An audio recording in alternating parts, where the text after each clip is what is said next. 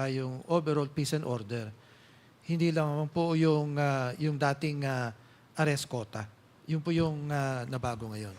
Sana po, character-based din, no? Hindi lang performance-based. Kasi nakikita po natin na ang pinaka-big post pa ng EJK at ng drugs, head pa ng Philippine National Police. Yun po ang kinalulungkot ko dito. Tungkol po naman sa internal affairs. Sapagkat nung hearing po natin sa Committee on Human Rights, ang sinabi ng internal affairs, they are only investigating administrative cases. But in their charter, they can also investigate criminal cases. Pwede po ba na dapat imbestigahan po nila ang criminal cases ng ating mga kapulisan? Totoo po yun. Doon sa PNP, Republic Act 8551, nakasaad doon, they can file cases before the court na. Kaya magko-coordinate lamang po sa National Prosecution Service. Naniniwala po kami nung huling naming usapan kay IG Dulay, na sabi niya, malaking trabaho ito, pero kung yun daw nakasaad sa batas, tutugunan na rin daw nila. Kaya bumibuelo na rin po sila ngayon na Mr. Chair, we'd like to find out, the next hearing, we would like to invite the head of the IAS, as we again investigate the EJK, because it's quite important that he will tell us how many cases have been filed, not only administratively, but also criminal cases on the issue of the EJK. yes, Your Honor, sasabihin din po namin na magayak sa susunod na hearing. Thank you, Mr. Chair. Salamat po. Thank you, Congressman Abante. Congressman Fernandez. Okay, Mr. Chairman, since we cannot really ask so many questions, and it's already 9 p.m. So before I move for the suspension, let's allow Chairman Ako Congressman to Ako. speak. Thank you, Mr. Chair. May I ask Colonel Marcos, saan po ang assignment ninyo? Mr. Chair, CIDG po, Region 12, sir. Region 12. How long have you been the head of CIDG Region 12? Bali, na-reassign po uli ako doon last. My question is, how long have you been with Region 12 CIDG? Itong present, sir, bali more than a year, sir. Since may relief because nagkaroon po ako. Teka, Colonel. Ang tanong ko, how long have you been with CIDG Region 12? Kung accumulated, sir, mula nung after ako na transfer, after, sir, nakabil ako nung 2017 ng July or June, sir. Kung accumulated siya, sir, more than 5 years na, sir. Pero na-transfer na rin po ako ng Region 10, CIDG. Nabalik po ako ng Region 12. Bali, naputol-putol po siya. Pero in accumulation, sir, more than 5 years. Teka, saan po ba kayo? Region 8, sir. Tacloban. Region 8. Anyway, pag tinitignan ko yung PDS mo, paborito mo lugar yung Region 12 CIDG. Tama siguro ako.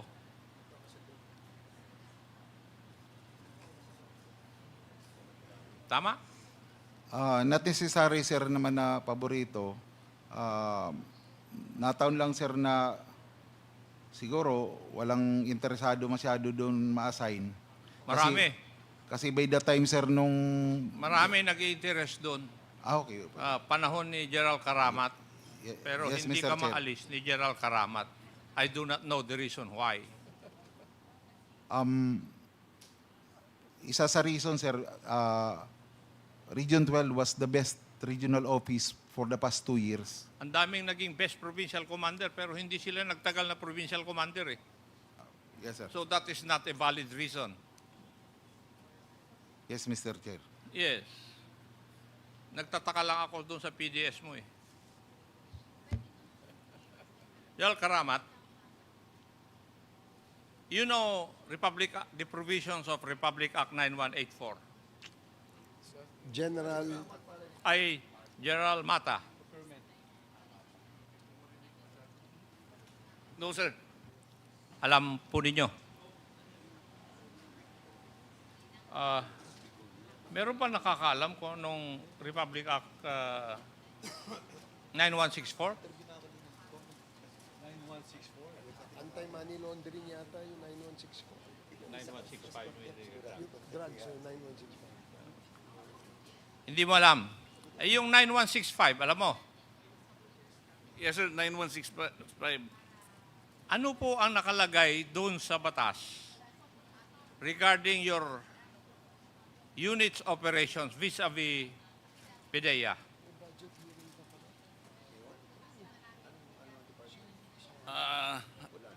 The PDEA is the lead agency when it comes to anti-illegal drugs, while the PNP is the support.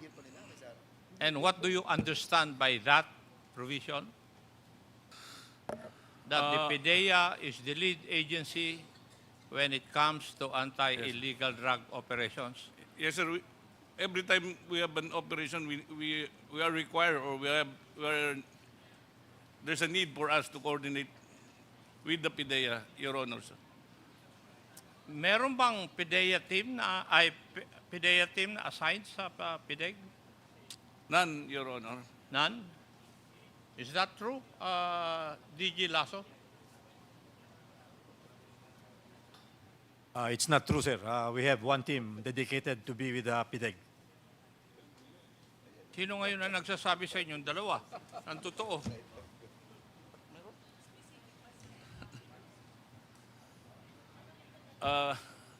General, ano? Sino nagsasabi ng totoo sa inyong dalawa? As far as I'm concerned, Your Honor, sir, Ha? there is a team of Pedig and PDEA working in airport for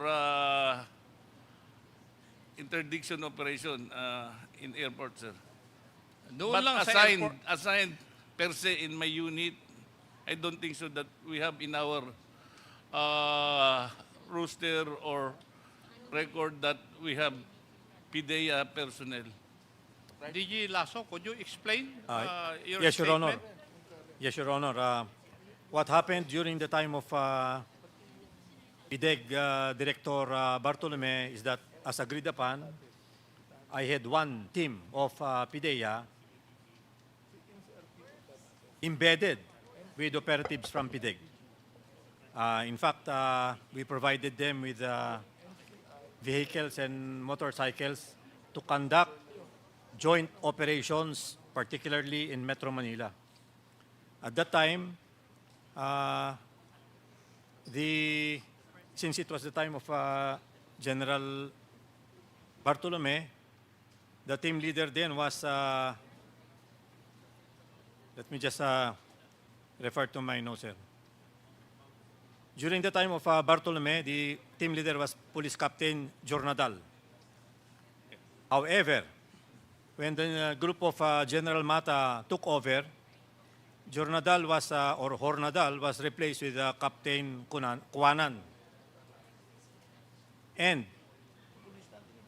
slowly, Captain Kuanan diverted from the conduct of operations to the point that, of course, after Pedig would do their coordinations with PDEA and the coordination number would be given,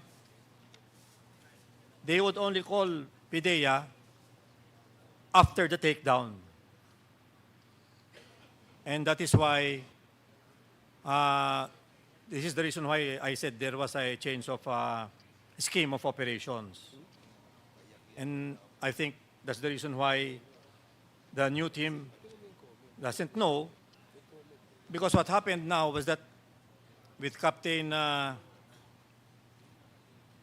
Kuanan, now the team leader of the Pedig team working with the PDEA team, the PDEA team is just, on standby in the office, and when there would be Mr. Chair, operations... I'd like to remind General Lasso to please always Yes. go to the chairman before I'm sorry. answering. Mr. Chairman, I'm sorry, Mr. Chairman. Yes. So, Mr. Chairman, if going back, the scheme then was that the team of Fornadal and the team of PDEA would be working together all the time. But when the team of General Mata came in and Captain Quanan became the team leader of the Pedig team, they were no longer working together, Mr. Chairman. So parang naka-standby na lang po dun sa yung team ko, naka-standby na lang dun sa PDEA, tapos tatawagin na lang nung Pedig kapag tapos na yung takedown. I'm sorry, Yes, sir. And so, hindi na po kami masyadong nagpa-participate masyado. Hindi na kami, we didn't want to join their operations anymore because we were never part of the whole operation. We would only be called after the takedown. So, we were a bit worried. Yes, sir. So, that is what happened, Mr. Chairman. Thank you. DG Lazo, would you know if a certain Jonathan Chua is indeed the anti-illegal drug list wanted persons? Your Chairman, the name rings a bell. And I don't know if he is really wanted, but I think the name is a drug personality. And General Mata, do you know a certain Jonathan Chua? Not as of this time, sir. I haven't encountered his name. When would be the time that you would know him? I will, because there's a lot of personality in our list, sir. Ay, lumulusot ka naman, iho eh. Tinanong ko na nga yung PDEA ko. No, sir. I do not know as of this time that we have that kind of list, Jonathan Chu, sir. So as of this point in time, you do not know Yes. a certain Jonathan Chua. Okay. May I know if in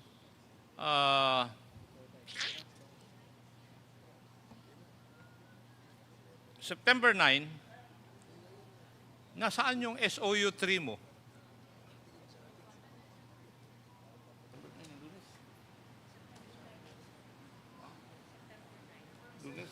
Madam, siguro mas magaling na maupo po kayo para mas mabilis tayo. Gabi na eh. Yes. September 9, Lunes yun, if that's on Monday, sir, September 9, they were in Imus, Cavite, Your Can Honor. we invite your assistant to sit beside Yes, you, sir. please? Go ahead. 9, Monday.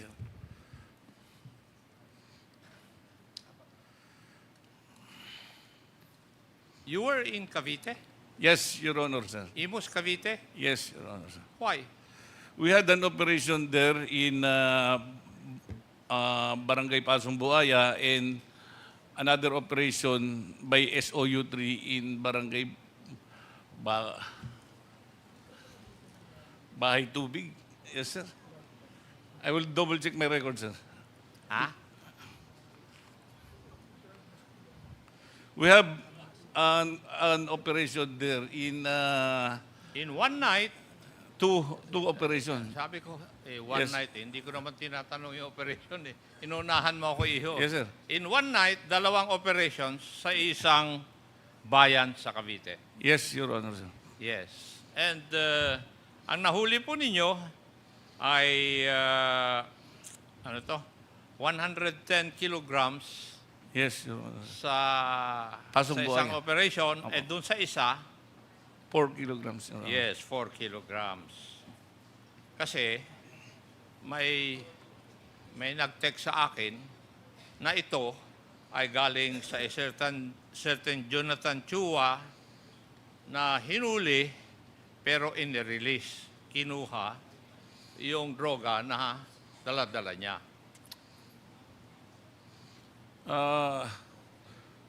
In where operation, Your Honor, sir, may I, because if that happened, that is not acceptable. And me, myself, I always... That is why you were there. And you should know Yes. whether the operation was done properly or not. Yes, sir. It was done properly. I came first on Barangay Paso Buaya, who we confiscated 110 kilograms of shabu. And afterwards, we proceeded in Barangay Bahay Tubig. Oh, I'm not sure of the, ano, sir. I'm asking this question, Yes, sir. Mata, because ang pagkaalam ko kasi, nung create ang PDEA, na-abolish yung NARCOM ng police at ang intention ng batas ay yung small street crimes regarding illegal drugs sa police. Pero pag yung malalaki, yung high value, ay doon sa PDEA. Yes, sir. Hindi ba ganun talaga? Yes, Your Honor, sir. Wala namang inabolish nga yung NARCOM command noon. Kaya lang, may malikot ang isip na Chief PNP, nag-form siya ng task force against illegal drugs. Yes, sir. Pero nag-evolve yan, pati malalaki, pinakikialaman nyo na, wala nang PDEA na kasama. Di ba? Not true, Your Honor. Last time when we apprehended the Pakistani national... What is not true? Yung, Yes, sir. We have yung PDEA sistema? with 47 kilograms of ketamine. We have PDEA, and when we apply search warrant... Dito sa kwan This ito. time, sir, ay lang ang medyo na ano, sir. Dito. Medyo wala. Dito sa trabaho na to, I admit talaga wala to, sir. And that I will check to my operatives, Your Honor, sir. You see to it that you do something Yes, about it I because will I am conduct- watching. Yes, Your Honor, sir. I will conduct a thorough investigation with this information I received. Papahanap ko kung nasaan yung si Jonathan Chua. Yes, Your Honor, sir. Kasi alam ko, kakilala mo eh. Sa totoo lang, yes. Huwag kang Honestly- ngiti-ngiti. Baka honestly, mawala yan pag I- may produce ko yung tao. Honestly, Now, I do not know, Your Honor, sir. Are you a suspect also in the ICC case? My name was placed in Hindi, the... sagutin mo yung tanong Yes, ko. Your Honor, sir. Yes. Yes. Yes. Kaya magdahan-dahan ka, iho. Yes, Your Honor, sir. Because, as I've said a while ago, there is always a time for reckoning. Maybe your reckoning is not now. Baka sa banda-banda roon, iho. Thank you, Mr. Chair. Thank you, Your Honor, sir. Thank you, Congressman Acop. Short question lang ulit bago natin itapusin. Gusto ko lang mag-clarify. Yung General Mata, meron bang drug list? Yes, Your Honor, sir. Si General Sandoval, meron bang drug list? Sa part ng DIDM, sir, wala naman kami, sir. Purely Walang drug list? Sa DIDM part, sir, No, wala. yeah, I know. But you're a member of the Philippine National Police and you know that there is what they call the drug list. Are you Yes. aware that there is a drug list? Yes, Your Honor. So alam mo, meron. Yes, Si Colonel Marcos, meron bang drug list?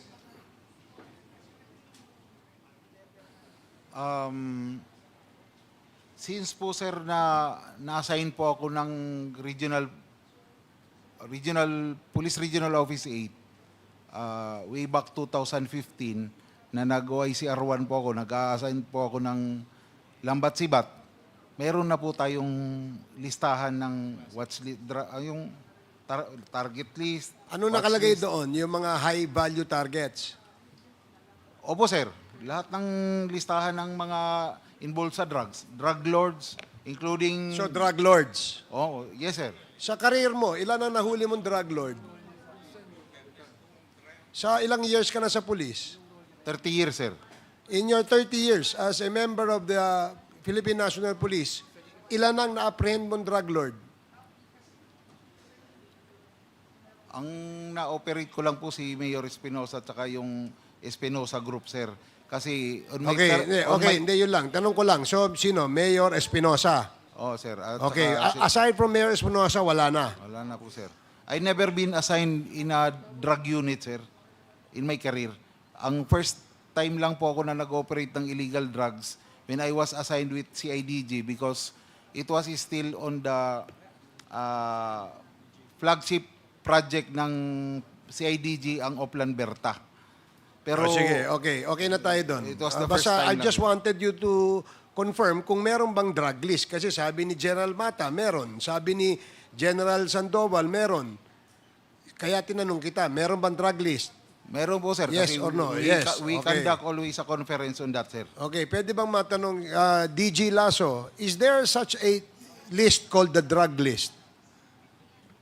Yes, Your Honor. Okay, We thank have you. two. Thank you. Colonel Leonardo, meron bang drug list? Yes, Your Honor.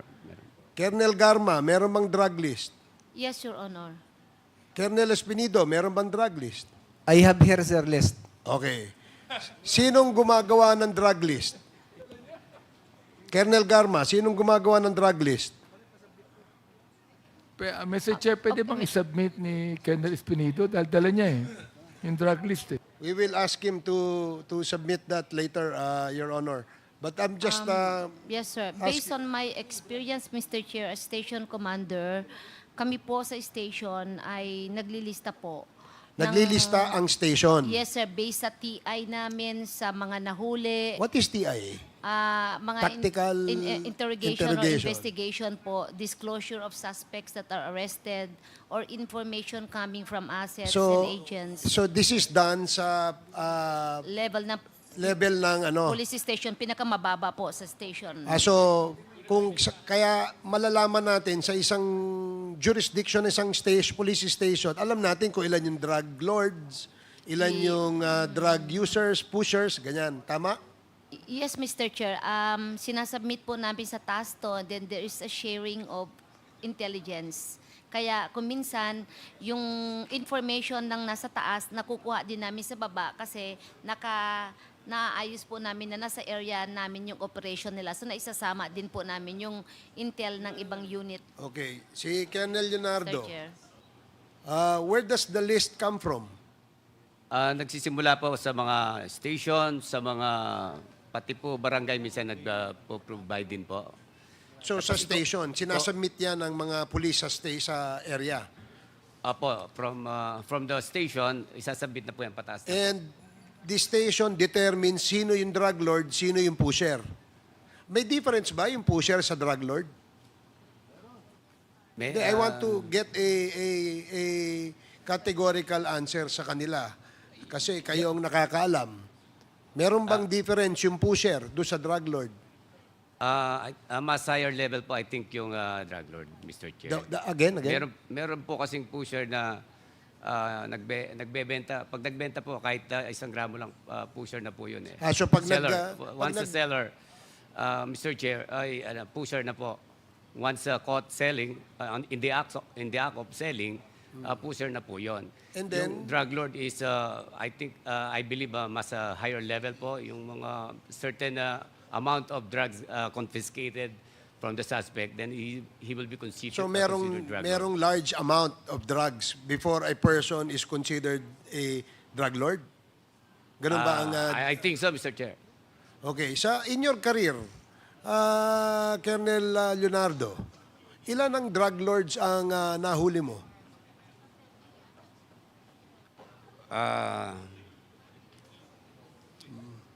Marami-rami rin po, Mr. Chair.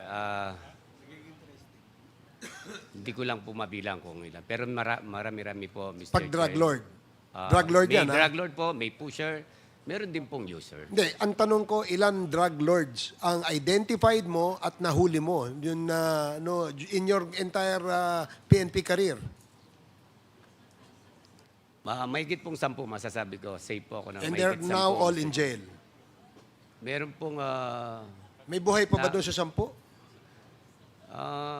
meron din pong may namatay po. Okay. Meron naman pong nakakumbikta. Kasi ang tanong ng taong bayan ganito Marami tayong nahuhuli. And this is a statement that I'm sure the PNP knows and the PDEA knows and the NBI knows. Marami tayong nahuhuling drugs. Pero wala tayong nahuhuli. Maraming beses na ang nahuhuli ay yung mga street peddlers. Pero yung mga ulo, yung mga drug lords, ay hindi natin nahuhuli. Ngayon, there's now a hypothesis na bakit hindi nahuhuli yung mga malalaki? Kasi pinakakawalan sila in exchange of the large volume of drugs na nahuhuli sa kanila. Nahuli sa kanila, kukunin nila yung drugs, pakakawalan nila yung drug lord. Pagkatapos nun, tatawagin yung mga pusher, alay kayo, benta kayo sa kalsada. Kailangan in 1 week, mag-remit kayo. Pag hindi kayo nag-remit, huhulihin namin kayo. That was the kalakaran. And that is the comments made by our people.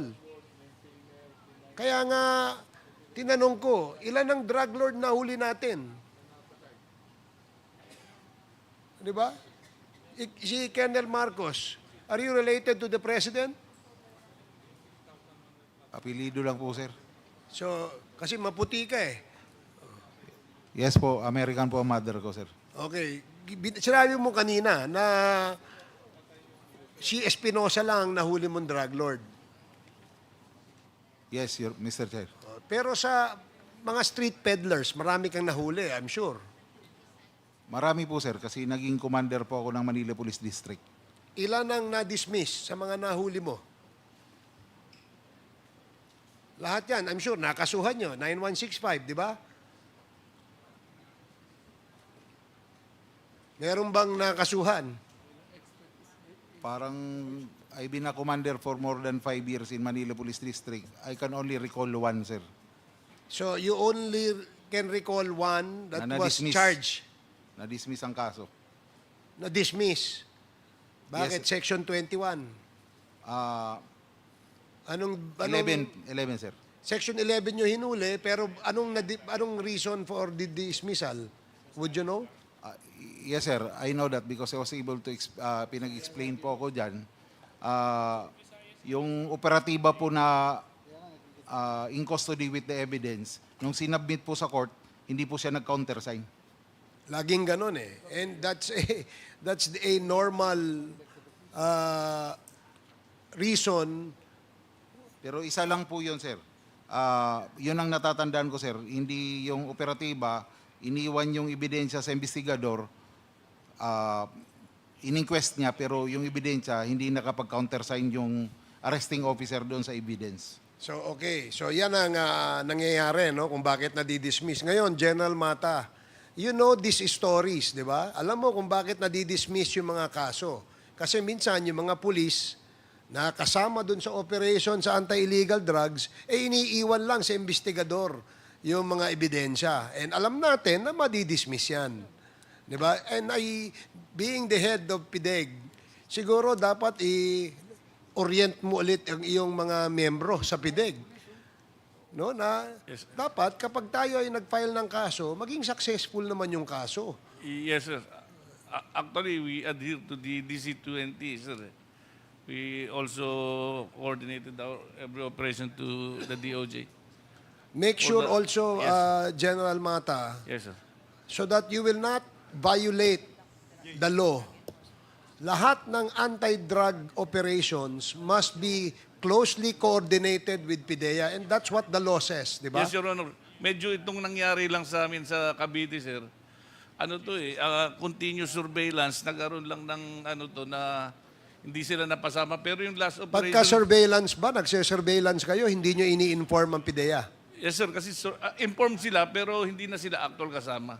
Sa negation phase, kasama sila, sir. In fact, may dalawa kaming search warrant sa Bulacan, kasama sila, it turned out to be negative lang eh. Okay. Talagang dito lang medyo nag-fail, sir.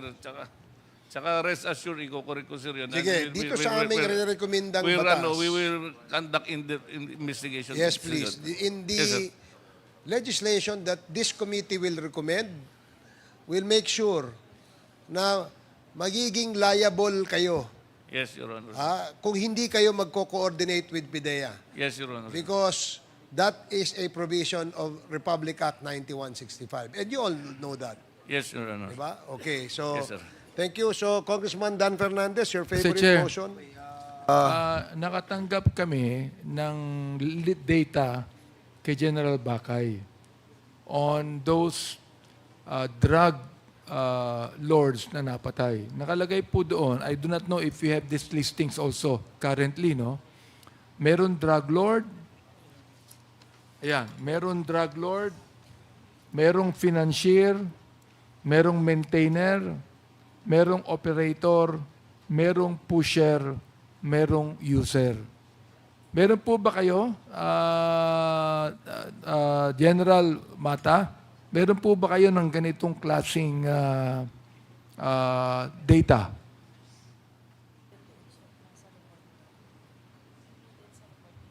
Na-validate po ba nyo ito? I haven't seen Meron ba that, kayo ganitong klaseng data? What we have in our data, sir, is HBI list of drug personalities.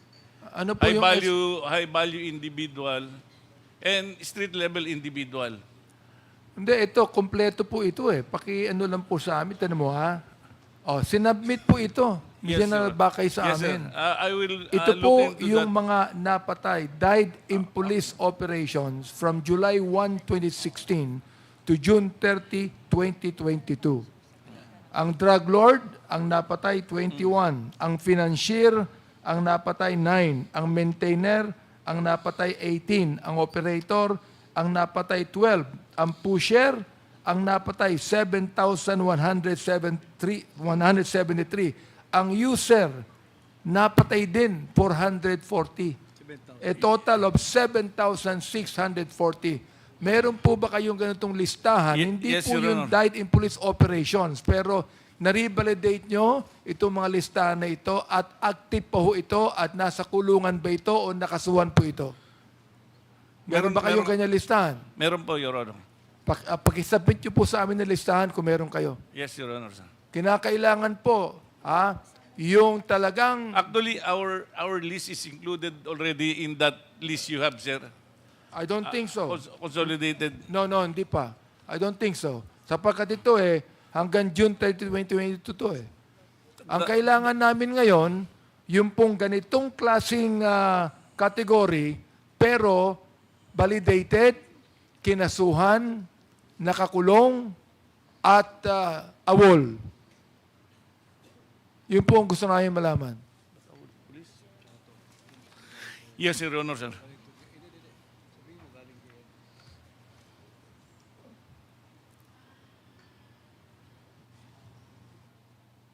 Tulad po nito, General Mata, ang sinabit po sa amin ni Colonel Espinido, recapitulation of PRRD's list. Meron po ba kayo nito? Yes, Your Nakalagay po, Honor. Yes. elected public officials, validated, what's listed? 12. For validation, 1. Killed, 5. Ano itong Ayun, DUI. Under investigation, 1. Arrested, 2. Surrendered, 4. 12 cases at large, 1. May civilians, 132. Ang was listed. PNP personnel, 52. Meron po ba kayong ganitong listahan? Yes, Your Honor, sir. Pwede bang pakisubmit yun sa amin We tulad ng will- ginawa po ni Colonel Espinido? Yes, sir. We will submit it. Pwede rin po ba, Colonel Marcos? Meron po kayong listahan yan. Wala po akong listahan, Mr. Chair. Wala kayong listahan ganito. Wala Paano po. nyo masasabihin sa may listahan kayo?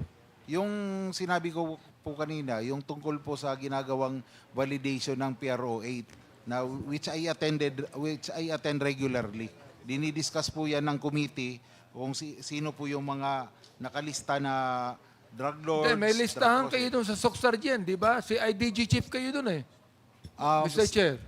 Sa ngayon po, Mr. Chair, ang CIDG do not maintain already a list of drug personality because Why? operation on illegal drugs is already not part of our mandate.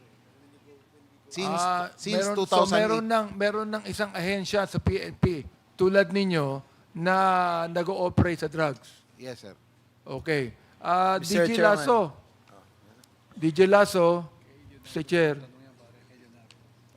Yes, I'm sorry, Mr. Chairman. Pwede po ba nabigyan nyo kami listahan din sa inyo na nabanggit ko? Can I say something, Mr. Chairman? Go ahead, go ahead. Ito po yung problema natin sa sa droga. Kasi po, wala po tayong watch list. Wala, kanya-kanya po kami. Kaya yung format ninyo, iba dun sa format nila. Bakit itong kay Colonel Espinido merong watch listed? Meron, Mr. Chairman, there is. Pero when I took over as PDEA, I wanted to look at a national watch list wherein all the DJ Lasso, mayroon pang sinasabi, yan ang sinasabi namin dito, na nakakawala ang ibang mga drug bust ninyo at nabalitaan pa namin, na kung kayo, PNP, PDEA, nakahuli ng 1,000 kilograms, ang nire-report lamang sa media 200. Totoo ba yon? it can happen, Your Honor. Oh, it can happen. It can happen. It's not only it can happen, DJ Lasso. It is happening. It is Yes, Your happening. Oh. Yes, Your Honor. At ibinebenta ng mga pulis natin ang mga nakuha nilang mga drugs. Na ang tanong ko ganito, kaya kinakailangan, DJ Lasso, meron po kayong listahan yan. What's listed for validation, arrested, surrendered, nawawala o kinakasuhan. You have to have a list of that para malaman po natin ito. Pwede po ba, DJ Lasso? Your Honor, that is why I was calling the office. We have scheduled a national workshop involving all the agencies of government that have holdings on narcotics. Involving all the agencies, Yes. law enforcement agencies. Not only law enforcement. Do you think the Philippine National Police will attend? They are invited to attend. They are invited. In fact, They should be directed to attend because you're the lead agency for drugs. yes, They should be directed to attend, Mr. Chair, because you are the lead agency on drugs. Yes, they must They attend. should not only be invited. General Mata, do you agree with that? General Mata, you should be directed to attend because they're the lead agency. Do you agree with that? Yes, Your Honor, sir. Okay, therefore, the PDEA will hold a, what do you call that? It's a A summit. national drug summit, Mr. Chairman. And therefore, if you are directed to attend, you're going to attend, Mr. Chair. Yes, sir. We are always attending. All right, If so ever he we is are promising. invited, Your Honor. Kailan po mangyayari yan? September 23, 24, and 25. Pag Mr. hindi Chairman. nangyari yan, pakisabi nyo sa amin. Sir, they will be attending because we are following the PNP just conducted their regional summits all over the country. Mr. Chair, the reason why, until now, can you imagine the war on drugs that the former president promised to solve in 6 months took him 6 years. And in the process, killed more than 36,000 people. Now, we still have drugs today. Wala pang 1,000 napapatay. General Mata, am I right? Yes. Pero nakakahuli Mr. Chair, sir. kayo. Yes. Now, bakit? Bakit? Palagay ko, ang karamihan dito, Mr. Chair, mga kapulisan to. Nahuhuli nyo, pero hindi lahat ng inyong nahuhuli ay talagang nasasakotin ninyo. Ibig sabihin, merong nakakawala diyang mga drugs, Mr. Chair. Kaya meron pa rin drugs eh.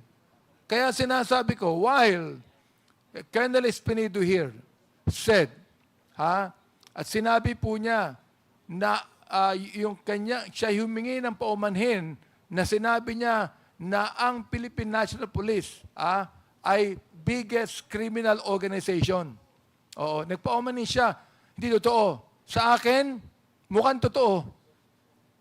Until otherwise, DJ Lasso, General Mata, until otherwise, you truly address the drug problem in this country and stop it, maniniwala po ako that the Philippine National Police holds the biggest drug syndicate in this country.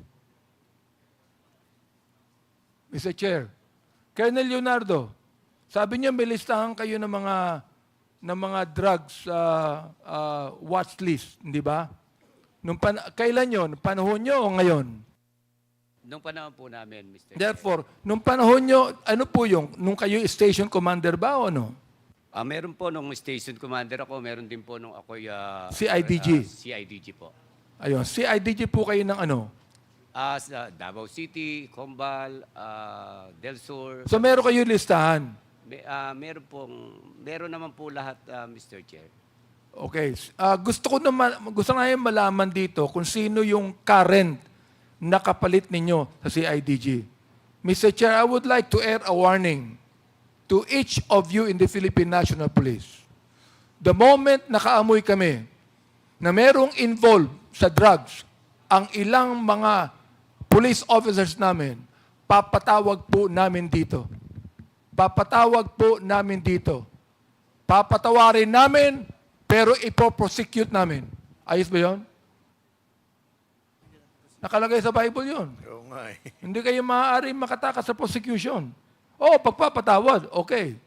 Pero I would like to air a warning, Mr. Chair. The moment na kami ay makaamoy na merong Philippine National Police personnel na involved dito sa drugs na ito, ipapatawag namin dito at isasama namin sa investigasyon, Mr. Chair. Yun lamang.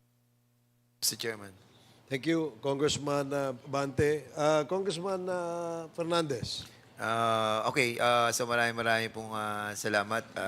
Maganda naman po yung ating pinag-uusapan and I hope that the PNP organization, kasi a while ago I was a bit confused about this list, Merong list si Espinido, may list sa PDEA, wala silang list. So I was in a quandary dahil nga since na para bang magulo po yung listahan. So medyo confusing. And I think I must agree also with the Chairman Bante.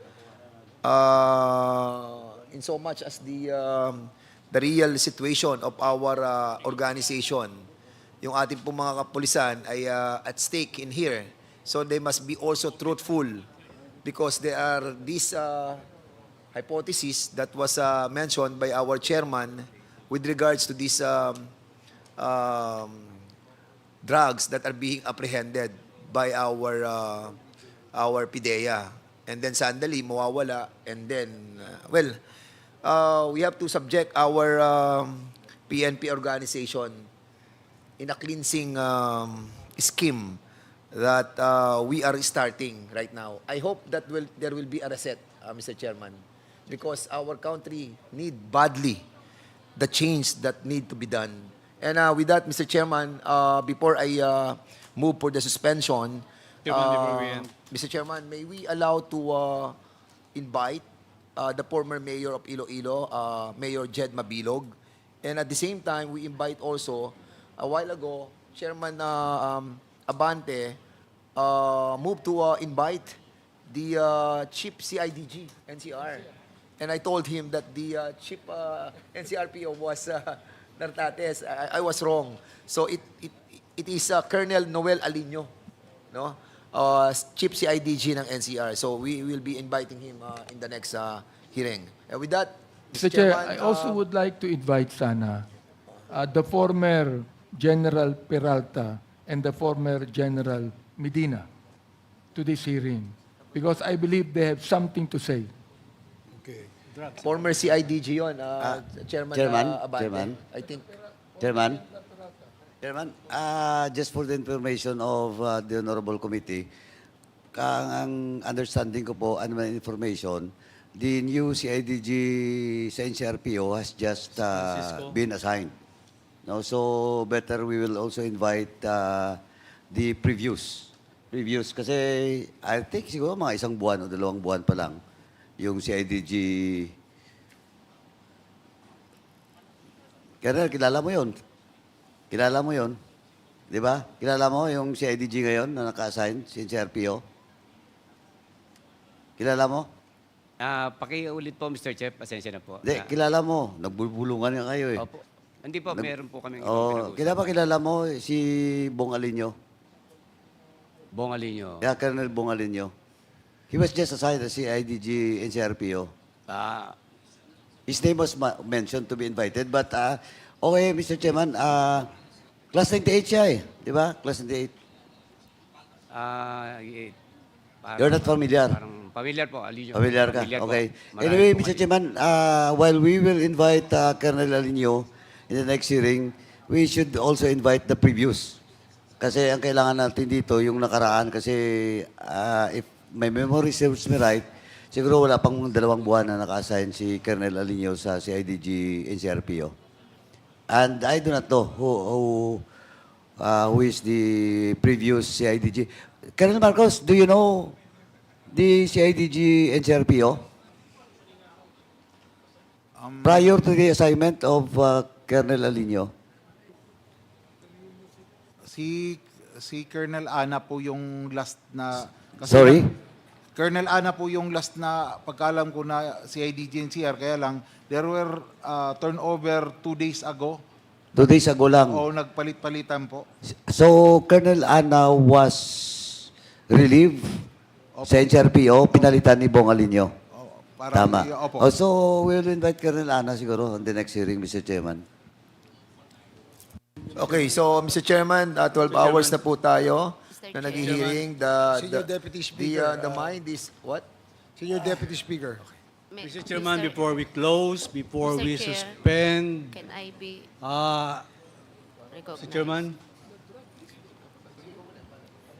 Mr. Chairman, before we end, before we suspend, sa mga nanonood po, sa mga ating kababayan at sa buong mundo ngayon, napaka-importante po nitong ginagawa natin ngayon.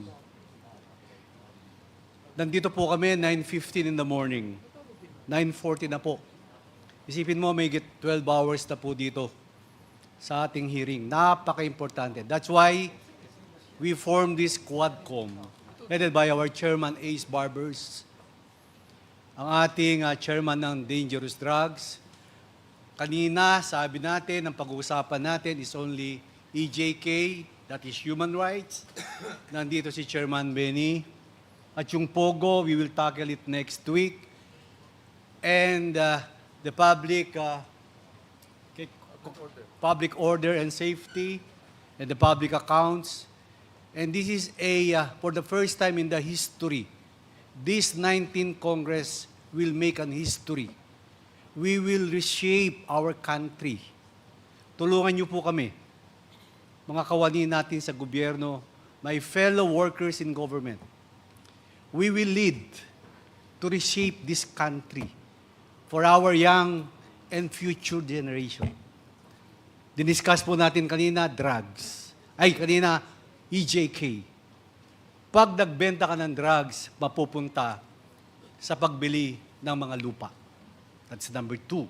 Number 3, pag nakabili ka ng drugs, nagbenta ka ng drugs, ng droga, mag-aaway kayo, magpapatayan kayo. That is EJK. Number 4, pag marami na kayong pera, mamimili po kayo ng lupa. Hindi nyo alam kung saan nyo dadalhin yung mga pera nyo na nakita nyo dito sa droga. In summation of all of this is the Quadcom. So, Father, ano pa si Father? Si Bishop, andito pa.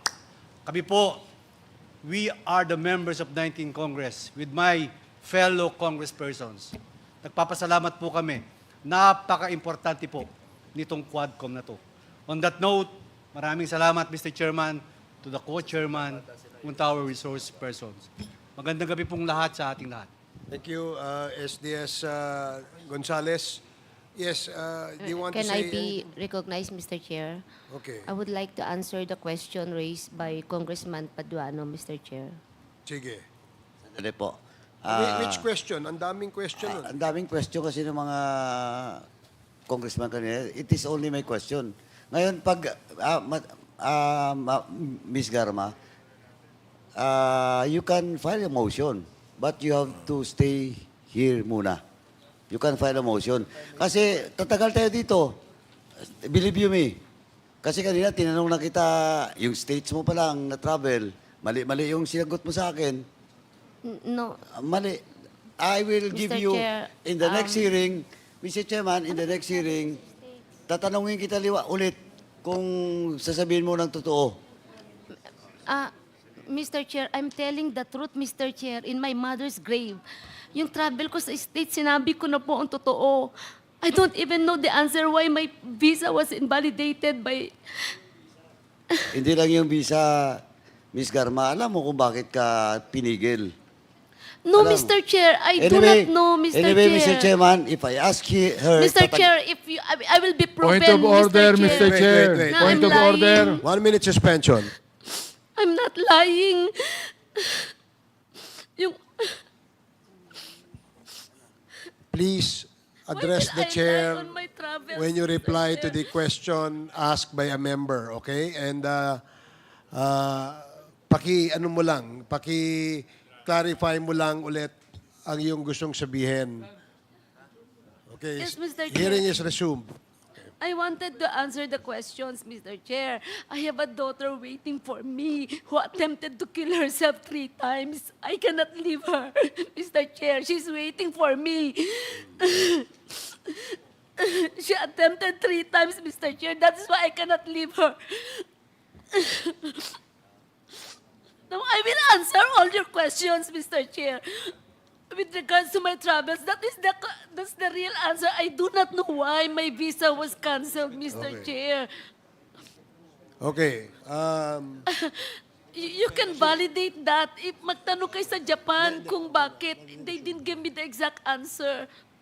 I think Congressman Paduano has asked several questions to you, GM Garma. Not just about your trip to Japan. So it seems that they have not answered his questions, and you appear to be evading the questions that he is asking. And Yes. that is the reason why you were cited in contempt. Yes, Mr. Chair, may I make a statement? That's why I'm appealing to answer. But as stated by the Honorable Congressman, Mr. Chair, he said that I was not telling the truth about my travel to States. But that's the truth. If that is the only reason, isa lang yan, ano pa yung other questions that I will answer? But with regards to my travel sa States, last travel, yun po ang totoong nangyari sa amin ng anak ko sa Japan. I do not know why my visa was invalidated according to that lady in Japan. Mr. Chairman, to be clear, he was not contented because of that question of mine, because of the travel. And in fact, hindi ko na nga pinurso kasi it is all about the question being raised to you by the members. And you're evading the question. It is not all about your travel in the US. Eh, hindi pa nga ako tapos dun eh. Sa totoo lang po,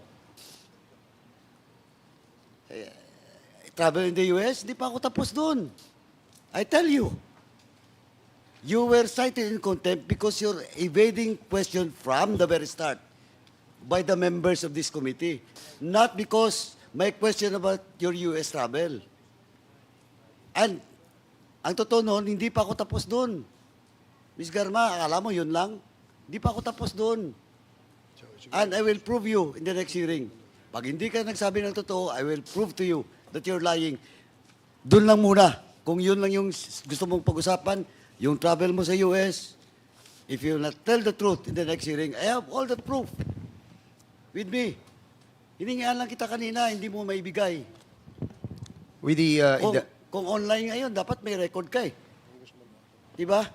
Mr. Chair. Mr. Chairman. okay, Congressman ako first. Sige. I think the resource person does not have any recourse with us anymore, simply because we have decided. If you look around, we do not have any quorum already to decide whether we would withdraw the contempt order or not.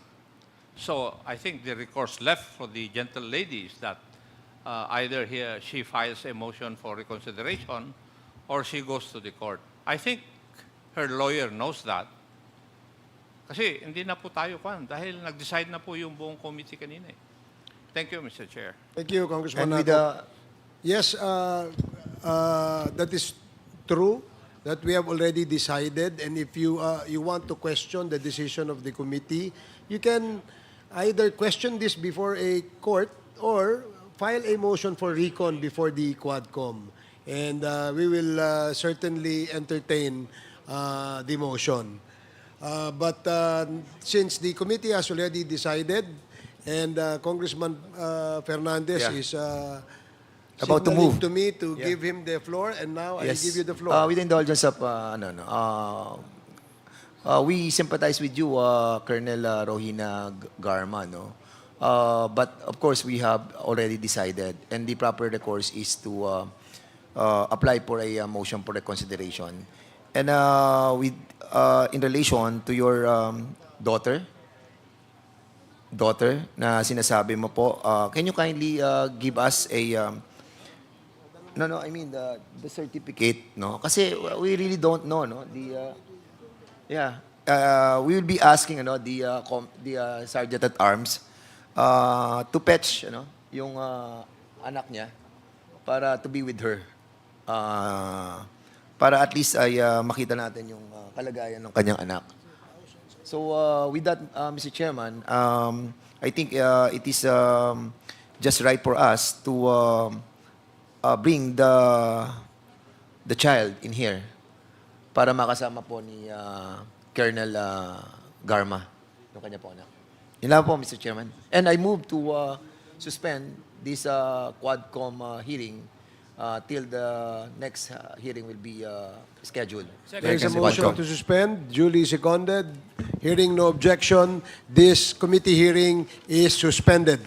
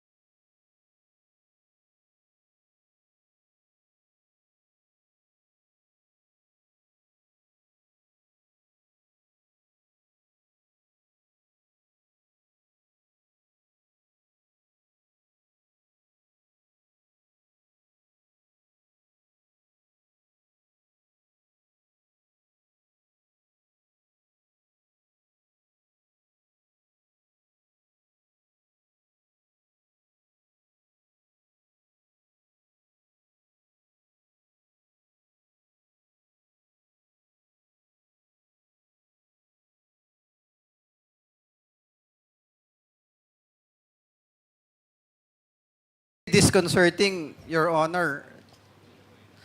But bagamat ganon, ito ang mga sinumpaan sa salaysay na nangyaring tunay. At dun sa supplemental affidavit na aking nabasa na nabanggit din ni SDS na pati ang ating Pangulo na tumawag sa inyo na nakakagimbal na may nakalagay pa na ginawang dinuguan. Totoo po ba yon? According to the voice, Your Honor, Mr. Chair, as I heard.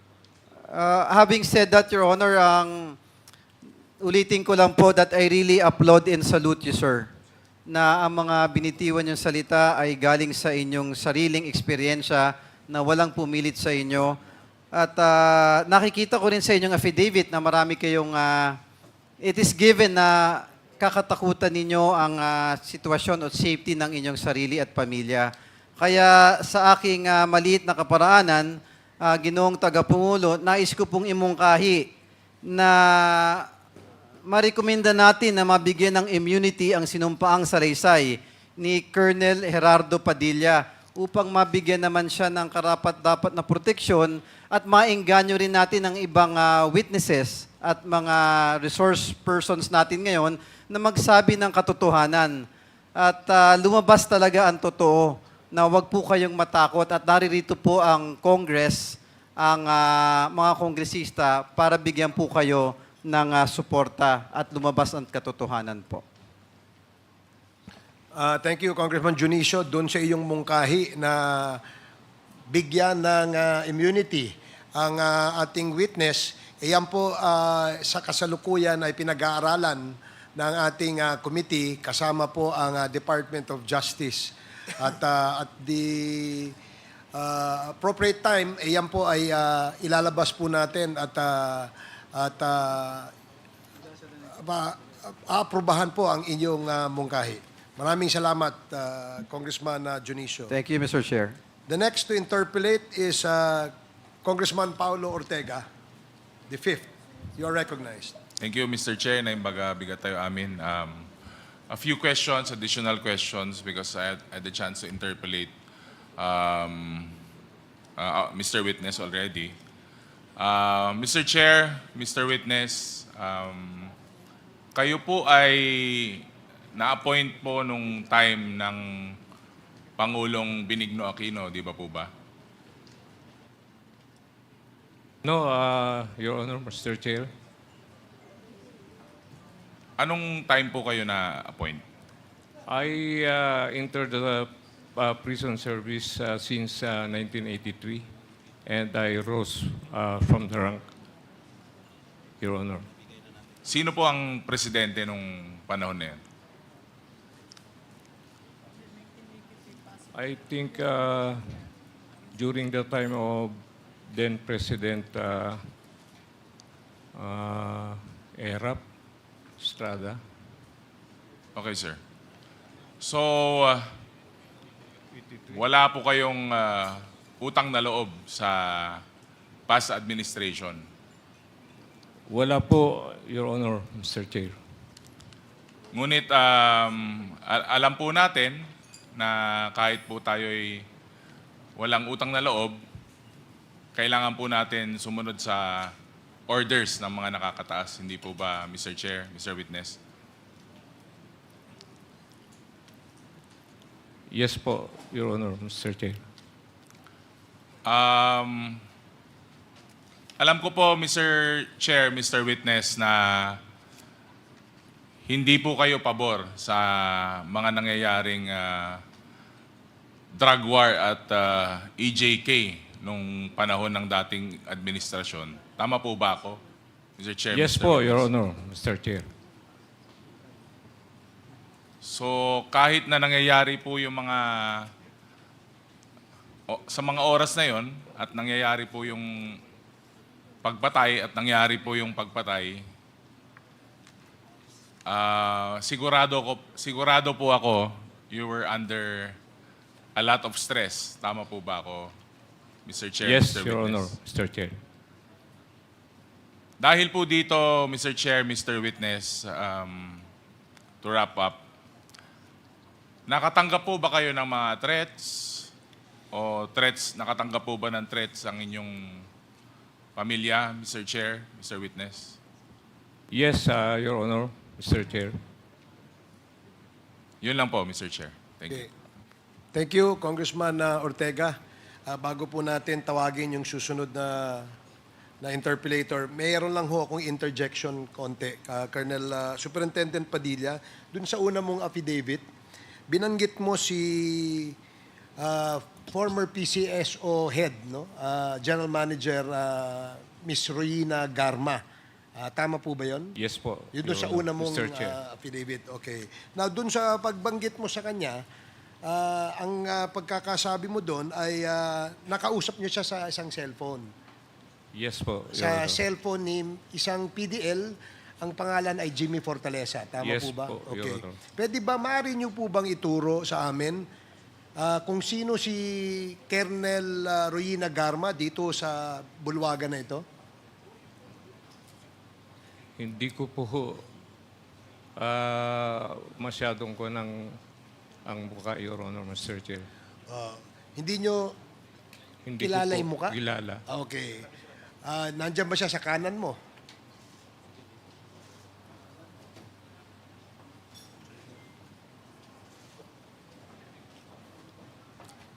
Hindi ko po masyadong mamukaan, Your Honor, Mr. Chair. Okay. So, hindi mo siya namumukaan? Hindi ko po mamukaan. Okay. Pero, nakausap mo siya sa cellphone? Yes po, Your Honor. How sure are you na siya ay si Colonel Royina Garma? Because of PDL Jimmy Fortaleza, Your Honor, Mr. Okay. Chair. Sige. Salamat. Siya si Jimmy Fortaleza, di ba? You are Jimmy Fortaleza. Pwede bang pakipatutuhanan mo nga na sa cellphone mo tumawag si Royina Garma para makausap si Colonel Padilla dahil yun ang ayon sa iyong salaysay, di ba? Yes, Mr. Chair. Kilala mo si Royina Garma? Yes, sir. Pwede bang ituro mo rito kung nasaan si Royina Garma? Yes, sir. So, si Royina Garma, siya ba yung dating PCSO General Manager? Yes, sir, and she is my classmate in the Philippine National Police Academy. Okay. Sige, thank you. Salamat. Now we will Mr. call... Chair, pakiulit nga po yung sinabi niya na hindi ko masyado narinig yung Pwede bang pakiulit mo ulit? Classmate kung ano yung sinabi mo? Classmate kayo ni Colonel Royina Garma. Yes, Mr. Chair. Kailan po yun? Kailan? We are member of Philippine National Police Academy Class 1997, Mr. Chair. Okay. Sige, maraming salamat. So, ang next to interpolate is Congressman Johnny Pimentel. You are recognized. Thank you, Mr. Chair. We have already had 3 hearings wherein Colonel Padilla was a resource person. In those 3 previous hearings, Colonel Padilla has submitted 5 affidavits. Yung unang sinabit po niya is sa August 27, wherein he denied any involvement in the killings of the 3 nationals. Then on September 2, Mr. Chair, nag-submit na naman po siya ng affidavit. However, this time he has admitted that Colonel Royina Garma indeed talked to him over the phone through the prodding of Jimmy Fortaleza. Now, on September 4, meron na naman po siyang sinubmit na affidavit po na pinatotohanan niya yung sinabi ni Leopoldo Auntalan Jr. na tumawag sa kanya si former President Rodrigo Duterte and congratulating him. Now, on September 9, nag-execute na naman siya ng sa supplemental affidavit at dito po may hinahayag na naman siyang importanteng impormasyon sa komitiba wherein tinuturo niya si Colonel Garma ang isa sa mastermind ng pagpatay ng Chinese nationals. Bakit ko po sinasabing isa sa mastermind si Colonel Garma? Because we already know the facts based on the several resource persons that have testified in this hearing. At lahat po doon sa mga affidavit ng tatlo, ni Jimmy Fortaleza, ni Leopoldo Ontalan, at saka ni Colonel Padilla, lahat po ay nagtuturo na si Ruyuna Garma ang nag-utos na ipapatay yung tatlong Chinese national. Ngayon, Mr. Chair, balikan ko lang po si Colonel Padilla. Kasi nintunan yung po ninyo si Mr. Chair, si Colonel Padilla. Ang tinanong nyo siya kung kilala ba niya si Colonel Garma. Ang sagot po ni Colonel Padilla, hindi ho niya kilala. However, Colonel Padilla, on paragraph 5 of your second supplemental affidavit, bago mangyari ang pagpatay sa tatlong Chinese drug nationals na nakadetain sa nasabing piitan, ay tinawagan ako ni Colonel Edelberto Leonardo. Itong si Colonel Edelberto Leonardo, ito po ang amo ni Colonel Garma sa CIDG sa Davao Station. Pagdating ko sa station ay nandun si Colonel Garma. Based sa sinumpaang salaysay po ninyo. Kinausap ako ni Colonel Leonardo ng mga 30 minutes at mga bla bla bla. Pero very clear po dito, Colonel Padilla, na nag-meeting po kayo bago nangyari yung insidente, bago po nangyari ang krimen, nakipag-meeting po kayo sa CIDG station in the presence of Colonel Leonardo and in the presence of Colonel Garba. Imposible naman po na nag-usap kayo na almost 1 hour, 30 minutes to 1 hour, at kaharap nyo si Colonel Leonardo at si Colonel Garma, hindi ho nyo maturo dito. Medyo napaka-imposible pong sitwasyon, Mr. Chair. So ano po ba? Kilala niyo ho ba si Colonel Garba o hindi? Baka nagbago ang itsura niya. Nagbago po ang itsura kasi slim, nagbago. slim pa siya nung nagkita kami, Your Honor, Mr. Chair. Ganun po ba? Opo.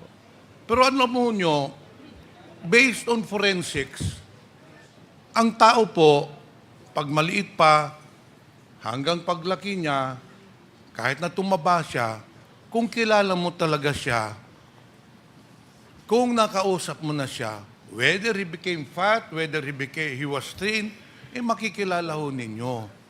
Gaano ho ba katagal ang meeting ninyo with Colonel Leonardo and Colonel Garma? Wala pong mga 30 minutes lang, Your Honor, Mr. Chair. 30 minutes. Okay. So the fact, Mr. Chair,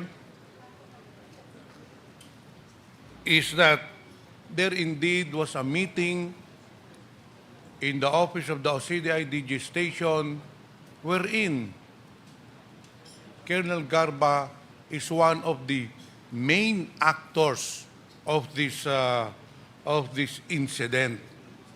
Ito, inilalagay ko lang po ito sa record para yung buong salaysay ay malaman po ng buong madlang publiko, para maintindihan po ng publiko na na-corroborate na po yung statement ng resource person na isa at saka yung resource person ni na si Jimmy Fortaleza. So Mr. Chair, I would direct my questions later on to Colonel Garma. Kasi yung po talaga ang ikang main actor po dito. I just wanted to put in record that indeed there was a meeting that was held in the CIDG station sometime between July and August, and that is where the plan was hatched to kill the 3 Chinese nationals. It was a conspiracy that started from the topmost official of the country all the way down to the lowly officials, pati yung mga gwardiya po, kasama po dito sa krimen na nangyari. So I will reserve my questions later on, Mr. Chair, to Colonel Garma. Thank you, Mr. Chair. Thank you, Congressman Pimentel. The next to interpellate is Congresswoman Jinky Luistro. You are recognized. Thank you, Mr. Chair. I wish to direct my questions to Colonel Garma. Colonel, ano pong tunay niyong pangalan, buo na pangalan? Mr. Chair, Royina Marzan Garma. Pwede ko po ba kayong tawagin na Colonel Garma? It's okay, Mr. Chair. Yes, ma'am. Alam po niyo, becoming a lady officer in uniform, that's one of my dreams. I was supposed to transfer to PNP, kaya lang patatakbuhin nila ako sa Oval, kaya bumalik na ako ng DOJ. Tagasan po ba si Colonel Garma? I'm from Solana, Cagayan, Region 2 po. Where's Cagayan? Norte po ba yan? North, yes, ma'am. Norte. Yes. Doon po ba kayo pinanganak sa Cagayan? Yes, Your Honor. Saan po kayo nag-aral ng elementarya? Solana, Cagayan, Cagayan. Your Honor. High school? Tugigaraw, Where's Tugigaraw? St. Louis College. Now it's St. Louis University, Your Honor. Nasaan po ang Tugigaraw? It's still in Cagayan. It's also in Cagayan. Yes. How about your college? Saan po kayo nakatapos ng kolehiyo? I finished my college sa Philippine National Police Academy, Your Honor. PNPA po? Diretso kayong PNPA? No, Your Honor. My before I entered PNPA, I studied in Cagayan. Ano pong una nyong inaral sa Cagayan? AB Mathematics, Your Honor. AB Mathematics. Ano po bang trabaho ng mga graduate ng AB Mathematics? As I understand, usually teacher, tama ho ba? Yes, Your Honor, but I dreamed to become a lawyer nung inaral ko po iyon. Are you a lawyer as well? No, Your Honor. You plan to become a lawyer during that time? Yes, Your Honor. Thank you. And after finishing this AB Mathematics, ano pong sunod yung ginawa sa buhay? I entered the Philippine National Police Academy in 1995, Your Honor. When is this? 1995. 1995. Pumasok po kayo ng PNPA. Yes, Your Honor. And when did you finish your studies in PNPA? That's April 25 of 1997, Your Honor. 1997. After finishing your studies in PNPA, that is 1997, kayo po ba'y pumasok na agad sa serbisyo sa Philippine National Police? Yes, Your Honor. Yes. And maari po bang malaman, saan po kayo unang na destino? Okay. We were based in Camp Crame. We were made to choose kung ano pong region ang gusto namin. 3 po ang hiningi sa aming region during the time. So, pinili ko po ang Region 11, Region, I think, 13, and then Region 2 was my last option. Based on my research, Colonel Garma, 1996 to 1998, kayo po ang anti-vice unit head ng Davao. No, Mr. Chair, it's from 1997. So this is 97 to 98. That's October. Yes, and you will agree with me during that time, kakagraduate nyo lang from PNPA. Somehow. Yes, Your Honor. And after this assignment, ano pong sumunod? I was the chief of the women's desk of Davao Saan City. po ito? Davao City Police Office. So ang kasunod po ng assignment nyo as anti-vice unit of Davao is head of women's desk also in Davao. Yes, Your Honor. You confirm. Ano pong kasunod nyong assignment dito? And then 2004, I was reassigned sa Camp Crame. I transferred po sa CIDG. So I was based in the main office of CIDG. How come based on my research, kayo daw po'y pauli-uli? Manila CIDG and Davao CIDG. How true is this? Yes, Your Honor. In 2004, I was reassigned to Camp Crame So change of unit po from PRO, Police Regional Office 11, I was transferred to a National Support Unit, which is the Criminal Investigation Detection Group. If I based may in interrupt, Camp Colonel Crame. Garma, you Your Honor. confirm na 2004 to 2007, for quite some time kayo nasa CIDG Manila and for quite some time nasa CIDG Davao. Tama po ba yun? I was Yes, in that's what you're saying. I was in CIDG Manila until, I think, June of 2005. And then, How about before and after June 2005? Where were you? seldom po ako bumabalik ng Davao. But at least bumabalik po kayo ng Davao. I cannot recall if I returned, only when I attended the wake of my mother-in-law during that time, Mr. Chair. To proceed, Mr. Chair, after po nitong CIDG assignment nyo, saan po kayo sunod na na-assign? Bumalik po ako ng Davao City Police Office. Ano yes, pong Region taon 11. nito? That's sometime 2009. 2009. Mr. You Chair. confirmed that you were the police admin officer of Davao City? Yes, Your Honor. What happened next after this? Saan po kayo sunod na na-assign? Almost 3 years after, I was assigned as station commander of Sasa Police Station. That's Station 4 of Davao City Police Office, Mr. So you Chair. confirmed that 2011 to 2016, kayo po ang station commander ng Sasa, also in Davao. It's not until 2016, Mr. Chair. It's Maybe until 2015. 2014, and from 2014 to 2015, that's Santa Ana Police Station of Davao City Police Office. But So- again, Santa Ana is likewise in Davao. Yes, Mr. Chair. And what happened after the Santa Ana Davao assignment? January, I was issued an order to undergo police officers senior executive course. I And was do you relieved. confirm, 2016, kayo po ang CIDG Director ng Davao Province? No, no. So Your where Honor. were you in 2016? I was undergoing a mandatory training. And Your after Honor. the mandatory training, where did you go? January of 2017, I was designated regional chief of CIDG Region 7, Mr. Chair. Where Your is Honor. that? Region 7. What Cebu. province is this? Cebu. Cebu.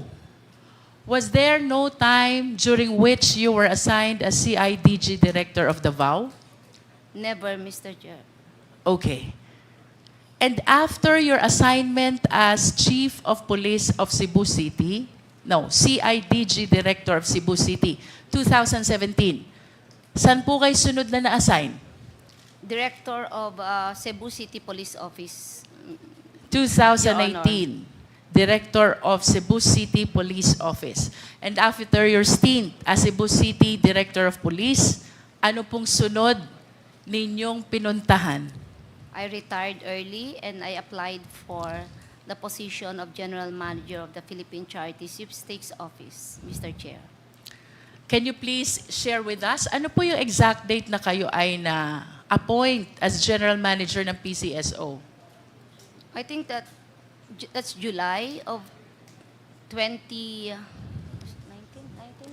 I think 2019. July 15, 2019. Mr. Tama Chair. po ba? Yes. Balikan ko po yung naging career nyo sa Davao. At ako po'y medyo napapaisip lang, kayo po'y taga-Norte, kayo po'y taga-Cagayan. Bakit po kaya kayo'y dito sa Davao halos nag-spend ng inyong career in PNP? Tama po ba yung observation ko? Yes. Almost your entire career was spent in Davao. Yes, Your Can you Honor. describe to us, ano po ba ang peace and order situation sa Davao from 1997 until 2015? It is very peaceful, and it is one of the most livable city in the Philippines, Mr. Chair. Very peaceful and one of the most livable city. What do you think is the reason kung bakit po peaceful and one of the most livable city? I think because of the overwhelming support of the LGU sa police and the social welfare of Davao City is really working You and addressing mentioned- poverty. You mentioned about the overwhelming support of the LGU to PNP. Yes, Mr. Chair. Yes, Of Your course, Honor. it is a common knowledge as early as 1988, mayor na po ang ating dating Pangulo, former President Rodrigo Roa Duterte. Yes, Your Would you Honor. agree with me if I would say na kaya po peaceful at livable ang Davao is because of the leadership of the former President? Yes, Your Honor. You agree? Yes, I agree. And would you agree with me also if I would say, kaya po kayo nainganyo na dito manatili sa Davao, nagustuhan nyo ang leadership ng dating Pangulo sa Davao? No, Your Honor. So what is the reason? My ex-husband is from Kidapawan. Where's Kidapawan? That's Region 12.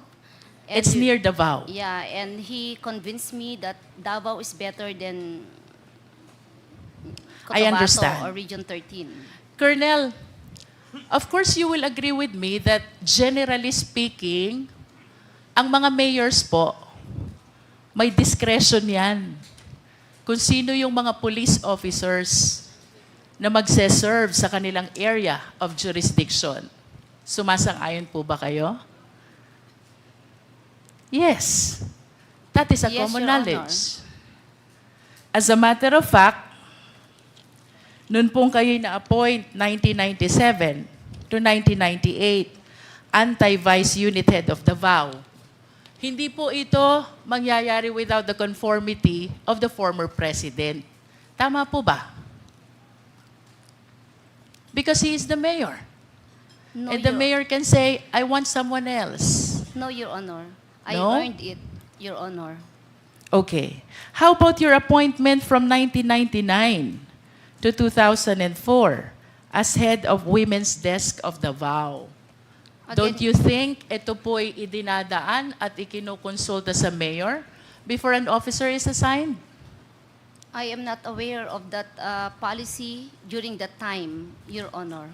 Well, I'm sharing with you, Colonel Garma, that by way of general practice, kinukonsulta po ang mga mayors kung sino ang i-appoint na officer dun sa kanilang area of jurisdiction.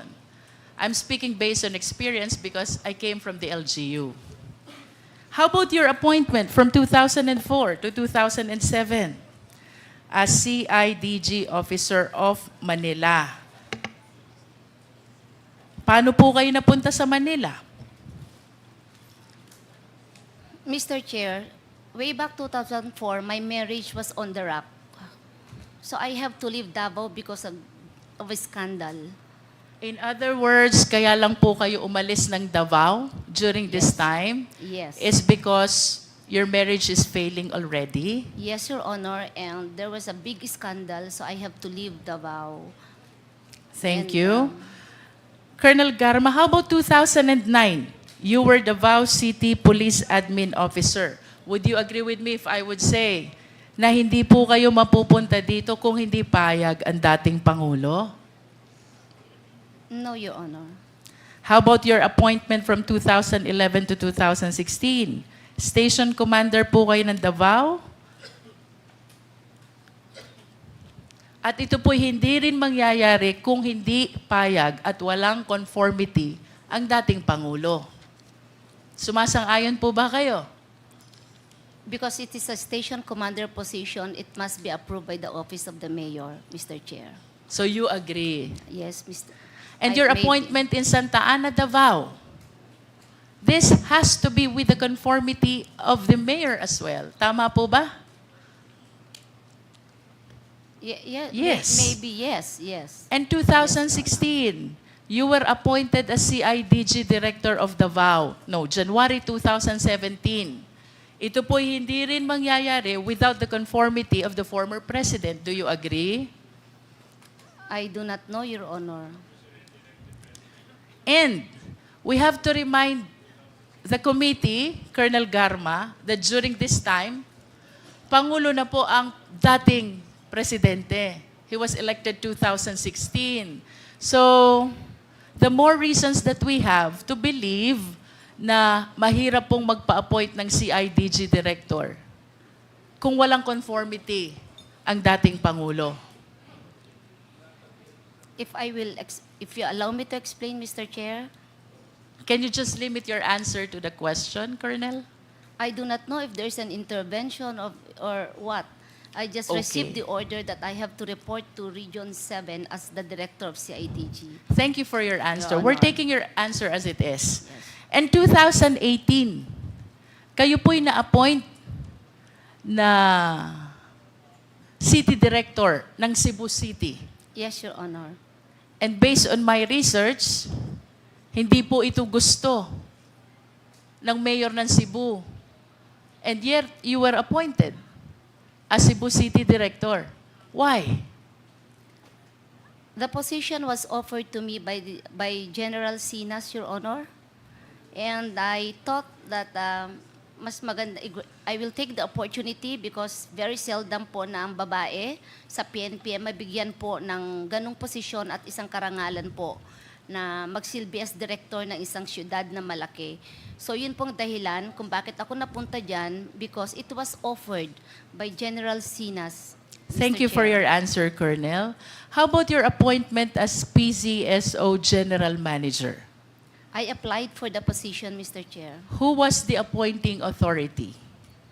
The President, Mr. The Chair. President was the one who appointed you.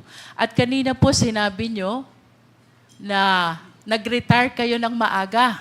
Yes, Mr. How Chair. early did you retire from the PNP to accommodate the appointment in PCSO? I served the Philippine National Police for 24 years, Your Honor. 24 years. Tama po ba yung kwenta ko na 10 years before your retirement ay lumipat na po kayo ng PCSO? 10 years? Yeah, yes. Before I'm the correct. mandatory retirement, Mr. Chair. Okay Your po. Honor. At kayo po ba'y sasang-ayon sa akin if I would say, nang inaral nyo nung kolehiyo, AB Mathematics, Leadership Course, and Public Safety, these are all alien to the function of being a PCSO General Manager. Malayo, di ho ba? I don't agree, Mr. Chair. We are taking your answer. Nonetheless, Mr. Chair, Colonel Garma, the reason why you were appointed for PCSO General Manager is because the President trusted you that you can discharge the function of this office. Tama po? Possible, Mr. Chair. Otherwise, hindi po kayo i-appoint kung hindi po kayo pinagtitiwalaan ng Presidente. Tama po ba? It's possible, Mr. Chair. And I wish to maintain my statement, Mr. Chair, na bago po ma-appoint ang isang opisyal ng PNP sa isang area of jurisdiction, as a general practice, we always consult the LCE or the local chief executive. In other words, Madam Chair, Mr. Chair, I wish to state that the reason why almost the entire career in PNP of Colonel Garma was spent in Davao, the reason why he was appointed in Cebu City as City Director, and the reason why he was appointed as PCSO General Manager is because pinagtitiwalaan po siya ng ating dating Pangulo, former President Rodrigo Roa Duterte. You need not answer this question, Colonel Garma. Tanong ko po sa inyo, do you trust the former President in the same way that he trusted you? Pinagtitiwalaan nyo din po ba siya kung paano niya kayo pinagtitiwalaan? Mr. Chair, can you, in what aspect, Mr. Chair? If I want that to be clarified. It's a Siguro, very let vague us talk question. about your career in the PNP. Let us talk about your position as General Manager of PCSO. Kayo po'y pinagtiwalaan ng Pangulo, dahilan kung bakit kayo naging matagumpay sa inyong career sa PNP. Kasama na po yung appointment nyo as PCSO General Manager. Ang maliwanag po, Colonel, malaki ang tiwala sa inyo ng dating Pangulo. You need not answer that. Ang tanong ko po sa inyo, kayo po ba nagtitiwala din kay Pangulong Duterte?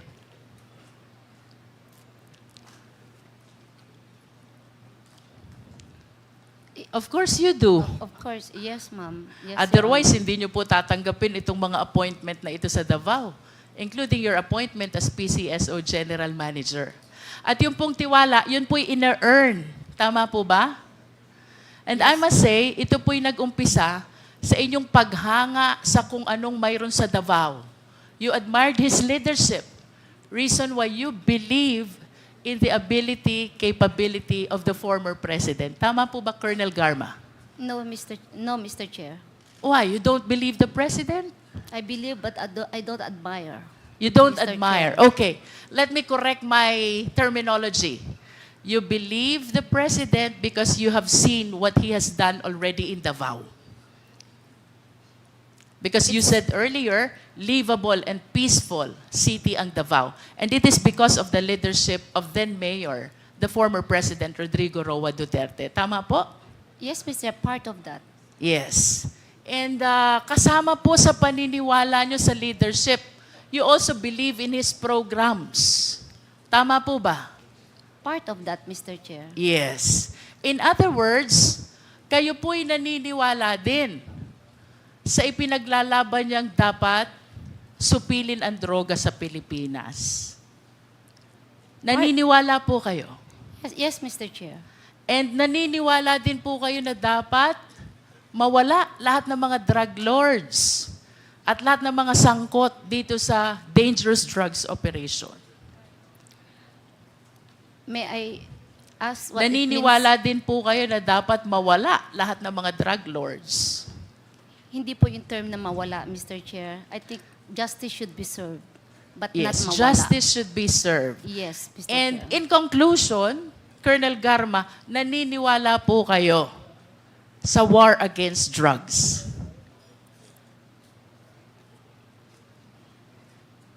I believe in the part ng program. Kasi po, if I can explain my answer, Mr. Chair, Wait, there's ilang parte ho ba mayroon ang program ng war against drugs?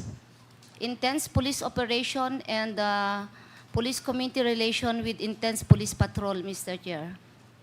So, So which part do you believe and which part you do not believe? community relations and intense police patrol. Because So the- you believe in both? Alin po yung sinasabi niyong naniniwala kayo sa isang parte? Aling parte ho ang hindi niyo pinapaniwalaan? I am more focused on police patrol, Mr. Chair. You can believe in police patrol? intensified police patrol using the quad operations concept, Mr. Chair. And the first part is, Community relations. you believe also in community relations? Yes, Mr. Chair. In other words, you believe in the entire package of the war against drugs. Tama po? Of course, the quad concept of operation should work hand in hand, I'm Mr. talking Chair. about the war on drugs in its entire context, the way it was launched by the Philippine National Police with the support of the former president. Naniniwala po ba kayo sa war on Yes, drugs? yes, Mr. Chair. Yes, you do believe. Yes. And do you confirm, Colonel Garma, kanina po tinuro kayo ni Fortaleza, kaklase nyo daw siya. Yes, Mr. Chair. You belong to class 1997. Yes, Your Honor. How about Superintendent Padilla? Do you know him? I've met him once, Mr. Chair. You've met him once. Yes, Can you Mr. enlighten us? Saan nyo po ba nakilala si Superintendent Padilla? Your Honor, I met him when I passed by at CIDG 11 sometime in 2016. And can you tell us the reason why you passed by NCITG 11 in 2016?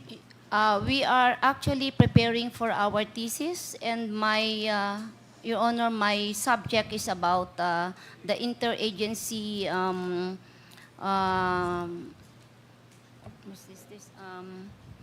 response or on illegal drugs. So I have to pass by there, and I would like to get some documents for my research. So it's And- about the thesis. Yes, The Mr. reason why you happen to see Yes, Mr. Chair. Superintendent Yes, Your Honor. Padilla. Yes, The Your reason why Honor. you were in CIDG 11 is because of thesis. Yes, Your Honor. But can you enlighten us, why was Superintendent Padilla there in the office? Was he part of the thesis? I do not know, Your Honor, why he was there. But you told us that you met him there. Ano pong dahilan nandun si Superintendent Padilla? Nung po dumaan ako, Your Honor, it is, nasanay po ako sa courtesy to pass by the office of the head. Who was the head during the time? It was Colonel Leonardo. So, can you again tell us what year is this and month if possible? I think it's just July of 2016. In I'm other not words, very you sure, Your confirm Honor. that one time in July of 2016, you happened to meet Superintendent Padilla and Colonel Leonardo. I You do not- confirm that? Yun na po yung sinabi nyo kanina. Yeah. Nag-pass by kayo. Yes, Your Honor. I You passed confirm by. that? Yes. Yes. Kanina po you also admitted kaklase nyo si Fortaleza. Do you recall any incident na dinalaw nyo si Fortaleza sa Davao Penal Farm Colony? Yes, Your Honor. When was this? I think it was also July of 2016, Your Honor. July ulit.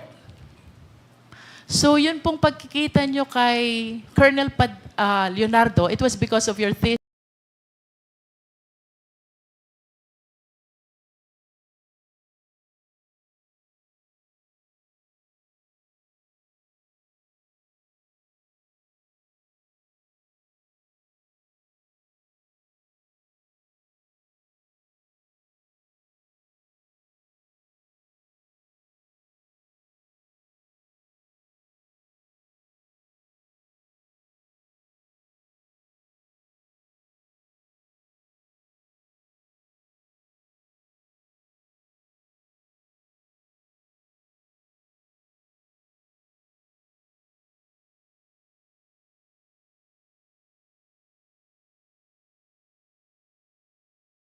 Yes, Your Honor. How about having called Fortaleza?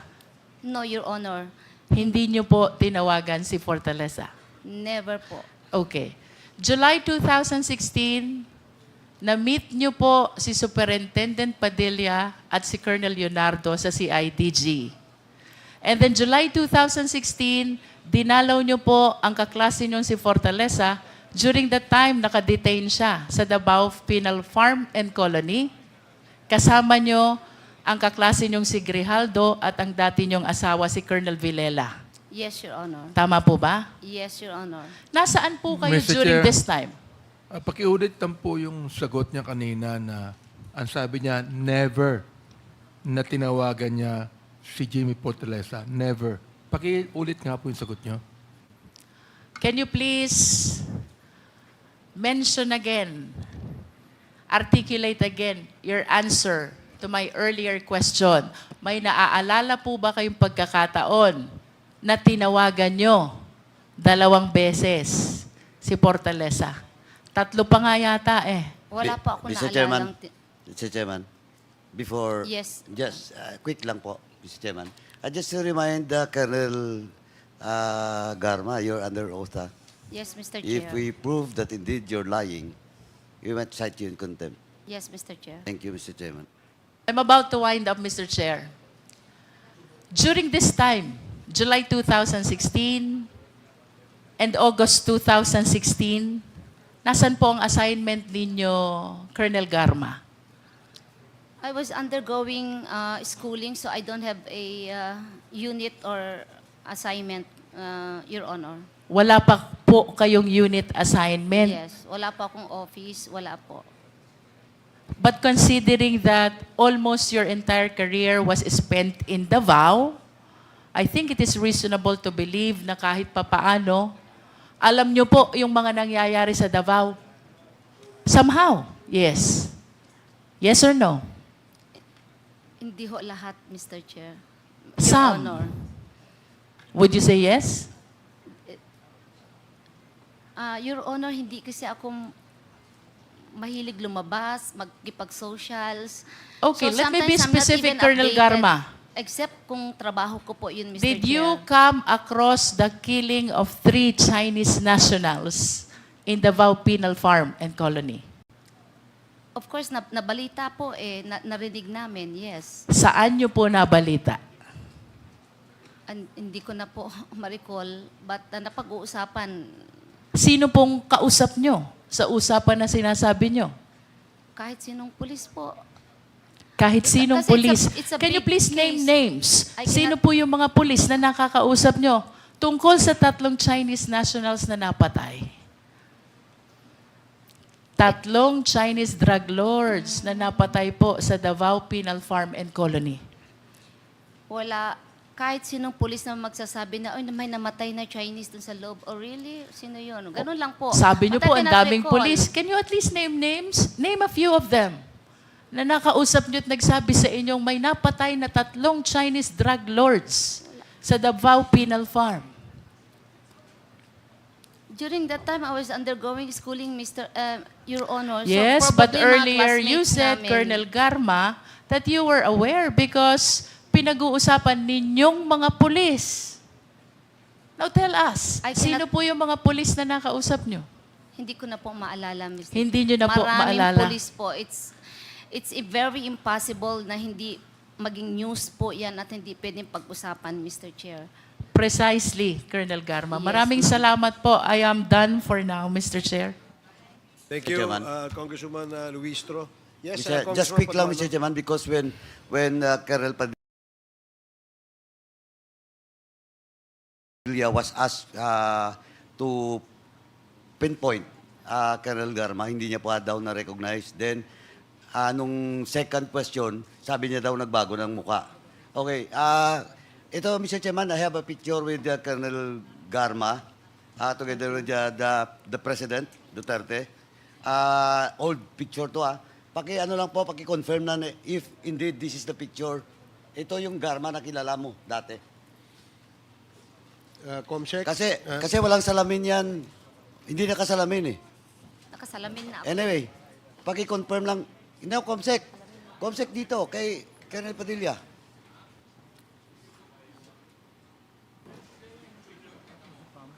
Colonel, do you confirm na yan yung Padilla, yan yung Garma na nakita mo noon? Yes, Your Honor, Mr. Chair. Thank you, Mr. Chairman. Just to confirm that indeed, nakita niya si Colonel Garma. Thank you, Mr. Chairman. Thank you, Congressman Paduano. So the next to interpolate is Congresswoman Pami Zamora. You are recognized. Magandang araw, Mr. Chair. Ang aking mga tanong ay si sentro. Lalo pa nating mapalalim ang ating pagkilala kay Colonel Garma. Hello, Colonel Garma. Hi, how are you? Gusto kong balikan how Colonel Garma rose from the ranks. Actually, let's go back to nung nasa PNPA siya. Ma'am, sinabi mo kanina na sinabi mo kay Kong Jinky na kayo nung mga kaklase nyo, dumalaw kayo, dinalaw nyo si Jimmy Fortaleza. Tama ba? Yes, Your Honor. Alright. So, kino-confirm mo, una, nakaklase mo si Jimmy Fortaleza. Yes, Your Honor. Pangalawa, kino-confirm mo, nakaklase mo din yung iyong ex-husband na si Chief Inspector Roland Villela. Yes, Your Honor. At pangatlo, kino-confirm mo na naging kaklase mo rin si former Mandaluyong Police Chief Hector Grijaldo. Tama ba? Yes, Your Honor. All right. Sabi mo kay Congresswoman Luistro na napunta ka sa Davao sapagkat yung asawa mo ay taga Mindanao.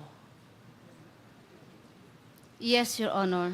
I mean, that was your chosen destination because your husband was from there. Yes, Your All Honor. right. Naintindihan natin yon. Ngayon, pangalawa, kailan kayo ikakasal ni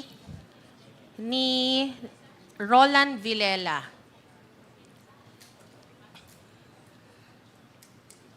Kinasal. October 18, 1998, Your Honor. All right. And many news articles are going to say that you had encountered marital problems. Am I correct? Yes, Your Honor. All right. And there will be a news article that will say that when your husband encountered a scandal, and I quote, it says here, Garma stood by Villela and even asked then Davao City Mayor Rodrigo Duterte not to banish her husband from the Davao region. Is that correct? No, Your Honor. All right. Mali pala itong news article ko. Okay, so anong nangyari? There are many, if not countless, articles about your husband stating na tama naman na pinagtanggol mo siya at nanindigan ka. Siyempre bilang asawa, pinaglaban mo yung spouse mo. Anong nangyari nun? Hindi mo ba siya inilapit kahit kanino? No, Mr. Chair. Can I make a statement, Mr. Chair? Can you just answer our question, please? Hindi mo ba siya... It's understandable that we stand by our spouses. Wala pong mali doon na yun po ang... Kung ang sagot niyo po ay oo, wala naman pong mali doon. Naiintindihan ko po yun completely. Asawa niyo po yun. So, nilapit niyo po ba ang problema ng asawa niyo sa kung kanino man, lalo't higit kay former Davao City Mayor Rodrigo Duterte? No, Your Honor. All right. So, hindi mo siya nilapit kahit kanino? No, Your Honor. Okay. Thank you. Ngayon, it would say here, sa iba namang news article, na the final straw that broke your marriage was another incident, which I will not mention. And sinasabi dito, kaya ka mapupunta din sa Manila. Kasi, kumbaga, na-iskandalo na ang pamilya nyo. Tama po ba yun? In 2004, Oo. Mr. Chair, hindi pa po nag-start yung scandal doon. It's more of, what do you call this? I have to have a space, Mr. Chair. Oo, space. Naintindihan natin yan. Okay, go on. And then, nung nasa Manila na po ako na-assign, I have to bring my special child, my only daughter. And since I am alone, I have to leave my daughter sa Cagayan with my mother who was during that time na-stroke, and my father who is nag-aalaga po ng special child na bunso naming kapatid. So I have to travel from Manila to Cagayan every 2 weeks just to check my daughter. So nakita ko po na mahirap po ang maging single mother. You have to commute every day from Bikutan to... Na-hold up pa nga ako eh. Dahil dyan sa pag-commute ko araw-araw, my service firearm was nakuha pa ng hold-upper. And it was really very, very difficult for me. So sabi ko, I've decided na yung anak ko nahihirapan din and my parents, I decided to go back sa Davao and face yung marital problem ko, and that since nandun po yung conjugal house namin, I have to go back. Alright. So that's the very reason na kailangan ko bumalik. If I am alone during that time, I can make it in Manila. But since I have a daughter, Because of your daughter. na may special need po, at mas mababa po ang cost of living sa Davao, nandun po yung mga therapies. And I think, sabi ko, it would be best for my daughter if I will go back. Anyway, I can handle pa naman yung situation ng marriage ko. Yun po yung naging reason kung bakit bumalik po ako ng Davao. Wala na pong ibang rason, Mr. Chair. All right.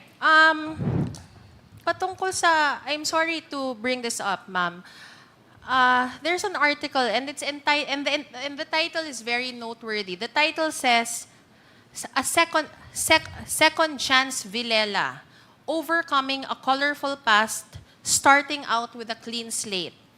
Napakaraming kinukwento dito sa mga pinagdaanan ng iyong dating asawa, ma'am. Ang tanong ko, sino ang mga tumulong sa asawa mo na kahit sa dinami-dami niyang pinagdaanan, napakaraming kontrobersiya, ay na-appoint pa rin po siya sa Iloilo na maging chief ng Iloilo Police Provincial Office? Mr. Chair, I think he earned that. Mr. Chair, kung makikita niyo yung kanyang service record, matalino po siya, marami pong training, very competent, nagtatrabaho po siya na maayos. So I think he earned that position, Mr. Chair. All right. So you completely deny? Are you telling me you're completely denying that you went to and you sought the help of former Mayor Rodrigo Duterte to somehow help your husband? Hindi po totoo yan, Your Honor. So anong totoo? Wala kang ginawa para matulungan yung asawa mo? Wala po, Your Honor. He earned it, Your Honor. He earned what? Whatever po yung positions na nakuha niya, he earned it. Despite having very scandalous cases? I don't... Kaya nga he earned it. He knows his way up, Mr. Chair. He surely would know his way out. So hindi mo siya, ma'am, talaga tinulungan. Because countless articles, merong Rappler, iba't iba pa, nagsasabi dito na naging hingahan nyo ng sama ng loob nung panahon na yon si Mayor Duterte. And thus earning his trust. No, Your Honor. All right. Ngayon, ma'am, mabalik po tayo. Nung first assignment nyo po, nabanggit nyo po ang first assignment nyo ay bilang, ano nga po ba ang first assignment nyo, ma'am, sa Davao? I was the team leader of the anti-vice unit. No, my first assignment was I was the chief of the HRDD, All right. Human Resource Doctrine Development under admin branch of Davao City Police Office. That was my first assignment po sa Davao City. So all your stints in Davao are within the city? The city of Davao? No, Your Honor. Okay. Saan-saan sa Davao ito? When I was with CIDG 11, I was assigned at Davao del Sur as the provincial officer, team leader of CIDG, and then Davao Norte as team leader of the provincial office of CIDG 11, Your Honor. All right. All right. So, nung naging CIDG po kayo, sino po ang naging appointing officer nyo?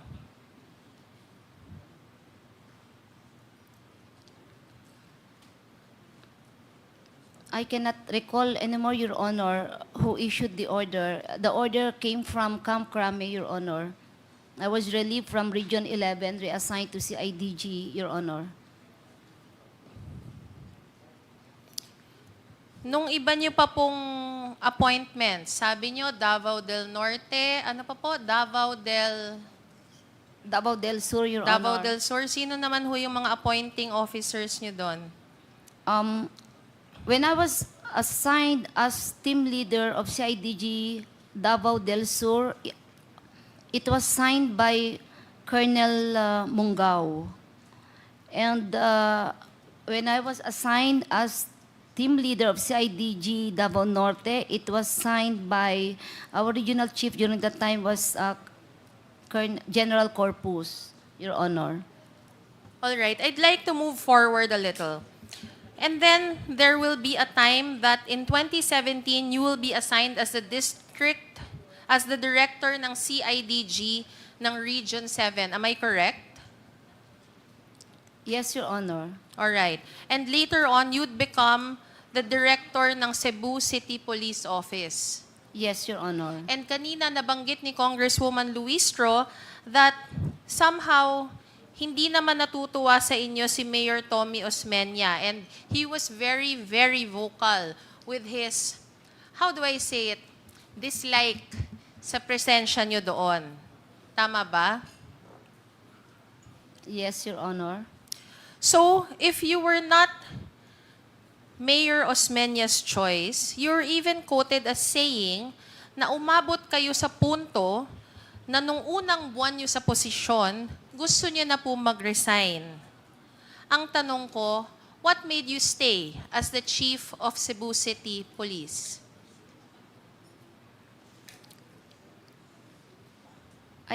Mr. Chair, I don't quit when a position was given to me, even in my most difficult time. I'm sorry, ma'am. Sorry, pakiulit. Your Honor, hindi po ako nagkikwit. Kung binigyan pa ako ng task na medyo na-challenge po ako. The position was offered to me by General De Bolsinas. I have high regards and respect to him. Yes. So when the position was offered, sabi ko, okay sir, OIC lang po ako, never po ako tinanggap as director. So until I retired, officer in charge lang po ako, Mr. Chair, Your Honor. Alam mo, ma'am, saludo ko sa inyo kasi kahit hindi maganda yung relasyon nyo kay Mayor Osmeña, nagstay kayo kasi napakahirap yon para sa ating mga kapulisan na hindi sila gusto nung kanilang local chief executive. Napakahirap po makipag-coordinate, magtrabaho nang hindi ka talaga gusto at nagpapa-interview pa yung mayor ng kanyang dislike sa inyo. Kaya napakahusay niyo po.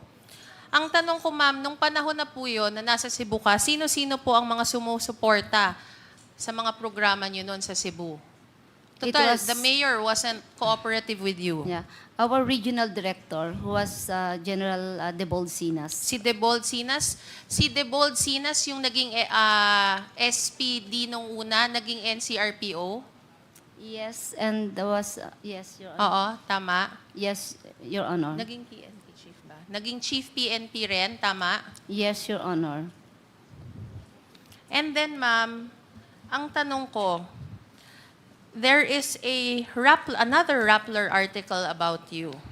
And the title, let's just base it on the title. The title says, Cebu City Police Chief Royina Garma, Mayors Hated, Duterte's Trusted.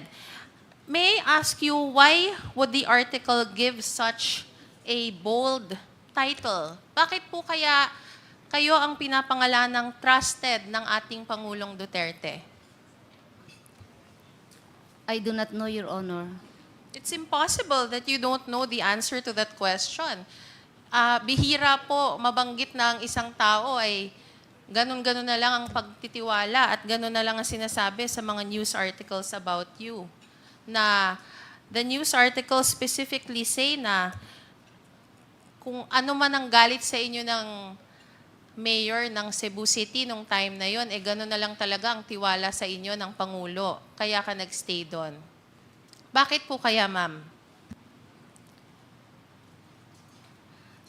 Mr. Chair, I do not know why that writer wrote those articles, Mr. Chair. Ang dami palang mali na na-google ko, ano. All right.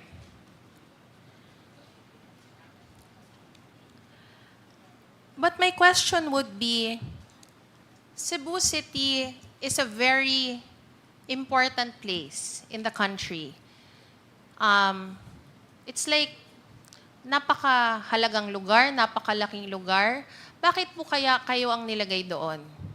Sa dinami-dami po ng kakilala ng Pangulo, sa kakilala ng lahat, bakit po kayo ang nilagay doon?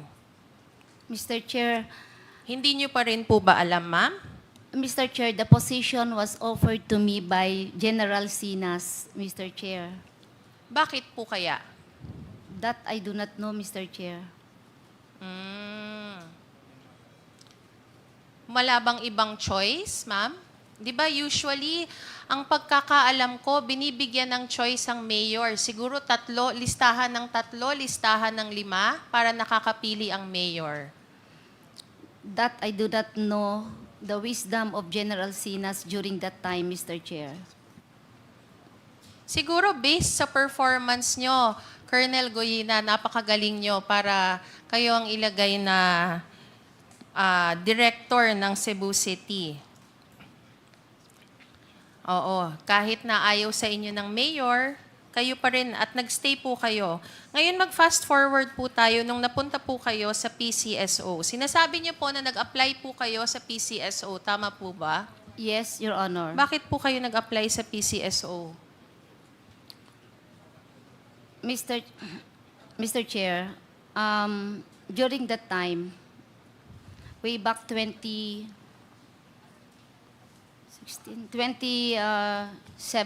po, prior to that, my daughter was diagnosed with dyslexia, bipolar po siya. Okay. And nagkaroon po ng problema sa school.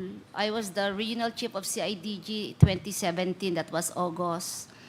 Nagka-problema po siya, I have to pull her out from school. All right. Na homeschool po siya, dinala ko po siya sa CIDG para maalagaan ko po siya. Kasi hindi ko siya pwedeng iwan sa father ko, he's old already. And my brother is a special child. It is too much for my father, who is 75 years old. So I have to bring my daughter with me sa CIDG. And dun po kami natutulog and everything na po sa dilapidated building po ng CIDG. Yes, oo.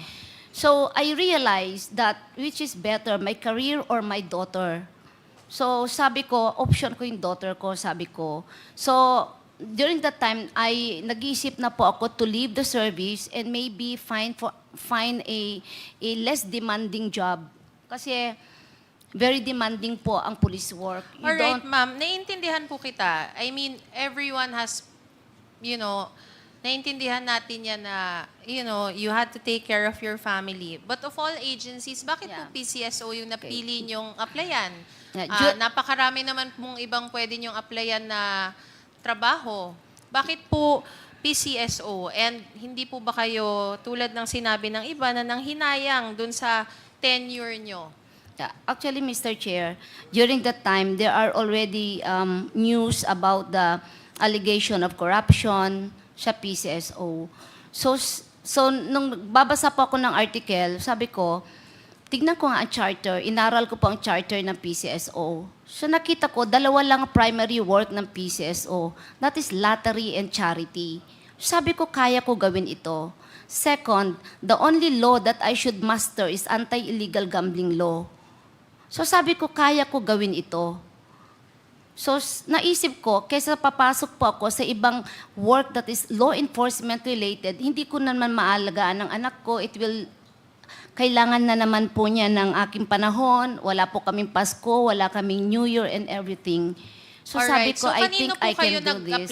Paano po kayo nag-apply sa PCSO? I submitted my letter. Paano po ba yun? Kasi I'm very curious. I'm sincerely curious how one applies. Do you give a letter? Do you give your, ano bang tawag doon? Personal data sheet? And where do you go? I submitted my application. Where? To whom? To now Senator Bongo. To Senator Bongo. Yes, Mr. Chair, Your Honor. I wrote a letter addressed to the President applying for the position. So personal niyo pong kakilala si Senator Bongo or lumapit lang po ba kayo? Lahat po ng pulis sa Davao kilala po si Senator Bongo. So kilala niyo po si Ako din naman po, kakilala ko si Senator Yes, Bongo. Mr. Chair. Wala pong pulis hindi nakakakilala sa kanya, lalo na po officers, Mr. Chair. All right. So lumapit po kayo kay Senator Bongo at sinabi niyo, was he senator this time or he was still SAP? I think staff is still the staff of the President. Nung special assistant pa siya. All right. So anong sabi sa iyo ni Senator Bongo? Babasahin daw ni President. Babasahin ni President and obviously nabasa niya kasi ikaw ang napiling general manager. Tama po ba? Yes, Mr. Chair. Yes, Your Honor. And were there any specific orders nung naging general manager na po kayo ng PCSO? Yes. Were you on your own? How did that go? The instruction is tulungan ko lahat na mahihirap despite ko anong political color, kailangan pantay ang trato. And those instructions came from who? The President, Mr. Chair. So, Did you have a meeting with the President? Yes, Mr. Chair. Kami sa PCSO with the board, we have a meeting. You have a Mr. meeting with Chair. the President. Because the PCSO is under direct supervision ba ng anong ahensya? We are under the office of the President. You are under the office of the President. All right, Mr. Chair. I Chair. believe I've established a lot of, from the various positions held by Colonel Garma, and I look forward to learning more during this hearing about the actual depth and intricacies of her relationships with the numerous resource persons who have mentioned her in the countless hearings. Thank you, Mr. Chair, and I yield to the next Mr. Chair. interpolator. Okay, Thank you. thank you, Congresswoman Pami. Mr. Chair. Congressman Acop, Chair. Acop. 2 points regarding the questions raised by the Honorable Zamora. Number 1, Madam Garma, nagkaroon ba ng kaso yung iyong asawa?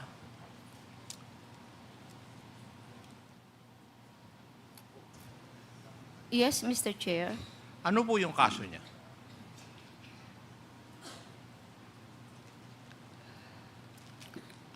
Mr. Chair, Please reply. it's not my case, Mr. Chair. It's his case. Asawa mo siya eh. Di alam mo dapat. Ano yung naging kaso niya? Rape, Mr. Chair. Ano po? I think it's rape, Rape. Mr. Chair. And because of that, dapat ma-dismiss siya sa serbisyo?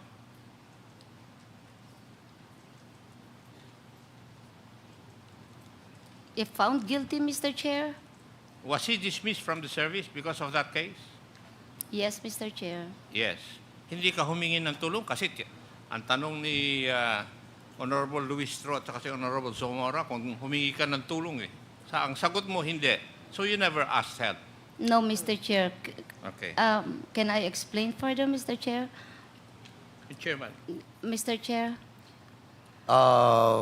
Please limit your answer on the question Yes. and the query of the Yes. interpolator, Yes. since the question is on that issue.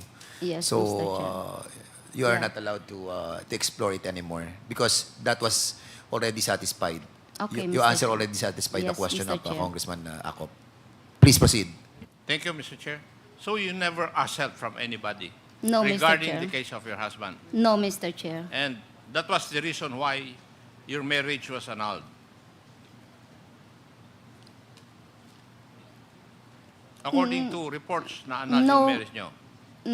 That's not the main reason why I That's not filed the main for reason, annulment, okay. Mr. Chair. I will But not it is venture one of anymore. the reasons, Mr. Chair. Now, when did you retire or optionally retire from the service?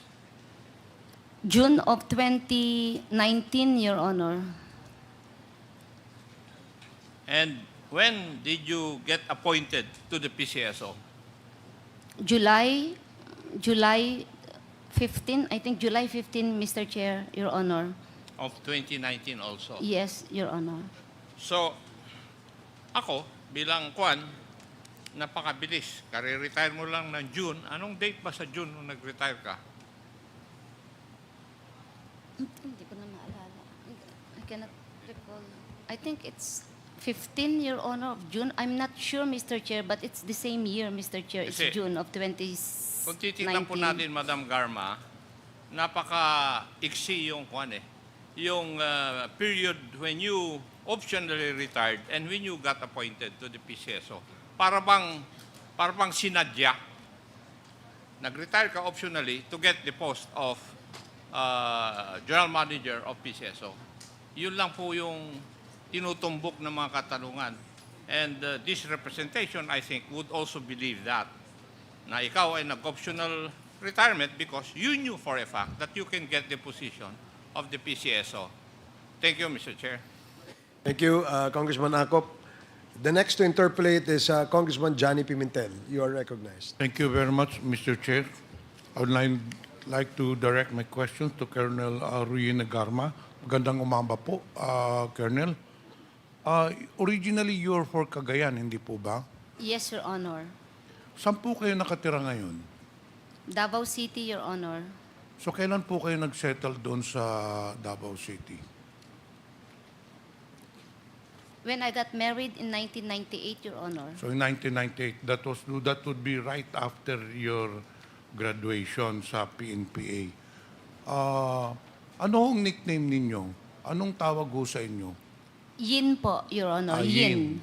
Okay, Yin.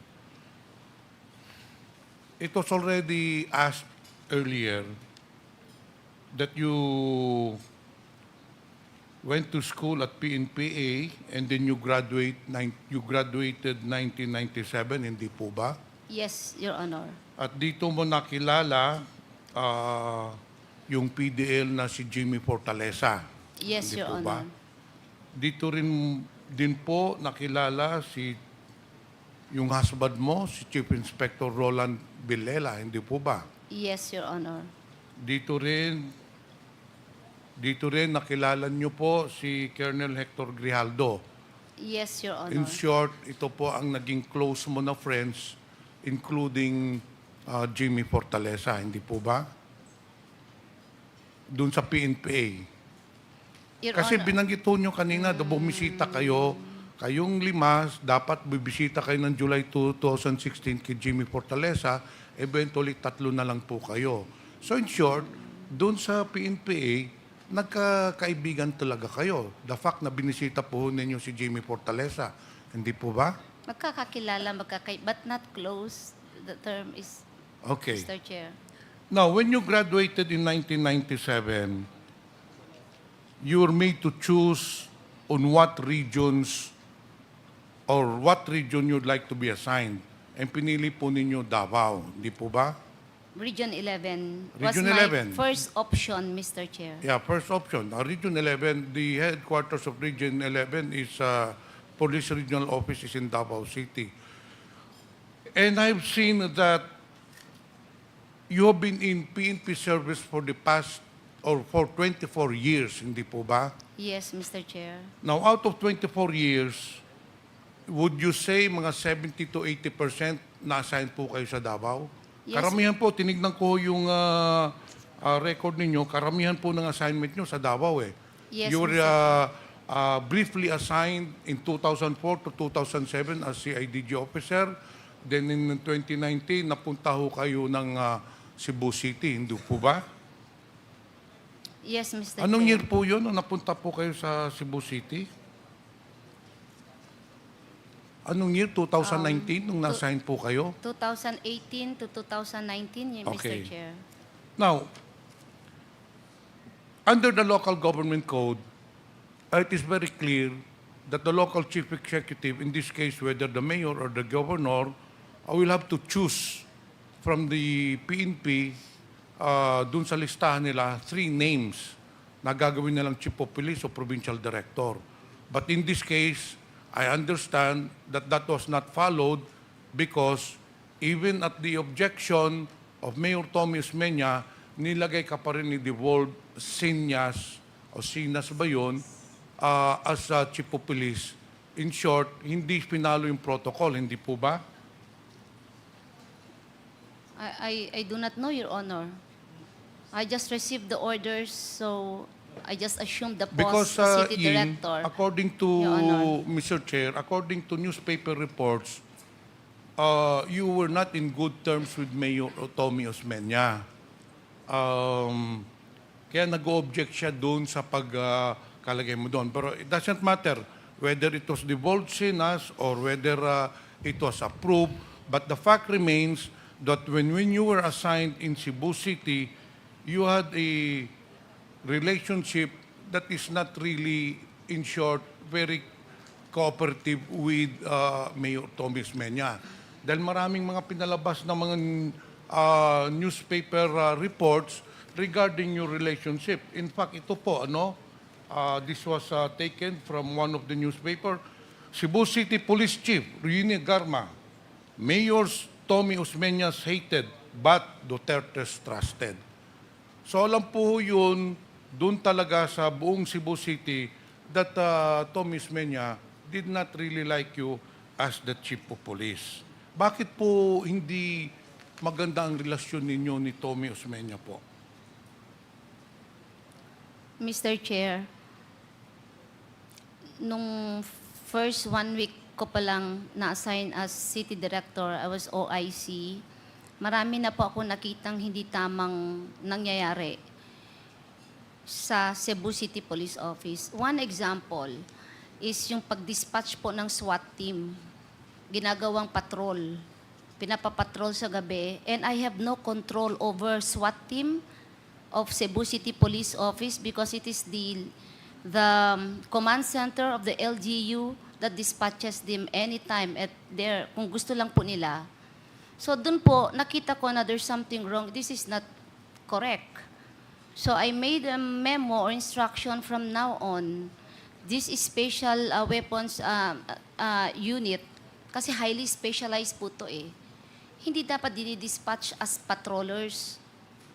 Mr. Chair, nagpapatrol. is that the only reason? Yung pag-dispatch ng SWAT, yung pinag-aawayan ninyo ni Mayor Tommy Osmeña?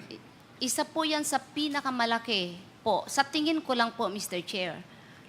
Hindi kaya Yin or Colonel Garma, ang pinakakalaking issue ninyo is because of the extrajudicial killings that happened when you were the Chief of Police of Cebu City? Could that be the reason why Mayor Tommy Osmeña does not like you? Because when you were assigned in Cebu City, there were many extrajudicial killings that happened. Babasahin ko po, Mr. Chair. Ayon din po kay dating Cebu City Mayor Osmeña, this is according to newspaper reports, na naging out of control daw po ang extrajudicial killings noong si Colonel Ruyina Garma na po ang umupo bilang director ng Cebu City Police Office. In fact, Mayor Tommy Osmeña condemned the extrajudicial killings at saka he is adamant that nangyari po itong mga extrajudicial killings nung kayo na po ang naging chief of police. Hindi po ba? No, Your Honor. Mr. Chair, Colonel Garma, kilala niyo ho ba itong si Yong Huli? No, Your Honor. To refresh your memory, Colonel Garma, itong si Yong Huli was a suspected drug lord in Cebu City. Siya po ay pinatay ng 4 unidentified gunmen sa loob ng isang motel nung kayo po ay city director. Habang kayo po ay city director. Wala akong maalala. Wala akong maalala. Colonel Garma, kilala niyo po ba itong si Junko Humada? Naalala niyo po ba ito? Junko Hamada. No, Your Honor. Mr. Chair, to refresh the memory of Colonel Garma, since he was the Chief of Police of Cebu City at that time, si Junko Hamada ay isang foreign national na napatay po ng mga PNP operations under your watch against illegal drugs nung kayo po ay director ng Cebu City. Hindi niyo po ba natatandaan itong mga insidente na ito? No, Your Honor. Mr. Chair, kanina po tinanong ni Congresswoman Pami Zamora, why of all the policemen na karami-rami sa buong Pilipinas, bakit po pinili ni Devolved Sinas si Colonel Garma? Meron po akong sagot dyan, Mr. Chair. And this is only my opinion, but based on the newspaper reports, based on the statements of Mayor Tommy Osmeña, lumalabas po, dumami ang extrajudicial killings nung si Colonel Ruyina Garma ay nandoon sa Cebu City. In short, kaya po pinili si Ruyina Garma ni General Devolved Sinas para gamitin po si Colonel Garma ni Devolved Sinas para sa extrajudicial killings against illegal drugs. In short, ginamit po si Colonel Garma ni Devolved Sinas para sa war against drugs. Ngayon, dito po tayo sa nangyari sa Dapicol. Kilala niyo po ba si SPO4 Arthur Narsoles? Yes, Your Honor. Paano niyo nakilala si SPO4 na Arthur Narsoles? Nakilala ko po sa IDG when I was assigned way back 2005. Your Hanggang Honor. kailan po? Until kailan ba? 2008, Your Honor. After 2008, wala na ho kayong contact ni SPO4 Artnar Soles? Meron, Your Honor. So kailan yung nag-contact uli kayo? Kasi sinasabi ho lang niya 2005 to 2008. Or talagang kaibigan niyo si Artnar Soles and from time to time, nagkikita kayo, nag-uusap kayo, nagtatawagan po kayo. So in short, since the time that you met Artnar Soles, he has become your close friend, hindi po ba? No, Your Honor. Saan po naka-assign si SPO4 na Artnar Soles? CIDG 11, Your Honor. CIDG 11, under the command of then Colonel Edelberto Leonardo, hindi po ba? Yes, Your Honor. At that time, kayo po ay Chief of Police ng Santa Ana or Sasa Police Station? You were assigned in Davao City between 2011 to 2016 in different capacities. Yes, Hindi Your po ba? Honor. Yes, Your Honor. So si Artnar Soles was assigned in CIDG po during that time also, hindi po ba? Yes, Your Honor. Kayo po ba, Colonel Garma, na-assign po kayo sa CIDG? Sa Davao City? Yes, Your Honor. Oh, you were assigned in Davao City. Kasi Yes. kanina hindi ho klaro yun eh. Anong year po non-assign po kayo sa CIDG ng Davao City? I think that was, Your Honor, that was 2005, maybe July or of 2005 until 2008, Your Honor. So in the year 2016, you were never assigned sa CIDG, Colonel Garma? 2016? No, Your Honor. 2016, No, Your Honor. were you never assigned Never, Your in Honor. CIDG Never, Your Honor. of Davao City? Never, Your Honor. Never, okay. Colonel Leonardo, kilala ho nyo ba si Colonel Garma? Yes, Mr. Chair. Madalas ho kayo magkita? Nung araw po, Mr. Chair, madalas kami. Bumibisita din po siya sa CIDG station, sa opisina nyo, hindi po ba? Yes, Mr. Chair, mayroon po mga panahon. So you really know Colonel Garma? Yes, sir. Is she Mr. Chair. involved in the operations of the CIDG? CIDG when I cannot recall of any instance that Mr. Chair, may I Mr. remind the legal counsel not to quotes, kasi very important ito, very crucial to eh. There are corroborative statements of the different resource persons and we want to establish the link of these personalities. Colonel Leonardo, sabi niyo noon, kilala ho niyo si Colonel Garma. Tapos madalas ho si Colonel Garma sa CIDG station, hindi po ba? nagpupunta po siya, Mr. Chair. Bakit? Ano hong pakay niya, Colonel Garma? Colonel Leonardo. O Commissioner rather, Leonardo. Mr. Chair, magkakakilala po kami, Mr. Chair. So from time to time, bumibisita po siya sa CIDG station. May mga instances na Was natatandaan this a ko. personal visit or more an official visit? There were concerns regarding operations of the DG, or there were orders from higher ups? O ano hong pinag-uusapan niyo pag bumisita po si Colonel Garma? Meet and greet lang po, Mr. Chair. Kasi po, nasa isang compound po kami before sa Davao City Police Office. Isang compound lang po yon, nandun sa So in loob ng short, city. dahil pero kayo po ay mga police, kayo po ay mga operatives, hindi po maiwasan natin na nag-uusap-usap din po kayo ng mga operations, hindi po ba? Ano yun? That is Possibly, Mr. Chair. That is peer group, hindi po ba? Kung ang mga kapulisan, ang pinag-uusapan ng operation, mga congressman, pinag-uusapan, anong batas ang gagawin? O kung usually ganun yan po nangyayari. So may pagkakataon na pinag-uusapan noon ninyong operations, hindi po ba? Wala po kasi akong matandaan, Mr. Chair, na nakapag-usap ako tungkol Okay, sa anyway, operation, Mr. Chair. Mr. Chair.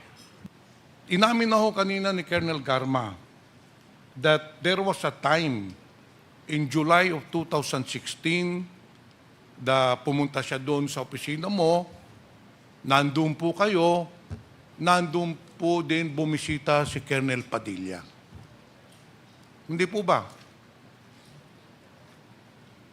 Pasensya na po, Mr. Chair. Hindi ko po matandaan yung instance na kami nagkita ni Commissioner Leonardo, Colonel remember Padilla. that you're under oath. Yes, Mr. Chair. Hindi ko po There are matandaan two po. persons here testifying that you had a meeting in CIDG against only you.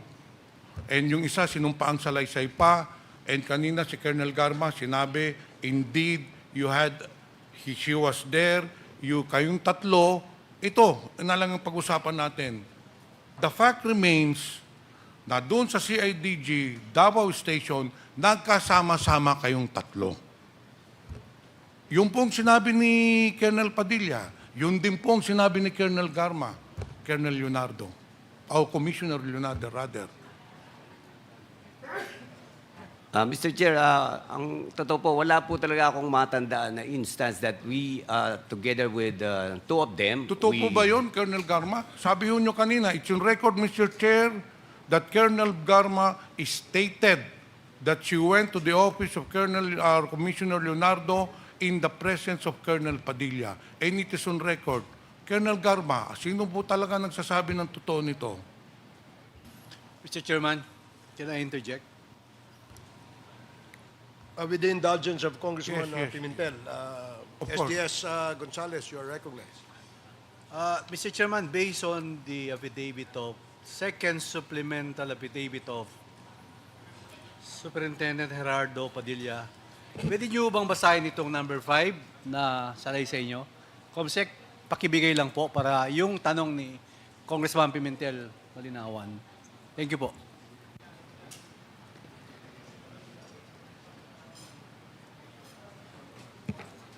Excuse me, may I know who that gentleman is behind Colonel Leonardo? Mr. Chair, for the information of this honorable committee, Mr. Chair, we have sent an email stating that I'll be attending with my counsel, Mr. Chair. So he is your counsel. Yes, Mr. Chair. Can you please enter your appearance before this committee, and please be advised that you're only limited to advising your client his rights, not to coach your client. Please enter your appearance, attorney. Good morning, Your Honors. Respectfully entering my appearance as counsel for Commissioner Leonardo. I'm Attorney Aguinaldo Sep, Your Honor, from Scott Law Firm and Associates. Okay, thank you. Please proceed, Congressman Gonzales. Yes, binigay ko po yung salaysay kay Comsec para basahin po ni Chief Superintendent Padilla, yung number 5. In number 5, Mr. Chair, Your Honor, bago mangyari ang pagpatay, Pwede pakilakas lang po, Colonel Padilla. bago mangyari ang pagpatay sa tatlong Chinese drug personalities, nakadetain sa nasabing piitan ay tinawagan ako ni Colonel Edelberto Leonardo at sinabi na pumunta ako sa Davao CIDG station. Pagdating ko sa station ay nandoon na si Colonel Garma. Kinausap ako ni Colonel Leonardo ang mga 30 minutes at sinabi na papatayin na namin ang tatlong Chinese na nandoon sa Davao Prison and Penal Farm. Mag-cooperate ka na lang habang kami ay nag-uusap ay pinangakuan niya ako ng promotion. Thank you, Colonel Padilla. Thank you, Mr. Chairman. Thank you, Congressman Pimentel. Yun po, pinabasa ko lang po. Mr. Chair, doon na nga tayo pinatatunguhan. Very important itong meeting na nangyari ng July 2016 wherein Colonel Garma and Colonel Leonardo and Colonel Padilla were present. Dahil dito na po nagawa ang plano istitaiya para patayin po yung tatlong Chinese prisoners. And that is why somebody is lying here, Mr. Chair. Ulitin ko po, Colonel Leonardo, Ito, binasa na po ni Colonel Padilla yung sinumpaang salaysay niya na nagkita po talaga kayo doon sa opisina. Pinatunayan po ni Colonel Garma, although iba ang version niya, pero the fact remains na pinatunayan niya na nagkita kayong tatlo doon sa opisina mo. Commissioner Leonardo, tanungin ko po kayo, totoo po ba na nagkita-kita kayo doon? Mr. Chair, gaya po ng sinabi ko, hindi ko po matandaan na nagkita-kita kaming tatlo doon po. Pero si Colonel Garma, may mga instances na natanda ko nagkita po kami, Mr. Chair. So, are you denying that Colonel Padilla was never in your office? Mr. Chair, hindi ko nga po siya kilala, Mr. Chair. Sige. Totoo lang po. Punta muna tayo dito sa pagbisita ni Colonel Garma. Sinabi po ninyo kanina, Colonel Garma, based on your statement, Mr. Chair, na bumisita po kayo kay Jimmy Fortaleza, nakaklase po ninyo sa PNPA. Dapat po 5 kayo ang bibisita, pero ang nangyari, 3 na lang po kayo. Hindi po ba? Si Colonel Villela, kayo, at saka si Colonel Grijaldo ba yun? Yes, Mr. Oh. Yes, Your Honor. That was sometime in July 2016, hindi po ba? Yes, Your Honor. Okay. Now, nung binisita po ninyo si Jimmy Fortaleza, ano ho bang pinapag-usapan ninyo? Kahit ano lang po, Mr. Chair. Naalala namin yung cadetship namin, mga kung ano-ano lang po. Random. After meeting with Jimmy Fortaleza in July 2016, nagkita po ba kayo uli? No, no, Your Honor. Tinawagan mo ba siya? No, Your Honor. Babasahin ko lang po yung sinumpaang salaysay ni Jimmy Fortaleza. Nung bumisita si Colonel Garma, ito po ay very clear na bumisita kayo, hindi po ba inaamin ho nyo yun? Yes, Ang kasama Your Honor. nyo si Colonel Villela and Grijaldo. Ito, sa number 4, nung bumisita po kayo, tinanong nyo nasaan na yung 3 Chinese na inakasuhan ng illegal drugs. Hindi po ba? No, Your Honor. Jimmy, dito ka naman, Mr. Chair, nandito si Jimmy. Sinumpaang salaysay mo to. Pwede kang kasuhan ng perjury nito. Sinasabi mo rito, nung bumisita si Colonel Garma, ay tinanong ka, merong operasyon dito at nasaan itong mga Chinese prisoners. Hindi po ba? Yes, Your Honor. Yes, Your Honor. At sinabihan ka rin niya na meron silang operation. Hindi po ba? Yes, Your Honor. And then sometime nung August 8, 2016, Mr. Chair, or prior to August 8, 2016, Mr. Chair, tinawagan ka ni Colonel Garma at kinausap ka at inutusan ka na sabihin, kakausapin niya si Colonel Padilla. Hindi po ba? Yes, Your Honor. At pagkatapos ng tawag na yon, pumunta ka kay Colonel Padilla at binigay mo yung cellphone, tapos nag-usap po sila. Nandun ka nung nag-usap sila sa telepono ni Colonel Garma. Hindi Yes, po ba? Yes, Your Honor. Okay. Ngayon, ano ba ang pinag-usapan ninyo, Colonel Garma, nung tumawag ka kay Colonel Padilla? Hindi po ako tumawag sa kanya, Mr. Chair. Your Honor. Colonel Padilla, sinumpaang salaysay ho ninyo ito. 2 affidavit po na sinabit ninyo na dito sa paragraph 5. Tumawag po sa inyo si Colonel Garma at ito po ang sinabi ni Colonel Garma. May mga tao kami dyan na gagawa at huwag mo na questionin, and whether you like it or not, we will operate and do not interfere. Baka madamay pa pamilya mo. In short, you were already giving instructions to Colonel Padilla na merong ang operasyon yon. What we mean by operation, tinanong ko na si Colonel Padilla niya nung huling hearing, ay papatayin niya yung tatlong Chinese prisoner. Ngayon, after nung nag-usap na kayo ni Colonel Padilla at ni Colonel Garma, doon na pinatawag ni Colonel Leonardo si Colonel Padilla at doon na kayo nagkita doon sa CIDG station na kung saan sinabi din ni Commissioner Leonardo, Colonel Padilla, huwag ka nang makialam, meron kaming operation dyan. Hindi po ba? No, Your Honor.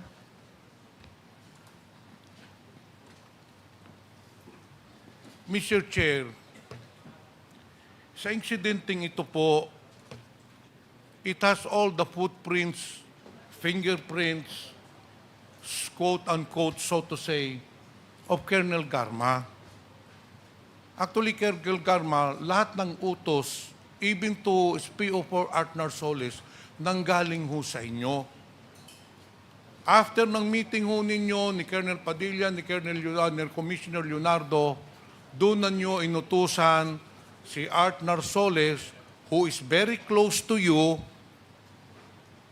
para puntahan si Leopoldo Tan at inutusan na patay na yung tatlong Chinese. Hindi po ba?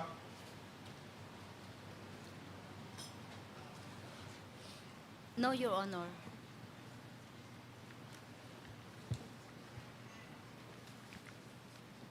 Mr. Chair, there are 1, 2, 3 statements from resource persons which is under oath against the statement of Colonel Garma which is not even under oath. Sino po ba ang papaniluhaan natin? Yung nagbigay ng sinumpaang salaysay o yung isang tao who has always been denying of her involvement in this incident? It is very clear, Mr. Chair, that somebody is not telling the truth in this interpellation.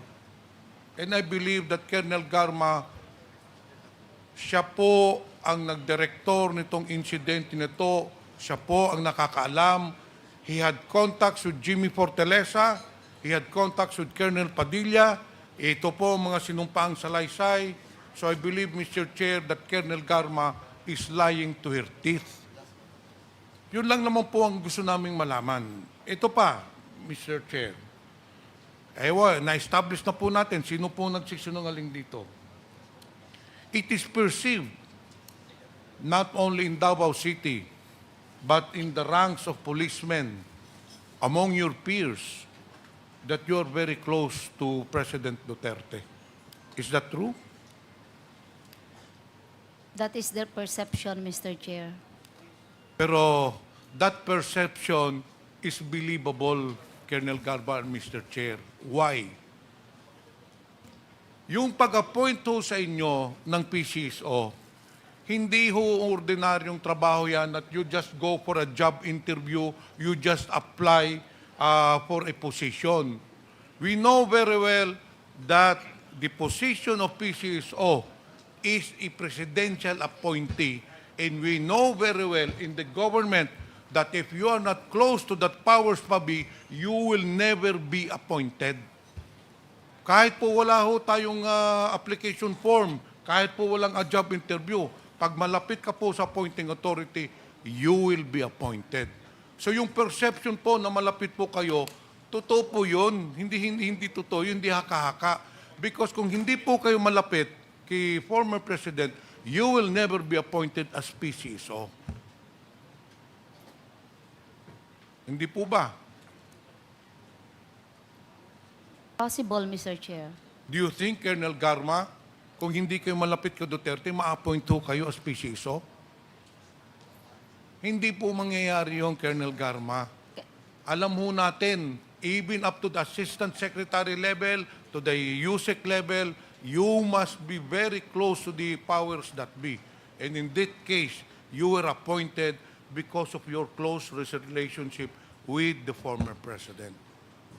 Congressman Pimentel, if I may interject, kay Colonel Garma, yung bang pagkakataon na, di ba, sinabi mo na in-applyan mo yung posisyon Yes, Mr. Chair. na as General Manager ng Yes. PCSO. Yes, Mr. Chair. During that time, was the position of General Manager vacant when you applied for the position?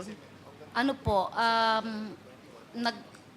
parang there are news articles na So in other words, tatanggalin- hindi ho siya vacant. natatanggalin na, magre-resign na. So merong news article na tatanggalin siya. Yes, during those time Who was po. the General Manager at that I time? think it's General Balutan, Mr. Chair. I'm not sure kung natanggal na o there's an article that he will be removed. General Balutan. Yeah, yes, And Mr. Chair. when you applied, submitted your resume and your application kay Senator Bongo, hindi pa siya bakante. I cannot recall anymore kung Anong- nabakante na, Mr. Chair. I'm not really sure of the date, but I'm very sure I submitted my application. That was November, first week of November 2018, Mr. Chair. 2018. Yes. But that time, have you already resigned from Not PNP? yet. No, Mr. Chair. So nag-apply ka as General Manager ng PCSO na wala pang vacancy yung GM position at nasa active service ka pa. I'm not sure if it is vacant, Mr. Chair, or there's an article it's going to be vacant. So I'm sure alam ko po na parang matatanggal na o natanggal because under investigation na po. And Yung kay General Balutan yung time. position, Okay. yes, Mr. So, Chair. so sa madaling sabi, Colonel Garma, during the time, because you're not sure yet whether kasi meron ng, I think, investigation nga, tama, no? Kay Yes, Mr. Chair. General Balutan that time, in-applyan mo na, anticipating na matatanggal si General Balutan. Yes, Mr. Chair. Okay, is that a correct assumption? Yes, Pangalawa, yes, Mr. Chair. you're not yet sure kung tatanggapin yung application mo as the PCSO General Manager that time kasi ongoing investigation and you were still in active service. Yes, Mr. Chair. Okay, sige. Thank you, Colonel Garma. Mr. Congressman Chairman. Pimentel. Mr. Chairman, With the indulgence of Congressman Pimentel. Yes, Congressman if I may Suarez. be allowed, just to interject. Colonel Garma, may nakikita lang kasi akong mga inconsistencies doon sa testimonies mo. Dati po kasi akong gobernador at nagtrabaho sa lokal na pamahalaan. Yes. At alam naman po natin na hindi po na ipepwesto ang mga pulis kung unang-una, hindi po muna ito sinasang-ayunan ng mga chief executives. Nabanggit po kanina na sa maraming palipat-lipat po ninyo ng iba't ibang mga pwesto dahil daw po ito lamang sa due to merit. This is a fact that you stated. Yes, Your Honor. However, the places that you went to are plum areas. From Davao City, you were transferred to Cebu City. Those are plum cities to be placed under your direct supervision. And without intervention or influence from those that decide, those are very difficult positions to attain, Colonel Garma. So are you still suggesting to this committee that it is only because of merit, that's why you gained those appointments and not through personal relationships? Mr. Chair, I never asked for positions. Hindi po ako lumalapit kahit kanino Okay. Okay lang po. pagkuha ng Okay lang po, position, okay lang Mr. po. Chair. Kasi sa akin kanina, nabanggit nyo, Colonel Garma, ang pinakamahalaga sa inyo ay yung kapakanan ng anak ninyo. Yes, Mr. Chair. Kaya po kayo nag-resign. Yes, Mr. Chair. Kung pinahalagahan nyo po yung kapakanan ng anak ninyo, bakit po ilalagay nyo sa alanganin na sitwasyon ang buhay ng anak ninyo na wala po kayong trabaho? Kasi kung magre-resign po kayo, wala po kayong pagkakakitaan. Kung magre-resign po kayo, paano po yung pangsuporta ninyo sa anak ninyo? Mr. Chair, that is why I applied November of 2018 when the President announced that I will replace General Manager Balutan sometime March of 2019. So therefore, yeah, I know That's that's what I'm driving at, Yes, Colonel Mr. Garma. Yun po yung point ko. Opo. Kasi kung talagang totoo kayo sa posisyon na pinangangalagaan niyo yung anak ninyo, hindi niyo siya ilalagay sa alanganin. Yes, Mr. Chair. At tiwala kayo na pag nag-resign kayo, which was a gamble, given that you had 10 more years of active service, which was a gamble, you were sure in your heart that you will not put the welfare of your daughter in any harm. Therefore, you applied for the position of PCSO. A position so plumb and so sweet that only the handpicked chosen one of the president will be given. So, Colonel Garma, I want to ask you again, how do you explain or characterize your relationship with the former president? It is very professional, Mr. Chair. Very professional. Yes, Mr. Chair. So meaning, in many times and many occasions, nag-uusap kayo. May I be clarified kung anong pag-uusap yun, Mr. Nag-uusap. Chair? Only when necessary, job-related, Mr. Chair. Okay. That's it. That's all my point, Mr. Chairman. I just wanted to put that in the records kasi lang medyo inconsistent ng yung mga nasabi po ninyo, Colonel Garma. Maraming salamat. Mr. Chair, can I proceed? Malapit na ako matapos. There are two more points that I would like to drive at and emphasize. First point is that there was indeed a close contact or several contacts between Colonel Garma and Jimmy Fortaleza. Ang una pong pag-uusap nila noong July 2018, nung bumisita po si Colonel Garma kay Jimmy Fortaleza kasama si Colonel Villela and Colonel Grijaldo. Ito po ay inamin po ni Colonel Garma kanina po, 2 beses niyo po inamin na it's true that nakipagkita siya kay Jimmy Fortaleza. At doon sa pagkikita po, sinabihan niya si Jimmy Fortaleza na magkakaroon po ng operation sa Davao Penal Colony. Yung pangalawang contact po nila, nangyari po nung tinawagan niya si Jimmy Fortaleza po at nakiusap siya na dalhin yung cellphone para makausap ni Colonel Garma si Colonel Padilla. At doon sinabihan din si Colonel Padilla ni Colonel Garma na may operation doon at huwag sila makailam. Pangalawang beses po yon. Ang pangatlong beses po, tumawag po uli si Colonel Garma noong August 8, 2016 kay Jimmy Fortaleza. And then sinabihan niya si Jimmy Fortaleza, this could be probably after the meeting in CIDG station, after the plan was hatched. Sinabihan niya, Bok, ako na bahala. May mga tao na kami dyan. Probably, I assume that this was after na nakontak na si Leopoldo Tan and si Magda Daro na patay na nga yung Chinese prisoners. So, there were already 3 occasions wherein Colonel Garma had a contact with Jimmy Fortaleza and personally talking to Jimmy Fortaleza, whether on the phone o dun sa Dapicol. Ang pang-apat po, nung August 11 na. Nung pinasok na po yung 3 bilanggo na Chinese na para patayin, tumawag din po ulit si Colonel Garma kay Jimmy Fortaleza at sinabayhan, huwag mong pabayaan yung 3 bilanggo, bigyan mo, alagaan mo, bigyan mo ng pagkain. So it's very clear, Mr. Chair, that it was Colonel Garma who was directing everything to kill these 3 Chinese nationals.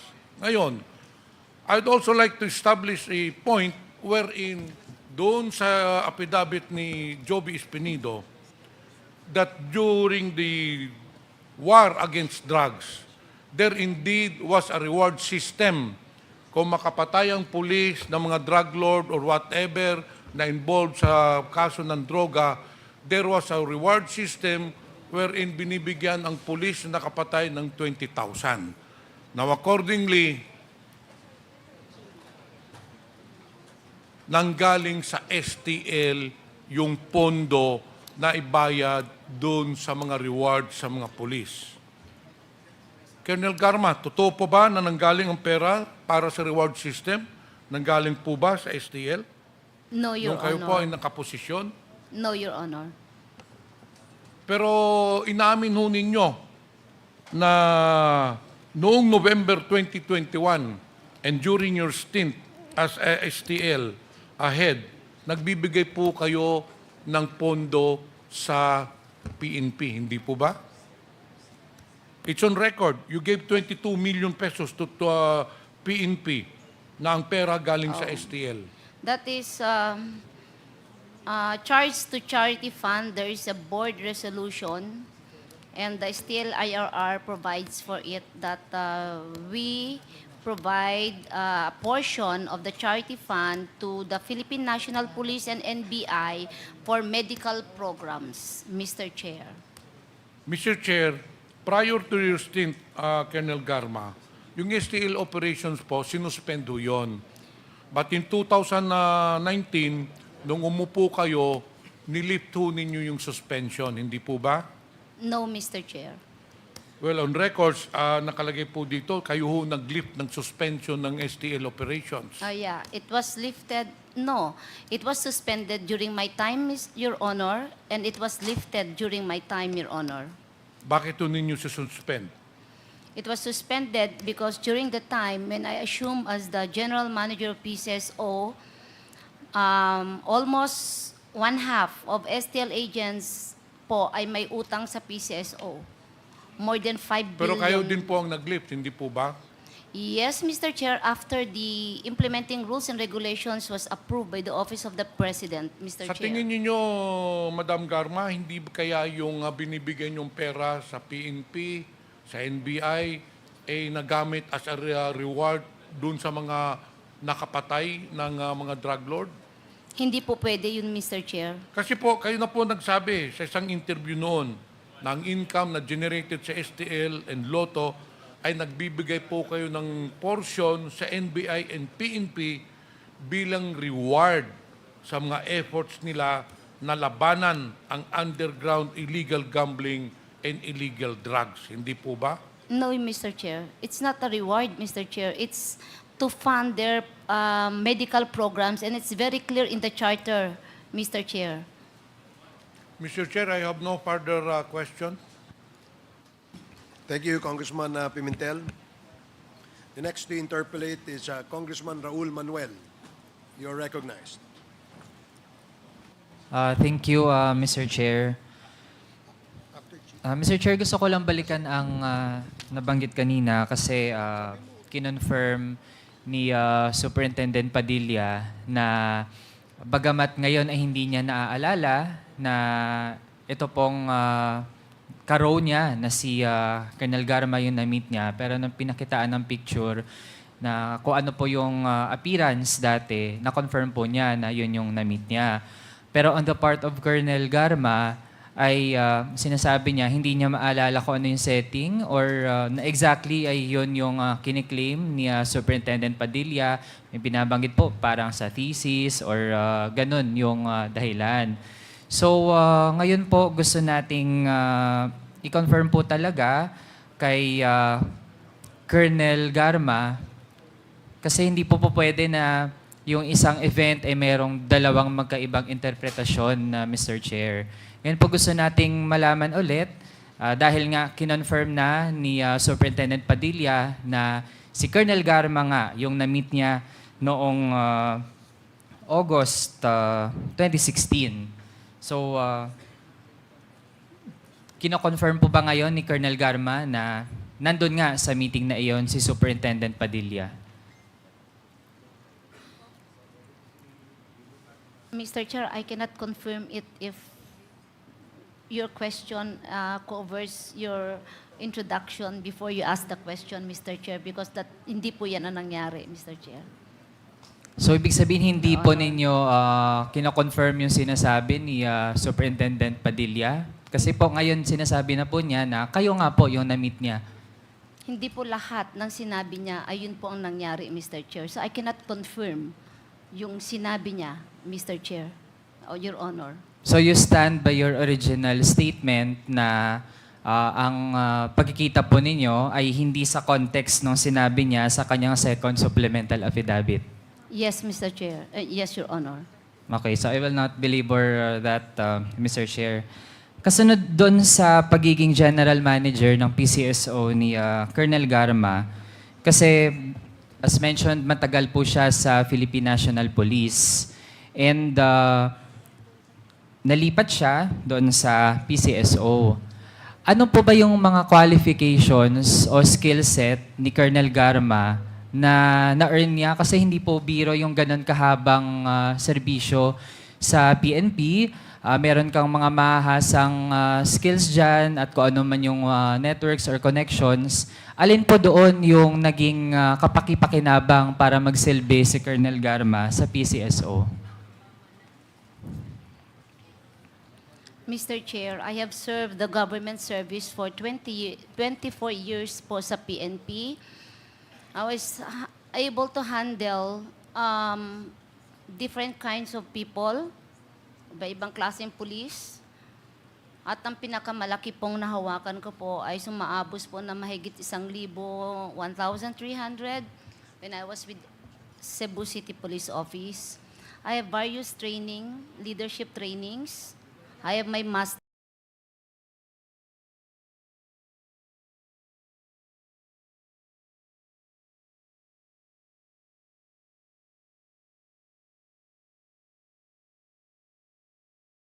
I finished my PhD.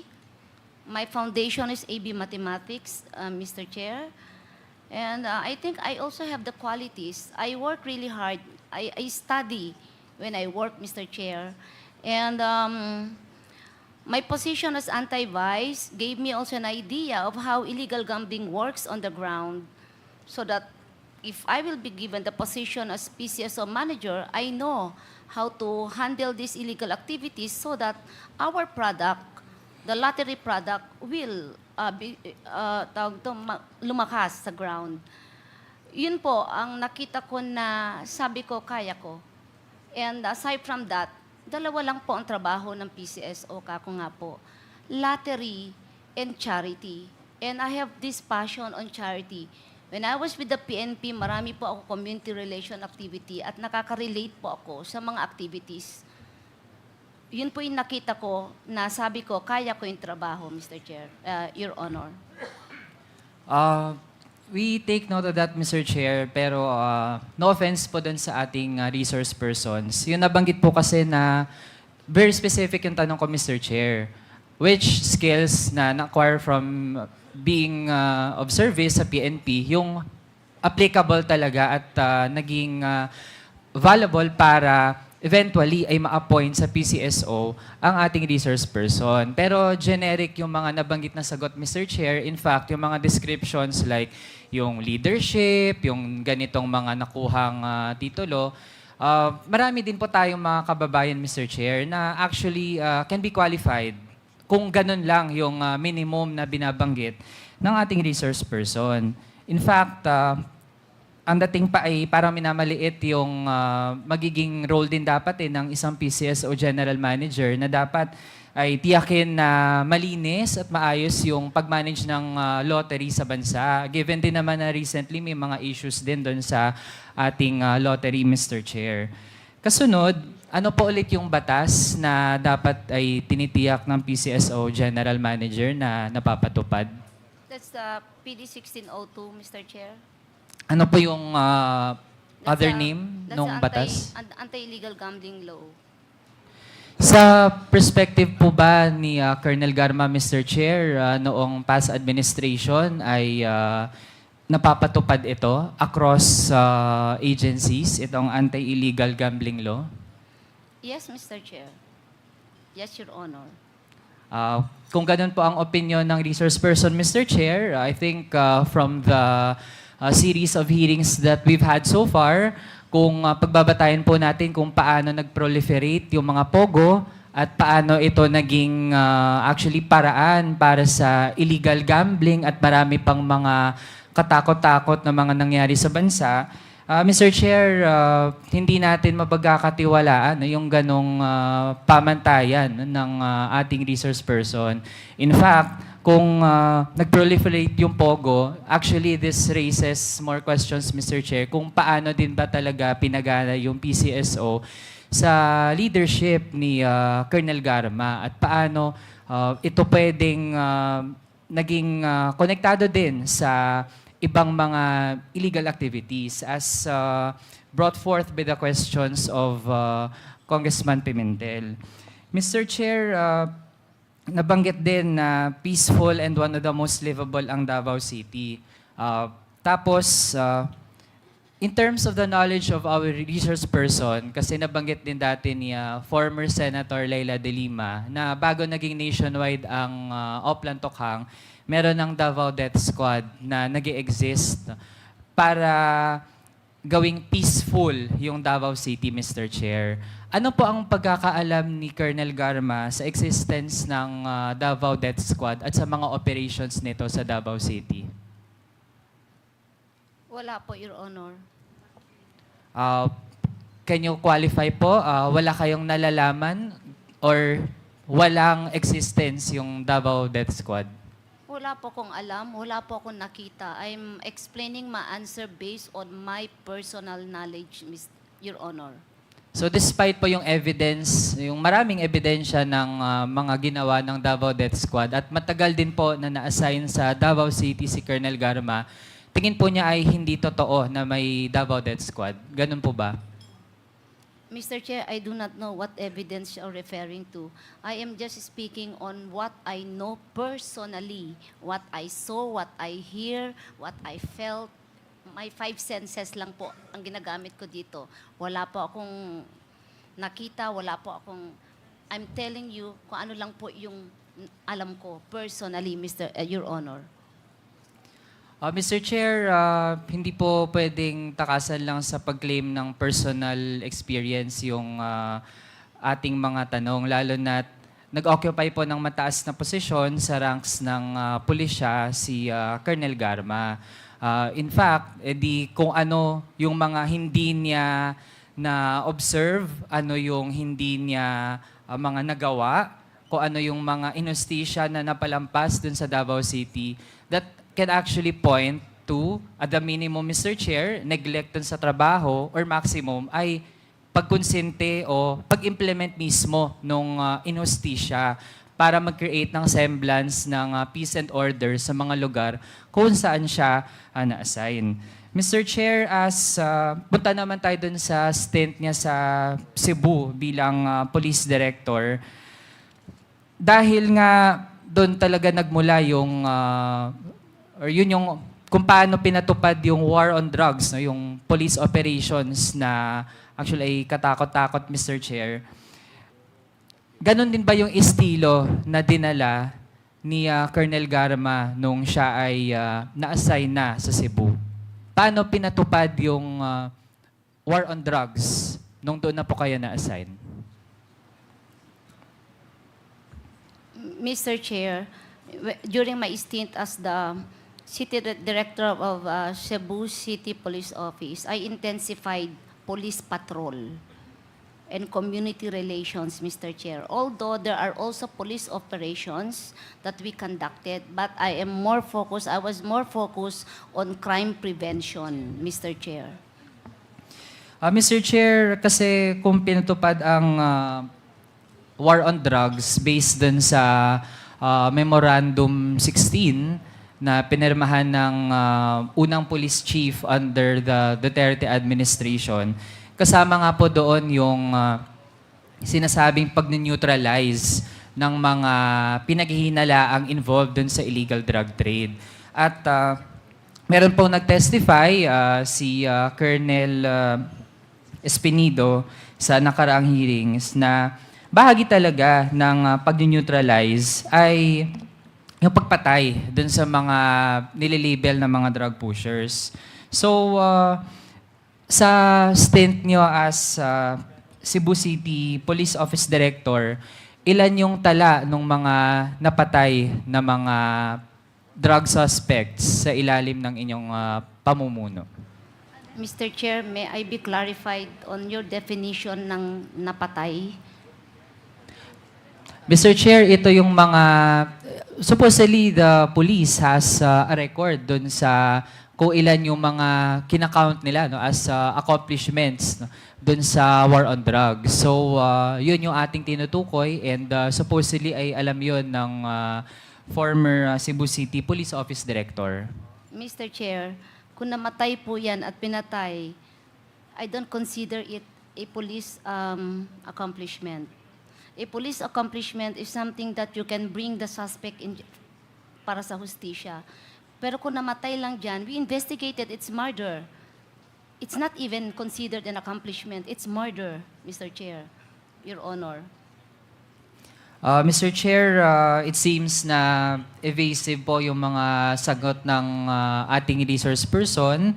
Consistent po dun sa paano tinatrato ng dating administrasyon yung mga ganitong pagpatay. Hindi lang doon mismo sa loob ng ating mga penal farms, ganyan, pero maging doon sa labas mismo, no? Doon sa ating mga ordinaryong kababayan. So, Mr. Chair, at this point, no, I would end my interpellation and reserve other questions sa iba pa nating mga resource persons. Thank you. Thank you, Congressman Manuel.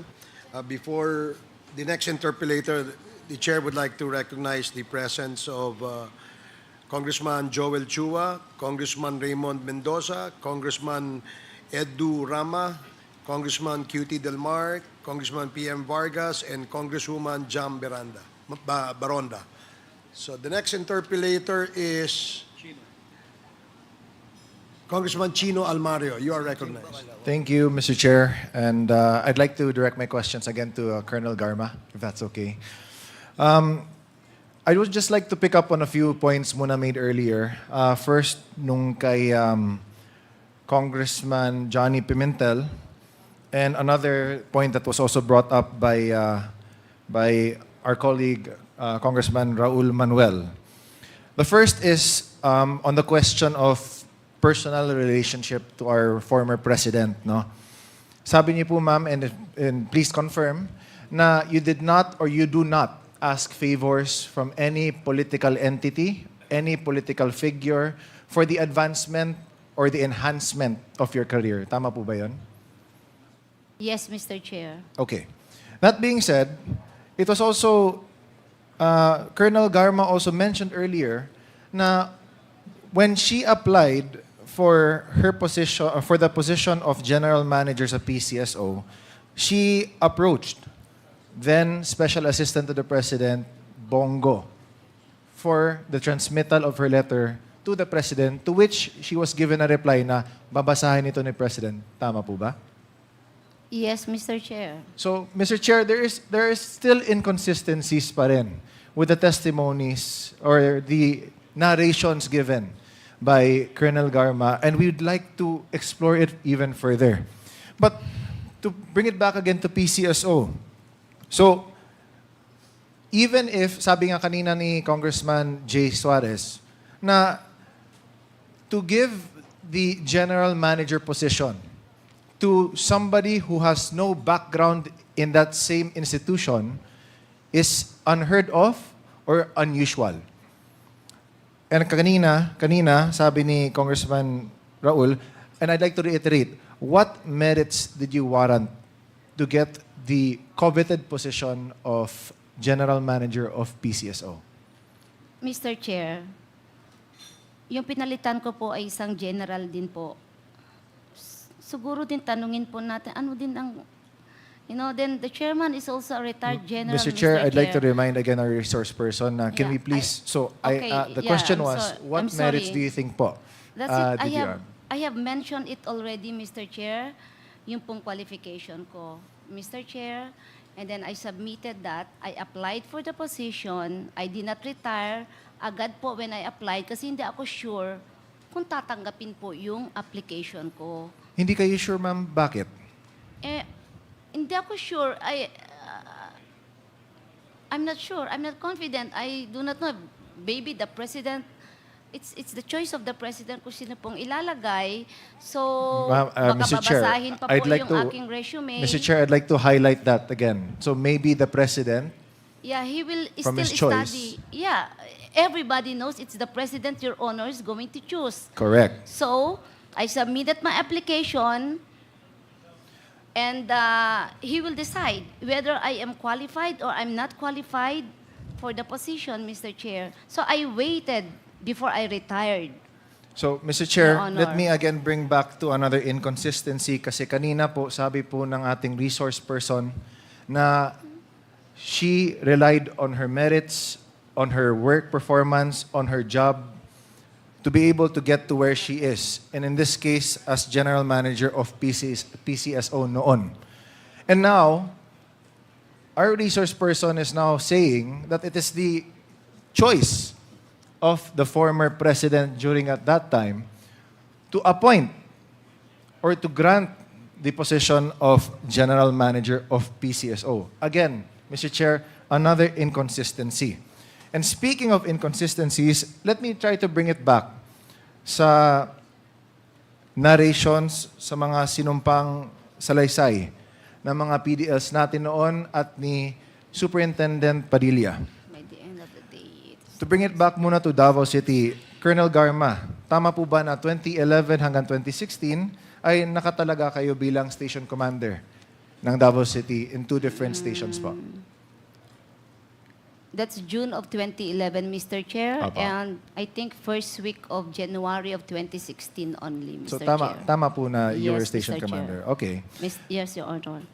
Mr. Chair, noong panahon ng inyong panunungkulan bilang station commander, particularly po noong 2016 nang nakaupo na po si President then Rodrigo Roa Duterte bilang Pangulo, alam niyo po ba na idineklara niya ang giyera laban sa droga? I was on schooling during that time, Your Honor. I have no position from, I think, second week of January until the whole of 2016, until December of 2016. I don't have any position. I was undergoing schooling, Ma'am, Your Honor. gusto ko lang po itanong, ma'am, kung nalaman niyo po ba na ito po yung sinabi po ng ating dating Pangulo na war on drugs po tayo ngayon? Lahat po siguro ng police aware. Correct. And even po hindi po police, Mr. Chair, is a public knowledge, Pati Your ako, Honor. ma'am, college student pa ako Yes noon. po, Your Nalaman ko Honor. rin yun. So, okay. At bilang isang station commander ng PNP po, na isang law enforcement agency, nakibahagi po ba kayo sa war on drugs na minandato ng ating dating Pangulo? Your Honor, hindi po ako station commander nung nag-start na po maging presidente.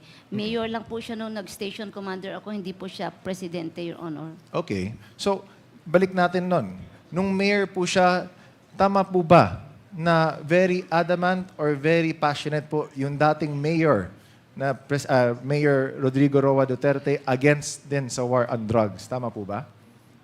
Nung We mayor don't- po siya. We do not use the word war on drugs O sige po, during okay. those times, Mr. Chair, Anti-drug Your Honor. campaign, anti-drug operations, tama po ba? Yes, Your Honor. Okay. So, aware din po kayo na yun talaga yung naging top priority of then Mayor and now former President Rodrigo Roa Duterte. Tama po ba? That was his campaign slogan, Your Honor, yes. Correct. So, okay. Kabilang po sa mandato ninyo bilang isang law enforcement officer, during that time, may mga nakikilala po ba kayo? Or at least na nalalaman po ba kayo mga operations kalaban? Or tinatarget ang mga drug personalities, mga drug lords and the like? May I be clarified kung yung nalalaman, how do we define nalalaman, Mr. Chair? As in, like, for example, na meron suspect na kilalang drug lord or high-profile target at pumupunta sa'yo or dumadating sa'yo na, okay, ito yung operasyonan or kaya gumawa tayo ng isang operation para mahuli itong drug personality. No, Your Honor, that's not how it works How does it on work the ground. then, ma'am? We have to build a case, Your Honor. During that time when I was with CIDG, wala po kaming operation because more on financial investigation po ang CIDG. Sorry, more on? Financial investigation po ng mga identified who has records on drugs based sa intel, Your Honor. So based po sa intel, nalaman niyo rin po na may mga Chinese drug lords na high-value targets na nandun din sa loob ng Dapicol at that time. Tama po ba? No, Your Honor, I'm not aware of that. Bakit? Because I was on schooling and I don't have any hand on any information or intel, none, Your Honor. Sino po ba yung in charge po dati sa CIDG during that time? I think during 2016? 2016, there is a two regional chief of CIDG noong 2016 po, Your Honor. Okay. Can you name both? I think it's Colonel Pernito, sir. I cannot. Tama po ba na I si cannot Commissioner Leonardo was also? Naging regional chief din po siya ng Region 11 and meron pa pong isa noong Okay. 2016, Your Honor. Your Honor. During the time na nandun yung mga Chinese drug lords, I'd like to direct this question naman to Commissioner Leonardo. Sir, aware po kayo na may mga high-profile Chinese drug lords, identified as Chinese drug lords, nandoon sa loob ng Dapicol. Tama po ba? Hindi particular po dun sa iniimbestigahan, Mr. Chair. Ang alam ko po, marami pong drug lord na nakakulong sa buong Bucor po, covered po ng Bucor. Okay. Thank you, Mr. Chair. So, bilang isa sa mga may matataas na posisyon sa isang law enforcement agency, for sure kilala niyo naman, kundi man lahat, or ilan, na mga malalaking mga criminals na noted na pumapasok sa Dapicol or any area within Davao City. Kasi part of investigation naman din yun. Tama po ba? Hindi po kami ni-inform kung Okay. may mga ganun pong mga high-profile na mga inmates. Kung pumapasok sa Dapicol, hindi kayo ini-inform. Hindi po kami kasali sa protocol na yon, Mr. Chair. Sino po ba yung ini-inform or sino lang po ba yung mga nakakalaman based on your experience po, sir? Sa tingin niyo lang po. Tungkol po sa... May I be clarified, Mr. Chair? Yung sa pagpasok po ng mga high value or mga very in the notable. Picol, Mr. Chair. Pa? In the Picol po. Yes po. In the Opo. Picol po, wala po kaming business. Sila lang po yung nakakalam, mga taga-Dapicol lang po, Mr. Chair. Would you agree with me, Mr. Chair, that si Superintendent Padilla would know na may mga high value targets na pumapasok sa Dapicol? Possibly, alam niya po, Mr. Chair. I'd like to direct my question to Superintendent Padilla. Sir, nung pumasok yung mga high-value targets doon sa Dapicol, nalaman niyo po ba na sila po ay mga high-value targets identified on the get-go na high-value targets dahil sila ay Chinese drug lords? Yes, Your Honor, Mr. Chair. Okay. So, may mga salaysay kasi na nangyari ni PDL Jimmy Fortaleza and sa inyo po, Sir Padilla, that indicate na tumawag po si Colonel Garma that she mentioned na may mga high-value targets na ooperasyonan nila. Colonel Garma, do you confirm or deny making this call? I do not confirm, Your Honor. So you deny making this call? Yes, Your Honor. So are you saying na sa dalawang sinumpaang salaysay, mali po yung dalawang iyon na naka-notarize na under oath binalik dito sa ating committee, sinasabi niyo po ba na mali po sila at sa iyo po yung tama? Yes, Your Honor. Okay. Mr. Chair, I'd like to put that on the record. Mr. Chair, again, Colonel Garma, you are under oath.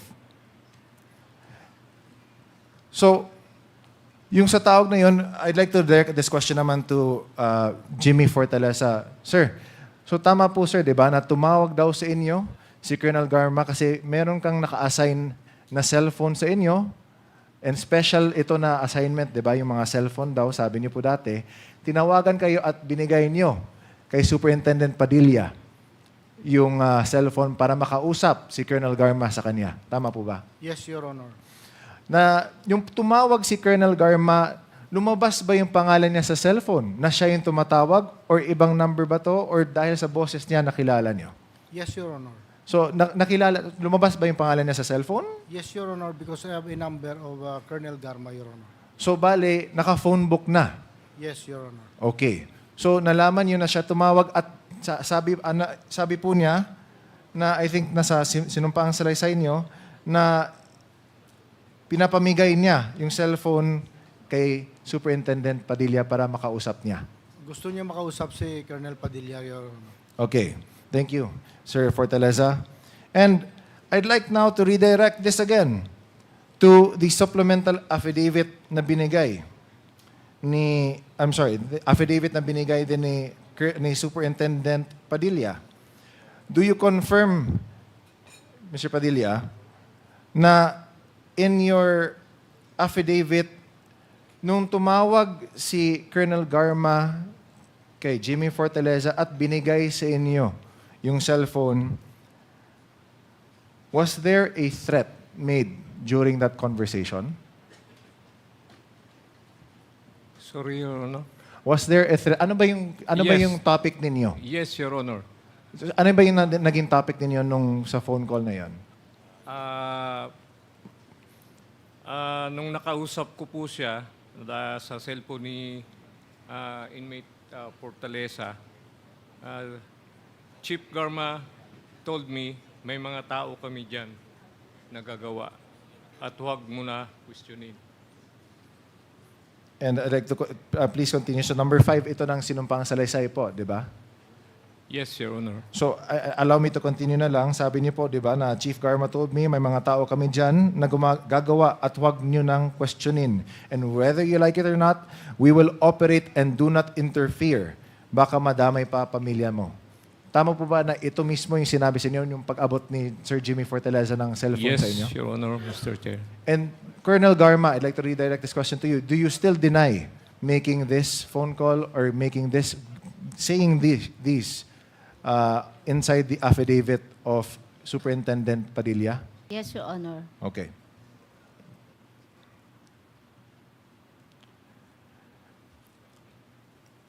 Hypothetical question lang po, Colonel Garma. And in your expert opinion, as CIDG, part of CIDG din dati, di ba you specialize on investigations, you specialize on at least, kumbaga, getting and gathering intel sa mga cases that you have to build up, o kaya the cases that the PNP has to operate on. Tama po, di ba? Yes, Your Honor. Okay. Hypothetical question lang po. Kung may isasagawang operasyon sa loob ng piitan to gather information, kailangan po ba ng participation or approval ng warden para magawa itong operation na ito? Hypothetical lang po, based on your expert opinion po. Kailangan po ba? Is it, Mr. Chair? Okay. Kailangan po ba It depends. ng approval or cooperation ng warden? Yes, Your Honor. Okay. So, if, for example, yung operasyon naman na iyon is to further charge or to kill anybody inside the penal colony, kailangan po ba ito ng approval or cooperation ng warden? That is a illegal activity, Your Honor. I don't even want to give my opinion on that because it's illegal. Correct. Pero, so, bawal ito. Pero kung for example lang, again ma'am, hypothetical, may isang kriminal na gustong pumatay ng isang tao, ng isang target niya sa loob ng penal colony. Kung nakikisawsaw ang warden, magagawa ba ito o hindi? What do you... If the warden... I cannot give my opinion on a matter that is illegal, Mr. Chair. Ma'am, you are decorated. You are in the Yes, Mr. Chair. Yes, Your CIDG, Honor. which means that these kinds of investigations are no stranger to you.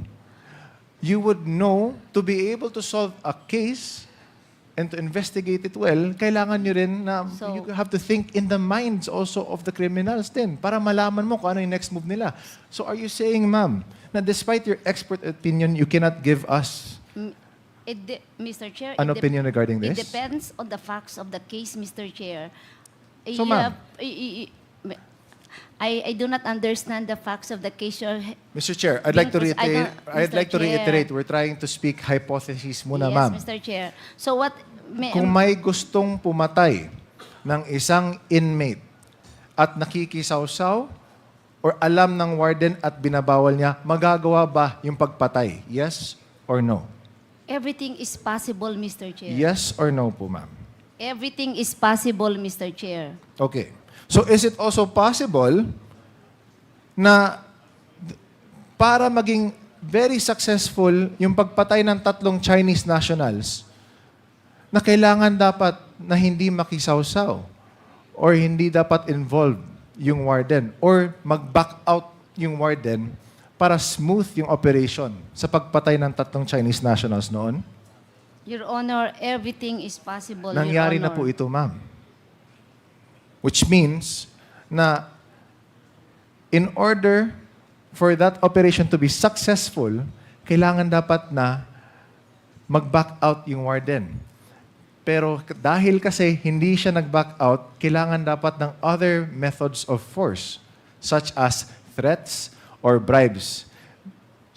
Superintendent Padilla, kung hindi kayo bribe or threaten, papayag ba kayo na may mangyari ng ganyan sa loob ng Dapicol under your watch? No, Your Honor. Correct. Kasi yung pangalan nyo, yung lulutaw as the person responsible. So, Mr. Chair, I'd like to point out, Mr. Chair, na there are very many inconsistencies again. The reason why na we brought out the hypotheticals po is because na in order for an operation this complex to happen, there are many moving parts na kailangan dapat mangyari. And one critical part that has to happen is that dapat hindi involved or dapat there is the omission of the then Warden Superintendent Padilla for that operation to be very successful. Kasi kung nandun si Warden, kung nakikisawsaw si Warden, kung alam ni Warden na mangyayari yun at binawalan niya, then this wouldn't have happened at all. Kaya naawa ko, Sir, Superintendent Padilla, again, I respect you coming forward. I respect also the fact that even if there are threats to your life, especially as what was stated din sa loob ng inyong sinumpaang salaysay, na you still went forth and came out also with what you've shown as the truth. Now, tinatanong ko kasi yung mga katanungan ito, Colonel Garma, dahil lumalabas po sa mga testimonya ng ilang saksi na kayo po ang tinuturo bilang nag-uutos or namumuno ng operasyon sa pagpatay ng Chinese nationals sa Dapicol. Not just 1 or 2, 3. 3 sinumpang salaysay point to you as the mastermind behind this. Sa nasabing pagbisita, nabanggit ni Major Fortaleza na binisita niyo siya sa Davao Penal Colony kasama ni Colonel Villela and Colonel Grijaldo matapos ang panalo ni Presidente Duterte noong 2016 elections. Ayon po kay Fortaleza, sinabi na rin ako sa kanya na may operasyon ako sa mga Chinese na ito. Dagdag pa niya, nang ibig sabihin daw ng operasyon ay may papatayin. Dagdag pa po sa salaysay din ni Major Fortaleza na tinawagan niyo raw siya muli upang utusan na bigyan ng pagkain sina Tata at Andy. Totoo ba to? Bakit niyo pa sila bigyan ng special na attention? Ginawa niyo ba to? Ginagawa niyo ba to sa ibang inmates? Nobody knows, di ba? Pero sabi nga sa salaysay ni Jimmy Fortaleza na yun nangyari. And bukod pa kay Fortaleza, sa sinumpaang salaysay ni Superintendent Padilla, malinaw na tinuturo din kayo bilang nasa likod ng operasyon ng pagpatay ng mga Chinese nationals sa Dapicol. Sa kanyang salaysay, under paragraphs 5, 6, and 7, na kayo po ang direktang ini-implicate po nito. And base din po sa sinumpaang salaysay ni Superintendent Padilla, lumalabas na siya ay sinuhulan o kaya pinilit na umatras at huwag makialam sa operasyong nauwi sa pagpatay ng 3 Chinese nationals sa Dapicol. Ayon kay Superintendent Padilla na si Ma'am or Colonel Garma ang nagbigay ng direktang utos na huwag siyang maghimasok sa operasyon kahit pa ito ay magreresulta sa pagkamatay ng mga high-profile inmates. Again, Colonel Garma, do you deny these allegations against you? Yes, Your Honor. No further questions, Mr. Chair. I think the public has heard what they need to hear. Again, Mr. Chair, as the final comment lang, Mr. Chair, let me remind again, all those resource persons inside here are under oath. No? And in the search for the truth, we will still continue to push for these questions again. Mr. Chair, thank you. Thank you, Congressman Almario. The next to interpolate is Congressman, our co-chair, Congressman Dan Fernandez. You are recognized. Thank you so much, Chairman. GM Garma, a while ago you were asked kung kailan ka po na-assign sa PCSO. When was this? November 18, 2018? I think July 15, Mr. Chair, 2019. Okay. You started July 2019? Yes, Mr. Chair. July 2019, oo. And sinabi mo rin kanina sa committee na to that the reason why you stopped the gaming products that are listed on the PCSO was because nalulugi gobyerno. Is that correct? Yes, Mr. Chair. Okay. So, nalulugi gobyerno. So, aside sa pinatigil mo po yung mga games, what did you do? Mr. Chair, I reviewed all the contracts and there were illegal transactions like waivers, which is not allowed under, kasi may mga COA findings po. And then there are reductions of monthly GMMRR from STLs that are board resolution lang po and then na-implement without any contract or without cancellation of the previous contract. And these are almost half of the original income that should go to government To the sana. government. Yeah. So, yung iba din po ay hindi nagbayad. And I think this is more than 5 billion pesos when I assumed the position, Mr. Chair. My co-chair is asking, what do you mean by GMMR? Guaranteed monthly retail receipt. That is the guaranteed monthly sales that supposedly, quota, kumbaga, Okay. in layman's term is the monthly quota Okay. of all STLs, Mr. Chair. Chairman, Colonel Garma, I just wanted to show a annual revenue from gaming products from 2016 up to 2023. Can we kindly show the graph? Yan. Okay. Okay. Chairman Garma, GM, I want you to realize that noong 2016, ang kinita po ng PCSO is 39.5 billion. Noong 2017 po, ang kinita po ng PCSO sa annual products sila is 52.9 billion. Noong 2018 po, 63.5 billion. Noong 2019, nung dumating po kayo, naging 44 billion. Nag-down po ng 19 billion. At nung nakaupo na po kayo hanggang 2020, 18.6 billion na lang ang naging kita ng PCSO. Noong 2020, bumaba tayo ng 45 billion. At noong 2021, kukumpara mo siya ng 2018, bumaba tayo ng 20 billion. At noong 2022, nung kayo po ay umalis na, bumaba pa rin po tayo ng 6 billion. So, kanina sinasabi mo, the reason why pinatigil mo ang mga gaming products because bumababa ang kita ng gobyerno. Bumaba tayo ng 90 billion sa panahon ng panunungkulan mo. From 2016 to 2018, show the graph again, hindi bumaba. Hindi bumaba ang kita ng PCSO. 2016, 2017, 2018, pero dumating ka, bumaba ng 19 billion, 2020, bumaba ng 45 billion, 2021, 20 billion, 2022, 60 billion, 6 billion. Why is that so?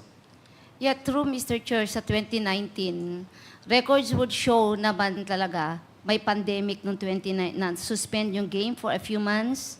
So walang gaming lahat po. So walang kita si PCSO. And then pagpasok po na 2020 was pandemic. And then 2021, we are recovering kasi on and off, may palaro, mayroon mag-close kasi may ma-COVID. So hindi po stable talaga lahat. So yan po yung naging challenge po ng 2020 and 2021. And during those time po, may mga products na rin po kami na expired na po yung contract at the board decided not to renew the games anymore.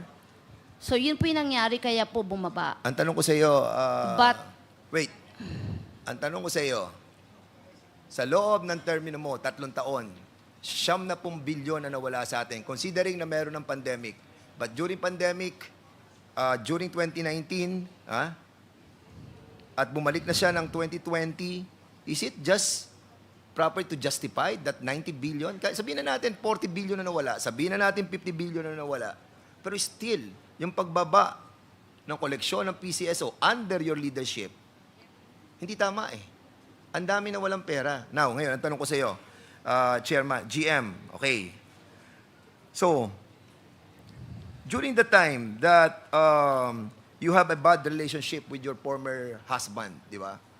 Si Colonel Villela. yes, Mr. Chair. Si Colonel Villela, do you have what kind of relationship do you have with him after your annulment? It was only lately that we became civil after I finally forgiven him 100%, Mr. Chair. When was this na naging civil kayong dalawa? Mga 2017 or 18, mga 2018. ganun po. O 16. So in other Not words, sure. you are in speaking terms already. Yes, for the sake of the child, Mr. Andiyan ba si Chair. Colonel Villela? I think we have invited Colonel Villela. Andito ba? Si Colonel Villela? The former husband of, Wala. So we'll be inviting him over, no? To be a part of this hearing, Mr. Chair, no? After your retirement, GM, were you able to save something for yourself and for your child? Yes, Mr. Chair. So, do you think it's sufficient enough to have a decent living? Yes, Mr. Chair. Are you familiar with the Pinoy Beats bar and restaurant in America? The 6 restaurants, Pinoy Beats Bar and Grill sa Las Vegas, sa downtown LA, sa Los Angeles. Are you familiar with these restaurants? Yes, Mr. Chair. You're familiar? Do you have an association with these restaurants? No, Mr. Chair. Why are you familiar with this? Kumain na po ako dyan, Mr. Chair. Kumain ka na? Yes, Mr. oo. Chair. And do you know a certain Lauro Calonso? Mr. Chair? Do you know Lauro Calonso? Lauro Alonso? Yes. Do you know him? I don't know the name. If I can see the face, Mr. Chair, perhaps. Sige, I will be posting it in our Andiyan ba si Villela? Wala nga daw eh. I'm asking for the presence of Colonel Villela.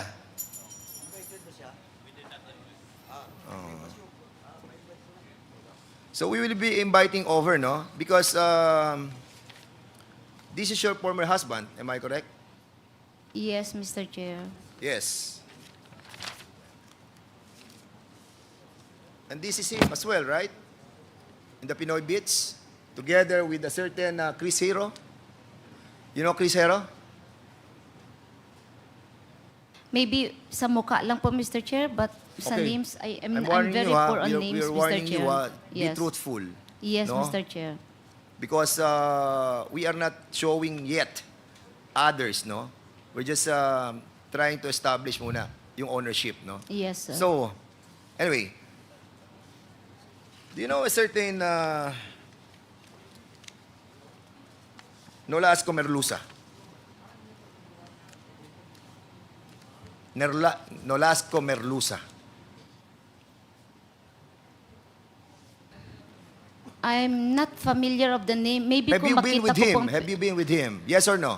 kung makita ko po mukha, pwede ko pong maalala, Mr. Chair, but names, I'm very poor on names, Mr. Chair. Ito na, sinasabi ko sa iyo, ayan, no? Si Kai Calonso, kilala mo? Si Larry Calonso, kilala mo? Yes or no? Kaya, Kilala mo, yung may-ari ng Noy Pits, yung restaurant. Yes or no? Dali. May pakikita ako sa iyo. Kilala mo, yes or no? perhaps na-meet ko, Mr. Chair, but Nakilala I cannot mo. recall. Oh, yes, Mr. Yes. Chair. Perhaps, Mr. Chair, but Kaya I huwag ka na cannot recall. magsinungaling eh. Yes. Kasi nga nakikita naman namin dito, andito na nga, galing sa United States. Ha? Andito na po yung mga sa State of California, yung mga pangalan nila. Ha? And, of course, we will establish that. Don't worry. We will reach that. Now, tanong ko sa iyo, GM, you know a certain Loretta Villarta Grear? Yes. Yes, Mr. Chair. Pangalan niya Lot, correct? Yes, Mr. Yes. Chair. So si Lot, trusted mo siya, di ba? Yes, Mr. Chair. Yes, trusted mo siya. May I invite SPO for Loretta Villarta Grear on the next hearing, Mr. Chairman? Active pa ba siya? Retired na po, Mr. Retired na siya. Chair. How about Lieutenant Colonel Barondog? Do you know this guy? Yes, Mr. Chair. Yes, and as a matter of fact, he was ambushed together with his wife, Yvonne, di ba? Yes, Mr. During the Chair. time that you were the head of Yes, the Mr. Chair. Davao. Davao ba yun? Davao, Cebu. Cebu. Yes, Cebu. Okay. Itong si Yvonne, Barondog, ano siya? Is he a politician, public servant, barangay captain? Is she a barangay captain? When I met her, she was the barangay. She Correct. Was a barangay She was a captain. barangay captain of Calamba. Yes, Mr. Correct. Doon sa tinatawag nating Cebu, Hilltop. Tama? Do you have a property in Hilltop? Chair. None, Your Honor. Are you sure? Yes, Your Honor. You're under oath. Yes, Your Honor. Okay, wala sa pangalan mo. Wala, Mr. Chair. Yun, wala sa pangalan mo. Nasa iba. Tama? No, Mr. Chair. Okay. Right. So, do you have a former boyfriend from the province of Laguna? A politician? Laguna? Yes. Wala. Wala, Mr. Chair. Are you sure? Again. Yes, Mr. Chair. All right. Sige. I'm just asking you, para at least, Mr. Chairman, the reason why I'm asking the relationship, medyo meron lang tayong, hindi lang muna natin divulge, but of course, in the right time, we will. Do you have a property in Santa Maria, Laguna? None, Your Honor. None. Wala po. kang kalahating bundok na pag-aari mo sa Santa Maria, Laguna? Wala po, Your Honor. Okay, I will check it out. I'm from Laguna. Rest house sa Bulacan? Bulacan? Yes. Wala rin. Wala po akong rest Alright. house sa Bulacan, Mr. Chair. How about a house in Hawaii? Wala din po, Mr. Okay, Chair. wala din. Alright. So, nung nasa PCSO ka, nag-away kayo ni Sandra Cam. Am I correct? It's a love and hate relationship, Mr. Love Chair. and hate relationship. As a And what's board the reason member why in the you have a GM? love and hate relationship with Sandra Cam? Mr. Chair, sometimes we we have different opinions, On Mr. what? Chair. Different opinions on what? On some concerns of What is this PCSO. concern? Like what? An example, Oh, what? minsan po sa STL, Oh, why? Why on STL? when we formulated the IRR, we have different opinions, Mr. Chair, on matters pertaining to waivers, whether it is illegal or legal. So we have different opinions on that matter. Was this issue of love and hate relationship reach the Senate? No, Yes or no? I don't remember, Mr. Chair, na In the House meron of po. Representatives? Hindi rin po, Mr. Chair. Hindi kayo nagkaroon ng hearing Hindi po. sa Senate? You are lying, ha? No, hindi po ako. You are lying. But Mr. this issue reached the Senate committee. Am I correct? I, Napag-usapan ba ito sa committee? Hindi. Your love and hate relationship with Sandra Cam, does it reach the Senate committee on games? I cannot recall, Mr. Chair, that we reached the Senate. I Hindi think mo it was ma-recall the na other general manager and chairman, Mr. Chair, but not me. So, Mr. hindi ikaw Chair. yun? I think it's not me. We Are you never sure? reached the Senate. Oh, Yes, sige, Mr. I will Chair. check the records on this, ha? Because I haven't watched that that issue yet. But Yes. I'll be trying to find out if this issue of the Sandra Cam and you really exists in the hearing of the Senate or even here in the House of Representatives. So, in other words, Mr. Chairman, the reason why I tackled that issue because may kinalaman po ito doon sa pagtaas at pagbaba ng pondo ng PCSO that was tackled by the members and the directors of the PCSO when GM Garma was the head of that agency. Just come to think of it, it's only during her time na bumaba. Sabihin na natin that pandemic, but 90 billion lost to the government? Why? And how? Di ba? So, Madam Chair, I will be... Madam Chair, sorry. Mr. Chair, I wanted to reiterate my invitation to SPO por Loreta Villarta Grayar alias Lotlot, si Lieutenant Colonel Barondog ng Class 2007 PNPA, and also Colonel Villela must be invited over, and also,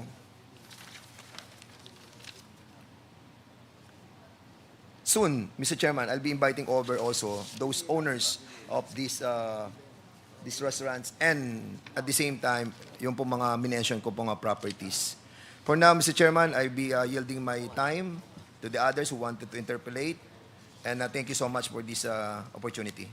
Thank you, Congressman Fernandez. Comsec, please take note of the names that the committee will invite in the next hearing on the subject matter of extrajudicial killings. Mr. Chairman. Congressman Paduano. Mr. Chairman, before we proceed with the other interpreters, let me ask if the BID and the DFA is present. BID? BID? Wala. DFA, wala. Mr. Chairman, let me move that the COMSEC is directed to communicate with the BID and DFA with regards to possible travel of Mr. Harry Roque because this committee has already cited him in contempt, and we need to inform the BID and the DFA with regards to possible travel of Mr. Harry Roque from the Philippines to other country. So move, Mr. Chairman. Is that a motion, Congressman Paduano? Yes, Mr. Chairman. Since BID and DFA is not present, again, let me reiterate that I move to direct the COMSEC to communicate ASAP to the BID and the DFA, Mr. Chairman, with regards to the travel of Mr. Harry Roque. Please, so move, Mr. Chairman. There is a motion to direct the committee secretary to coordinate with the BID as to the possible travel of Attorney Harry Roque. Is there any second? Duly seconded. Any objection? Hearing none, the motion is carried. Before we proceed with the next interpellator, please allow the chair to recognize Congressman Gas Tambunting. Welcome to the Committee Congressman Tambunting. The next interpellator is Congressman J. Kung Hun. You are recognized. Good afternoon, Mr. Chair. Maaari ko po bang iparating ang aking katanungan kay Colonel Leonardo? Please proceed. Maraming salamat. Magandang hapon po, Colonel Leonardo. Magandang hapon po, Mr. Chair. Kumusta po kayo? Mabuti po. Colonel Edilberto Leonardo, base po sa inyong naging mahabang karera, kayo po ay humawak ng mataas na posisyon sa ating pamahalaan. Currently, kayo po ay NAPOLCOM Commissioner na appoint po noong February 22.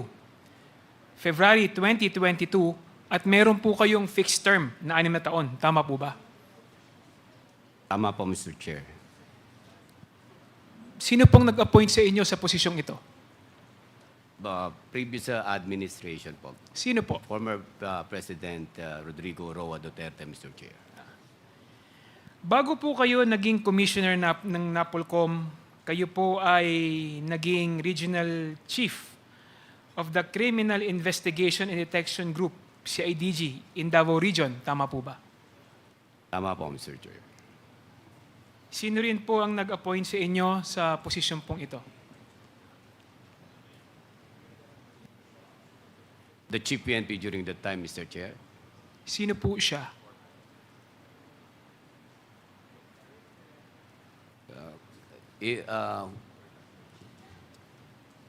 I'm not sure, Mr. Chair. First week of July, Mr. Chair, when I was appointed as Regional 11 CIDG, Mr. Chair. Okay. I'm not sure kung nakaupo na po si Senator Bato po noon as Chief PNP, Mr. Chair. Okay po. Narinig niyo po ba, Colonel Leonardo, yung sinalaysay nila Leopoldo Untalantan at Fernando Magdadaro tungkol sa pagpatay ng 3 Chinese drug lord noong August 2016? Naka-assign ka po sa Davao kasi noon. Narinig niyo po ba yon? May I be clarified, Mr. Chair? Ano po yung particular na narinig po?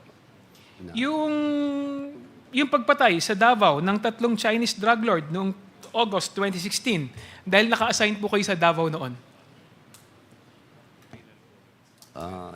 Nalaman ko po kasi itong namatay na mga Chinese drug lord sa ano lang po. Itong napapanood ko sa TV at saka nung nagbanggit-banggit na po sila, Mr. Chair. Napanood nyo lang po sa TV? Yes, Mr. Chair. Kasi po napakalapit po ng inyong opisina sa Davao Prison Penal Farm dahil kayo po ay nasa Davao City noon at naka-assign sa Camp Sergeant Quintin M. Mercedito. Tama po ba? Mr. Chair, sa ano po ako? Davao City Police Office located in San Pedro, Davao City, Mr. Chair. Hindi po kayo nakaano sa Sergeant Quintin Mercedito, Buhangin, Davao City noong panahon na yon? Hindi po, Mr. Chair. Okay. Noong 2017, na-assign kayo bilang commander ng Manila Police District. Tama po ba? 2015 po, Mr. Chair. Hindi po noong 2015 kayo na-assign. Hindi po noong 2017. Hindi po, Mr. Chair. Okay.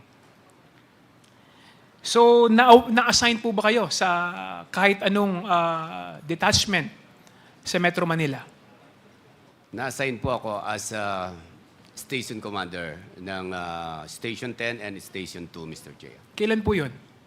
2015 to 2016 July, Mr. Chair. July. Okay. Nung kayo po yung nag-retiro, ano po ang ginawa niyo pagkatapos niyo po mag-retire? Nag-retire, I opted to retire because in view of my appointment as Undersecretary, Mr. Chair. Undersecretary po.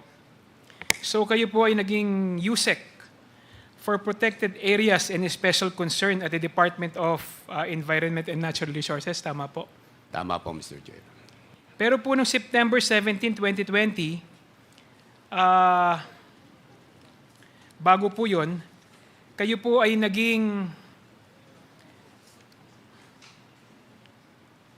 na-appoint, no? Bilang USEC for Protected Areas and Special Concerns. Ano po yung trabaho na inyong opisina doon? Marami po, Mr. Chair. I conduct executive visitation sa mga protected areas po. And then we're trying to create a concept that would further protect yung ating mga protected areas, Mr. Chair. Pero po bago kayo naging director, no? Bago kayo naging USEC, naging director ka muna ng Biodiversity Management Bureau, tama po ba? Tama po, Mr. Chair. Ano po ba ang trabaho nito? BNB, to manage the operations of the Biodiversity Management Bureau, and mostly policy and guidelines in support to the regional offices po ng DNR, Mr. Chair. Colonel, ano po ang natapos po ninyo sa inyong pag-aaral? I graduated bachelor po. Meron po akong PhD sa Leadership and Management. Meron din po akong master degree sa Educational Management. Meron din, and I graduated in the PNPA, Mr. Chair. Colonel, napakalayo po ng expertise ninyo. Ang expertise po ninyo is military, peace and order. Ano po bang kinalaman nito sa pagkaka-appoint ninyo bilang sa Department of Environment and Natural Resources? As a person, ako po ay I think hindi po kailangan na maging expert doon sa isang bagay para po makatulong sa pagprotekta ng ating environment, Mr. Chair. Katulad po nito, kayo po ay naging director ng BMB. Ang primary charter ng BMB is under the Department of Natural Resources ay responsible for conservation and sustainable management of the country's biodiversity. Kilala niyo po ba ang director ngayon ng BMB, si Director Marshall Armaro Jr.? Hindi po familiar sa akin. Ipakikilala ko po siya. Si Director Amaro ay isang registered professional forester ay may iba't ibang awards sa field niya. May master's siya sa public management, may graduate diploma sa agricultural economics from abroad. Pero kayo, sir, napakalayo po ng inyong pinag-aralan sa biodiversity management. Kaya nagtataka po ako kung paano kayo na-appoint ang naging USEC, napakalayo po ng inyong pinag-aralan sa DNR. Tingin po ninyo, ano pong dahilan kaya ba't po kayo na-appoint sa DNR? Yung pong mga posisyon na yun ay nangangailangan po ng experts sa leadership and management, to which I think qualified naman po ako kasi Mr. Chair, can I request the resource person speak a little bit louder and nearer to the mic? Yes, Mr. Sorry po. Go ahead Kung po. pakiulit lang yung sagot. Ako po ay may PhD naman po sa Leadership and Management.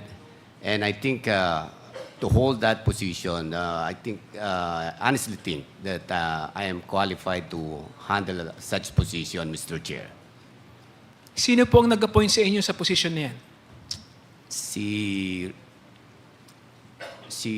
Former General Simato, Mr. Chair.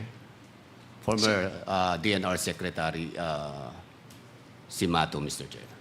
Sa pag-upo niyo po bilang USEC ng DNR, sino po nag-appoint sa inyo?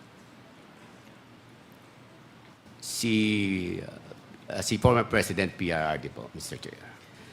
Kung ganon, bakit po tingin ninyo na kayo ang napili ni Presidente Duterte para sa posisyon na yon?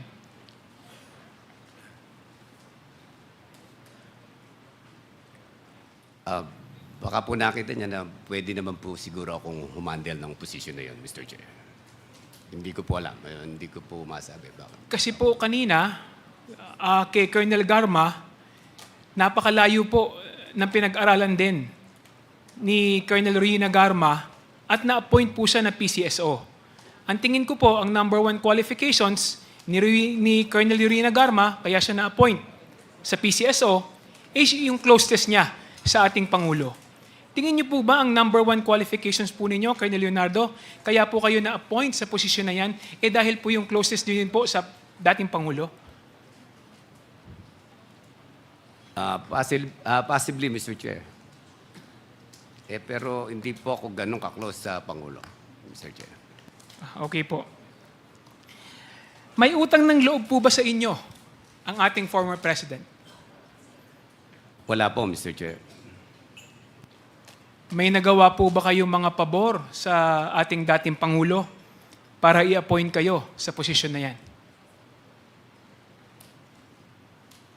Maliban po sa paglilingkod ko bilang CIDG sa Davao City, Mr. Chair, yun lang po ang natatandaan ko at hindi naman sa tingin ko ay pabor yun, kundi yun ay tungkulin ko lamang po. Gamba ng mabuti yung tungkulin, Mr. Chair. Colonel Leonardo, ano po ang tingin ninyo sa mga programa ng ating dating Pangulo? Kung ano yung mga nagawa niya sa Davao, kung ano yung nagawa niya sa ating bansa, ano po ang tingin ninyo sa totality ng kanyang mga naging programa? So ay general opinion lang po ang may bibigay. Noong 2016 po, o prior 2016 po,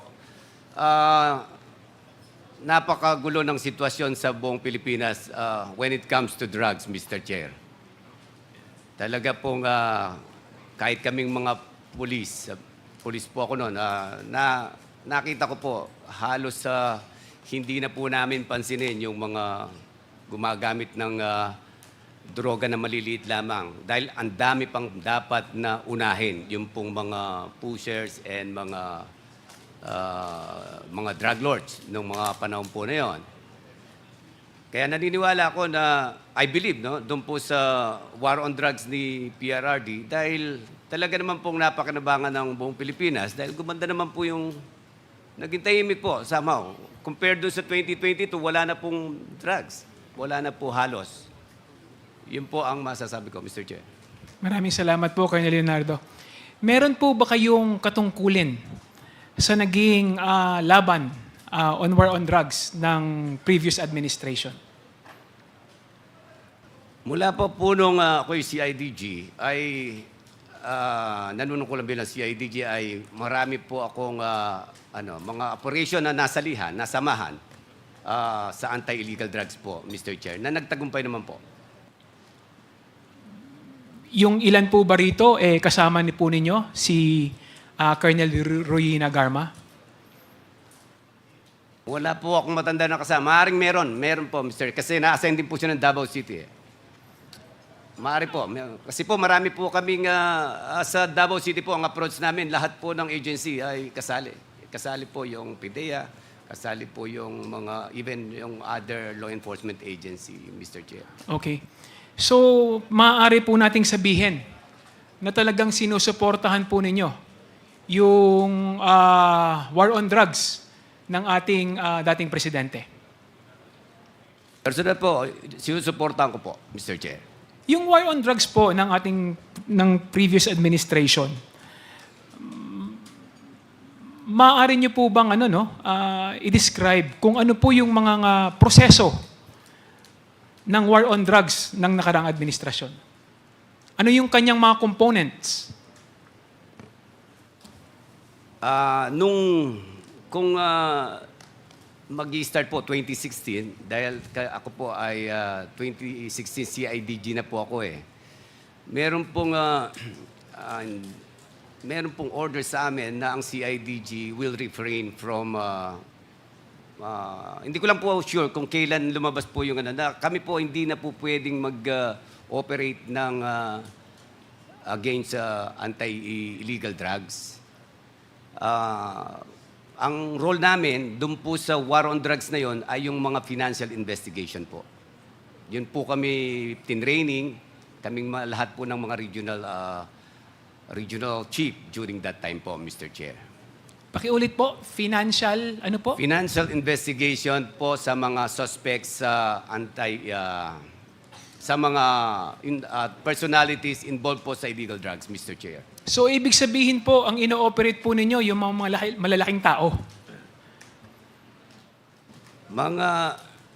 Basta investigation po ng kanilang financial nung mga personality na covered po ng investigation ng region para on my part, Mr. Chair. At kasama niyo po rito si Colonel Rowena Garma. Hindi po, Mr. Chair, kasi 2016 hindi na po kami magkasama. 2016 po yung binabanggit ko, Mr. Chair. Okay. So, 2016 and beyond, hindi na kayo nagsama ni Colonel Rowena Garma. Sa kahit anong operation, hindi kayo nag-usap? Hindi na po, Mr. Chair. Hindi po. Kasi Region 11 lang po ako for the whole time that I was the regional chief po ng CIDG 11. Never I engaged dun sa outside operations po ng CIDG 11. Hindi po ba na kayo po ni Colonel Rowena Garma ang talagang pinagkakatiwalaan po ng ating presidente? Lalong-lalo na po sa operation, no, ng war on drugs? Actually, parang sa Davao po siguro, maaaring masabi ko sa Davao. Marami po kasing... hindi ko po masabi, Mr. Chair, hindi ko po, sa part po ng presidente nung araw, kung talaga po bang nagtitiwala siya sa akin, hindi ko po alam, Mr. Chair. Nagtitiwala po ang ating Pangulo sa inyo kasi in-appoint niya po kayo ng USEC, ng Department of Environment and Natural Resources, kahit po wala po kayong background regarding dun sa DNR. Malayo po kasi nagtapos po kayo sa PNPA, tama po ba? PNPA, tama po, Mr. Chair. Military, yan po ang background ninyo. Pero kahit na po kayo kapos sa kaalaman sa DNR, na-appoint po kayo ng ating Pangulo. So, it shows lang na talagang malapit kayo sa dating Pangulong Rodrigo Duterte. Maaari po, Mr. Chair. Maraming salamat po, Mr. Chair. Mr. Chair, can I just interject? Yes, an interjection lang from what... Is this related to the question? Yes, about it's related. Okay, please proceed. Colonel Leonardo, Colonel, General, ano pong posisyon ng nakamit po ninyo? Sa ngayon po, Mr. Chair, Commissioner po ako ng National Hanggang Police ngayon, Commission. hanggang ngayon? Yes po, Mr. Chair. Active pa rin po kayo? Active pa po, Mr. Chair. Kailan po kayo na-appoint bilang USEC ng DNR? February 2022, Mr. Chair. February 2020? 22, Mr. Chair. 22? Yes po, Mr. Chair. Okay.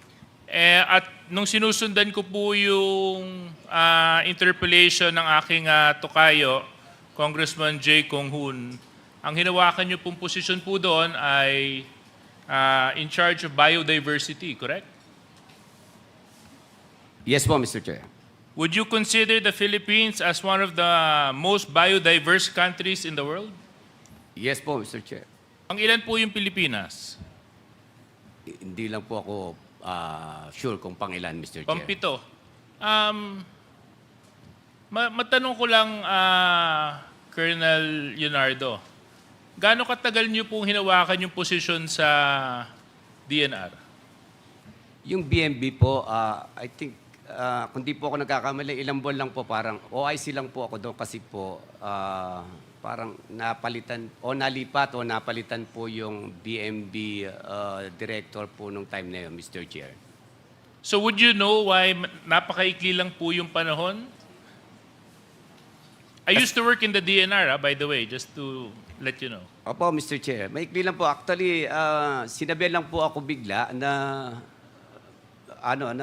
hawakan mo muna hanggang sa... Sino ang nagsabi sa iyo na hawakan mo muna? Si, ano po, former DNR Secretary Simato, Mr. Chair. Okay. And former Secretary Simatu is AFP, correct? Correct po, Mr. Chair. Tapos kayo ay PNP po, Mr. PNP. Chair. Oo. So, ano naman po kaya ang nag-udyok kay Secretary Simatu para sabihan kayo na hawakan mo muna? At kung bakit kayo? I mean, sa sobrang daming Pilipino na nabubuhay, na kwalipikado, bakit kayo? Yun po ang pagkakalam ko habang wala pa lang pong napipili. Yun po ang pagkakalam ko. At kayo ang napili, pansamantala na talaga muna na USEC. Hindi po yun na USEC position. Yun po ay director position po yung BMB.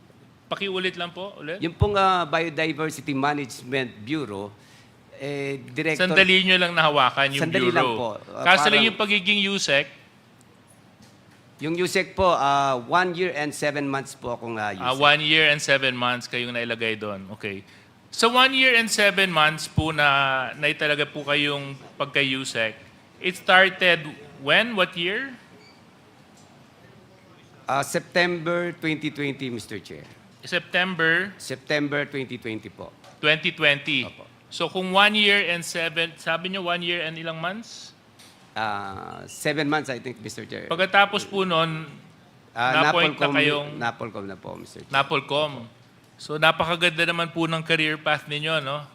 'Di ba? USEC, tapos biglang nailagay kayo sa Napolcom position. Would you agree with me when I say that? Hindi naman po dead of process itong aking posisyon, Mr. Chair. You don't agree with me when I say that Maganda na rin po, Mr. Chair. I would, swerte din, di ba? Opo, Mr. Chair. Kasi isipin ninyo, USEC kayo, tapos ngayon Napolcom. Kasi lang ang tanong ko, bakit kayo naalis na pagka-USEC? Dahil po ako yung na-appoint na po as Napolcom, Mr. Chair. Hindi. Bakit po kayo nawala sa pagka-USEC ng DNR?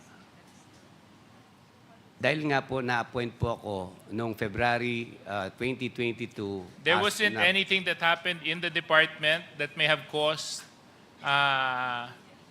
your early exit from the DNR? Wala po, Mr. Chair.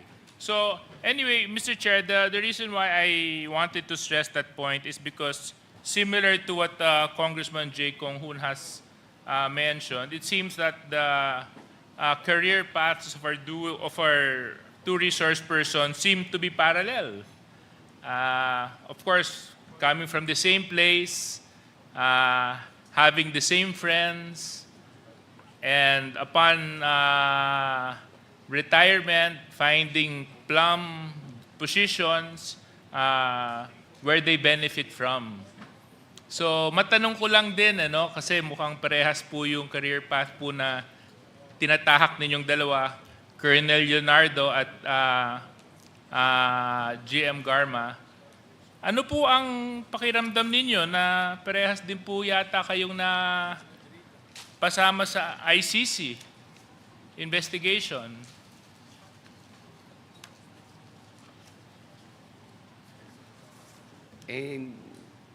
Malungkot din po kasi ba't minasali po doon sa ICC? So, hindi nyo po alam kung bakit?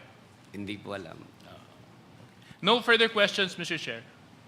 Thank you, Congressman Suarez. The next to interpolate is Congressman Keith Flores. You are recognized. Thank you, Mr. Chair. I just have a few questions for Commissioner Leonardo, Mr. Chair. Please proceed. Thank you, Mr. Chair. Commissioner Leonardo, I was absent in the first two hearings, and in one of those hearings, you were already invited here to this committee. Tama ba? Tama po, Mr. Chair. Yeah, and before coming over, nagbasa muna ako. I was looking for materials about you, and one of which na nakita ko is an article in 2017. No? It's an online article, and the title is Duterte controls Davao Death Squad-style drug war through crony cops Leonardo and Garma. Yan po yung nabasa ko na na article. And what can you say about that article, Commissioner Leonardo? Hindi ko po nabasa, Mr. Hindi mo Chair. nabasa. Hindi ko po alam. Well, anyway, the article is based on the complaint filed before the ICC, naming you as one of the respondents. Na kayo raw po ang nag-implement ng DDS style na drug war ng former President Duterte. What can you say about that, Commissioner Leonardo? Hindi po totoo yun, Mr. Chair. Hindi totoo. So, hindi totoo na DDS style ang pagdadala ng drug war, or yung activities nyo against in the drug war is related to DDS style na pag-implement? Hindi po. Wala kang kinalaman sa drug war? Wala po. Wala. Yung pong sa financial investigation lang. Sa financial investigation As a regional chief, as a member of CIDG, Mr. Chair. Okay. Now, would you consider the tag as heading the drug war in the DDS style offensive for you as a police officer that time? Sa tingin mo bang insulto yun na sabihin na DDS style yung ginagawa for the drug war? Sa tingin ko po, mali po yun. Kasi yung mga polis, nagtatrabaho lang po noon. Kung same lang po noong 2015, 2014, 2012, 2011. Tatrabaho na po ako noon. Natatanda ko, marami rin po kami mga trabaho. Kasi yung DDS style ng drug war na sinasabi nila is similar to or identical with ng sinasabing claims na extrajudicial killings. Tama po ba? Associated siya. DDS, EJK, parang ganon. Ang one and the same ang term. Narinig ko po ganon ang perception diba? nila, Mr. Chair. So, kilala mo ba si Edgar Matubato, Commissioner Leonardo? Personally, hindi po. But you've heard of him? Nakita ko po sa TV. Nakita mo sa TV that he confessed that he was one of the gunmans for DDS. Tama ba? Yeah, napanood ko po. Napanood mo? Sinasabi po niya yun. And siya din ang nagsabi na kayo daw ni Garma yung nagma-micromanage on how the DDS or the drug war is to be conducted. Hindi po totoo yun, Mr. Chair. Hindi totoo. So, hindi naman totoo na sinasabi ng ibang tao na because of your management style of how the drug war was conducted, you are close to the former President Rodrigo Roa Duterte. Tama po?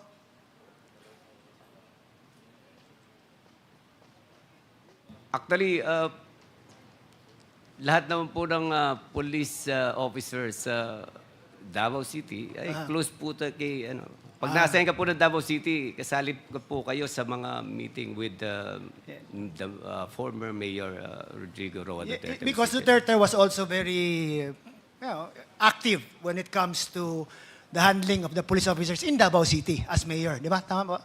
Tama po, Mr. Chair. Yeah. Pati po armed forces. Kasama Pati po armed namin forces. during In your mga meetings, di ba? po. So, sabay mga AFP, PNP. Kaya malapit siya with these people. Opo, Mr. Chair. Okay. So sa dami ng officers sa Davao City, ilan yung na-appoint as undersecretary? Ilan din? Marami po. Marami din. Bago po kami, marami po eh. Marami pong, hindi ko lang po Sobra 10 ba? More than 5? I'm not sure of the number, Mr. Chair. Pero meron lang po akong mga ilan na alam na naging USEC. Okay, but you were one of those. Tama mo? Yes, I'm one of those. Yes, Mr. you were Chair. one of the lucky few officers close to Duterte who was appointed as an undersecretary of a department. Opo, Mr. Chair. Yes. Now, do you know SPO4 Arthur Las Cañas? Opo, kilala ko po siya, Mr. Chair. Kilala mo? Police po sa Davao, Mr. Chair. Yes. So you knew him before the president became, the mayor became president. Pakiulit po, Mr. Chair. Nakilala mo si SPO4 Art Las Cañas before naging presidente si Mayor Duterte. Opo, Mr. Chair. Okay. Now, I also lived in Davao, no? Pero did Art Las Cañas have the reputation of being close to Duterte also? I think so, Mr. Chair. Oh, you think so or you know so? Alam I ng think lahat so, ng mga hindi- pulis dun eh, na Naririnig ko lang po, Mr. Chair. naririnig mo Apo. rin. Na, How about you, Colonel Garma? Tanong lang, no? Yeah, side question lang to sa iyo. Do you know Art Las Cañas? Yes, Your Honor. And do you know also his reputation as being close to the president before the president became president, while he was still mayor of Davao City? I'm not very familiar kung close sila or what. You're not. So you're Mr. not Chair. familiar with the heinous crime section unit? I am familiar, Mr. Chair. And who was heading that unit? I cannot recall anymore, Mr. Chair. That was Art Las Cañas long wasn't time part ago. of that? I'm not sure, You're Mr. not sure. Chair. But you were in Davao during that time, correct? Yes, Mr. Chair. Okay. Leonardo. So Art Las Cañas also mentioned na ito nga, yung drug war was conducted in a very similar way dun sa sabi nilang DDS at the time when the mayor was still mayor of Davao City. Yun ang sinasabi niya in his interviews and in his testimony before the Senate before. Narinig niyo pa ba?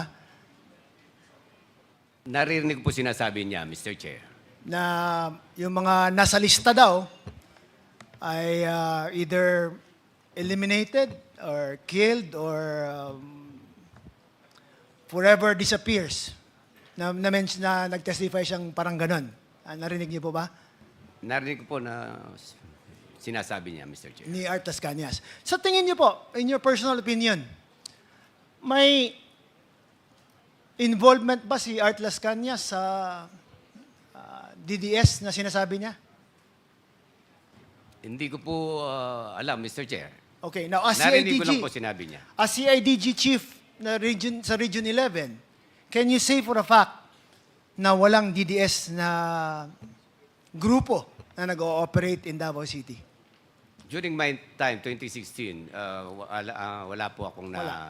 How about prior to that? witness, Have you heard na merong ganun? Meron lang ako naririnig kasi may investigation po nung mga previous years po, prior to 2016, Mr. Chair. Now, yung position mo as USEC sa DNR, is it may security of tenure ba yun? Wala po, Mr. Coterminus. So, coterminous ka. Hindi po siya plantillada, Mr. Chair. Do you think that's why you were appointed sa Napolcom because it is a more secured position? Because it's a fixed-term position? Possibly, Mr. Chair. Possibly. Now, how would you react to the statement ba na you are a police officer who has been accused? In fact, may mga articles nga na you were the one running the DDS-style drug war, and yet you end up being appointed as Commissioner of the National Police Commission. What would be your reaction to that statement? Meaning, police ka na not free from issues on extrajudicial killings, police ka na not free from allegations of involvement in the killings that took place against drug personalities or something like that, no? In fact, I heard na you were the one responsible for making the narco list. Yun ang nabalitaan ko eh. So, these are issues, I'm sure you will deny that, no? Pero these are issues that have been hounding you. Yet you were appointed as commissioner for Napolcom. Don't you find that odd? Don't you find that strange? Commissioner Leonardo? Hindi naman po, Mr. Chair. Qualified naman po ako bilang Napolcom Commissioner, Mr. Chair. Qualified, as you say, but is it free from insinuations of wrongdoing as a police officer? Again po, Mr. Chair. Hindi ko po Sabi ko, na-gets. qualified ka nga siguro, but are you free from insinuations of wrongdoings as a police officer? Based on the article and yung mga naririnig na mga kwento-kwento about your participation or your role? Mga insinuation po niya, mga opinion po nila yan, Mr. Chair. Wala po akong masasabi tungkol doon. But no case was filed against you naman? Wala po. In relation to the insinuations? Wala naman Wala po, naman. Mr. Chair. Okay. Now, Colonel Garma, you were appointed as OIC Cebu Police Chief in the year 2018 na po ba? Yes, Your Honor. 2018. Now, prior to your stint as OIC Police Chief in Cebu City, who was the Police Chief of Cebu City? Colonel Doria, Mr. Chair. Colonel Doria. Your Honor. Now, there are allegations kasi that when you took over as Police Chief of Davao City, doon umakyat yung patayan sa Cebu City in relation to the drug war. What can you say to that? Mr. Chair, during my stint, I intensified police operation po. 24/7 po ang patrol ko in those area na identified na drug den. Okay. So, since po na more aggressive po yung patrol, marami po kaming nahuhuli at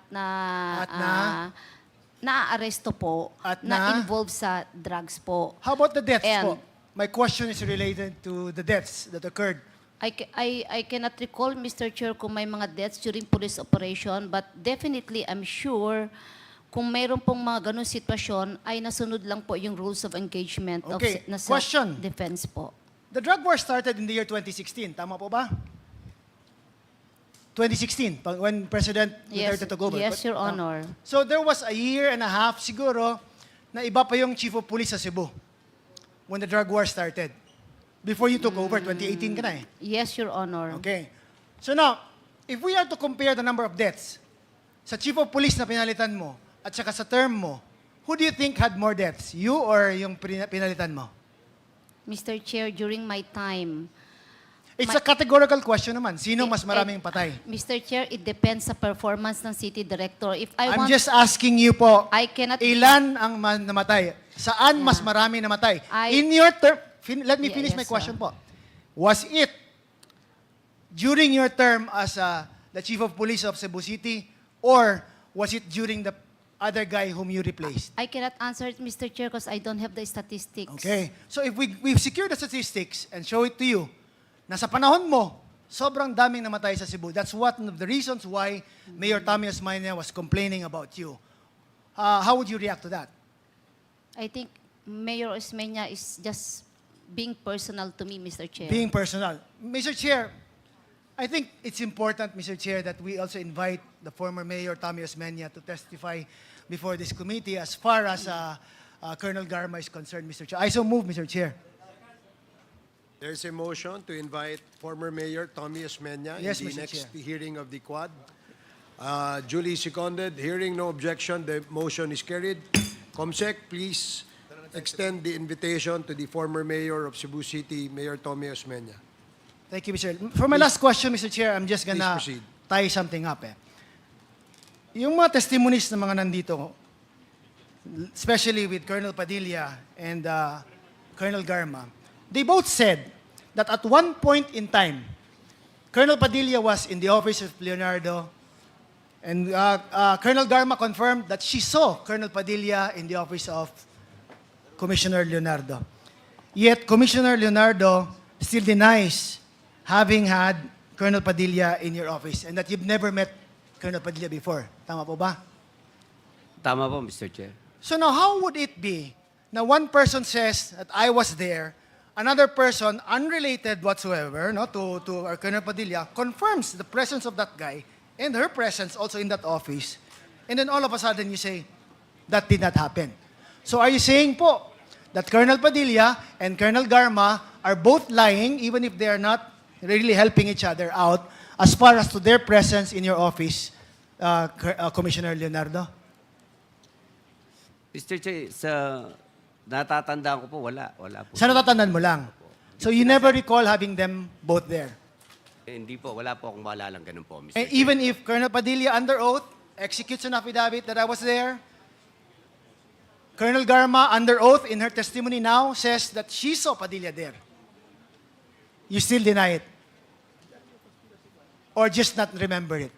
Baka po nakita niya si Padilla sa office ko, Mr. Chair. Hindi ko po alam. But you don't know Colonel Padilla personally? Hindi po, hindi ko. You've never met him other than in this committee hearings? Nakita ko po siya nung unang hearing. Sa hearing na? Magkatabi po kami But rito. never in Davao, never in any other Never place? po, Mr. Chair. Thank you, Mr. Chair. Mr. Chair. Thank you, Congressman Flores. Yes, Congressman Paduano. Just interjection, Mr. Chair, with regards to the query made by Congressman Kit Flores to Colonel Leonardo. Colonel Leonardo, pakiano po. So again, you deny that you know Colonel Padilla. Opo, na-meet ko lang po siya Okay. dito. Ito na naman. Tinatanong nga. Please answer me directly. Colonel, please. Opo, Mr. Chair. Do you know CO3 Jake Carabe? Oh, yan na naman. Hindi mo na matandaan. Naalala ko po. Oh, kilala mo? Kilala ko po. Member po siya ng club namin po. Oh. Member ng? Member po ng club ng... Colonel Padilla, do you know CO3 Jake Carabe? Yes, Your Honor. Okay. Mr. Chair. Now you know Jake Harabe, but you don't know Colonel Padilla, CO3 Harabe. Alam ko na po yung kwento, Colonel. Better cooperate. Oh, now you're telling this committee that you know Jake Harabe because of the club, but you never know personally Superintendent Padilla. Anyway, Mr. Chairman, as for now, doon lang po muna. Let us see in the next hearing. Okay, thank you, Congressman Paduano. The next to interpolate is Congressman Rog Gutierrez. You are recognized. Good afternoon. Thank you, Mr. Chair.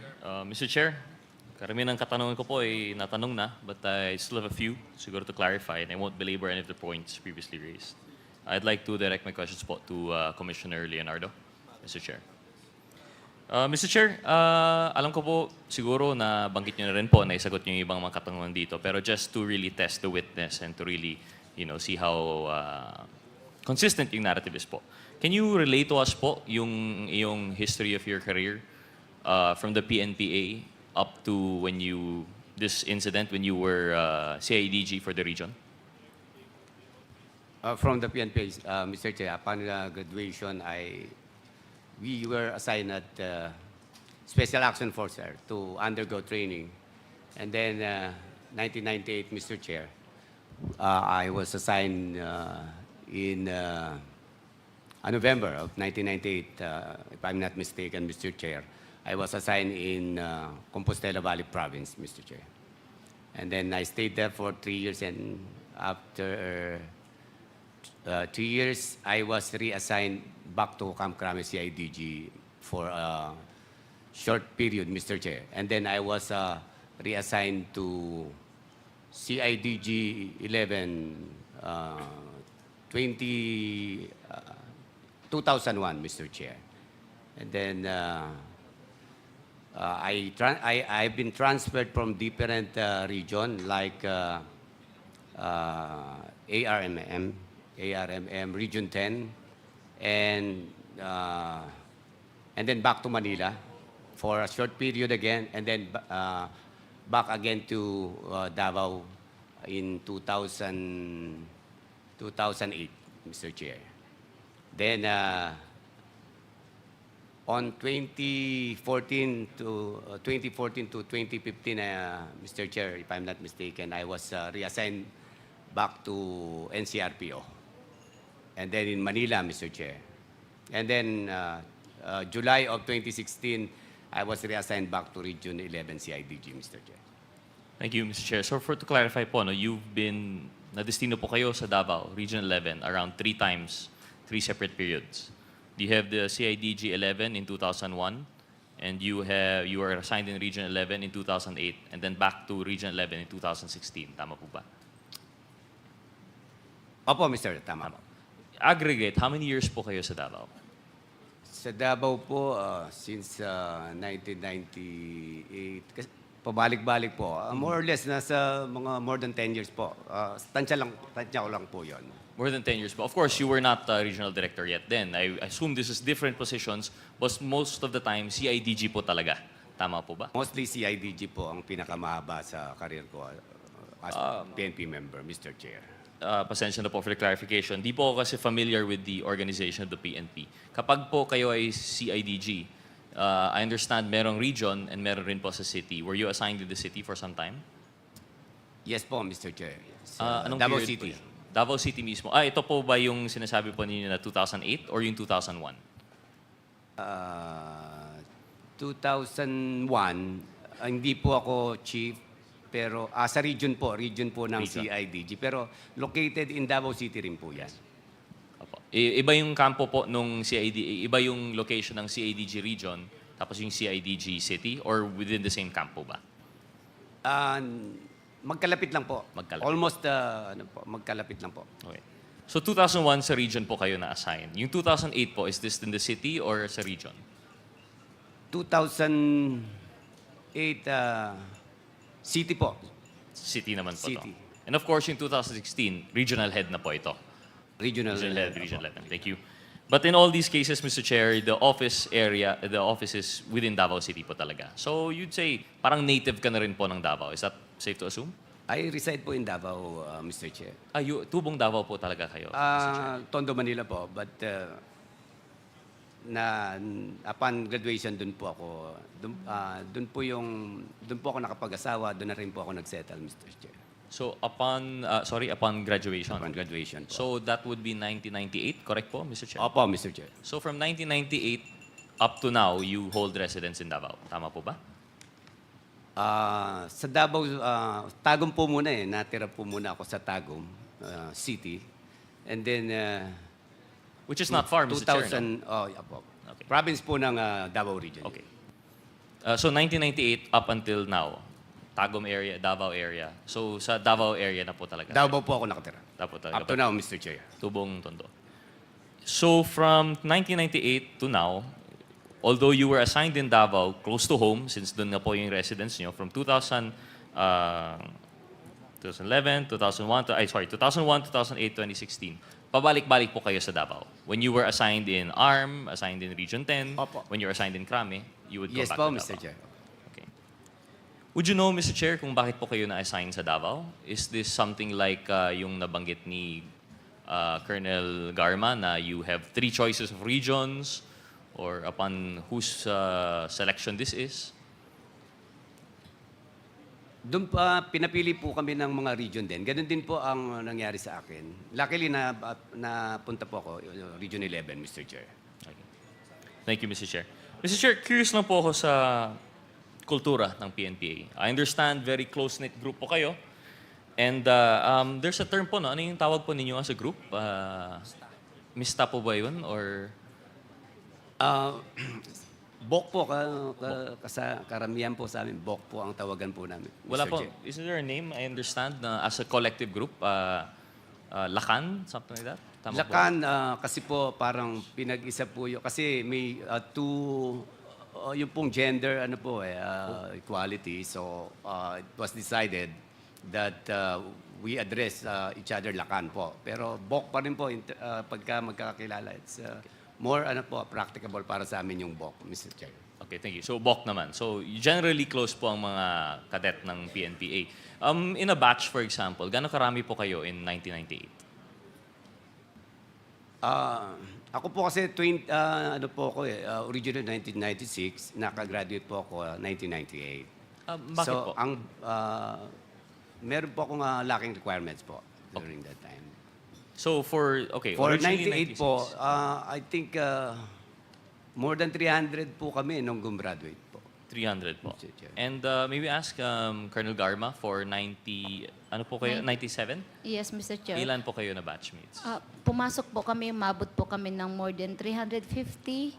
Then we graduated mga 176, I think, Your Honor. So, very elite few lang po, no, PNPA. Usually, marami na po siguro yung 300, and in 1997, konting nga pala po, 176. And going up and down, usually ang maabutan nyo is how many years of batches po? 4 years up, 3 years up, 3 years down. Would that be a fair statement? Nung time po namin, ang abutan po namin, yung senior sa amin at saka yung junior sa amin. Yung alimbawa po, sa case namin, ako po 96, ang inabutan ko po yung 97. Tapos yung 95 naman po yung upper class namin. Okay. So usually just 1 year up, 1 year down. Yun yung mga kahalubilo po ninyo sa PNP. Yes po. Nung time po kasi namin ay 2 years pa lang po. 2 years po. Okay. So in that case, we're looking at most 3 batches at a time na at least magkasama. And nagkaabutan po kayo ni Colonel Garma. I see. I mean, the point was belabored na magkakilala naman po kayo, magkaibigan, and understandably as batchmates in the PNPA. Pero may I ask, during your stint po, let's be specific, yung nangyari po itong incident in 2016, ilan po kayong batch 97-98 na-assign sa Davao?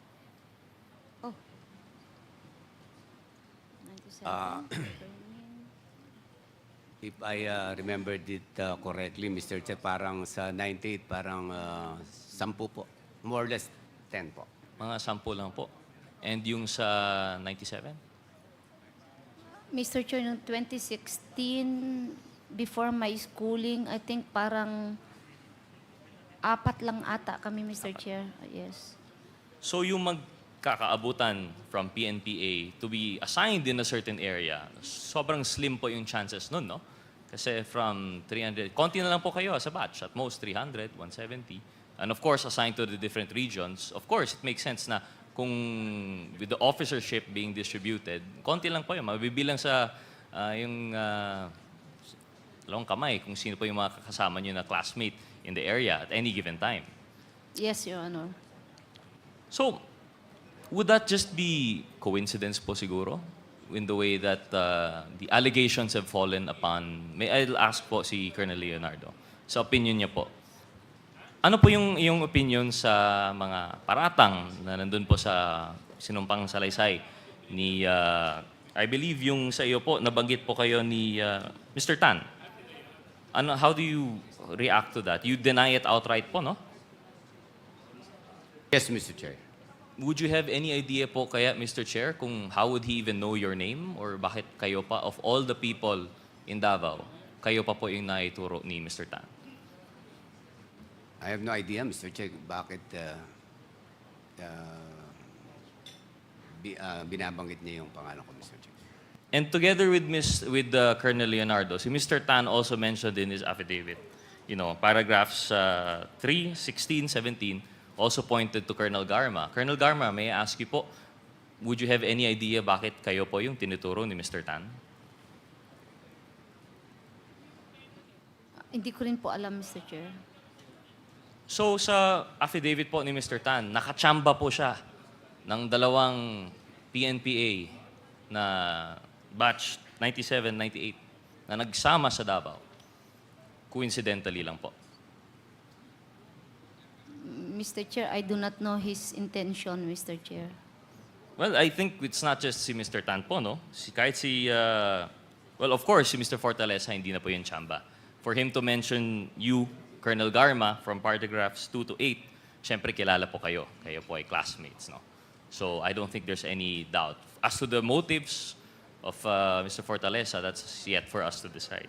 But for Mr. Padilla po, who has nothing to do exactly with the PNP structure, he's mentioned you multiple times from paragraphs 5 to 10. And siguro naman po ito, hindi chamba because you admitted to, although you don't admit to the facts in his sinumpang salaysay, you admit to knowing him, so it's not a coincidence po naman siguro. Would that be a fair statement, Colonel Garma? It's not a fair statement, Mr. Chair, Your Honor. Can you explain po? He lied on the first hearing. The second hearing, because he was detained, might be he realized that sa kanya lahat ang siyang may kasalanan. He need a fall guy. And it's easy to just blend on the facts presented during the first hearing. And it's easy to say he feared his life, Mr. Chair. In the same way that he said he feared his life because of you. Hindi po ako nakakatakot, Mr. Chair. Perception lang nila yun, pero hindi po ako nakakatakot. Well, I'll take your statement as it is po. And I agree. Tama rin naman po. But that's why we're here. We take our evidences together and we assess them as a committee. Yet, you can only talk about the statement of Mr. Padilla. But how do we account for the statements of Mr. Tan, Mr. Andy, that would pin you? How do we take into consideration the statement of Mr. Las Cañas that has pinned both of you, coincidentally, to Lacans, Box, in Davao, coincidentally natag po. And how do we now explain the coincidence also that you both face cases with the ICC? That's not a question, sorry. I'm just wondering here po, no? Because like we said po, the basis for our evidence here, it's a he said, she said thing. But there are a lot of hims saying that she did it. And there's only her saying that she did not. In the case of Mr. Leonardo, of course, he's also saying that he did not. I think that's just something for us to consider moving forward. We're not saying this with finality, pero again, as with the seems to be the theme of this committee hearing, maraming coincidences abound. And I think I would have more questions, but I'll reserve it for a future time. Thank you very much, Mr. Chair. Thank you, Ms. Garma. Thank you, Commissioner Leonardo. Thank you, Congressman Gutierrez. Before we call the next interpellator, meron lang akong interjection may tanong lang ako kay Colonel Leonardo. Colonel Leonardo, anong class mo sa PNPA? Class 96 po originally, but I graduated 98 na po, Mr. Chair. 98. And what was the reason why you graduated in 1998? Nagkaroon po ako ng kaso, Mr. Chair. May we know ano yung case? Na-implicate po ako sa isang murder case. Murder case. But you were still a student. Nasa academy ka pa noon. Opo, Mr. Chair. So when you were in the academy, meron nang na-implicate ka na sa isang murder case. Yes po, Mr. Chair. Okay. So that's why na-turn back ka and then you graduated 1998. Hindi po ako na-turn back actually, Mr. Chair. Sinatisfy ko lang po nung maklear po yung aking pangalan. August 1997 na po kasi yon. So, kaya pinagraduate na po ako ng 98 finally, Mr. Chair. So na-delay lang, na-delay lang. Opo. But you were still inside the academy. During the time I was clearing my name, sir, wala po. Nasa ano po ako. Okay. Sige. Nasa labas po ako, Mr. Chair. Now, one more question. Kasi binabasa ko yung mga affidavits, no? Ano kaya ang maaring dahilan, no, o motibo ni Superintendent Padilla in mentioning your name, Colonel Leonardo? Ano kaya ang motibo niya? Hindi ko po alam, Mr. Chair. Wala po akong... How about you, Colonel Garma? Ano kaya ang motibo? Bakit binanggit ang pangalan nyo ni Colonel Padilla at saka ni Jimmy Fortaleza sa kanyang sinumpaang salaysay?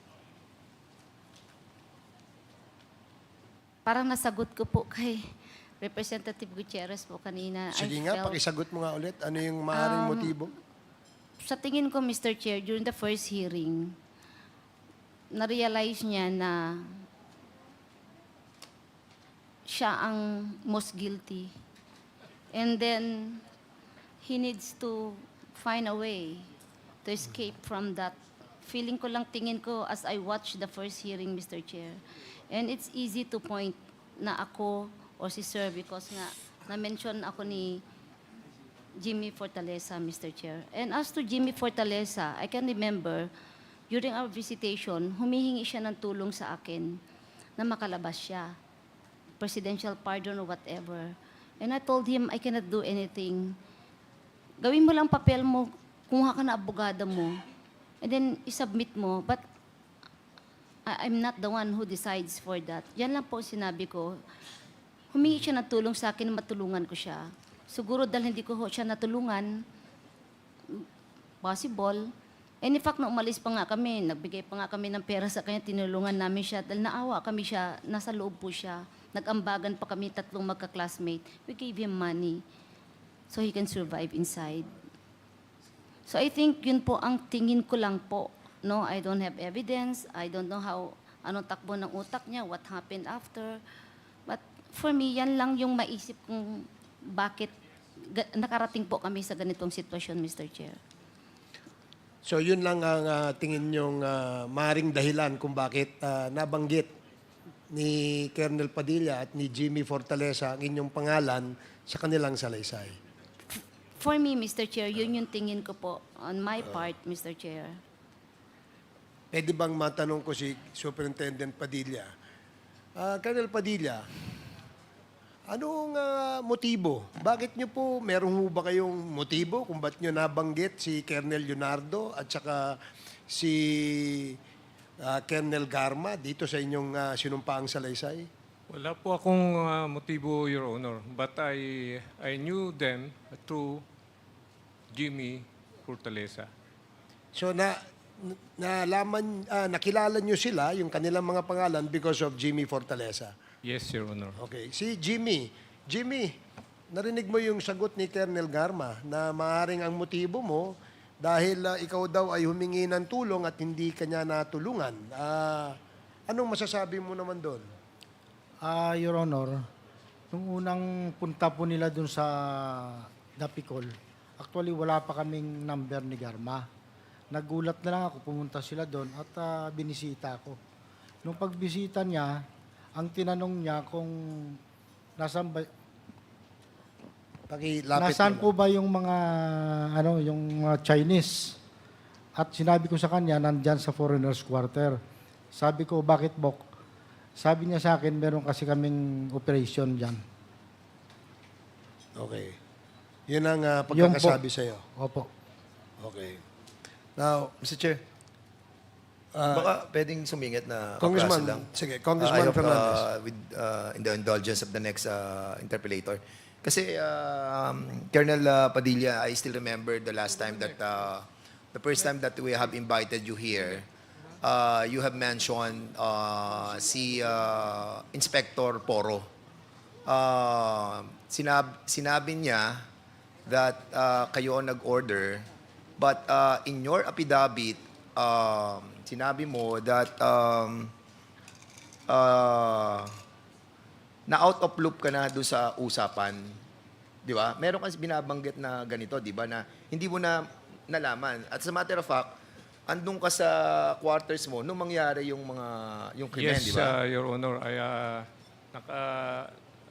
It was happened Saturday and it was my rest day.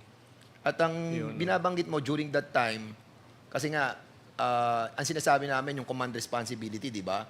Pero you were insisting, not executing pa yung second affidavit mo, you were insisting that it was indeed yung si guard commander, si Poro, ang siyang nag-order na ilipat yung dalawang PDL kasama nung tatlong Chinese. Am I correct? Yes, Your Honor. In fact, it was written in the blatter logbook by the ship Yes, commander. and I got yung blatter report mo na nandito. Di ba? Kasi you submitted it to us nung kinuha ko. At ang sinasabi mo na hindi mo na alam yung naging desisyon because apparently it took you so long para implement yung order nila. Am I correct? Yes, Your Honor. At in other words, parang sinasabi mo dito na itong si Inspector Poro acted on his own. Am I correct? Yes, Your Honor. Okay. Can we invite Poro? Can you kindly sit down here? Ay, oo nga. Sorry, sir. Sorry, Chairman. Tapusin ko na po ito.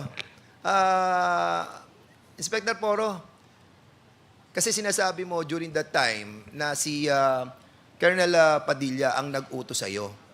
Pero sa kanyang affidavit na sinumpaan ngayon, sinasabi niya na hindi niya na nalaman yung order kasi nga nainip na sila doon sa usapan na i-implement niya yung pagpatay doon sa tatlo.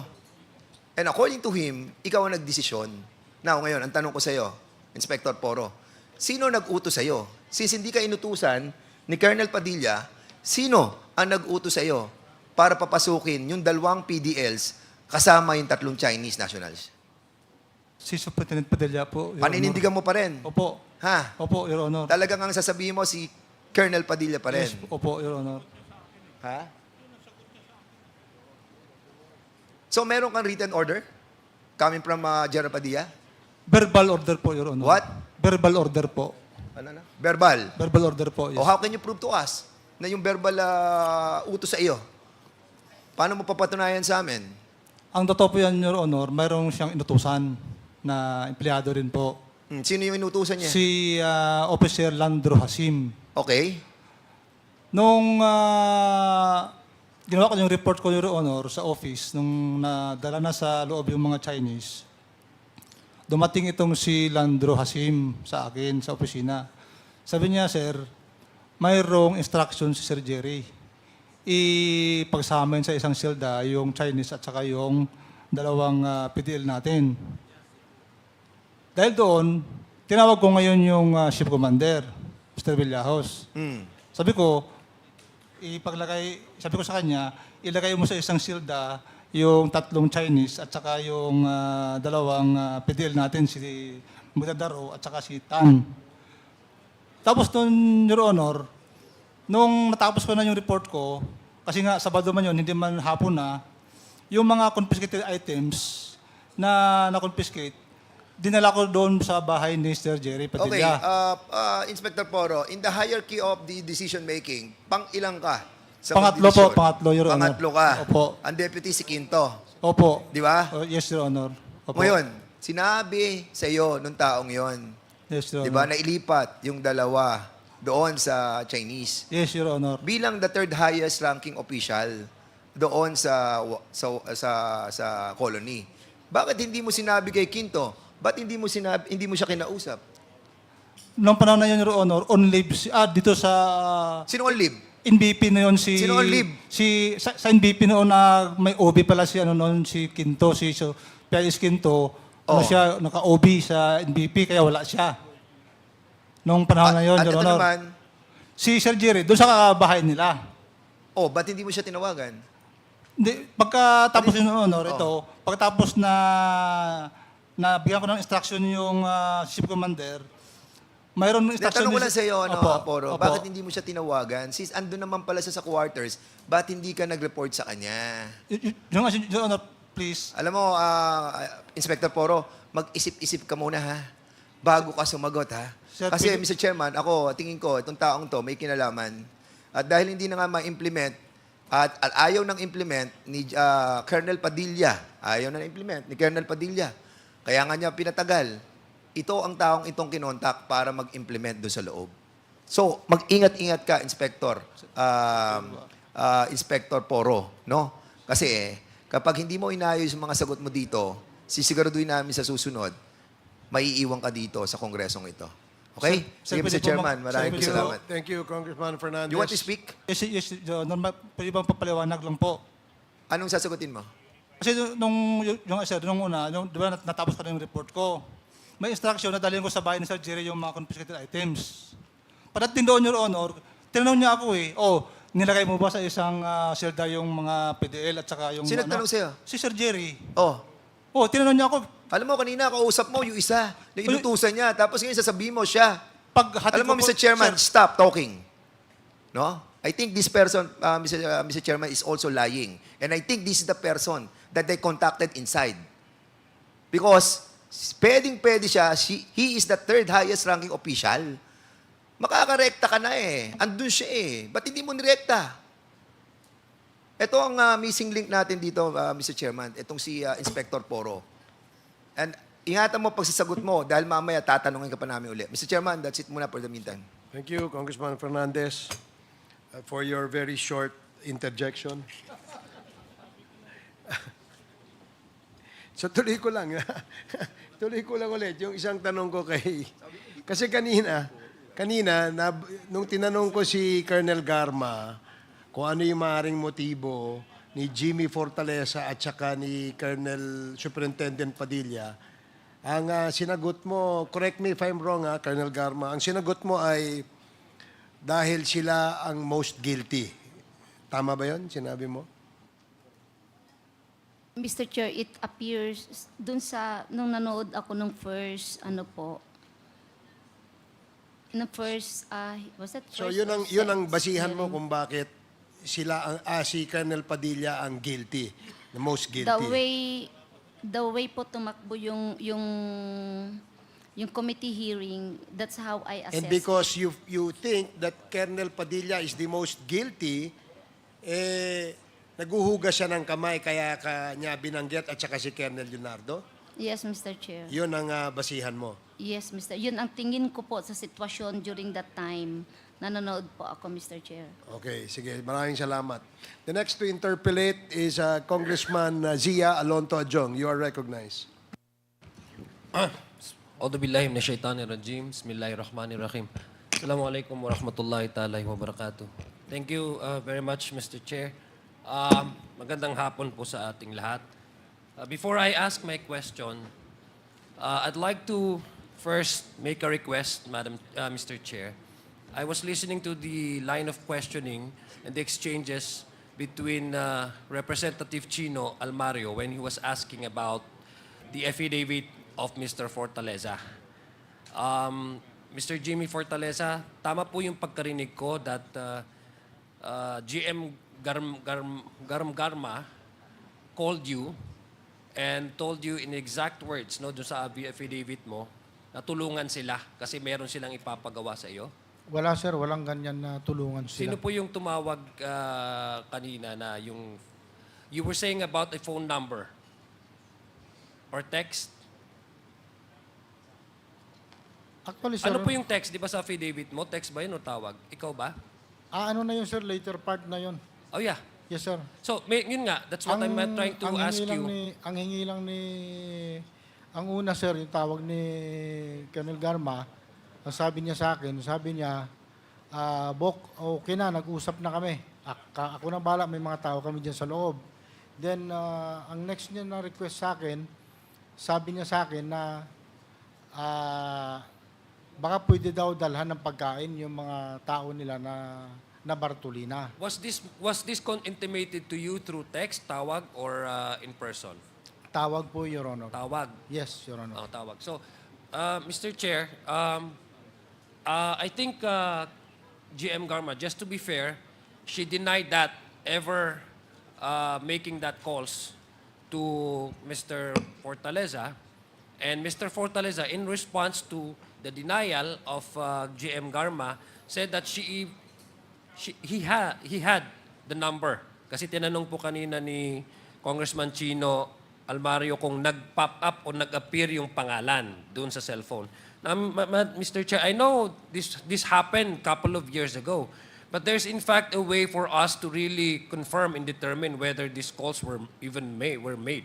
Just to prove that isa sa kanila ang nagsasabi ng totoo. Because if we rely on the testimony, it's his words against his. So may I request, Mr. Chair, that we request, if possible, no? I don't know how they can retrieve this, but there's a way to retrieve those calls. Because I believe the NTC or the Telcom might be able, they can help us in order to secure or at least to confirm whether these calls were ever made in the time that Mr. Fortaleza told this committee that it happened sometime during, I think 2016, when these 3 foreign nationals, Chinese nationals, were killed inside the Davao penal colony, Mr. Chair. So I move, Yeah, Mr. okay. Chair, I move that we request from NTC a record of that call, of that text, and of that number to verify whether such calls were even been made, Mr. Okay, Chair.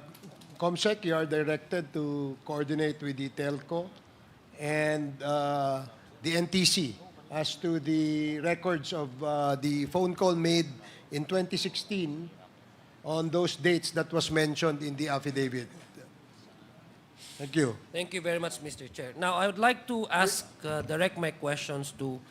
Congressman Adyong, just for a minute. What is this about? It's all about the phone. It is about... With the indulgence of Congressman Adjong, just a short question lang po.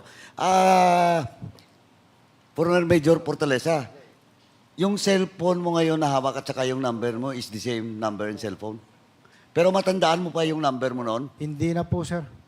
So, iba na yung number mo? Matagal na po yun, sir. Matagal Dahil, na. okay, that was 2016, so hindi na. No, sir. But of course, siguro naman, yung number ni Colonel Garma at the time is a public. Di ba? Yes, sir. Oh, Possible, so, sir. Possible. Ano yun? Ang kanya ba, prepaid o? I have no idea, sir. The time, are you still using your number? since 2016? That was August. No, Your Honor. So may bago ka ng cellphone. Yes, Your Honor. But yung cellphone mo ba dati, ito I just want to caution you, you're under oath. Yes, Your Honor. During the 2016 ba, may prepaid ka ba o ano? Prepaid lahat po yung phone ko, Sorry? Prepaid po lahat ang phone ko, Your Honor. Prepaid lahat, yung phone mo. Yes, Your Honor. If I can check on sa Smart at saka sa Globe, the time kasi Smart at Globe lang, Prepaid. na indeed you're not using prepaid, na may postpaid ka. As far as I remember, prepaid. Hindi, kaya nga. Yes. Simple lang naman tinatanong kita may postpaid ka ba? Wala. Hindi mo matandaan na naman? So far, wala po akong postpaid Oh, during that time, Your Now, Honor. ang sinasabi ko lang po, hindi pwede sa amin dito na hawak-hawak mo cellphone, hindi mo alam kung nagpa-postpaid ka. Prepaid po, Your Honor. Prepaid. But kung ma-prove ko na you have a postpaid, anong gawin natin? 2016 prepaid po ang phone ko, Your Hindi nga Honor. Sinasabi mo na ngayon, what if I can prove it that you have a postpaid? Anong gawin natin? Postpaid. So you're lying. I will cite you in contempt. No, This Mr. committee- Chair. Meron pa akong postpaid, may prepaid pa ako. Yun but na nga during that time, Hindi. okay. Sandali. Yes, You're not yet yes, Your recognized by the Honor. chairman. Let me finish first. Yes, Mr. Chair. Again, sinasabi ko lang po, I just like to warn you, kanina sabi mo prepaid. Na ngayon nang winard kita, sabi mo naman, dalawang ginagamit mo, may postpaid, may prepaid. O ano ba talaga? Do you have a postpaid? Can I, No. Just answer me yes or no. Do you have a postpaid or not? None. nagkaroon po ako ng postpaid Oh, at yun. prepaid, Mr. Chair. Oh, yun. Now, postpaid mo ano? Globe o Smart? Nako po. Oh, ito na naman, no? Simple na yan. Dalawa lang naman eh. Kasi yung isang telco ngayon, lately lang yan. Ba't hindi mo masagot? Smart or Globe? I think it's Globe, Mr. Chair. O Globe? Sigurado ka? I'm not sure. I think, Mr. Kaya Chair. na naman, pipili ka lang. Colonel Garma, this is now your last chance. Pag ako magtanong, ayusin mo po, please. Yes, Mr. Kasi Chair. don't force me to cite you in contempt. Kasi ang tanong ko, simpleng-simple lang po. Ako, kahit ever since, alam ko kung anong postpaid ko, kahit 2010 pa, kahit 2001, matandaan ko po kung Smart ba o Globe. Now, again, let me rephrase my question. Ano po, inamin mo na, may postpaid kayo. Ano po yung postpaid mo? Both po, meron po akong Globe and Smart. Oh, mayroon ka Globe and Smart. During my stay Okay. po. Now, Mr. Chairman, I joined the motion made by Congressman Adjong for the NTC to submit all the calls during the time. August, no, Mr. Chairman, can I amend if... Please. Yeah. Records from 2015 to 2017, Mr. Chairman, because that was the time when it's Congress Chairman ako mamaya. Because during the time 2015 at saka 2017 doon po yung yung Davao model po. Thank you, Mr. Chairman. Thank you, Congressman Paduana. Congressman Adjong, please proceed. Thank you. Thank you very much, Mr. Chair. I'd like to ask both our resource persons, perhaps this goes to both of you po. Wala naman ho kayong problema, wala naman ho kayong neurological problem or anything like that. Wala naman ho kayong problema sa, you may be suffering from memory loss, selective memory loss, wala naman po, no? Kung tatanungin ko po kayo sa mga previous na mga pangyayari, based doon po sa kanilang affidavit, matatandaan nyo naman po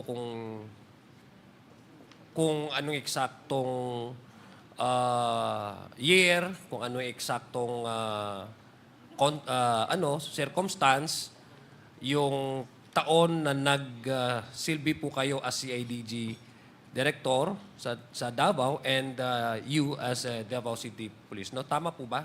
Yes, Your Honor. Yeah, because as I was following the line of questioning, marami po tayong hindi natatandaan. So I'm just trying to make that very, very clear. I'll start with Commissioner Leonardo. Have you also availed of an optional retirement? Yes, Mr. Chair. So pareho talaga kayo ni GM Garma. Yes po, Mr. Chair. Okay. Kasi, Mr. Chair, I was actually listening to the questions kanina, and there seems to be a parallelism, no? Magkapareho talaga. Yung pinoint out ni DSJJ. So both of you served as in the police agency, in law enforcement agency. Both of you have served in the same area. Both of you have landed to a more it's an attractive positions, I would really say. And at a very short period of time. Now, I heard about the word coincidence earlier was mentioned. But, you know, Mr. Chair, I don't believe in coincidence if there are close similarities between the two of you. You both have been linked, mentioned in the ICC. Both of you have served in the span of time when the Oplan Tokhang and the double barrel was being implemented aggressively. And both of you also, in the very short span of time, have transferred from one position to another. I was listening earlier, Mr. Chair, to the timeline when current Commissioner Leonardo was appointed as director, and then for a few months, appointed as undersecretary, and after a while, appointed to the commission. Similarly, Police Colonel Rowena Garma decided to avail of the optional retirement in advance and was appointed as general manager. No. The point that I'm trying to say, Mr. Chair, is what they're telling this committee is that everything happened accidentally. Na parang yung affidavits din po nung tatlong si Mr. Fortaleza, si Chief Superintendent Padilla, and si Mr. Tan and Magdadaro are all product of their own imagination. Kasi hindi ho nila pinapatunayan. Do you still maintain that position na hindi ho totoo yung mga affidavits nila? Itong apat na tao na ito na hindi naman magkakamag-anak? Na hindi naman nag-work together? I'll start with you po, Commissioner Leonardo. Do you still say na hindi po totoo yung sa affidavit po na sinalaysay na pinirmahan ng apat po na mga resource persons natin dito? You were here, no? Last committee hearing, no? Yes, Mr. Chair. So would you say na hindi totoo yung sinasabi po nila na yung involvement po ninyo, your name was mentioned in the case of these three for nationals, no, for Chinese nationals who were killed inside the selda. Tama po ba? Opo, hindi po totoo. Hindi po Mr. totoo. Chair. Kayo din po, Police Colonel GM Garma, para sa inyo hindi po totoo yan? Yes, Your Honor. Hindi po talaga totoo. So, ibig sabihin, gawa-gawa po nila. Tama po ba? Yes, Your Honor. Kayo po, Commissioner Leonardo, gawa-gawa din po nila ito? Palagay ko po, Mr. Chair. Okay. Okay, so, yung bilang CIDG, the regional director po, is it part of your jurisdiction to supervise or monitor the Davao Prison Colony? Hindi po, Mr. Chair. Tama, no? Hindi. But your office is closer to how far is the CIDG regional office to Davao Colony? Estimate lang po, Mr. Chair, probably around 40 to 50 kilometers, Mr. Chair. Okay. So, hindi naman ho kayong... So, pumupunta po kayo doon sa Davao Prison Colony? Nakapunta po ako doon. Okay. So sinasabi nga po ninyo na hindi nyo, na-meet nyo po ba si Jimmy Fortaleza, si Mr. Magdadaro, Mr. Tan, at saka si Chief Superintendent Padilla? Nung time na yun, hindi po, Mr. Okay. Chair.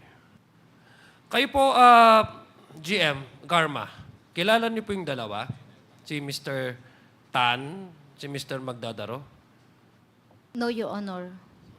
Si Jimmy Fortaleza lang yung kilala niyo dahil kabok niyo, no? Yes, Your Honor. Opo. Paano po, Mr. Chair, Colonel Roy Nagarma, kilala niyo po si Chief Superintendent Padilla, ng Bucor? Yeah, I met him, Your Honor. Ilang beses po? Once only, Your Honor. Okay. Pero yung dalawa, hindi niyo po na-meet? Hindi po, Your Okay. Honor. Mr. Chair, gusto kong tanungin si Leopoldo Tan. Kilala niyo ho ba si Commissioner Leopoldo? Leonardo? Bago po nangyari yung sinasabi niyo pong insidente? Sa pangalan lang po. Okay, Dahil sa... pero hindi niyo po na-meet? Hindi po. Okay. Kayo po, Mr. Magdadaro? Hindi po namin na-meet po. Okay. Pero hindi niyo siya kilala? Ito yung pangalan na hindi niyo naririnig parate? Opo. Okay. Hindi ko natatanungin si Jimmy Fortaleza at saka si Padilla kasi meron natang mga okasyon. What is so confusing, Mr. Chair, is that all of these 4 individuals mentioned these names. At hindi naman pupunta si Commissioner Leonardo. According to him, hindi naman siya bumibisita palagi sa Davao Penal Code, Penal Farm kasi medyo malayo at saka hindi sa jurisdiction niya. Si GM naman, Garma, although kilala niya si Jimmy Fortaleza, ay hindi rin niya kilala itong dalawa. For an average-minded person, how can 4 individuals who don't share rooms together, who don't work together, happens to mention these 2 names? Citing a specific case, a specific circumstance, a specific date. Unless there are a Pulitzer writer na maniniwala ako sa imagination nila, para sa akin, Mr. Chair, it's quite impossible for an ordinary-minded person to come up with the same story. I don't think they are too endowed with their imagination to come up with that kind of story involving specific names, individuals na hindi naman kilala. And what's so striking, Mr. Chair, is that it happened at the height of the Oplan, Tokhang, and subsequently the double barrel. Now, I'd like to ask po, kasi marami pong similarities eh. Hindi ako naniniwala.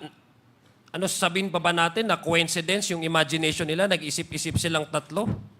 Pare-pareho, nag-corroborate yung kanilang testimonies? I don't think so. That's not a coincidence for me.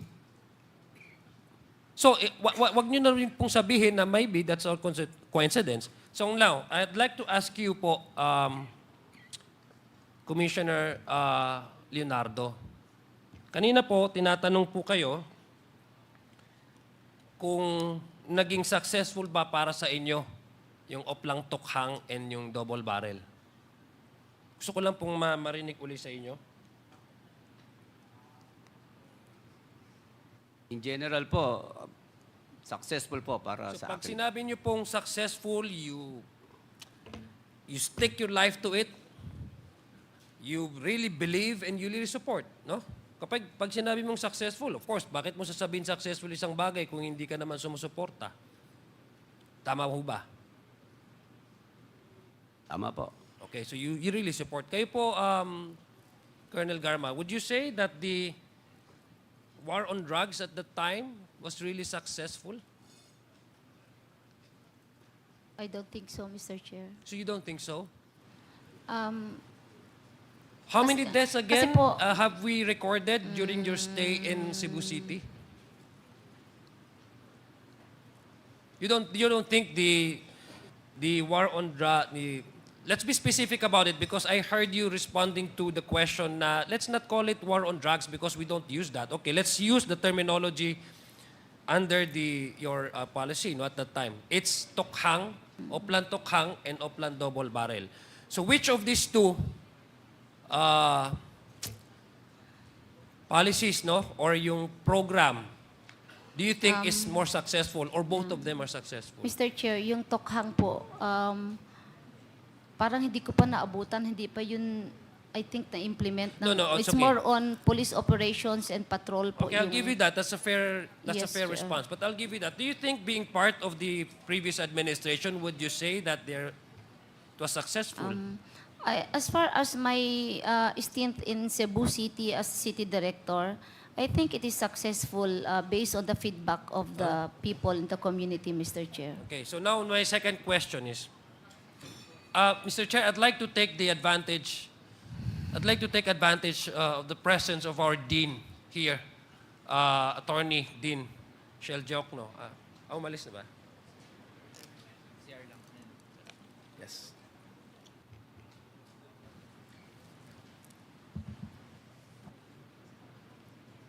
Pasensya na po, Dean Jokno. Medyo napatagal po yung pag-aantay ng ano. I'd like to ask po, Mr. Chair, if I may be allowed. Dean, you are very, you follow, you minomonitor niyo po yung war on drugs, yung casualties, Tama po ba yon, Mr. Chair, Dean? Yes, Mr. Chair and Your Honor. Yeah. Since the war on drugs began, my organization, the Free Legal Assistance Group, ay talagang minamanman po namin yung mga pangyayari sa war on drugs.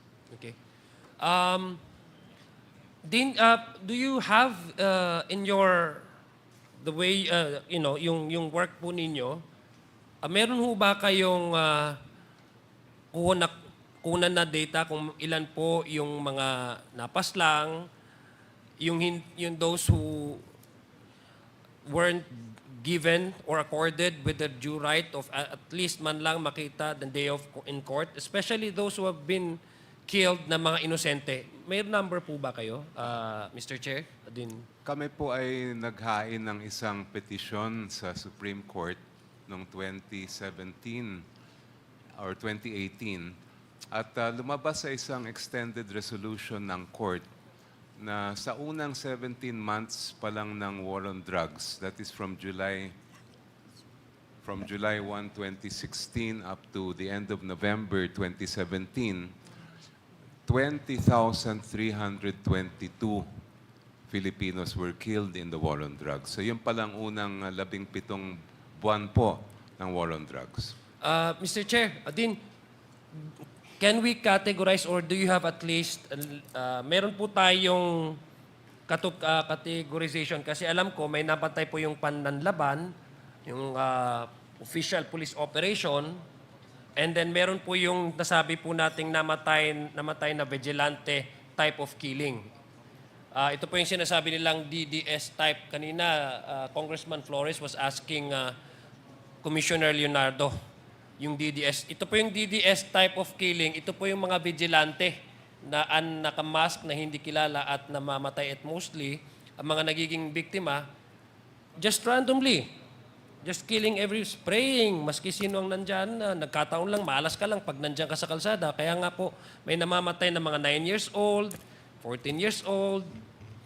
Ilan po ba ang, Mr. Chair, Dean, if I may, sa inyo pong palagay, alam ko wala ko kayong record ngayon, but can you at least give us a estimated number of those innocent civilians who have died and considered to be in the police report as collateral damage? Well, ito po ang masasabi ko po.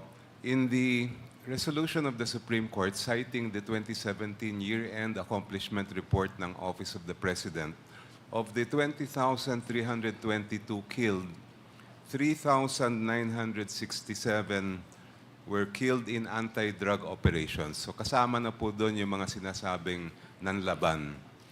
While 16,355 homicide cases were under investigation, yun naman po ay kasama doon yung mga riding in tandem at yung iba't ibang mga vigilante type na killing. Thank you po. Thank you very much, Dean.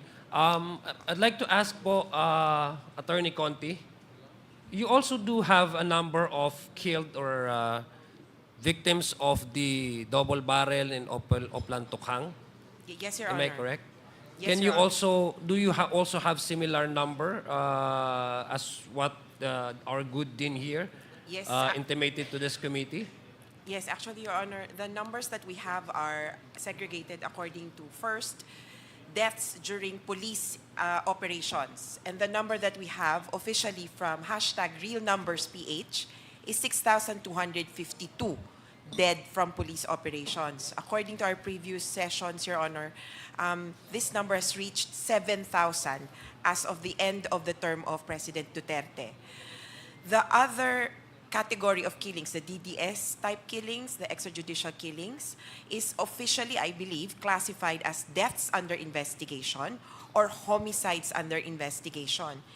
And Your Honor, the number actually I have for deaths under investigation is 29,000, according to the spokesperson of the Philippine National Police, Colonel Bernard Banac, as of March 2019.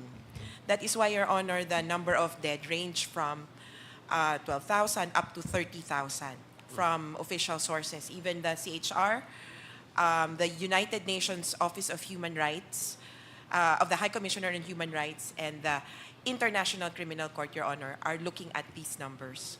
Thank you, Mr. Chair. So may I confirm also from Attorney Conti, because in previous committee hearings you were you were present during before the formation of the Quadcom. I believe you already had discussion on the AJK.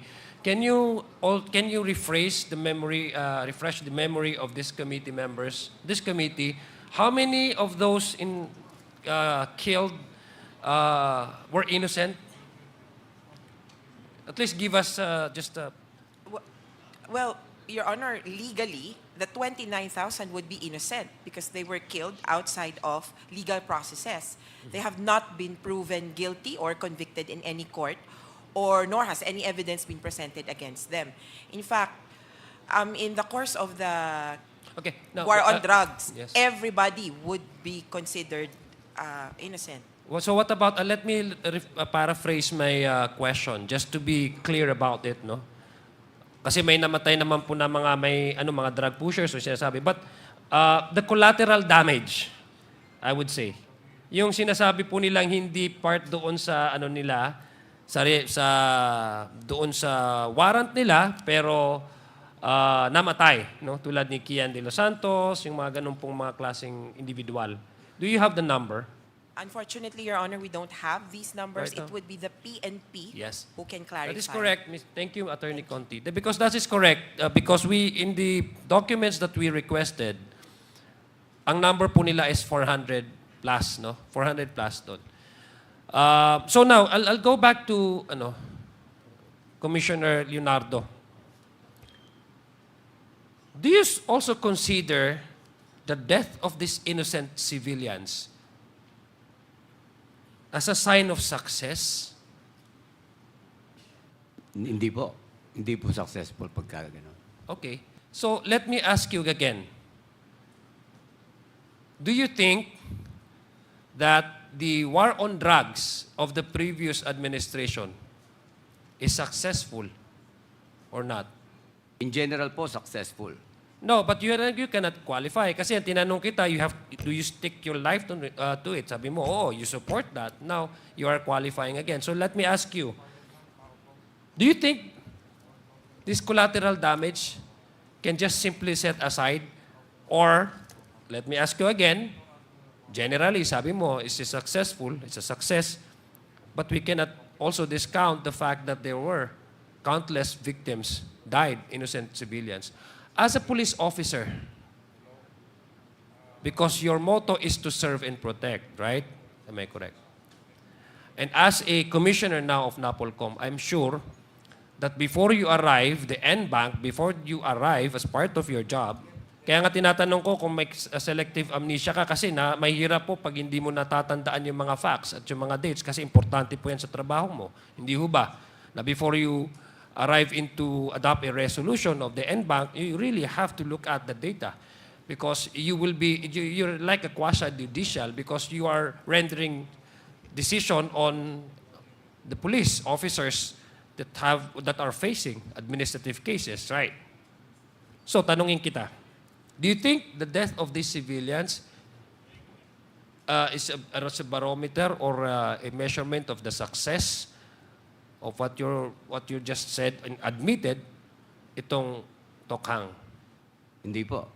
Okay. Hindi po. Sir Chair, the reason why I'm pointing that out because unang-una, kung babalikan po natin yung mga kasagutan ni Colonel Garma at saka Commissioner Leonardo, dahil mukhang lahat ito ay gawa-gawa daw ng kanilang katanghisip ng apat na ito at coincidence lahat. Kung titingnan natin po yung parallel na yung career path po nila, I don't think it's a coincidence. I think there's a reason why both of you were preferred over any other possible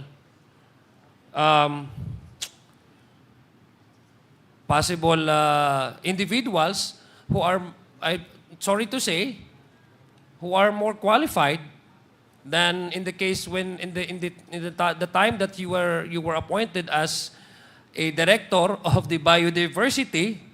There are qualified individuals, a pool of experts that are more qualified with expertise, experience to the position, and yet you were chosen. And after how many months, you were then moved up to as an undersecretary of DNR. And subsequently now, you landed as one of the commissioners of the NAPOLCOM. And also, in the career path of Colonel Garma, both of them, by the way, availed of the optional retirement advance, the same case. I think both of you are preferred. I think both of you are favorably chosen. And both of you also supported the war on drugs. And both of you have said that it is successful. And unfortunately, Mr. Chair, with all due respect, Commissioner Leonardo and GM Garma, these 4 resource persons here, we have already established that it's impossible for them to come out with the same detailing, same instance, mentioning the same names, na unang-una kayo mismo nagsabi, imposibleng kilala nila kayo, imposibleng nagkaka-interact kayo.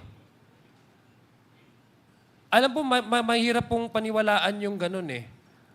Yung biglang may isip lang nila, hindi, baka itong person na ito, itong person, itong nangyari. I mean, all of these affidavits corroborated each other. So, my point, Mr. Chair, is that I think your position now, and I'm sorry to say this, but this is my personal take. You were given that position precisely because you have done something that actually is worthy of, I don't know, from the previous administration's point of view. Na worthy kayo bigyan ng ganyan. I'm sorry to say, but there are many of the official, marami pong pool of experts, but the question really is, bakit po kayo? And to me, the only explanation that I can derive at, after listening to all your responses, I think you are preferred. And I think the positions that you have handled, with all due respect, yes, nag-serve po kayo sa gobyerno, and you may be decorated officers, but those are not just the primary consideration. I think the primary consideration is because you have supported the war on drugs and you are preferred. Kasi pareho po yung track ng inyong profession and career. That's all, Mr. Speaker, and thank you very much for the opportunity. Maraming salamat po din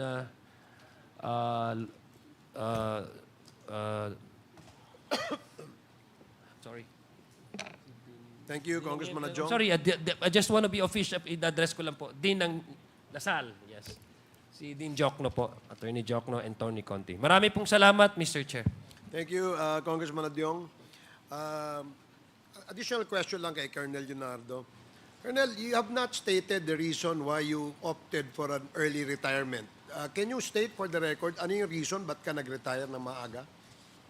In view of my appointment as Undersecretary, Mr. Chair. So you were appointed first before you resigned. Yes po, Mr. Chair. So hindi yung kagaya kay Colonel Garma Yes. na active service siya, nag-apply siya, hinihintay niya na mapalitan yung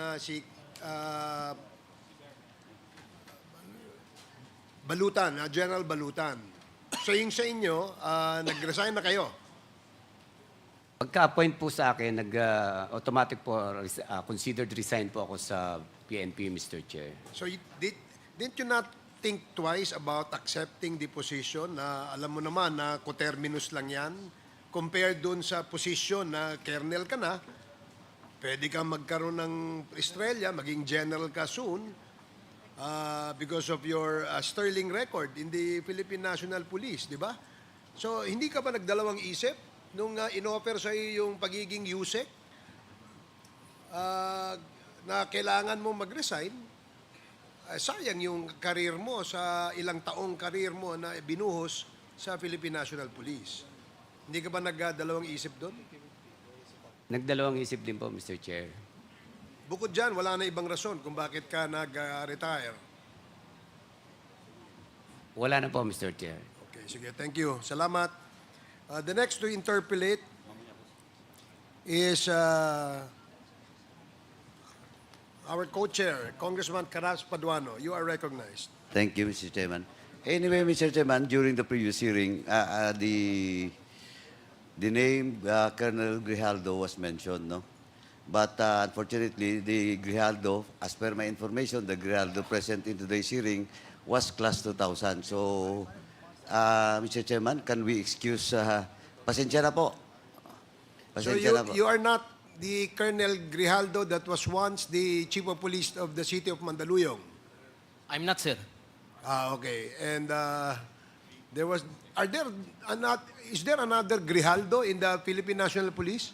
The one mentioned by our resource speaker, sir, Ma'am Garma, Hector Grijaldo, Police Colonel, is my elder brother, sir. Okay. Underclass.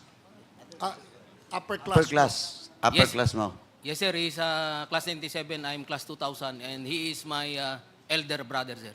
Elder brother mo. Sir, yes, sir. Yes, thank you. So, Mr. Chairman, can we excuse Colonel Grijaldo now? Since you are not the Chief of Police of Mandaluyong, you are now excused. Thank you very much, sir. Okay, please proceed. Pasensya na po. Paduano. Okay, let me proceed, Mr. Chairman. Let me start with the visit of Colonel Garma and company doon po sa Dapicol. So, paki-state nga ulit, Colonel Garma, ma'am, kung sino-sino yung mga kasama mo doon na kaklase no ni Jimmy Fortaleza. Colonel Roland Villela and Colonel Hector Grijaldo, Your Honor, Mr. Chair. So, tatlo lang kayo. Yes, Mr. Chair.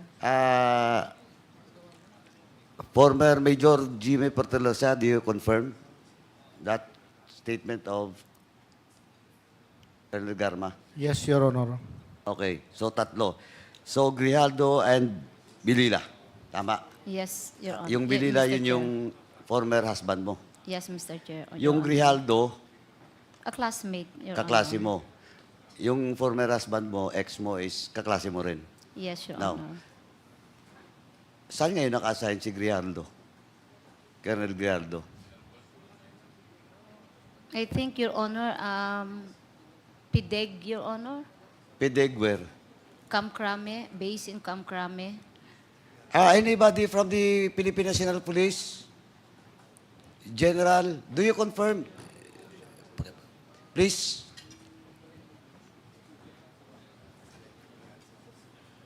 Yes, Your Honor, sir. So you do confirm. And do you also confirm that during the ambush of former Brigadier General Barayoga, he was then the Chief of Police? Do you have records on that? I do not have any information to that incident, sir. Oh, With regard to the ambush of... Can you furnish this committee? Yes, Mr. Chair, sir. The data when that ambush happened? Yes, Mr. Chair, sir. We will do. Okay. Since, Mr. Chairman, since Colonel Grijaldo is not around, maybe we can ask him on the next hearing. But before I proceed to my next question, Ma'am Garma, during the ambush of former General Barayoga, which is class 83, di ba? Class 83 siya. I'm not sure, Your Honor. Ayan ka na naman. Hindi ko lang, maybe. Ikaw, ma'am, please. Kasi simpleng-simpleng tanong. Because that time, do you confirm that he is the corporate secretary? Yes, Your of Honor. PCSO? He is our board secretary. So you don't know? Namatay na yung corporate secretary mo? You don't even know that he is class 83? Simpleng-simpleng tanong lang po. That was in the news. Alam ko nga eh. Bakit nag-evade ka? Simple question. Again I warn you. I might cite you in contempt. Oh, do you confirm na he's a class 83? 83 ba siya? Classmate? Okay, ito na lang. A classmate of our chairman. So Yeah, whatever classmate is of the your- class of Sir Pinili, I cannot, Classmate I'm of not your sure, Pinili, but classmate classmate po of sila. the former DLG secretary. Tama? Yes, Your Oh. Honor. Ito ako, pagbibigyan kita, ma'am, yung sinasabi ko, diretso na ang pagsasagot. Yes, Your Honor. Kasi ang dami, pinapakinggan ko na kanina yung mga tanong. Ako nagtanong sa iyo kanina, pinakontempt na kita. Because usually your answer is maybe. Maybe yes, maybe not. Simple question. Mamaya, pupuntahan kita dyan. Okay, anyway. Now, so you confirm that tatlo kayo pumunta kay Jimmy Fortaleza because Jimmy Fortaleza is your classmate. Yes, Your Okay. Honor. Now, but of course, you deny that you talked to Jimmy Fortaleza in his affidavit na you talked to him and asked him about the operations. Pero you never tell him the time. Based on, in my personal and the affidavit of Jimmy Fortaleza, you never told Jimmy Fortaleza na may papatayin. You only told him na may operations. And pag sinabi mong operations, pag sa pulis, marami yan. Pwedeng may mamatay, pwedeng bypass, pwede dahil Bucor facility yon, pwede ring galugad. Di ba? Di ba? Yes, Your Honor. Tama. Okay. Now, akala ko maybe naman. Anyway, now, and also, Jimmy Fortaleza, in his affidavit, narrated na tumawag ka sa kanya. But of course, he denied. That's why we are forced to order the NTC to submit, no? All the post, kasi kung prepaid, medyo mahirap. Unless otherwise, we still have your number sa prepaid. Can you tell us your number sa prepaid during the time? I cannot recall anymore, Your Okay, Honor. of course, you cannot recall. Diba? Pero ako, tandaan ko. Yung isang tinipuno ko, naiwan ko dun sa labas. Hindi ko na nabalikan, pero matandaan ko pa rin yung numero ko. Pati yung pati yung company, smart. Anyway, sige. Now, when the incident happened, that was August 11. Tama? Yung sa Napicol, August 11. Yeah.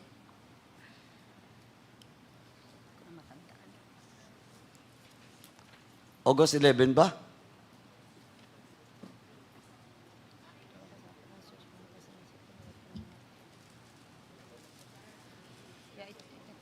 Ma'am, anyway. No, Your Honor. Tinitingnan mo lang yung, kanino bang dokumentong tinitingnan mo? Affidavit of whom? This was Leopoldo Tan, Your Honor. Sorry? Leopoldo Tan. How did you... It was published, Your Honor, in the website. It was published, so you printed out? Yes, Your Honor. Okay.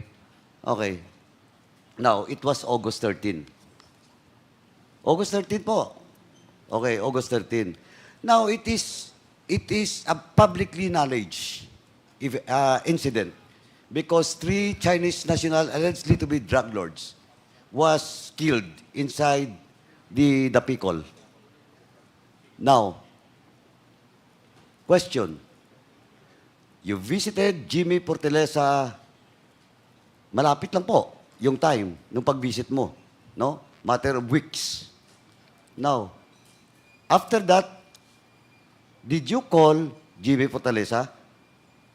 No, Your Honor. Why? Wala naman ako sasabihin sa kanya, Your Honor. Sorry? I have no purpose of calling him. Wala din ako number sa kanya.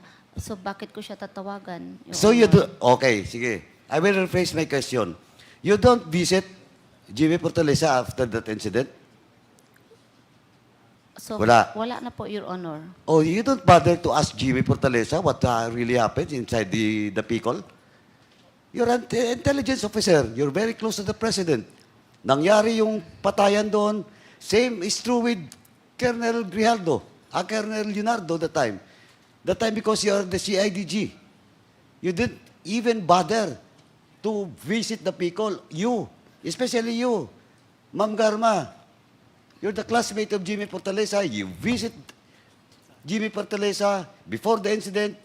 Now, it happens. Sabi mo, wala akong nalalaman sa pangyari, but you didn't even bother to ask Jimmy Portelesa what really happened. Wala akong number sa kanya, Mr. Chair. Hindi nga. Wala How kang can number. I call? How can I ask? But some Mr. of your classmates has a number of Jimmy Portelesa. I don't know, Mr. Chair. You don't know na naman. Pero ang sinasabi ko lang, you don't even bother to visit Jimmy Portelesa after the incident to check what really happens inside that colony. No, Mr. Chair. Kaya nga eh. Ayun nga ang sinasabi ko eh. Na nagbisita kayo, may nangyari, after that, you didn't even bother. That time, President Duterte has already assumed office. We will go in that direction mamaya. Maybe Chairman Ako will discuss to you about it. Now, next. Eto, malapit-lapit na tayo, mamas. Please, sabihin mo lang po ang totoo. Okay, now. Sabi mo kanina, January 16, you start schooling, tama? Nag-schooling ka? January 2016, yes, Your Yeah, Honor. January 2016. So safe ka. Kasing nangyari, August, because, ano yun, OSEC? Yes, For Your full Honor. kernel. Yes, Your Honor. Kailan ka na-promote as full kernel? 2018, Your Honor. 2018. 18? 16? Yeah, 18, Your Honor. Sigurado ka? Hindi Yes, Your Honor, 2018. Sigurado ka? Yes, 2018 of? I think June, Your Honor. Parang, June. eto. It's June Ma'am. of 2018, Your Honor. I Ma'am, retired kasi yung mga 1 year ganyan, after. sa pulis, hindi ako pulis, pero as far as I know, pagdating doon sa kernel, na posisyon hanggang general, hindi malilimutan ng general o kernel na na-promote siya this year and this month. Well, in fact, even the date, because that is an important promotion for each and every career officers in the PNP. Kasi pasikip na kayo, di ba? Tama? Yes, Your Honor. Kasi mangilan-ngilan lang na yung mga light kernel ay sasampa na mabilis. Just like you. You're one of those privileged na promote 2018 pa lang as full kernel. On your class, ilan ba kayong full kernel during the time? Hindi mo matanda na naman. Of course, pwede ko bibigayan. PNP, please submit. Jen? si General, no. Yung sa DIDM po, pakisubmit po yung yung promotion of all Class 97 from light colonel to full colonel po. Yung date and year. Yes, Your Honor. Please. We will comply. Please submit it before the next hearing. Yes, Your Maybe Honor. mabilis lang naman yan. Siguro within the week. I don't know. Okay, I will give you until Monday. Tuesday na po. Tuesday. Tuesday. Yes, Your Honor. Okay? Before the hearing. Now, Ma'am Garma, so after your schooling, you were assigned in Cebu. Tama? Yes, Your Honor. Prior to your assignment in Cebu, you were assigned in Davao. Yes, Your As Honor. what? Station Commander, Your Honor. Of Station 1, Santa Ana Police Station. Station 1. Yes, Okay. Your Honor. With the rank of Light Colonel. Yes, Your Honor. Okay. Sa posisyon na yun, di ba pwedeng major doon? Pwede rin po ang Major, Your Honor. Di ba? Tama? Yes, Your Honor. Okay. Now, yung position mo is only Light Colonel. You were assigned in Cebu. And as far as I know, no, but of course, I can be wrong, I might be wrong, pero pag highly urbanized city, not a component city, rank of full colonel dapat, di ba? In the case of Cebu City, dapat full colonel. Yes, Tama? Yes, Your Honor. Now, you're just a light colonel the time. No, Your Honor. Pag-assign sa'yo? Cebu City Police, Your Honor, I am full colonel. Kailan na po. kayo na-sign doon? June yun po. June or July. June Your Honor. of- Basta I am already, na-promote na po ako, Your Na-promote ka Honor. na? Yes, Your Honor. Ba't OIC lang status mo doon? It has to be confirmed by the mayor, Your Honor. Ayun. Because the mayor does not want you to be the chief of police because prior to that, you were also assigned in Cebu, di ba? Yes, Your Honor. As what? CIDG, CIDG? Regional Chief of Region 7. Correct. Kaya kilala ka ni Mayor Osmeña. Yes, Your Kaya Honor. ayaw niya, kasi kung kilala ka ni Mayor Osmeña because the regional center of Region 7 is Cebu. The regional office of CIDG is Cebu. Most of the activity of CIDG is in Cebu. And as a mayor that time of Cebu, kilala ka ni Mayor Osmeña. That is why ayaw niya sa'yo. Because on your record during the time, napakarami pong nangyari during the time. And we are now collating all those incidents related to death nung time na yon as CIDG Region 7 at the same time Chief of Police of Cebu. Now, Chief of the CIDG ka the time. Yes, Your Honor. Yung rank mo is Light Colonel. Yes, Your Honor. During the time, Regional Director can be a Light Colonel ng CIDG. It can be, Your Honor. It can be. Yes, Your Except Honor. for, sabi ko nga, highly urbanized city. Di ba? Just like Cebu City. Dapat full colonel. Yes, Your Tama. Honor. Now, anyway, let me proceed with, bago pumunta doon, balikan mo mamaya, your travel records. I have with me your travel records. Yes, Your Honor. Okay. I have with me since from 2024 to 2012.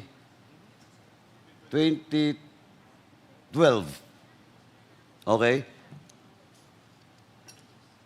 Ma'am Garma, you're most traveled, though you're not anymore in public office. Yes, Your Honor. Tama. Who shouldered your travel? Some were sponsored by my cousins when I traveled. Cousins? Who are your sa cousins? States. I was invited for Who are your cousins? Who are your cousins? Anne-Marie Batay. They are From all where? United States. Okay, US. Yes, Your Honor. Then, siya lang? Nagsisponsor sa'yo? Hindi pa po. Meron pa Hazel Idnay. Comsec, please take note of all the names that are being mentioned by Ms. Garma. Yes, please proceed. Who else? Yun lang po ang nagtumulong So, po. dalawa lang Yes, because I was invited to an occasion. in the US. But how about your travel in Asia? Who sponsored it? I paid for it, You paid for Your it? Honor, yes. Tingnan mo, mama. Your travel for just 2024, you traveled 6 times abroad. Just in 2024. Tapos, yung travel mo 2023 is 13 times. You travel 13 times abroad. 2020. 13 times. This is a record coming from the Bureau of Immigration, madam. You cannot deny this. Iba't ibang lugar, may Kuala Lumpur, may ano. In the next hearing, tatanungin pa kita po para at least papaunanan kita. Pero sa ngayon, ang tanong ko lang po, who sponsored you? How can you afford to travel 13 times in just 1 year? You're not anymore an official of the government. This is an official travel. Oh, where did you get? Where did you get? Ma'am? Oh, you want to have an executive session? No, Your Honor. No? Also, answer me. Always I set you in contempt. I paid for it, Your Honor. Yeah, you paid for it. How much is your, ano? How much is your, can you provide us? Are you willing to have a waiver for your bank accounts? No, Your Honor. No. Why? Because you're not telling the truth. You are hiding something. Ito, initial pa lang, mama. Oh. You travel 13 times. Ibig sabihin nun, more than every month you travel outside in the country. Now, last question ko, ma'am. What is, eto mama, diretso kita, what is your latest travel abroad? When was that? When was that? Japan, Your Honor. Japan? Hindi, your purpose of your travel. USA, Your Honor. Oh, USA. Now, ano lang, what happened with the travel? Okay, I have to travel to USA to Why? to bring my daughter in the US Why?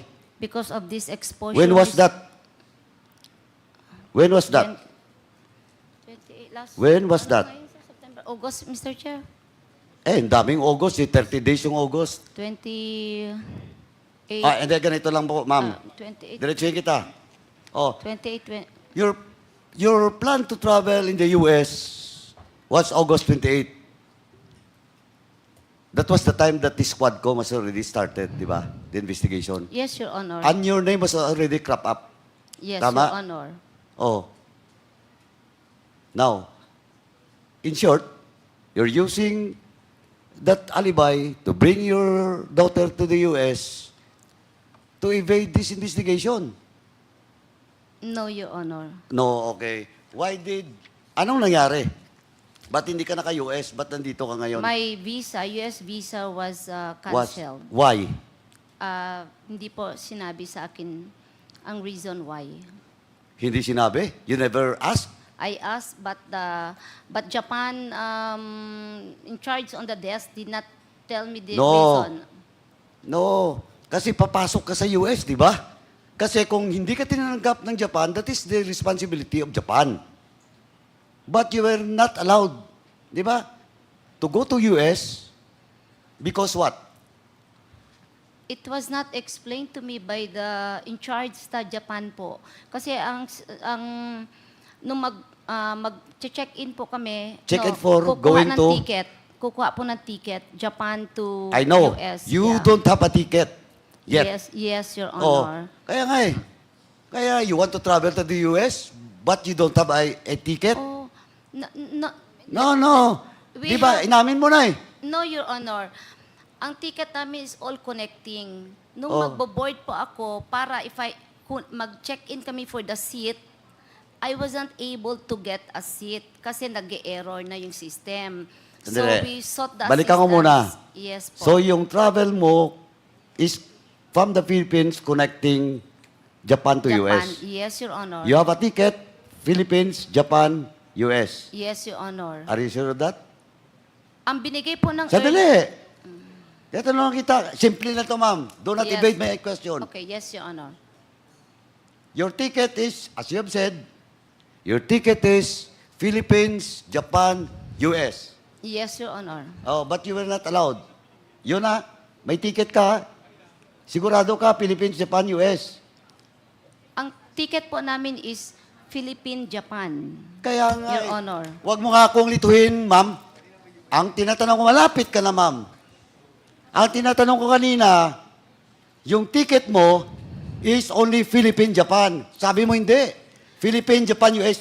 You get a ticket in Japan for US.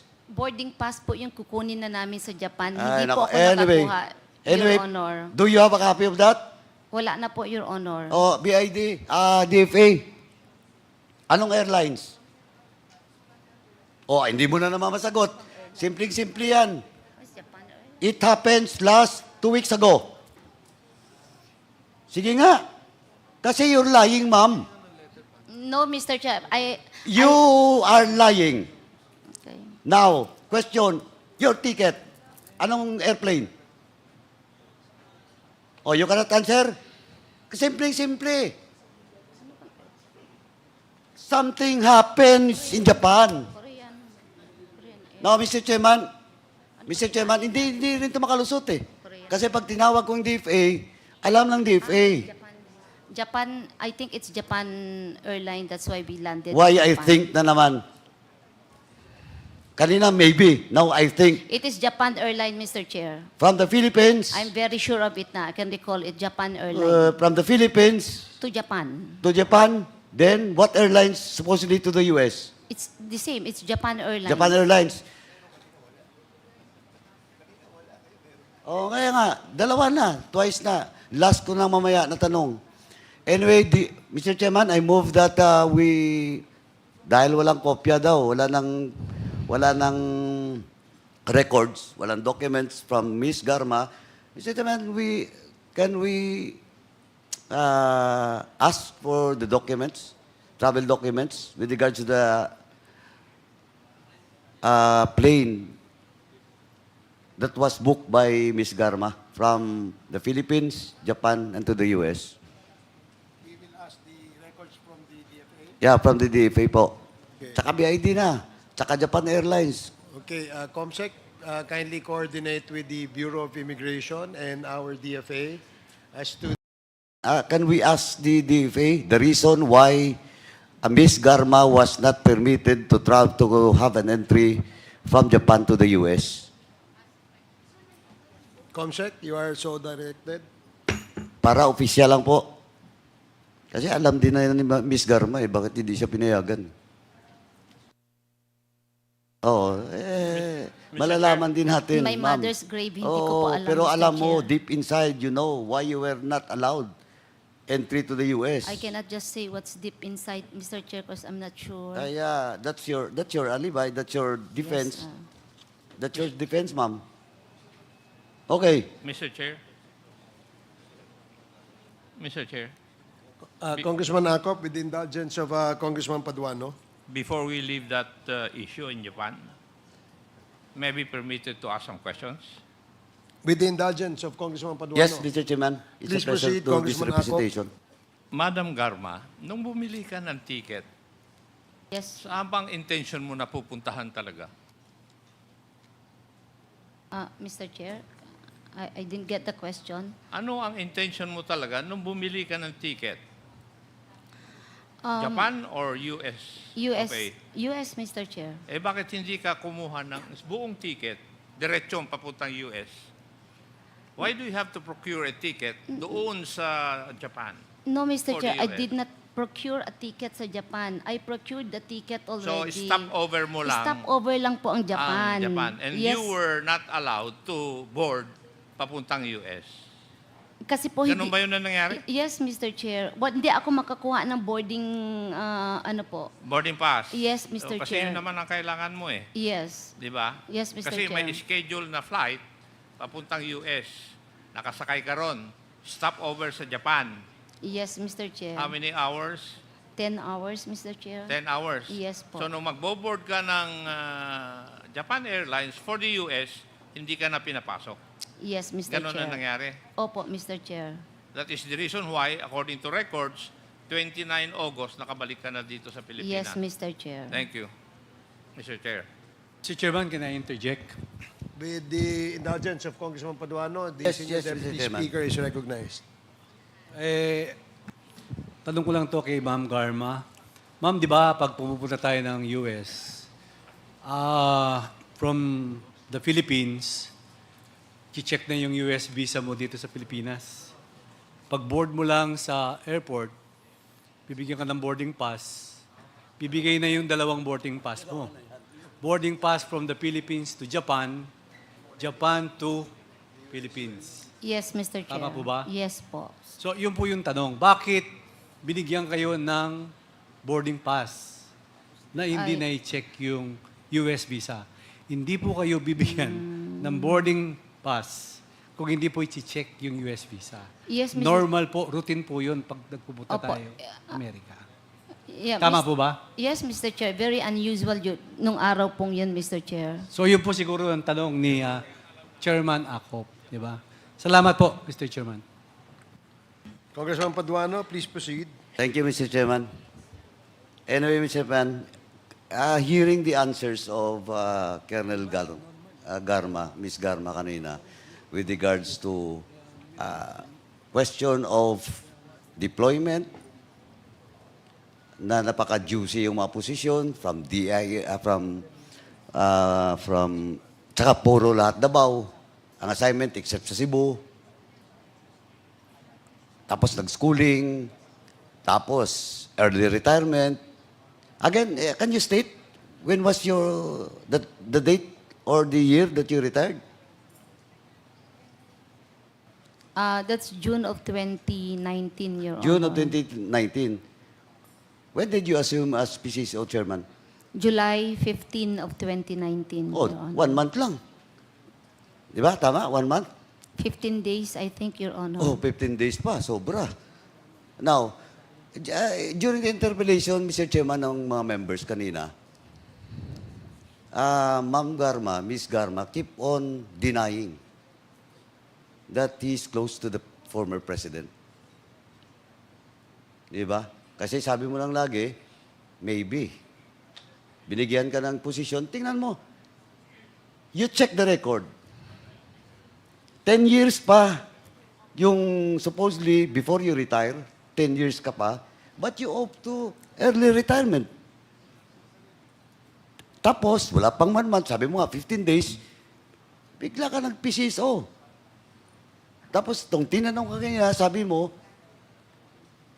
are you close to the president, former president? Ang sagot mo, because of those promotions, sabi mo, is maybe, not maybe. Now, I will ask you,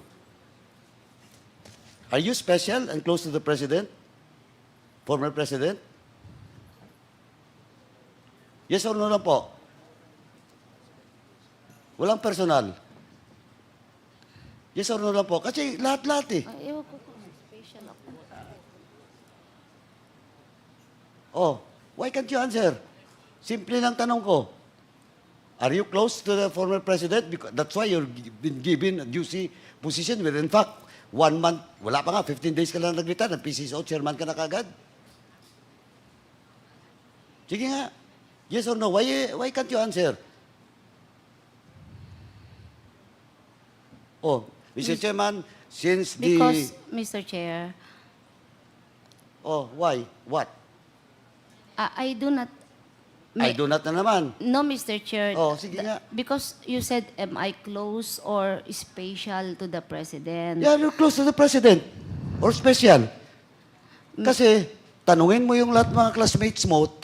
Ako, mama, mga classmates mo, ikaw ang tumulong for their promotion during the time of President Duterte. That's why I'm asking the DIDM to submit to this committee all the years of promotion of all your classmates. Now, ang question ko ngayon, diretso na. I hope you will answer truthfully. Are you close to the President? Mr. Chair, I'm not close. I was fired. Okay. Okay. Nag-floating pa nga po ako during his Huwag time. mo, anong mga floating during his time? Yes, Mr. Chair, 15 6 months. days lang na nag-retire ka, nag-PCSO chairman ka, for all those qualified, sandali, for all those qualified applicants. Ang dami po na qualified. Why you? Why you? And though, the fact is, Mayor Osmeña is keep on insisting, kaya nag-OIC ka lang kasi He never choose you in the list. Tama? Unang question ko ulit. Last na lang to, ma'am. Are you close and special to the President? For me, Mr. Chair, I don't feel close and special. Okay, now, Mr. you're Chair, lying. because You're lying, can ma'am. I explain, Mr. Chair? Of course, explain. You know, there was once in my career na siya ang mayor, nag-floating po ako 6 months, I don't have any position. Ma'am, when was that? That was in 11. No, that Mr. was Chair, way floating- back. Way back, ma'am. Nag-floating po ako. But before he became President of this Republic, you're very close to the President. Before your assignment in Cebu, you're very close to the President. Before you retire, you're very close to the former President. And now you're talking to this committee, you're telling us that you're not close to the President? That's only a simple question. Now you deny. You said no. You said no. Oh, Mr. Chairman, Can I, Mr. Chair? Kanina pa kita pinapa-explain. Pabalik-balik lang tayo. Yes. Okay, given you were floated. Yeah. Kasi, 2011. yes, Mr. Oh, but after that, lahat na position mo, juicy. You can never stay. Palipat-lipat ka doon sa Davao and you will not be deployed as CIDG in Region 7. You cannot be deployed even the opposition of the mayor, that time, Mayor Espino, if you're not close to the President. You're telling me that it's the Chief PNP? Now, kung Chief PNP, bakit nung nag-retire ka, 15 days after, PCSO chairman ka, if you're not chosen, if you're not close, if you're not special to the President?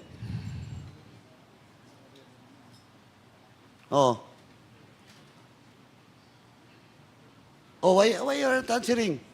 Perhaps, Mr. Chair, I am special. Perhaps ka na naman. Anyway, Mr. Chairman, ito, ano lang to, Mr. Chairman, for the record, but I moved to cite in contempt because the resource person is evading to answer questions being asked by almost all members. Paulit-ulit lang yung perhaps mo. Maybe. Ngayon, perhaps na naman. Move to cite you in contempt, Mr. Chairman.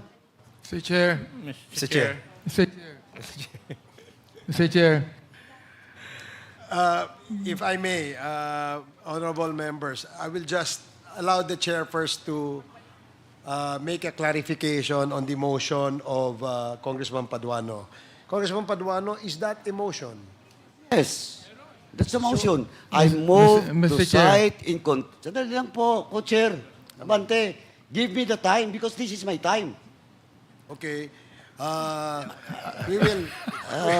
I move to cite in contempt Ms. Garma for lying and evading questions being asked by the members of this committee and including this representation. So move, Mr. Chairman. Okay, there is... Mr. Chair. There is Mr. a Chair. Okay, before I rule... Before Okay, that, is that sandali lang. an amendment to the motion? No, yes. Perhaps, please listen to my questions first before we act on the motion of my co-chair who is angry now. Okay. So will Congressman Abante propound questions to Colonel Garma?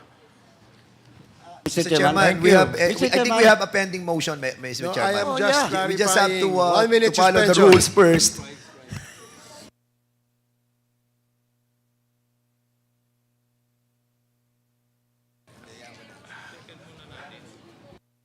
Oh, Mr. Chair, I accede to the motion of...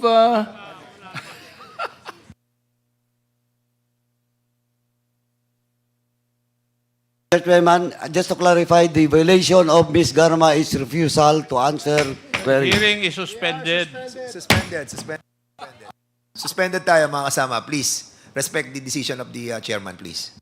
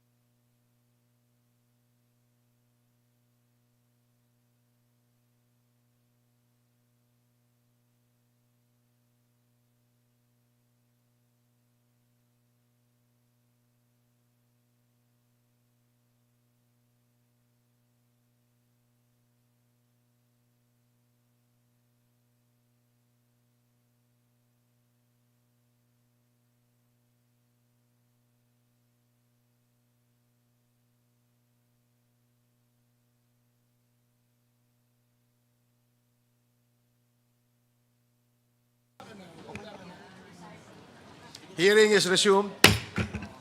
Thank you. Can I be allowed to speak, Mr. Chairman, to reiterate my motion? Okay. Go ahead, Congressman Paduano. Thank you, Mr. Chairman.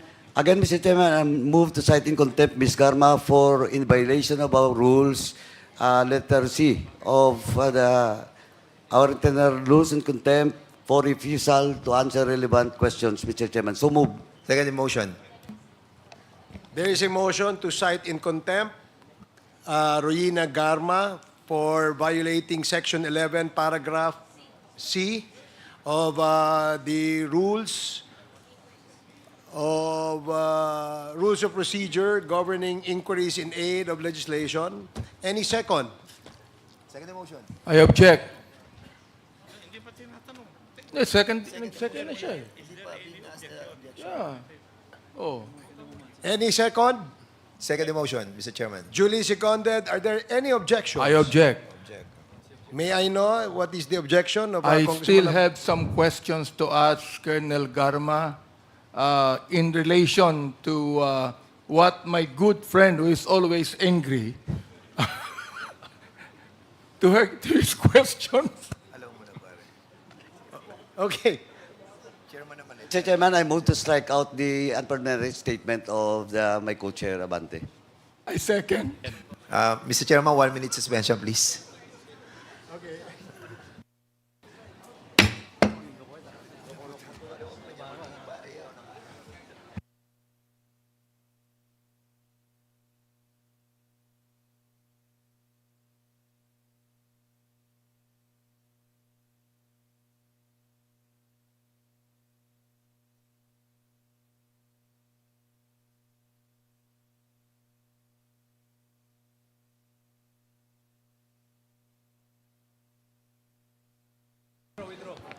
Hearing is resumed. The parliamentary status is that Congressman Paduano moved for the to cite Royina Garma in contempt for violating Section 11, Paragraph C of our Rules of Procedure governing inquiries in aid of legislation. And it was duly seconded. When the chair asked if there are any objections, there was an objection raised by Congressman Abante. And the chair asked Congressman Abante what his objections were. And there was a short exchange of statements coming from Congressman Abante and Congressman Paduano, until the chair moved for a suspension for 1 minute. Now we resume our hearing, and may I know what is the pleasure of Congressman Abante? Well, Mr. Chair, upon our discussion, I will withdraw my objection to the motion, Mr. Chair. But I would like to ask questions. Yes, you may do so, Congressman Abante. The motion was withdrawn. Let us now proceed to vote on the motion to cite Royina Garma in contempt. So again, it was duly seconded. Are there any objections? Hearing none, the motion is carried. Congressman Paduano, what is the next motion? Mr. Chairman, I yield to Congressman Rodriguez for the second motion. Do you want to move for the second motion? Yeah. Mr. Chair, in relation to the motion passed for the contempt of Colonel Garma, I move that she be held in the House facility until the termination of the hearing. Until the committee report is passed. Mr. Termination Chairman, of the hearing. Mr. Chairman, I have the information that the facility that we have in here right now is full of all those resource persons who have been cited in contempt. Thereby, we cannot accommodate anymore the presence of the resource person in the personality of GM Garma. Thereby, we amend our motion to put the resource person in the police facility in Mandaluyong, in the correctional facility, Mr. Chairman. So instead of detaining Ruina Garma, GM Garma in the facilities of the House of Representatives, we will then detain her to Women's Correctional in the city of Mandaluyong. Mr. Chair, I submit to the... Your Honor, please, may we... Mr. Lawyer, No, I'm sorry. you're not allowed Yes, you are not under our allowed. rules. So You talk to your client.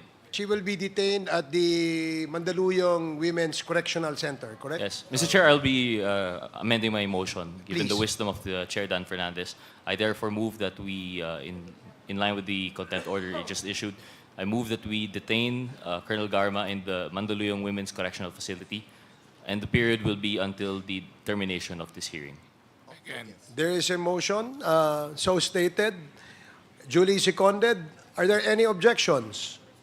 Mr. Chair, Is that an objection, Colonel Busita? yes, Mr. Chair. Can you- A retired police commission officer, and pwede po ba na siya ay sa ano na lamang po ma-detain sa PNP custodial? Mr. Chair. 1 minute suspension.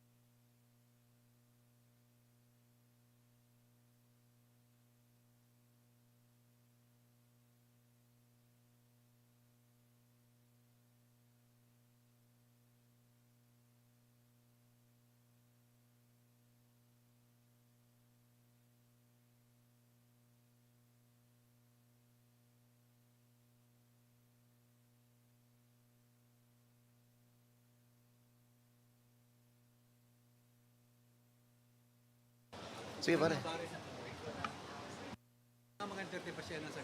Hearing is resumed. Mr. Chairman, Let me just state for the record the parliamentary status. There is a pending motion on the second motion wherein there was a discussion as to where we will detain GM Ruina Garma, whether in the premises of the House of Representatives or outside of the premises of the House of Representatives. And there was a motion made by Congressman Gutierrez stating that she will be detained at the Women's Correctional Center in Mandaluyong. And we'd like to... Mr. Chair. Is that in Yes. relation to the motion? yes, because we have an information that we can now accommodate our resource person here in the premises of this House of Representatives. So thereby, we'll be requesting Congressman Gutierrez to amend his motion. Yes, Mr. Chair, I'd like to move to amend my motion again, given the development that the LSB has imparted to us that the House facility can actually entertain another detainee. I therefore amend my motion, Mr. Chair. And I'd like to move instead that in relation to the contempt order of Colonel Garma, that she be detained in the House detention facility, and the term to be determined is that until the termination of the hearings of the Quadcom. Okay, there is a motion. Second motion. The first motion is to detain her in the premises of the House of Representatives. And another motion is for how many days, Congressman Gutierrez? Mr. Chair, until the termination of the hearings of the Quadcom. So she will be detained until the termination of the Quadcom in all its hearings. Okay, Mr. Chair, Congressman Acop. supposing the hearing is not still terminated and she will tell the truth, what is the... Can she be released from detention? Certainly, Congressman Acop, the violation she has committed is in violation of Section 11, Paragraph C, wherein she refuses to answer and cooperate, and she tries to evade answering the questions propounded by the members. So if she changes her mind and she suddenly cooperates, then the committee will be more than willing to accommodate her motion for reconsideration. Is that all right? Does that satisfy Congressman Acop? Thank you. So the motion to detain GM Garma in the premises of the House of Representatives until we terminate the hearing by the Quadcom. Duly seconded. Any second? Second, Mr. Chair. Duly seconded. Any objection? Hearing none, the motion is approved. Comsec, please coordinate with the Sergeant at Arms. Now we proceed again with the questions. Earlier, Congressman Abante would want to propound questions to GM Ruina Garma. So, you are now recognized, Congressman Abante. Thank you, Mr. Chair. Before I would propound question to Colonel Garma, I just would like to establish our hearing here that we are not supporting the killing of the three Chinese drug lords, being drug lords. But what we are trying to establish here, Mr. Chair, are the killings. They are not right. There should not be any killings at all, whether there be killings inside the penal colony or outside the penal colony.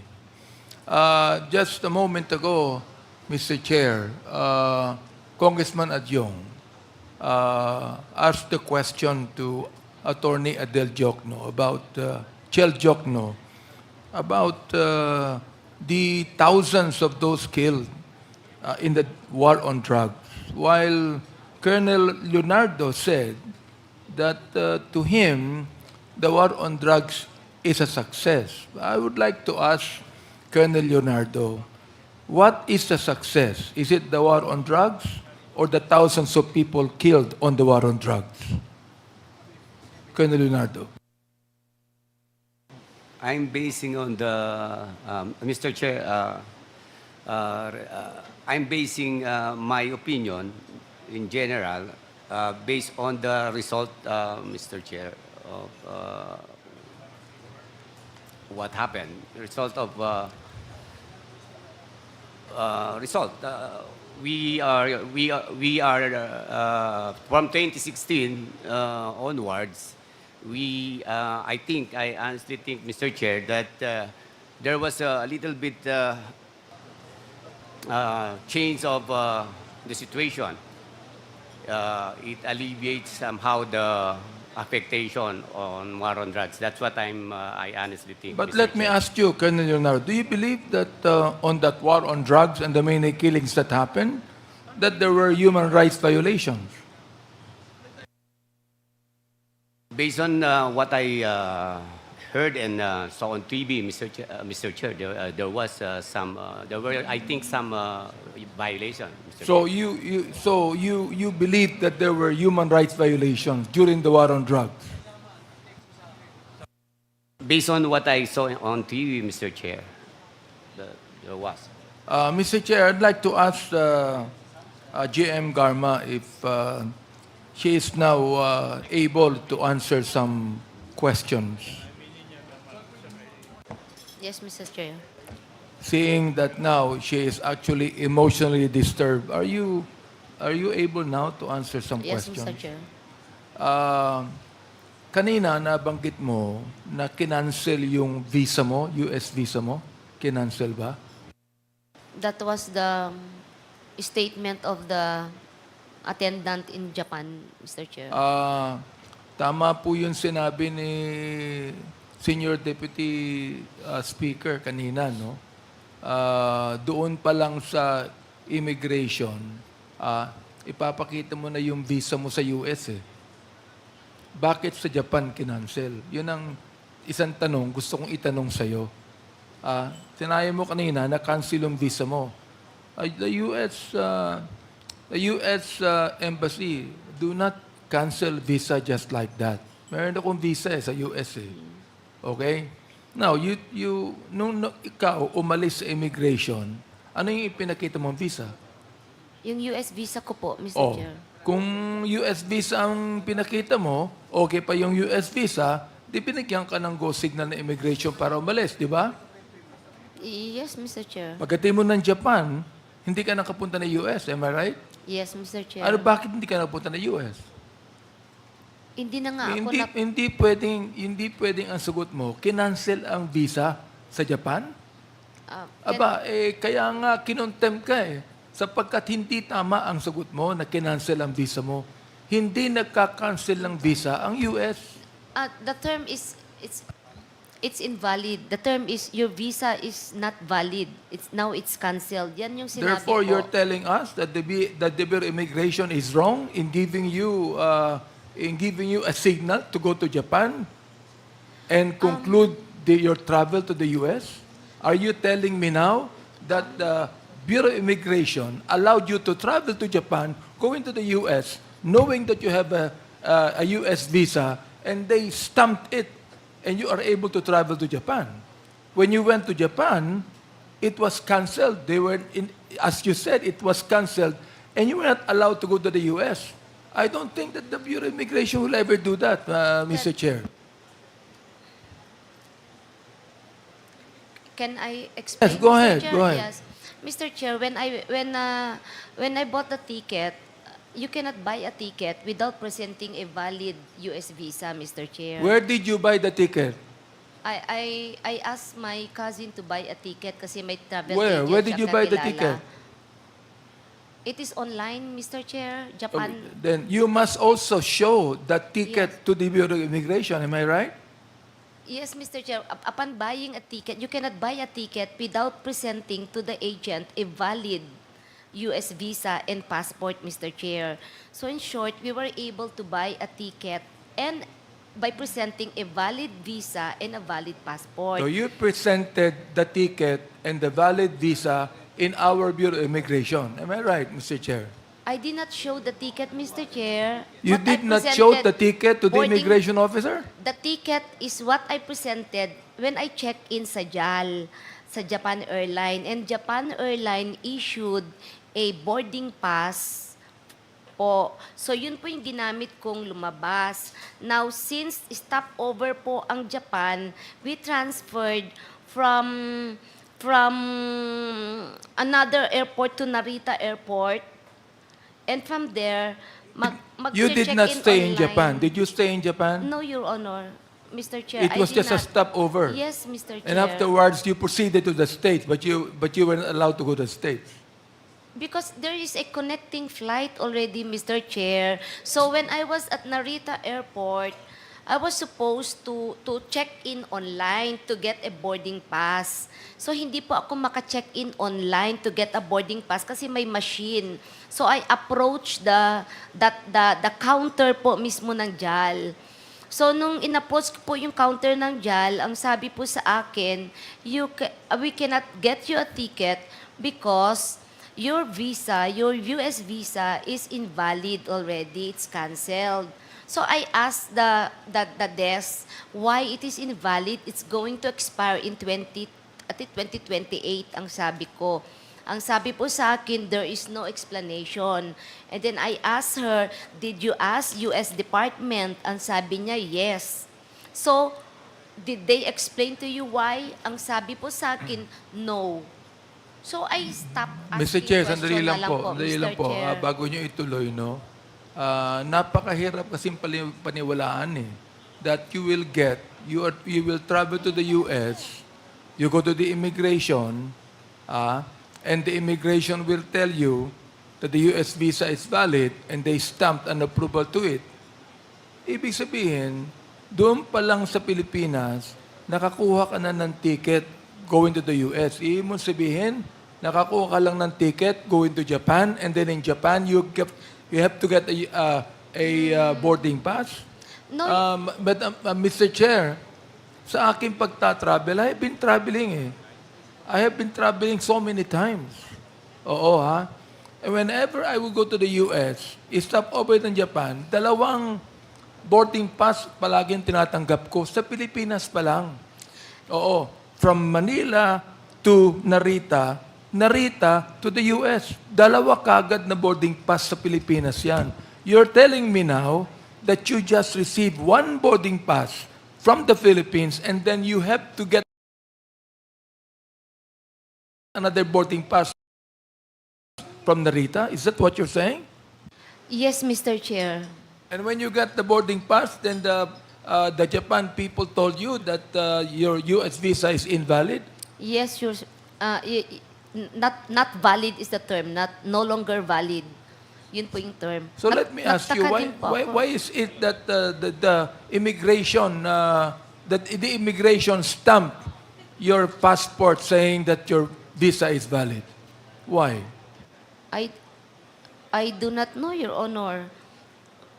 I presented my valid passport. I presented my valid visa. I bought a ticket to the US. And it's a connecting flight sa Narita, supposedly. You know, Mr. Chair, may kasabihan dito, ano mo sabi ni Marcel Aimee, and I quote, no? Some people are so false that they no longer distinguish that what they think is the exact opposite of what they say. Iniwala ba kayo ron? Yes, Mr. Chair. So, you know, what you're answering us now, mahirap paniwalaan po eh. Why? Because we have Major Fortaleza, who is your classmate. At sinabi niya, na kanyang pinapatunayan ang sinabi niya. And he will not budge. Major Fortaleza, yung bang iyong sinalaysay dito, yung pa talaga ang nangyari? Totoo ba yun? Yes, Your Honor. Therefore, nagsisinungaling si Colonel Garma. Major Fortaleza. Yung sinabi ko po, Your Honor, yun po yung Tagutin totoo. mo ko, yes or no, nagsisinungaling si Colonel Garma. Yes, sir. Anong masasabi mo dyan, Colonel Garma? Classmate mo sa PNP ito. Tinutulungan mo pa. And he is saying now that you are telling a lie to this committee sapagkat pinapanindigan niya ang kanyang sinabi na kinausap mo siya tungkol sa pagpatay sa 3 Chinese. So tell us what you can say about that. Now, please, kung talagang nag-usap kayo ni former Major Fortaleza tungkol dyan, na classmate mo, ibig sabihin, kung alam ko yung PNP at PMA, classmate, mista mo yan eh. Ibig sabihin, close ka kay Major Fortaleza. You're telling me now that Major Fortaleza is lying, and that you're telling the truth, and that Major Fortaleza right now is telling a lie. Now you tell us now, Colonel Garma. Yes, Your Honor. He's telling a lie. Yes, Your Honor. Now, pero nakausap kayo, di ba? Hindi kami nagkausap sa phone, Your Honor. Hindi kayo nakita kahit minsan? When we visited him, that's once, Your Honor. You visited him just once. Bago naging Pangulo ang former President, gayon ba? O Pangulo na siya ng Pilipinas? When you visited Major Fortaleza in jail, was the former President already President during that time or not?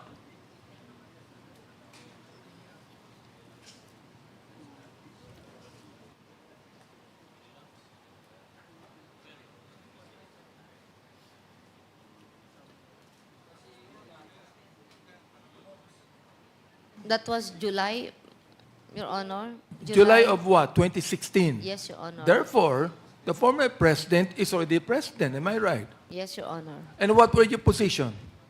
Mr. What Chair. was your position at that time? None, Your Honor. Ha? Wala po akong position, Your Honor. Anong ibig sabihin ng wala kang posisyon? Police ka, di ba? You're a police officer. Yes, Your Honor. What was your position during that time when you visited your MISTA, None, former Your- Major I have no Fortaleza? position, Your Honor. What do you mean you have no position? I was undergoing schooling, so we don't have any position, Your Honor. I was undergoing a 1-year schooling. You were in school. Yes, Your Honor. Okay. So, hindi ka pa talaga nakaposisyon bilang station commander or whatever. You were schooling actually. Yes, Your Honor. Okay. Ngayon, Pangulo na ang former president when you visited former Major Fortaleza. Yes, Your One time lang yan, di ba? Opo, Your Now, Honor. you're telling us here kanina that you never called him even once. Am I right? Hindi ko po siya nakausap sa phone. Okay, Yes, how Your Honor. how can you really visit him without even calling him even once? How? Mr. Chair, yung pagdalaw namin is just parang it's even unplanned kasi wala kaming klase that day and then napag-usapan na nandyan si Jimmy Fortaleza sa Dapicol and then sabi namin pag-usapan namin na dalawin at random, supposed to be 5 kami eh. Hindi natuloy po yung 2, kaya 3 na lang po kami tumuloy. Nung sinabi ni Jimmy Fortaleza sa kanyang sinumpiang salaysay, number 4, noong bumisita si Colonel Garma, tinanong niya ako kung nasaan nakakulong ang mga Chinese. Kanina, nabanggit mo na wala kang kinalaman, hindi mo alam na may mga Chinese drug lords doon. Ito bang sinabi na sa salaysay ni former Major Fortaleza? Mali rin ito, kasi nungalingan din po ito. Yes, Your Honor. Kasi nungalingan to. Yes, Your Honor. Okay. Ngayon, noong unang linggo ng Agosto 2016, tinawagan ulit ako ni Garma dahil gusto raw niya makausap si Superintendent Gerardo Padilla. Kasi nungalingan din to. Yes, Your Honor. Okay. Ngayon, noong August 8, 2016, tumawag ulit si Garma sa akin para sabihin na nag-usap at nakita daw sila ni Padilla So, ibig sabihin, kasinungalingan din ito na nagkausap kayo at nakita kayo ni Padilla. Yes, Your Honor. Kasinungalingan din yan. Yes, Your Honor. Okay. Pangatlo na yan, ha? At sinabi sa akin na, Bok, ako na ang bahala. May mga tao kami dyan sa loob. Kasinungalingan din yan. Yes, Your Honor. Now look, yung salaysay ni former Major Fortaleza at yung salaysay po ni Colonel Padilla ay nagkakatugma. Ibig sabihin, itong dalawang salaysay ng dalawang taong ito ay nagkakatugma. Ibig sabihin, itong dalawang ito, laban sa isa, ay nagsisinungaling sila. Yes, Your Honor. Ang magaling. Ibig sabihin na katulad ng sinabi ko the last time na ako ay nagtatanong dito, kahit ang Biblia nagsabi, when there are 2 or 3 accusations, witnesses, the accusations are established. Kahit po sa ating batas ganun. Alright. Ito po, nagtetestify laban sa inyo. Laban sa inyo. And you're telling us, nagsisinungaling itong dalawang ito, laban sa kanilang sinabi, itong si Padilla, GM Garma, ay active pa at this time. Ito pong si Major Fortaleza, may kaso na. Ibig sabihin, Colonel Garma, ikaw ay nakalabas, malaya ka. Itong si Major Fortaleza, nakakulong ito. Mas magsasabi ba ng totoo ang nakakulong sa nakalaya? Tell me.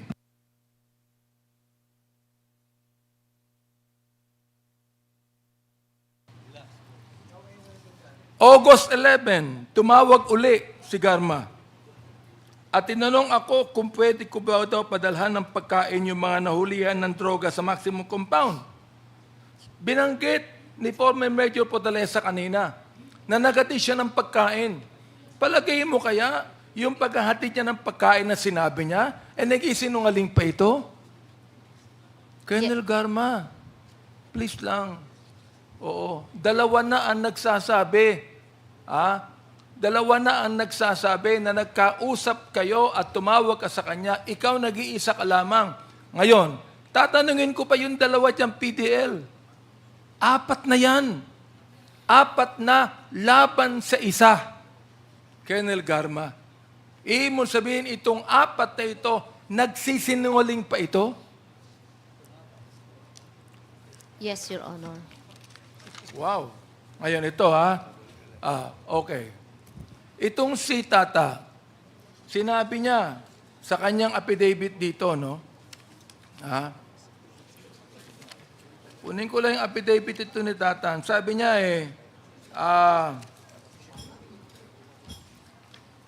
number 16, Tata, sabi mo tinan mo noong papalabas kami ng gate, narinig ko yung isang empleyado na puntahan si Fortaleza.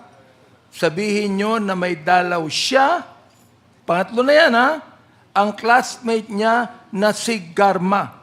Ang Garma na tinutukoy ay si Lieutenant Colonel Ruina Garma na sa pagkakaalam ko ay taga CIDG. Itong salaysay po na ito ni Tata, ito po ba pinapasinungalingan nyo rin?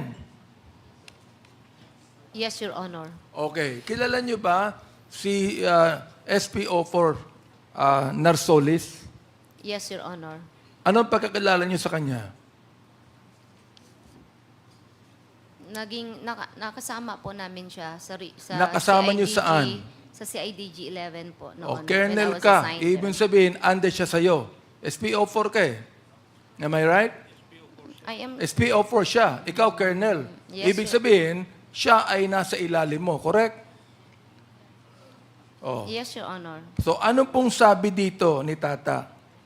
Kilala ko si Lieutenant Colonel Ruina Garma na karelasyon ni Art. Totoo ba yun? Hindi.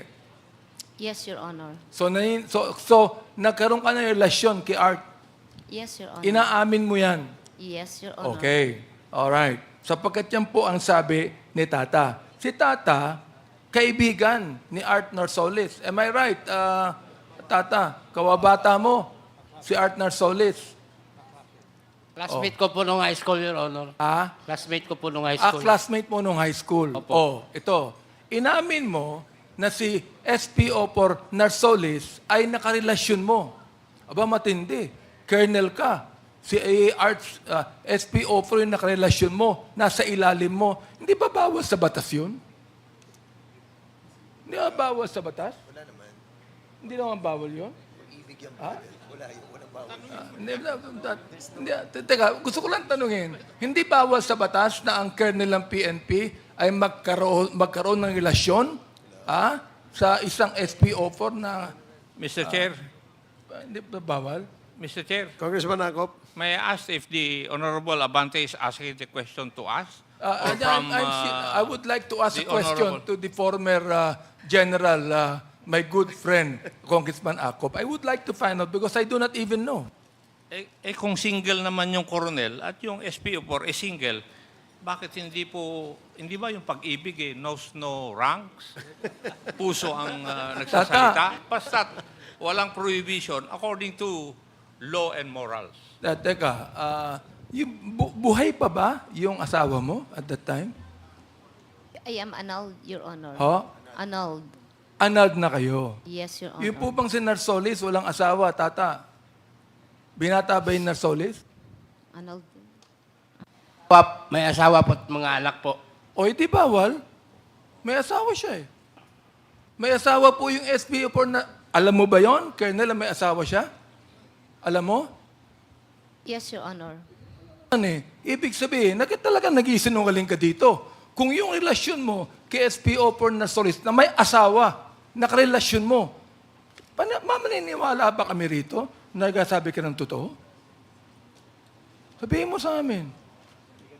Oh, 3 na ang nagkakatugmang salaysay laban sa iyo. Inamin mo rin na si Art Narsolis, karelasyon mo. At sinabi rin ni Tata na may asawa yung Narsolis. Oh, kanina tinanong ko kung bawal. Hindi bawal kung binata, ang sabi ni Congressman Akop. May asawa si Narsolis. Alam mo na may asawa. Oh, nirelasyon mo. Alam mo ba may asawa siya? Hindi. He's annulled already, Mr. Chair. Annulled din ba yung asawa ni Art Narsolis? Annulled din. Alam mo ba yon? Tinatanong ko, dapat andito siya eh. Ang alam ko lang, sir, may mga anak siya at may asawa. May asawa at mga anak. Hindi ko alam kung... Ang alam mo, ay annulled din yung kanilang kasal. He's annulled, Mr. Chair. Annulled. O, at that time na nagkaroon ka ng relasyon sa kanya, annulled na kayo pareho. I am annulled and he's pending yung ano niya po, annulment. O, hindi pa annulled. He's separated. Yes. O pending, o separated. Ibig sabihin, bawal ang ginawa mo. Hindi ka dapat nakipagrelasyon sa isang taong may asawa, whether pulis yan o hindi. Ngayon, paano kayo maniniwala dito na hindi ka nag-isinungaling? Samantalang 3 na nagsabi na meron kang alam mo ang nangyayari. 3 na ang nagpatibay ng kanilang salaysay. 3 laban sa isa. At hindi lang yan, kundi yung relasyon mo kay Narsolis, hindi po tama yan. Now, tell us right now. Should we believe you? Okay? Sa Quadcom na ito? O kaya naman talagang gusto mo nang sabihin na totoo ang sinabi ng mga taong ito?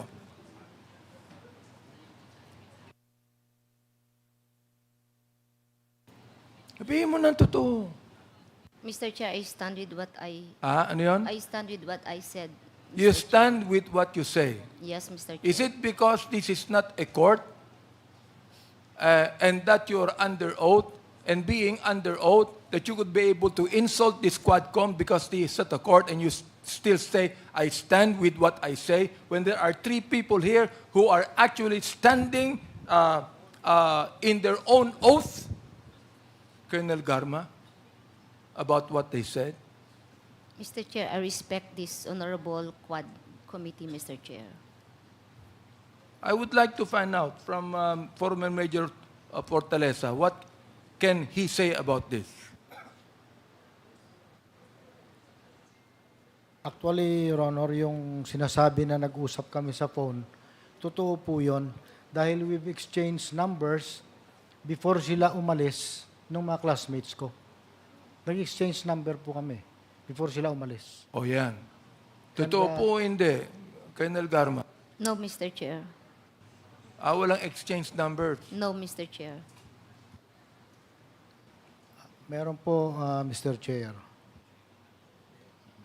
Colonel Padilla, ano po masasabi ninyo sa sinasabi ni Major Fortaleza at ang sinasabi ni Colonel Garma? Base lang po sa pag-uusap nilang dalawa, dahil pinasa ni Jimmy Fortaleza yung cellphone sa akin, so ibig sabihin, mayroon po silang contact. Nagkausap kayo ni Colonel Garma? Yes, Your Honor, Mr. Chair. Okay. Sa cellphone Pakiulit nyo nga po ang sinabi ni Colonel Garma sa inyo nung nagkausap kayo? Nung sinabi po niya sa akin na mayroon silang operation na gagawin at may tao silang gagawa sa loob at huwag ka nang makialam at mananagot ka sa amin. Ayan. Yung po ba'y pinapasinungalingan nyo rin, Colonel Garma? Sa salaysay ni Colonel Padilla? Yes, Hindi Mr. rin tama yung sinabi niya. Yes, Mr. Chair. Okay. Tata, nung kinausap ka ni Major Fortaleza tungkol sa sinabi ni Colonel Garma, nangyari ba yon? Totoo ba yon sa laysay na binigay mo? Opo, Your Honor. Ayun. 3, laban sa 1, Colonel Garma. Na wala po tayong kinakampihan dito. Oo. Hindi po personalan to, Colonel Garma. Trabaho lamang po ito. Trabaho po namin ito. Sapagkat kinakailangan malaman namin ang buong totoo upang kami makagawa na mas magandang mga batas tungkol dito para hindi na mangyari ang nangyari pa sa war on drugs. Tama ho ba ako, Colonel Garma? Ikaw din ang nagsabi. Ikaw din ang nagsabi na hindi ka masyadong, tawag doon, hindi masyado ang support mo sa war on drugs ng dating Pangulo. Sinabi mo yung kanina, hindi ba? Did I hear you say that? I'm referring to the program, Mr. Chair. Yes. What is the program? Program is war on drugs, am I right? Yes, Mr. Chair, pero marami pa kasing component yung program. Kanina, ang sabi mo, when we asked Colonel Leonardo, and Colonel Leonardo said that he is in full support and that he believed that the war on drugs is a success. And then afterwards, you were asked and you said no. Yes, Mr. Chair. So you do not believe that to be a success? Yes, Mr. Chair. Well, that's good. Oo. So at that time, you might be telling the truth. But listen, these 3 people against you. Against you, Colonel Garma, nagkakatagtugma ang kanilang salaysay. You still maintain that they are lying and that you are the only one telling the truth here, Colonel Garma? Yes, Mr. Chair. Mr. Chair, yun lamang po ang aking mga katanungan. Maraming salamat. Thank you, GM Garma, for answering those questions. Thank you, Congressman Abante. The next to interpolate is Congressman Busita. You are recognized. Thank you, Mr. Chair. Mr. Chair, may I proceed to Colonel Espinido, Mr. Chair? Please proceed. Thank you, Mr. Chair. Colonel Espinido, pumasok ka sa PNP service noong 1996, tama ba? Yes po, Your Honors, Mr. Chair. Kailan ka na-assign or nag-engage sa intelligence and operations? Nung ma-assign ako sa Region 8 from Region 7, Marirecall mo ba kung anong year? 2000, Your Honors, Mr. Chair. 1999, 2000 sa PAOK-TF. Galing nito. So, yes. Thank you, Mr. Chair. So, more than 20 years ka na sa intelligence and operations, right? Ganon, yes, Okay. Mr. Chair. Kailan ka na-engage sa anti-illegal drugs? Under ako ng KANO, City Anti-Narcotics Unit, 2001, 2002. So, more than 20 years ka na rin sa anti-illegal drugs, tama? Hindi 20 years kasi sa Regional Intelligence Investigation ako Division, Your Honors. Specifically, pag sa KANO, 3 taon lang sa KANO. Yes, okay. During the previous hearing, tama ba yung nadinig ko, Mr. Chair, na nabanggit ni Colonel Espinido, kung ayaw ng Chief PNP ang illegal drugs, walang illegal drugs. Tama ba? Yes. Thank you. Big yes, Your Honors. Thank you, Mr. Chair. Ano ang nagtulak sa'yo para sabihin ito? That is my personal experience, Your Honors, Mr. Chair. Based naman sa area na assign ko sa bayan ng Gandara, San Miguel, Albuera, at saka sa Uzamis. Okay. Mr. Chair,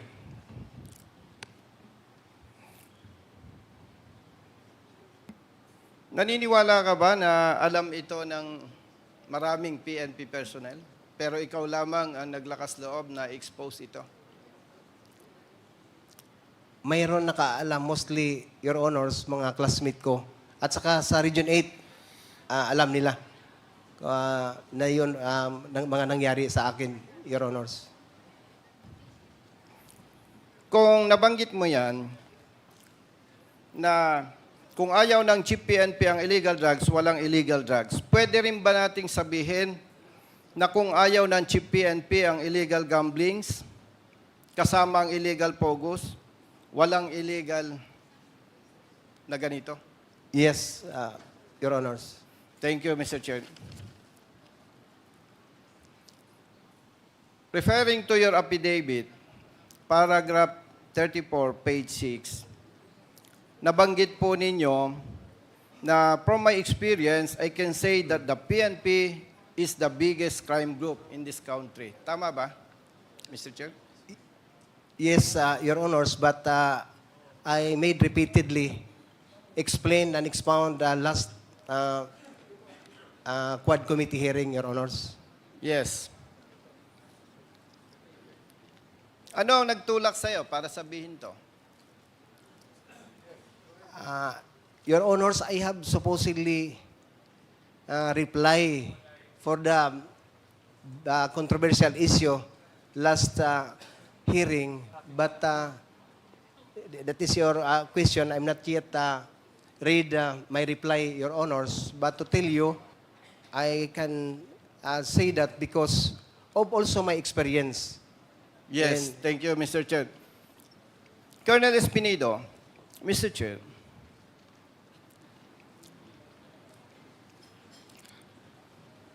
sinabi mo ba ito na the biggest crime group sa ating bansa ay ang PNP dahil may mga personnel ng PNP na involved sa illegal drugs? Yes or no? Yes. Sinabi mo rin ba ito, Mr. Chair, dahil may PNP personnel na involved sa illegal gamblings? Yes or no? Yes, Your Honor. Sinabi mo rin ba ito dahil may mga involved na PNP personnel sa kidnappings? Yes, Your Honor. Sinabi rin mo ba ito dahil may mga PNP personnel na nasasangkot sa killings or EJK? Yes or no? Yes, Your Honor. How about robbery holdup? we can attest to that, Your Honors, because when the time my last time here in 28 August 29, there is a news that there is a robbery hold-up happened in Bataan with the 7 police officers involved. Yes, I agree with you. How about, na-assign ka sa Mindanao? Yes, Your Honor. Region 11. Sa pagkakaalam mo, mayroon bang human trafficking na nangyayari within Mindanao?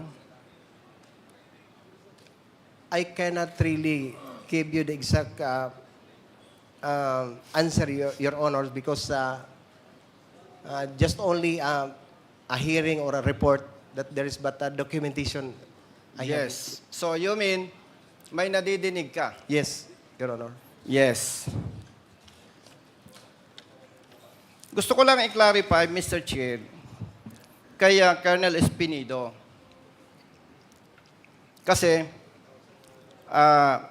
para malinawan ng taong bayan. And of course, malinawan ng PNP personnel.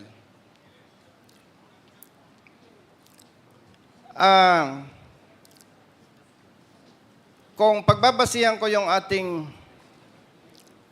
conversation, this hearing, tama bang sabihin na may mga personnel sa PNP na kriminal? Yes. Yes, Your Honor. Okay. Pero, hindi lahat ng personnel sa PNP ay kriminal. Yes, Your Honor. In terms of percentage, malaking porsyento ng PNP personnel ang kriminal o hindi? 60-40, Your Honor. Ano ang 60%? 60 ang mabait. 40 ang masama. I agree with you na may mga involved, pero hindi ako agree sa'yo na 60-40. Sorry. Yes. Meron ka ba, Colonel Espinido, na siyempre, pagkita mo yung problema, especially you, more than 20 years sa PNP, nakikita mo yung problema, di ba? Okay. Meron ka bang idea para ma-resolve or ma-address ito na kung saan sinasabi mo na maraming kriminal sa loob ng PNP? We have, Your Honors. Pwede po ba, Mr. Chair, madinig kung ano yung mga idea ni Colonel Espinido na pwedeng gawin ng PNP to address this problem? Mr. Chair? Your Honor, number 1, we must stick to the core values of the PNP. Dapat ang police. It refers to 4 aims. Makadiyos, God-fearing, makakalikasan, makatao at makabansa. Remember, Your Honors, when I applied for police or public basic recruit course as a PO1, sa pag-umpisa pa lang sa training, turuan ka na ng enlisted instructor mo na mag-utang. Tinawag na issuematic. Hanggang matapos ka sa pag-training mo, utang, loan, utang. Tinuruan ka na hindi ka magbayad sa utang mo kasi wala ka ng pera, wala ka ng sweldo, wala ka ng sahod. Kasi ang gusto din ng PO1 na hindi siya pagtripan ng mga enlisted instructor, kung ano-ano na lang ang gusto ng mga enlisted instructor, sang-ayon ang PO1. Diyan pa lang sa training center, Your Honor, hindi mo na makikita na makadiyos ang polis. Pangalawa, dapat masali sa subject ng PPEC. Yung talagang prinsipyo na may Panginoon. Your Honors, involvement of concubinage and adultery sa law enforcer ang dami. Lawbreaker, law enforcer, lawbreaker. Kaya paano natin masolba ng problema when in fact in the police station and training center mismo may tungit. Illegal gambling. Ang nag-umpisa ang mga senior officers. That's why I can say, Your Honors, Mr. Chair, that if we need to change the total PNP, the member of the PNP, it must be from the general down the line, not from the P1 up to the general. Yun ang nakikita ko, Your Honors, dapat talaga iisabuhay yung pro-God, yung God-fearing, para makita mo ang commitment ng isang law enforcer na hindi takot mag-implement kasi ang katakutan lang niya ang Panginoon. Your Honors. Mr. Chair, yung nabanggit ni Colonel Espinido, the first two for core values ng PNP, which is makadiyos at makatao, balikan ko lang yung nabanggit mo na kung ayaw ng Chief PNP ang illegal drugs, walang illegal drugs. Kung Yes. ayaw ng Chief PNP ang illegal gamblings, walang illegal gamblings. Yes, Your Honor. Tanong, may idea ka pa ba kung itong makadiyos at makatao ay sabi-sabi lamang? Is there any option para ma-address yung problema? Number one, Your Honors, yung personal commitment mo sa trabaho, mahalin mo yung trabaho, at saka sundin mo yung utos ng Panginoon because we all know that the laws of the land is refer to the Ten Commandments, the law of God. So, kung isasabuhay mo yung batas na yon, magsasabi tayo na totoo kang nagtrabaho na may Panginoon kasi hindi ka takot at saka alam mo kung anong batas na ipapairal o i-implement mo, enforce mo kasi yun na sinasabuhay mo yung training mo, you love your training, you love your organization because you love first your God, Your Honor. Are you aware, Colonel Espinido, na meron chaplain service sa PNP? Yes, Your Honor. Gusto mo bang sabihin na parang kulang yung kanilang trabaho? Yes. Ang laking kulang, Your Honors, when in fact, I have a picture, document in my chapel of Region 8, Police Regional Office 8. Makikita mo, Your Honors, ang kaibahan. Ang 10 Commandments na sa Exodus chapter 20, verse 3 to 17, iniba na. Iniba na ang 10 Commandments na nilagay sa harap ng chapel. So, doon pa, law breaker na ang pulis. But iniba na ang 10 Commandments na binigay ng Panginoon sa Exodus 20, 3 to 17. Specific yun from 1 to 4, love your God. From 5 to 10, love your neighbor as you love yourself. So doon nag-umpisa na. Nasa loob pa, may violation na, disobedient of the law. Ang kapulisan natin. Sa Pro 8, Your Honor, I can see to that. Going back, so dapat tama ang ilalagay na Chief PNP.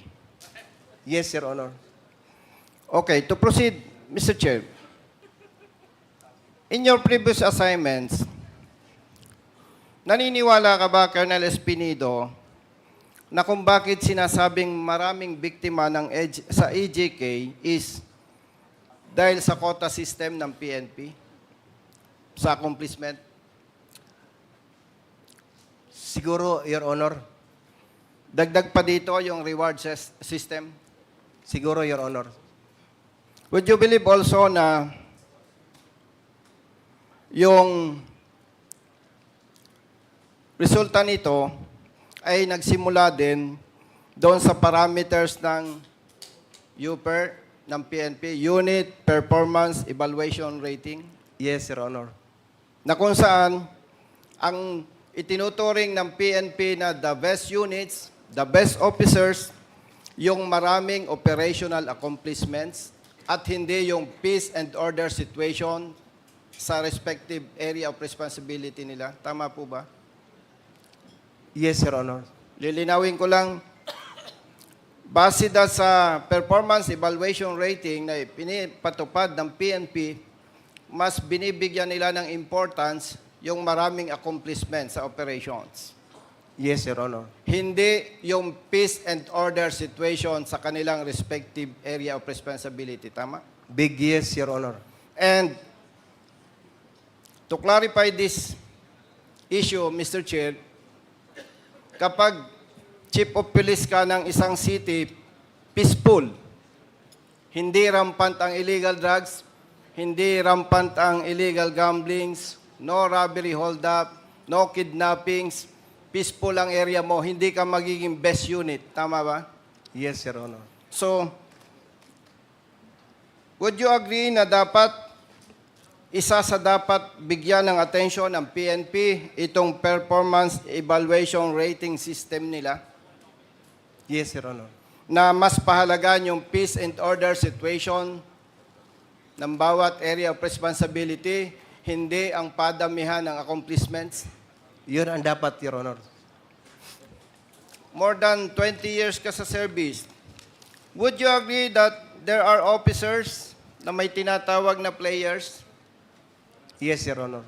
para gumawa ng accomplishment? Yes, Your Honor. Yes. Thank you, Mr. Chair. PNP Drug Enforcement Group.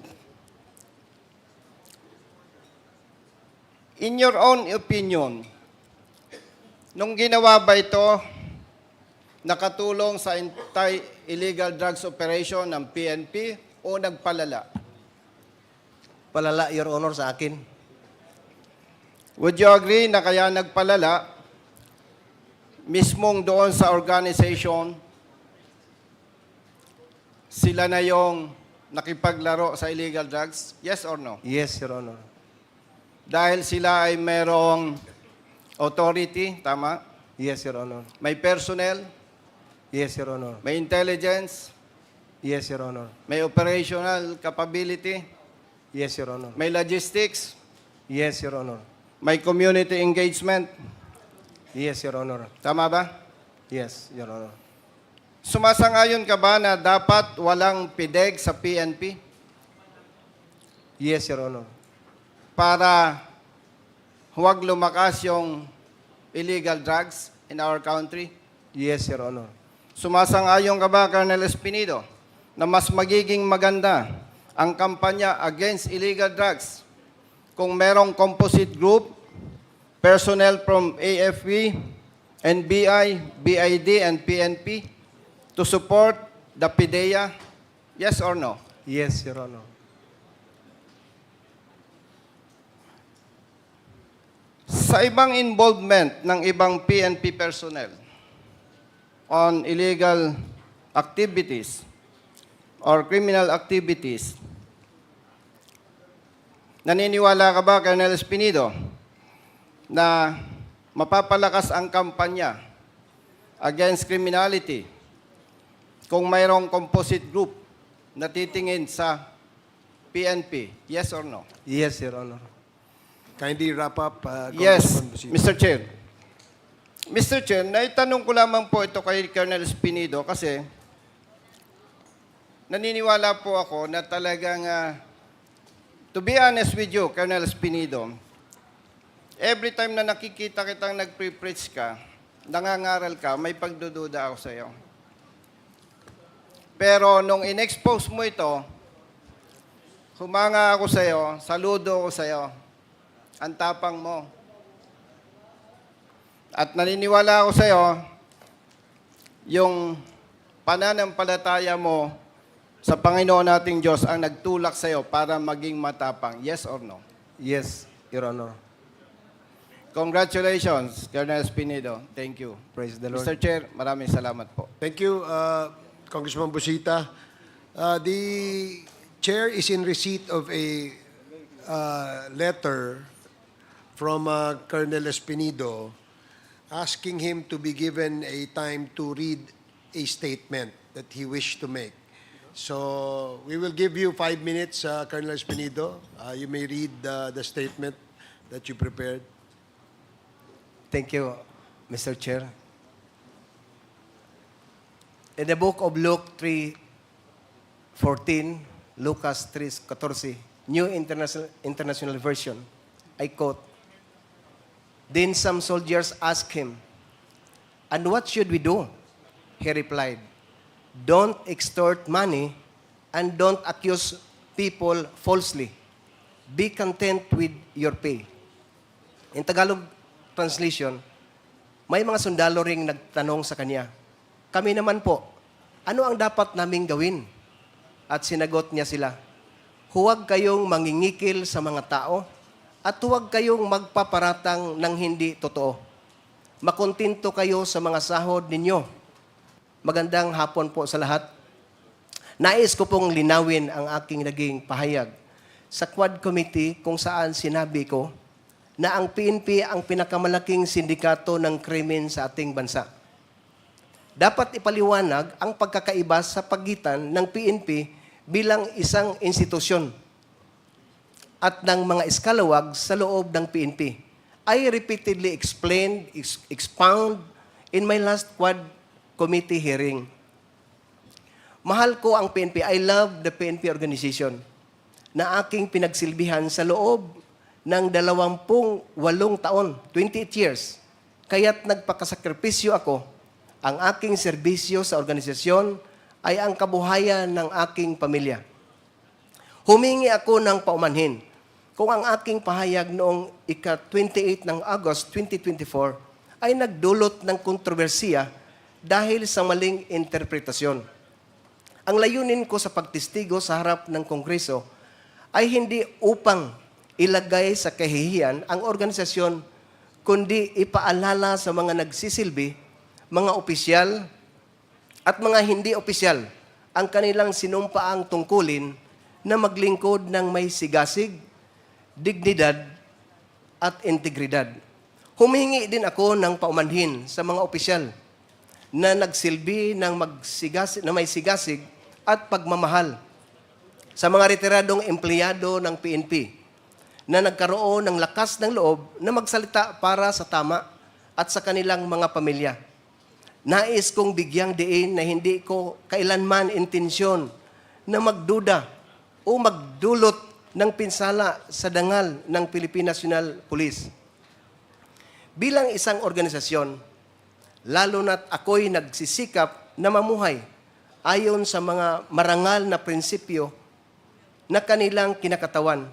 Ayon sa aking paglilinaw, sa panahon ng aking pagtestigo sa nasabing pagdinig, ang tinutukoy ko ay ang mga kasapi nito na nag-abuso sa kanilang autoridad at impluwensya sa anyo ng papapatupad ng batas na nagdigdigay daan sa patuloy na paglaganap ng droga sa bansa na humahadlang sa pag-unlad ng ating bansa at sumisira sa tiwala ng publiko sa atin, mga nakasuot ng uniforme.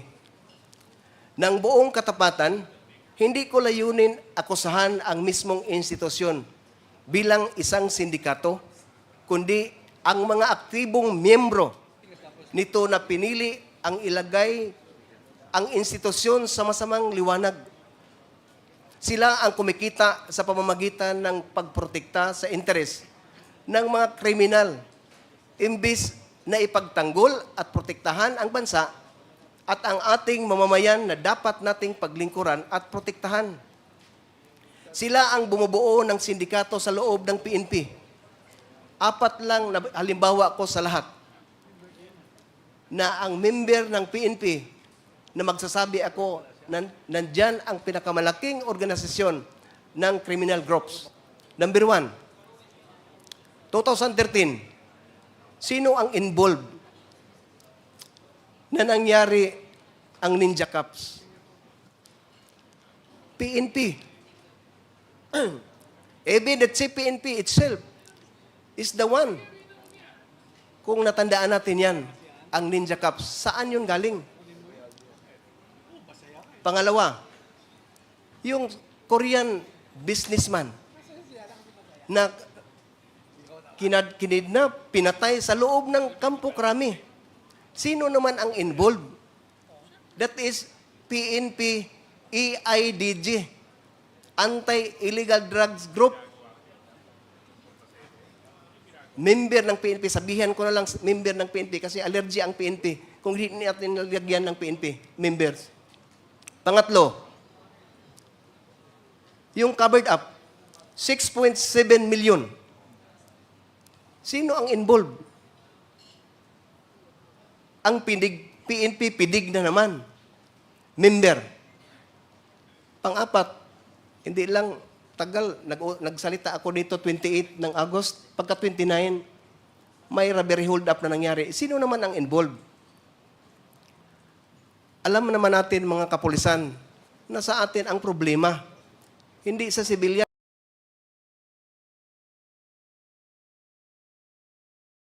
Hindi sa politiko. I do believe that because ang lahat ng assignment ko, hindi ko kaibigan ang mayor.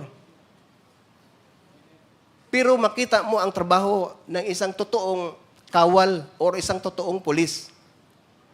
Hindi naman nagmamayabang mga kasama ko.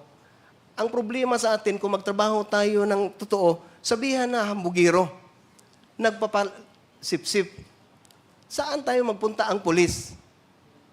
In Hebrews 13, verses 5 to 6, nagsasabi dito, iwasan nyo ang pagiging sakim sa salapi.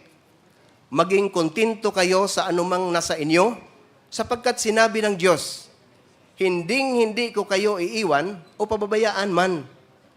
Verse 6, kaya buong pagtitiwalang masasabi natin, ang Panginoon ang tumutulong sa akin, kaya hindi ako matatakot.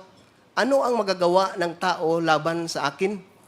Lubos kong naunawaan ang saloobin at pagkabigo ng aking mga kapwa PNP na opisyal at membro, at ako'y taos-pusong humihingi ng tawad. Umaasa ako sa institusyon na tingnan ang aking pananaw sa mabuting paraan at kumilos ng masigasig laban sa mga kriminal na elemento sa loob ng organisasyon. Hinamon ko ang aking mga kapwa na kasuot ng uniforme na magkaisa at gamitin ang pagkakataong ito upang tukuyin ang mga gumagamit sa ating mahal na organisasyon para sa kanilang sariling kapakinabangan sa kapinsalaan ng buhay ng mga Pilipino, lalo na ang mga nasalaylayan ng lipunan, at alisin sila mula sa PNP ng tuluyan. Ilang linggo na lang bago ang aking pagreretiro, sa kalooban ng Diyos, if God's will, ako'y nanalangin na maalala bilang pinakamalaking tagapag-ambag sa pagbabago, pag-alis ng mansa sa imahe, at sa pagbabalik ng kaluwalhatian at dangal ng PNP.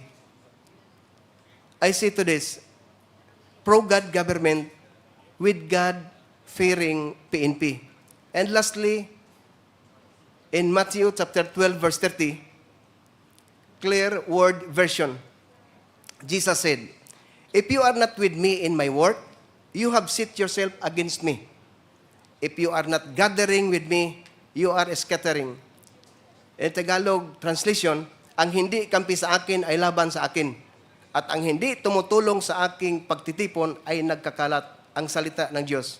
1 John chapter 1, verse 8, if we claim to be without sin, we deceive ourselves and the truth is not in us.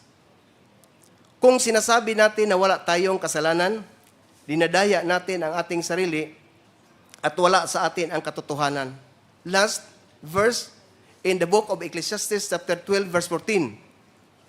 God is going to judge everything we do, whether good or bad, even things done in secret.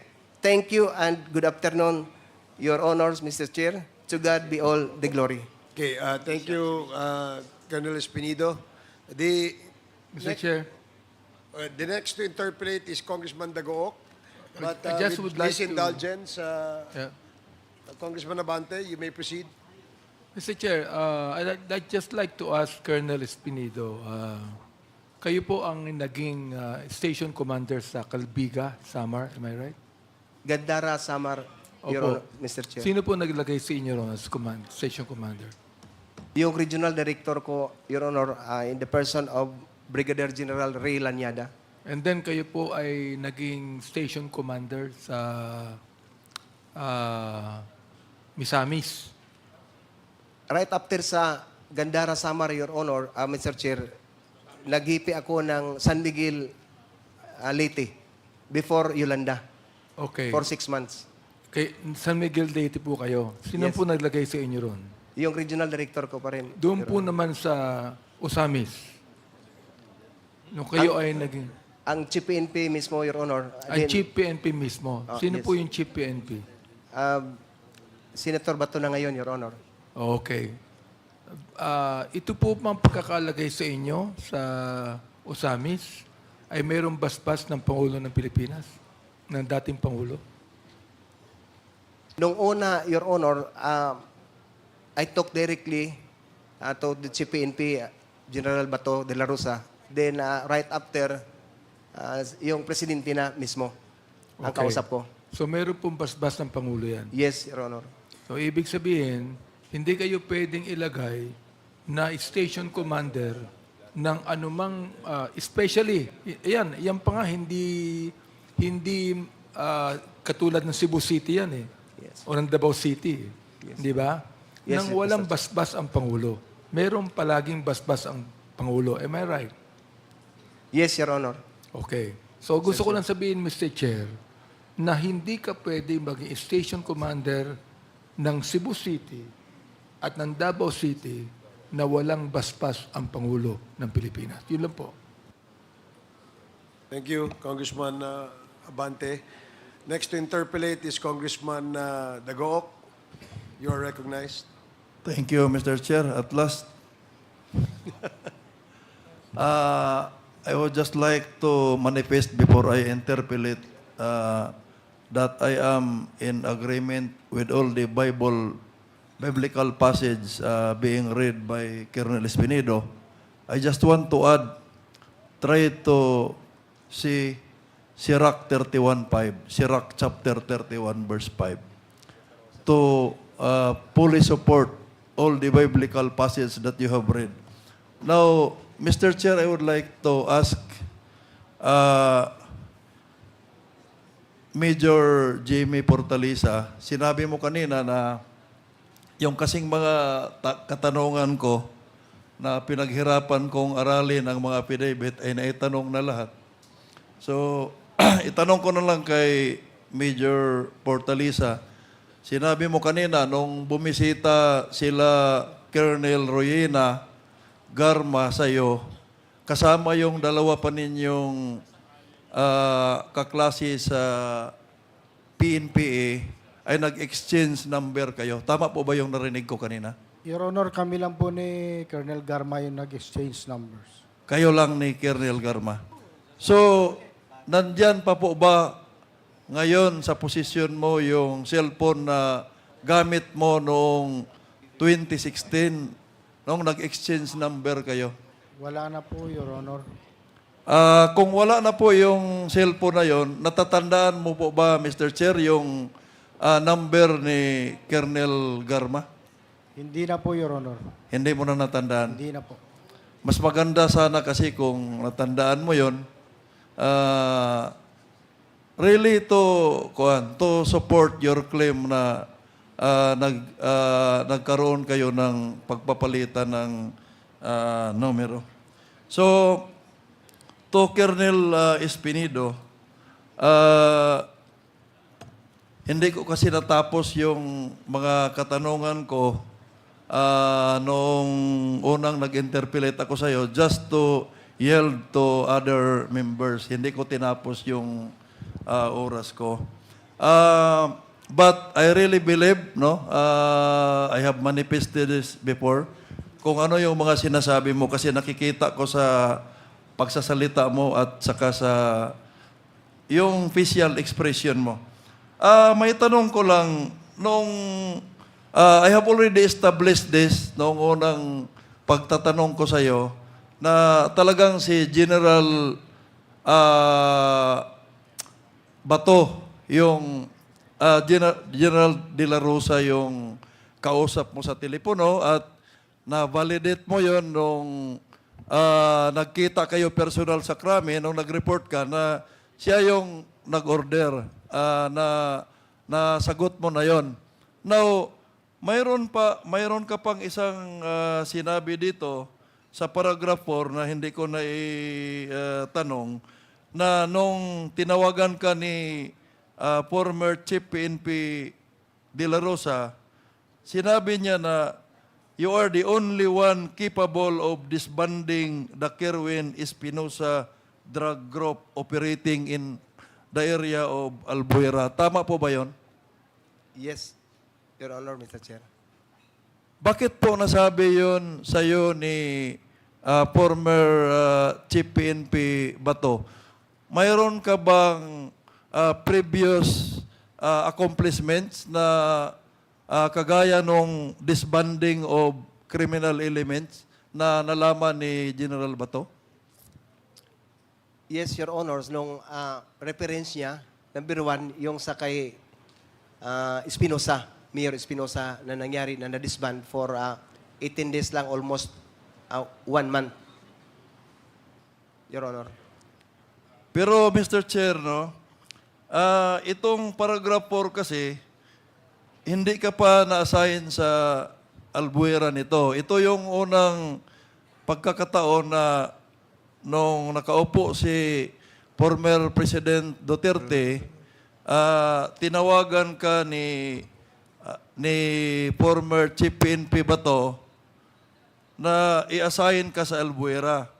Kasi sinabi niya, nung tumawag siya na you are the only one capable of disbanding the Espino drug group operating from that area. Kaya naitanong ko, mayroon ka na bang former accomplishments or mga karanasan disbanding criminal groups?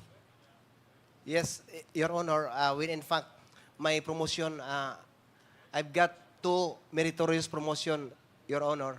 4 sana, pero hindi natuloy yung 2.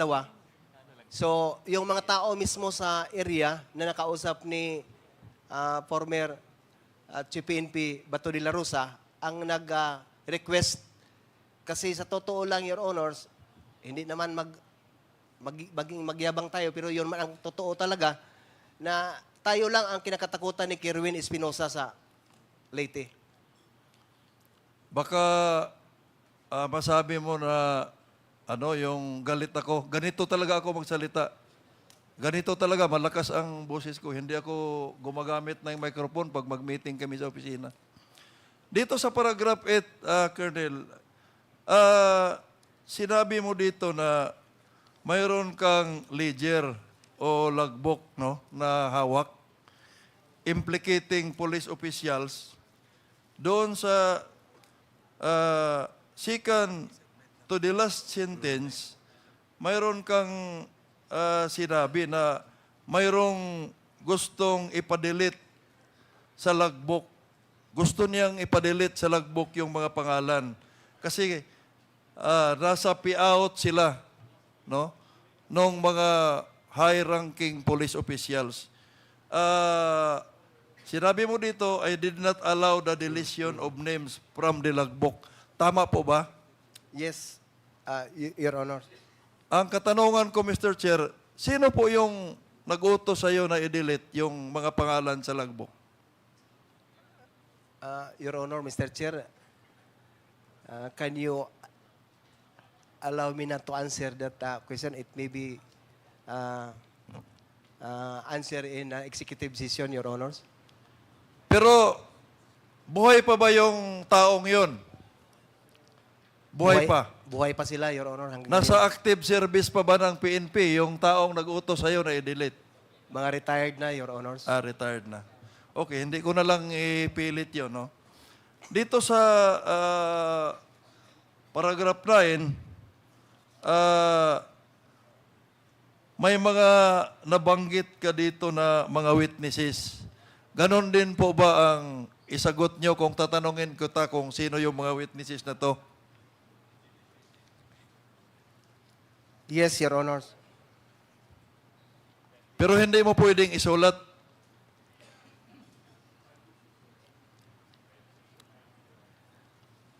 In the absence of executive session, can you write the names of these persons para at maibigay sa presiding?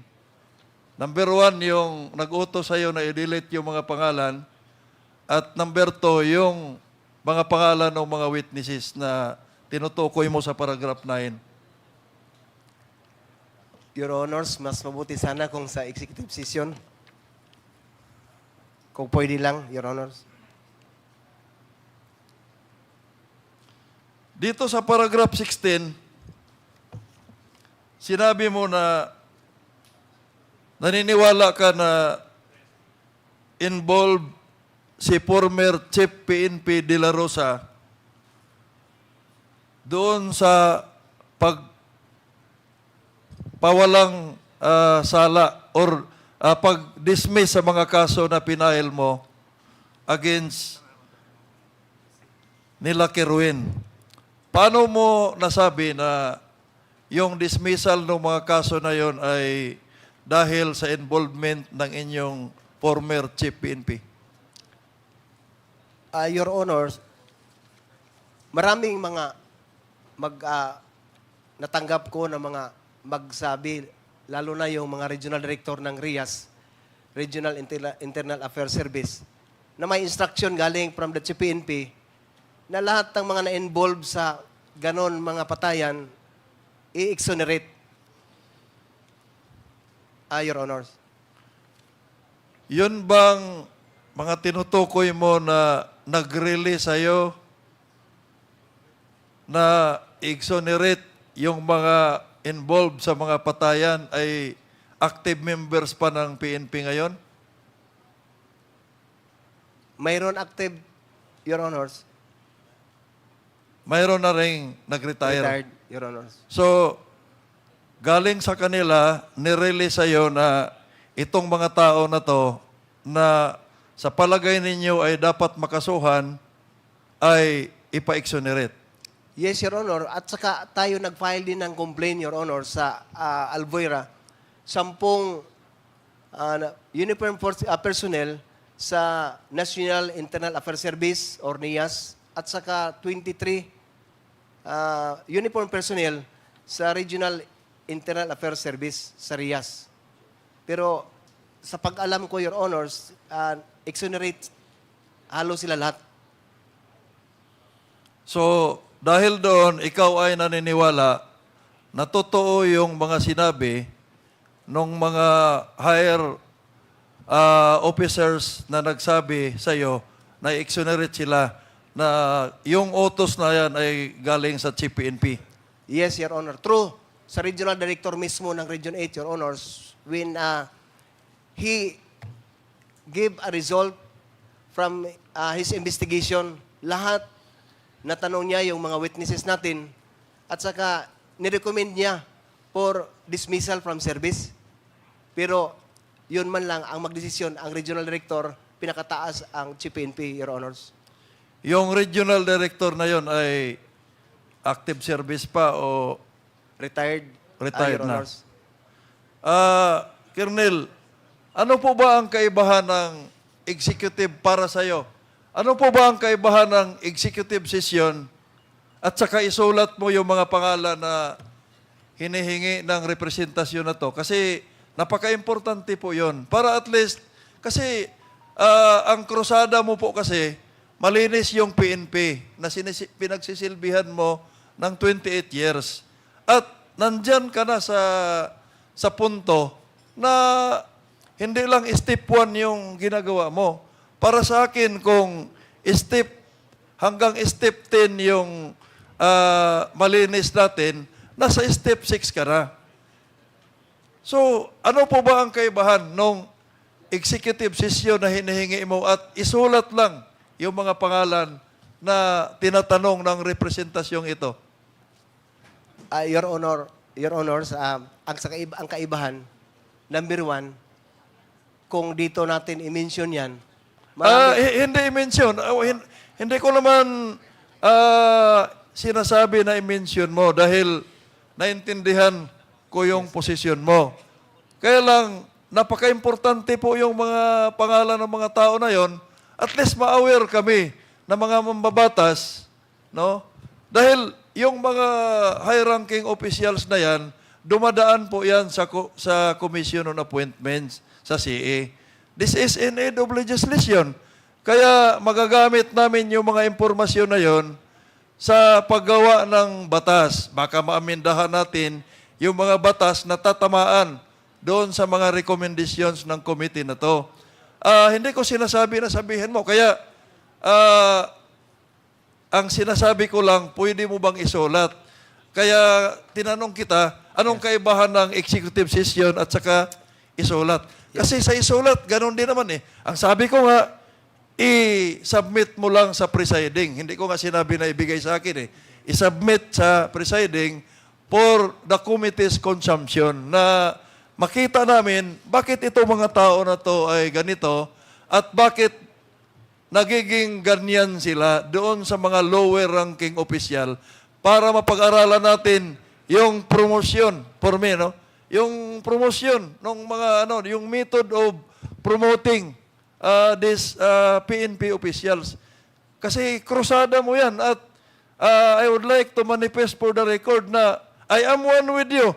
I am one with you. Thank you, Your Honor. Pwede mo bang isulat yan at mai-submit sa presiding chair? I agree to that, Your Honors, na isulat, but give us an assurance also that you, the legislators, knows about the names that I want to give you this committee hearing, Your Honors. Mr. Chair, the resource person is asking a commitment, an assurance from the committee that the names of these high-ranking officials na tinutukoy niya sa kanyang mga affidavit ay isulat niya at tayo lang ang makakaalam for committee's consumption to aid us in our committee report recommendation in aid of legislation. Can the chair assured Colonel Espinido on that? Yes, in fact, we are in the process of studying whether the Colonel Espinido would be eligible to become a state witness, and the OJ is presently looking into that.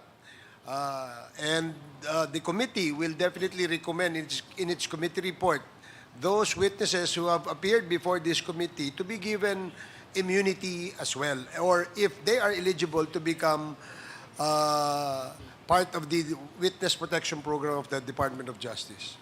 Mr. Chair, linawin ko lang, ang hinihingi ko ay isulat ni Colonel Espinido yung mga pangalan na tinatanong ko instead of having an executive session. At he's willing, provided the committee will assure him na that is only for the consumption of the committee in aid of legislation. Hindi natin i-devolve. Can the chair of the Quadcom commit on that to Colonel Espinido?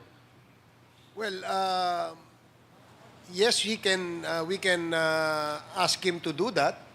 But if the document that he will submit to us will be included in our committee report, therefore it will become a public record. That is not a document, Mr. Chair, that I am asking. Names of high-ranking officials na, number one, yung nag-utos na huwag i-delete, yung nag-utos na i-delete itong mga pangalan na to doon sa lagbok na hawak niya, at yung mga witnesses, at yung mga high-ranking officials na nag-utos sa kanya na ito ay huwag kasuhan. I-dismiss itong mga kaso nila, which is supposed to be makasuhan yon. Mga pangalan lang, not a document. Well, as I stated earlier, if we receive this list of names from Colonel Espinido and the committee feels that these people must be held liable, then we will have to include that in our committee report. And if it's included in our committee report, that will now become a public record, and it will be accessible to anyone who wants to see the names of those officers who have been listed by Colonel Espinido. Perhaps what we can do is that we ask Colonel Espinido to submit the names to us, and if we feel that this must be included in our committee report, we will have to inform him that the names that you have given us will now be part of the records of the Quadcom. I understand the position of the chair. But Colonel, again, it is your crusade to cleanse the PNP organization from iskalawags. And I would like to reiterate my manifestation also that I am with you. Pareho tayo ng direksyon. Kaya kung maaari, maibigay mo yung mga pangalan na yon. Anyway, dapat lang naman makasuhan yung dapat makasuhan. Kasi as of now, hindi sila nanagot. It is a crime. Alam mo yung obstruction of justice yun. Kaya I agree. I think the position of the chair is fair to Colonel Espinido. Anyway, mga pangalan lang naman yung isulat mo. Then, yung dapat lang naman makasuhan na mayroon tayong in the case of the prosecution na sa tingin natin it will hold water, yun lang naman at ipaalam naman sa iyo. So, can you submit that list to the chair?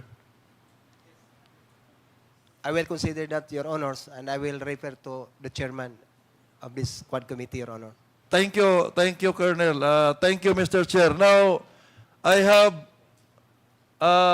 am supposedly interpolating Colonel Garma, Mr. Chair, but based on what I have heard in the previous interpellators, I will no longer interpellate him, but I would just like to manifest that I am supporting the conclusion of the chairman of the Committee on Human Rights na mayroon siyang mga tinatago, makikita ko sa kanya mga mata, at naririnig ko sa kanya mga sagot. I will no longer interpellate him, but I would just like to put on record na there is relevance in the conclusion of the chairman of the Committee on Human Rights. I don't believe to some of the answers of Colonel Garma. Thank you, Mr. Chair. Thank you, Congressman Dagok. And the last but not the least interpellator, Congressman Romy Acop. And then after the interpellation of Congressman Acop, we will give time to our resource persons to say whatever they want to say before the committee. So, Congressman Acop, you're recognized. Thank you, Mr. Chair. Napakahirap po yung huli dahil kagaya ni Honorable Dagook, natanong na po ang karamihan ng mga katanungan. But be that as it may, kailangan gampanan natin yung ating obligasyon. Colonel Garma, ang sabi po nyo kanina, nag-retire kayo ng June. Yes, Mr. Chair. Yes, and you announced that in the flag ceremony that you are going to avail of early retirement. That was in June 22, 2019, para ma-refresh yung memory mo. Yes, Mr. Chair. Yes. And after your retirement, on June 24, 2019, former President Rodrigo Roa Duterte appointed you as PCO General Manager. So yung mga sinasabi mong kasagutan at saka dates, those were wrong. Kasi baka naku-confuse mo yung pag-announce ng inyong appointment kaysa dun sa assumption. Di po ba? Yes, maybe. On record, Yes, Mr. Chair. you announced in a flag ceremony that you are availing of early retirement. That was in June 22, 2019. And 2 days thereafter, former President Rodrigo Duterte announced your appointment as PCSO General Manager.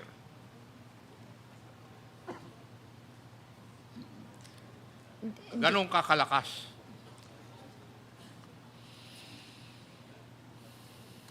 May I know from Colonel Leonardo and Colonel Garma, if you held a meeting in Davao in June 28 of 2016,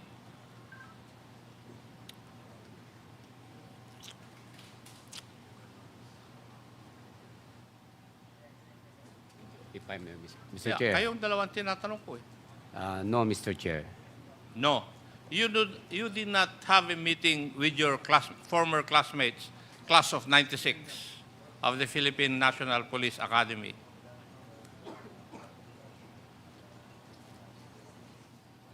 Remember, you're under oath, ha? On that very day, Mr. Chair. Ano? Same day, Mr. Chair. PNPA classmate mo, Opo, Mr. class Chair. of 1996. May I be clarified, Mr. Nagkaroon Chair? kayo ng meeting doon sa Davao last June 28, 2016.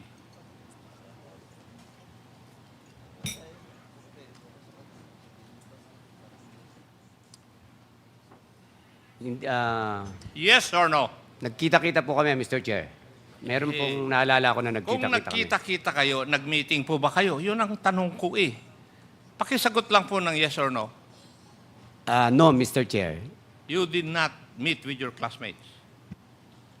Mr. Chair, hindi po kami nag-meeting. Nagkita-kita lang kayo. Opo. Ang ibig ko sabihin, Yung mga Mr. Chair, classmates mo, galing sa iba't ibang lugar, nagkita-kita kayo doon. Opo, I think nagkita-kita is po. your answer. Tama? Nagkita po kami, Mr. Chair. Umiiwas ka kaagad, iho eh. Parehas lang tayong galing sa CIDG. Di ba? Pero ako naging hepe, ikaw hindi. Yes. Colonel Garma, would that be true also that you met with your classmates, members of Class 97, in Yes, Davao City on June yes. 28, 2016? I'm not sure of the date, Mr. Chair, but there was a meeting. Yes, Mr. Chair. Yes, there was a meeting. Okay, I'm just establishing the fact. Yun ang sagot ninyo. You're not very sure. Kasi I'm sure. Sigurado ako. Kasi we have witnesses. Tatanungin ko ba ito kung hindi ko alam?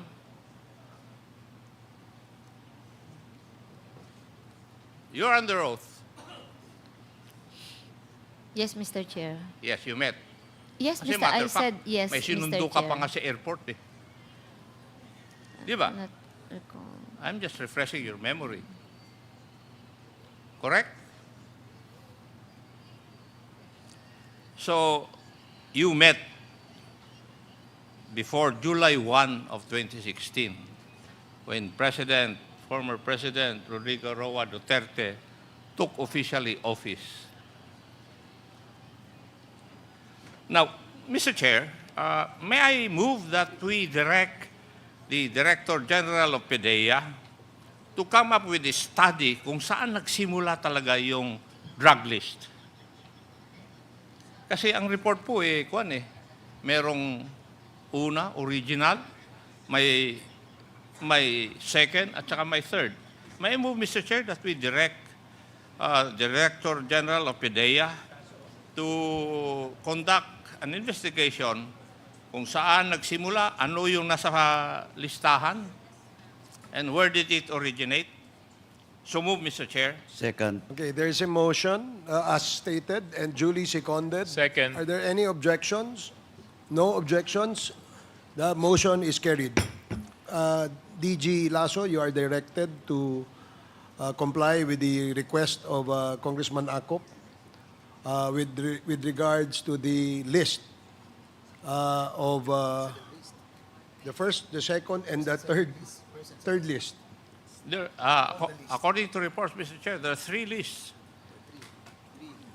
The original, the first, and a commendation of the first and second. Yes, Your Honor. Thank you, Mr. Chair. May I ask Director General Lasso, what do you understand by the phrase or the statement, there is always a time for reckoning?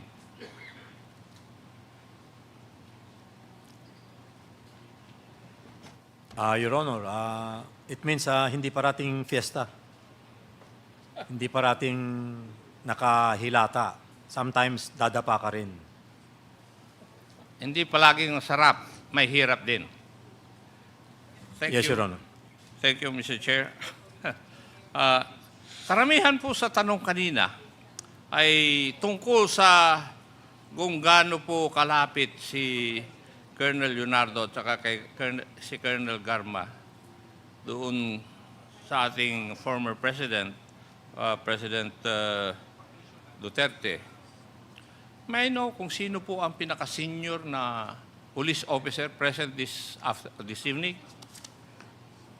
Oh, tama, this evening na pala.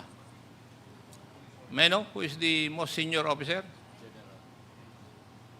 Please identify yourself. Good evening, Mr. Chair, Your Honor. I'm Police Brigadier General Noel Sandoval from the DADM. Anong class ka sa PNP? 94, sir. 1994. Okay. Yes, sir. And you have been in the service for a long time? 32 years, sir. 32 years. And you were on, what was your rank during the time of the former president? 26, I think... That's 2016 to 2022. Police colonel, sir. Police colonel. Yes, sir.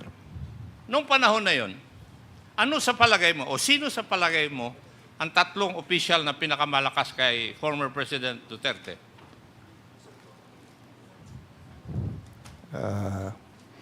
I have no idea, sir. You do not have an opinion? At all? General, did you take your oath? Yes, sir. Yes. Yes, sir. I'm just reminding you.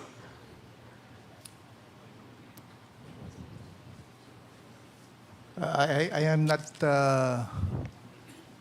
not really into that kind of kasi sir since 2012 assignment I'm not asking whether you're in that practice.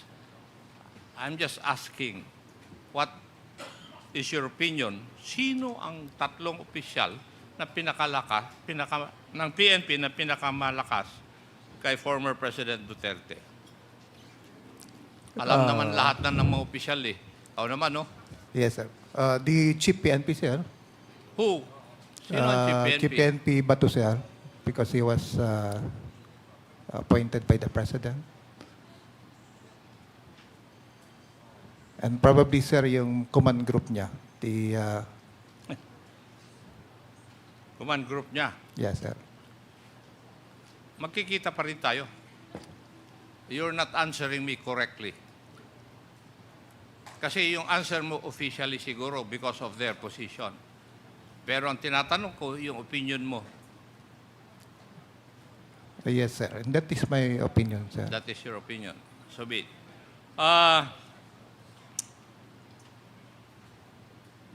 Colonel Leonardo, were you the one who introduced Colonel Garma to then President Duterte? No, Mr. Chair. No. No. Sigurado ka doon? Yes, Mr. Chair. Sino ang mas malakas sa inyo ni General Dela Rosa kay former President Duterte? Kasi ito yung mga tanong na indirectly tinatanong ng aking mga kasamahan eh. Ako na lang magtatanong ng diretso.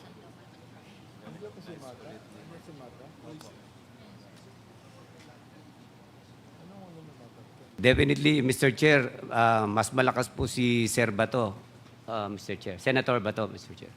Kasi napilit ka niya na mag-retire early.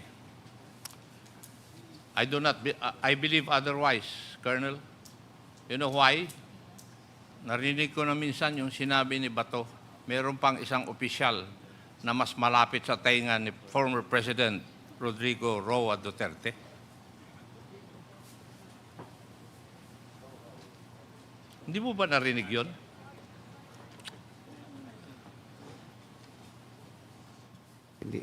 Hindi ko po narinig, Mr. Chair. Huwag kang ngumiti sa akin. Ano naman iyo? Sagutin mo yung tanong ko. Kasi totoo naman sinabi yun eh. Di ba? Possibly, Mr. Chair. Abi ka paran? Possibly po. Hindi ko po narinig na sinabi ni Senador Bato, Ayaw mong Mr. Chair. magsinungaling ng todo-todo, ah. Kasi sinabi talaga ni Senator Bato yun. There is somebody in the PNP who is nearer the ears of the President. Hindi nga siya nagbanggit ng pangalan, pero merong alingas-ngas kung sino yon. Now, Madam Garma, you have always denied na close ka sa Presidente. Pero there had been reports na ikaw ay nakakadiretso doon sa Malacanang. Basta dumaan ka kay Senator Bongo. Would that be correct?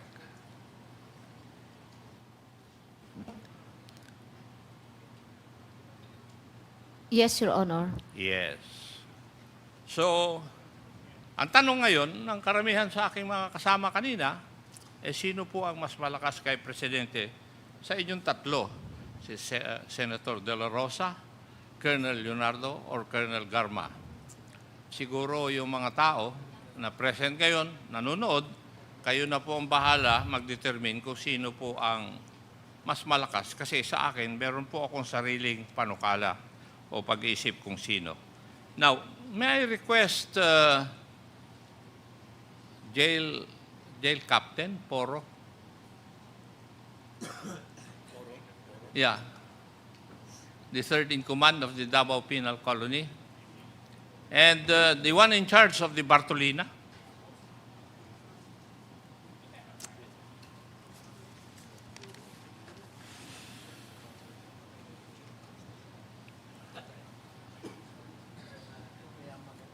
Yung in charge sa Bartolina, ikaw yung tinanong ko nung previous hearing? Yes po, Your Honor. Yes, okay. Now, may I ask the PNP, first, before I go to my main topic, why can't you not produce SPO for Narsolis?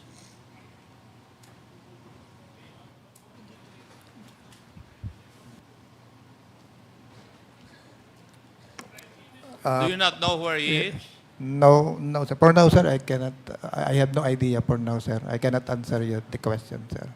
May I ask COMSEC if the PNP was directed to see to it that SPO for Narsolis retired will be able to attend this hearing? Na-invite? And yung PNP, naibigay nyo ba yung invitation sa kanya? If I may, Congressman Acop, I was advised by Colonel Cunanan that he assisted the committee secretariat in extending the invitation to Art Narsolis in several addresses. And one of those addresses that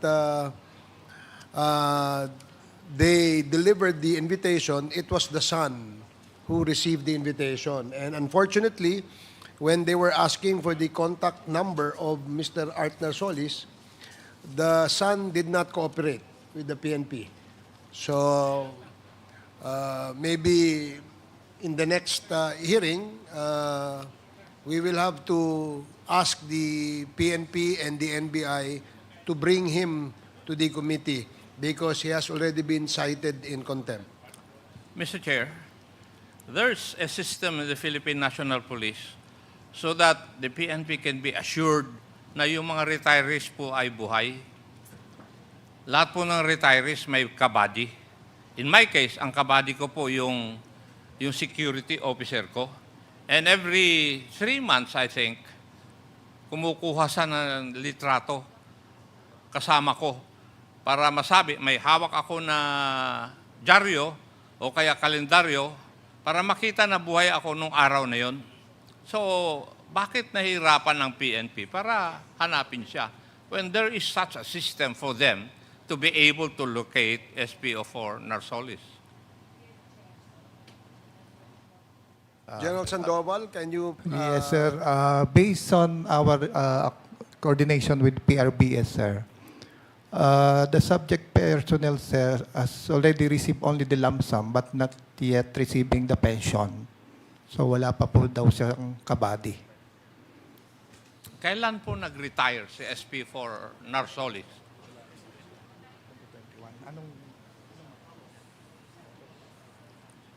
August 2021, sir. 2021. Yes, sir. August. Hindi ba I do not know if it is true now, pero ang lump sum mo, hindi ba 3 years lang? Would you know that? Yes, sir. Oh, hindi ba? Yes, sir. But the pension is not yet being received by the subject personnel, sir. Hindi pa ganon. wala pa, sir. Hindi pa siya nagpe-pension. Sir. When would it start? On process pa lang, sir. I don't know when will it start, sir. But Kailan? based on PRBS, sir, naka-process naman, sir, yung kanyang pension. Hindi yun ang punto ko eh. Sabi nyo, nag-lump sum, pero I know for a fact, kung hindi pa nabago yung yung sistema natin, ang pwede mo lang i-lump sum ay 3 years, after which you will receive your monthly pension. Di po ba? Yes, Your Honor. Yes. O kaya, hindi nyo lang alam kung paano siya hanapin. As explained naman, sir, na nahanap naman, sir, yung anak kanina, but uncooperative, sir. Okay. Thank you. May I request that the Attorney Galicia of the NBI would take note of what would be taken.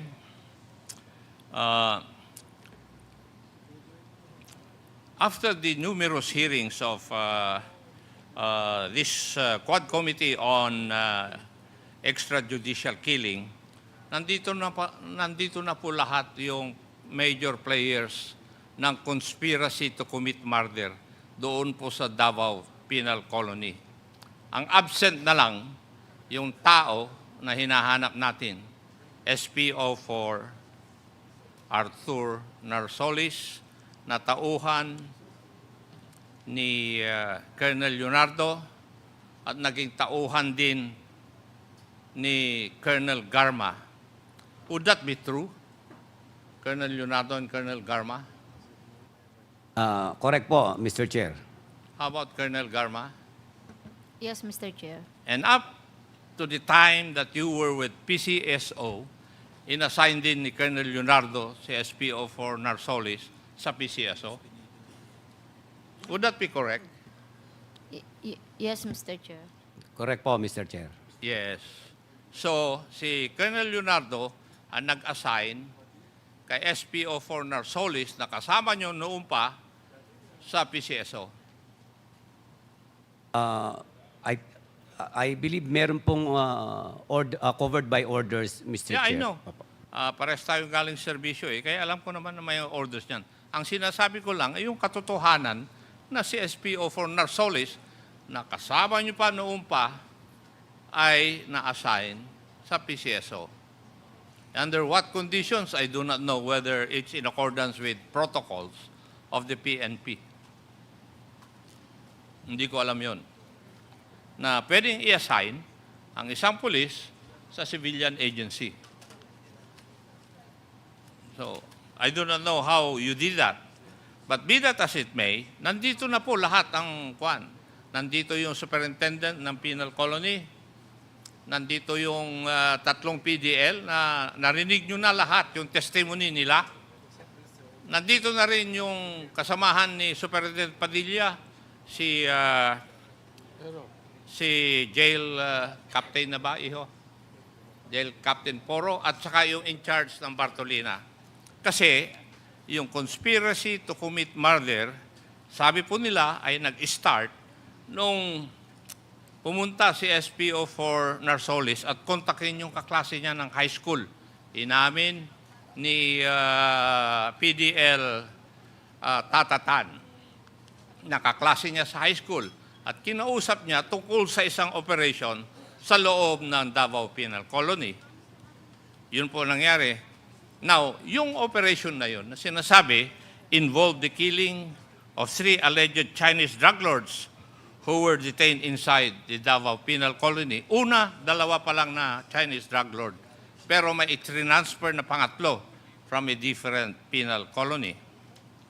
Now, PDL Tatatan contacted the PDL Andy Magdadaro to help him accomplish the plan. Nandun naman lahat sa affidavit nila, subscribed and sworn to. Now, this operation resulted to the killing of the 3 Chinese drug lords. How did this happen? The killing of the 3 would not have been committed without the participation of officials and members of the Davao Penal Colony. And what were the acts of said officials? There was a statement by PDL Tatatan na sinabi nila kay SPO4 Narsolis na mahirap gawin na patayin yung 3 simply because magkaiba ang lugar nila. Yung foreign nationals na nakakulong, nakakulong sa ibang lugar, yung mga locals na sa ibang lugar. So this information was relayed to SPO4 Narsolis. Sabi ni SPO4 Narsolis, ako nang bahala. What followed was galugad operations. Tama, Jail Captain Poro. You conducted 2 galugad operations. One, doon sa selda ni na PDL sa Tata and Andy, and doon sa foreign nationals. Would that be correct? Opo, Your Honor. Correct. And according to your statement and answer to the questions, inamin mo na it was in accordance with the approval of your jail superintendent. Yes, Your Honor. You stated or you answered that under oath. Yes. Opo, Your Tama. Honor. Opo. Okay? Now, sa galugad operations na kinonduct dito sa 2 local PDLs, ang nakita nyo ay empty shabu sachets. Opo, Your Honor. Empty shabu sachets. Opo. Walang shabu, kundi sachet lang. Tama? Opo, Your Honor. Yes. And naggalugad din kayo, nag-conduct kayo ng galugad operations doon sa foreign nationals. Tama? Tama po, Your Honor. Ano po ang nakita nyo, ang nakuha nyo doon sa 3 foreign national PDLs? May mga cellphone, pocket wifi, charger, pati po mga playing cards po, Your Honor. And because of these violations, according to you, they were ordered to be placed in a Bartolina, Selda number 6. Walang ano po, Your Honor. SOP kasi, Your Honor, pagka nakabiolate ng prison rules, pwede na po ilagay kagad doon sa preventive cell. Pero ang nakalagay po doon, Your Honor, yung ship commander po. Tinorder ko sa ship commander. Huwag ka nang umiwas, iyo. Opo. Kasi kahit na papaano, sasabit ka. Huwag ka nang umiwas. Iiwas ka pa eh. Di ba? Do not justify anymore, iho. Kasi nandun pa lang sa pagsasagot mo dito sa katanungan namin and your answers were all under oath, may sabit ka. Sinasabi ko na sa iyo.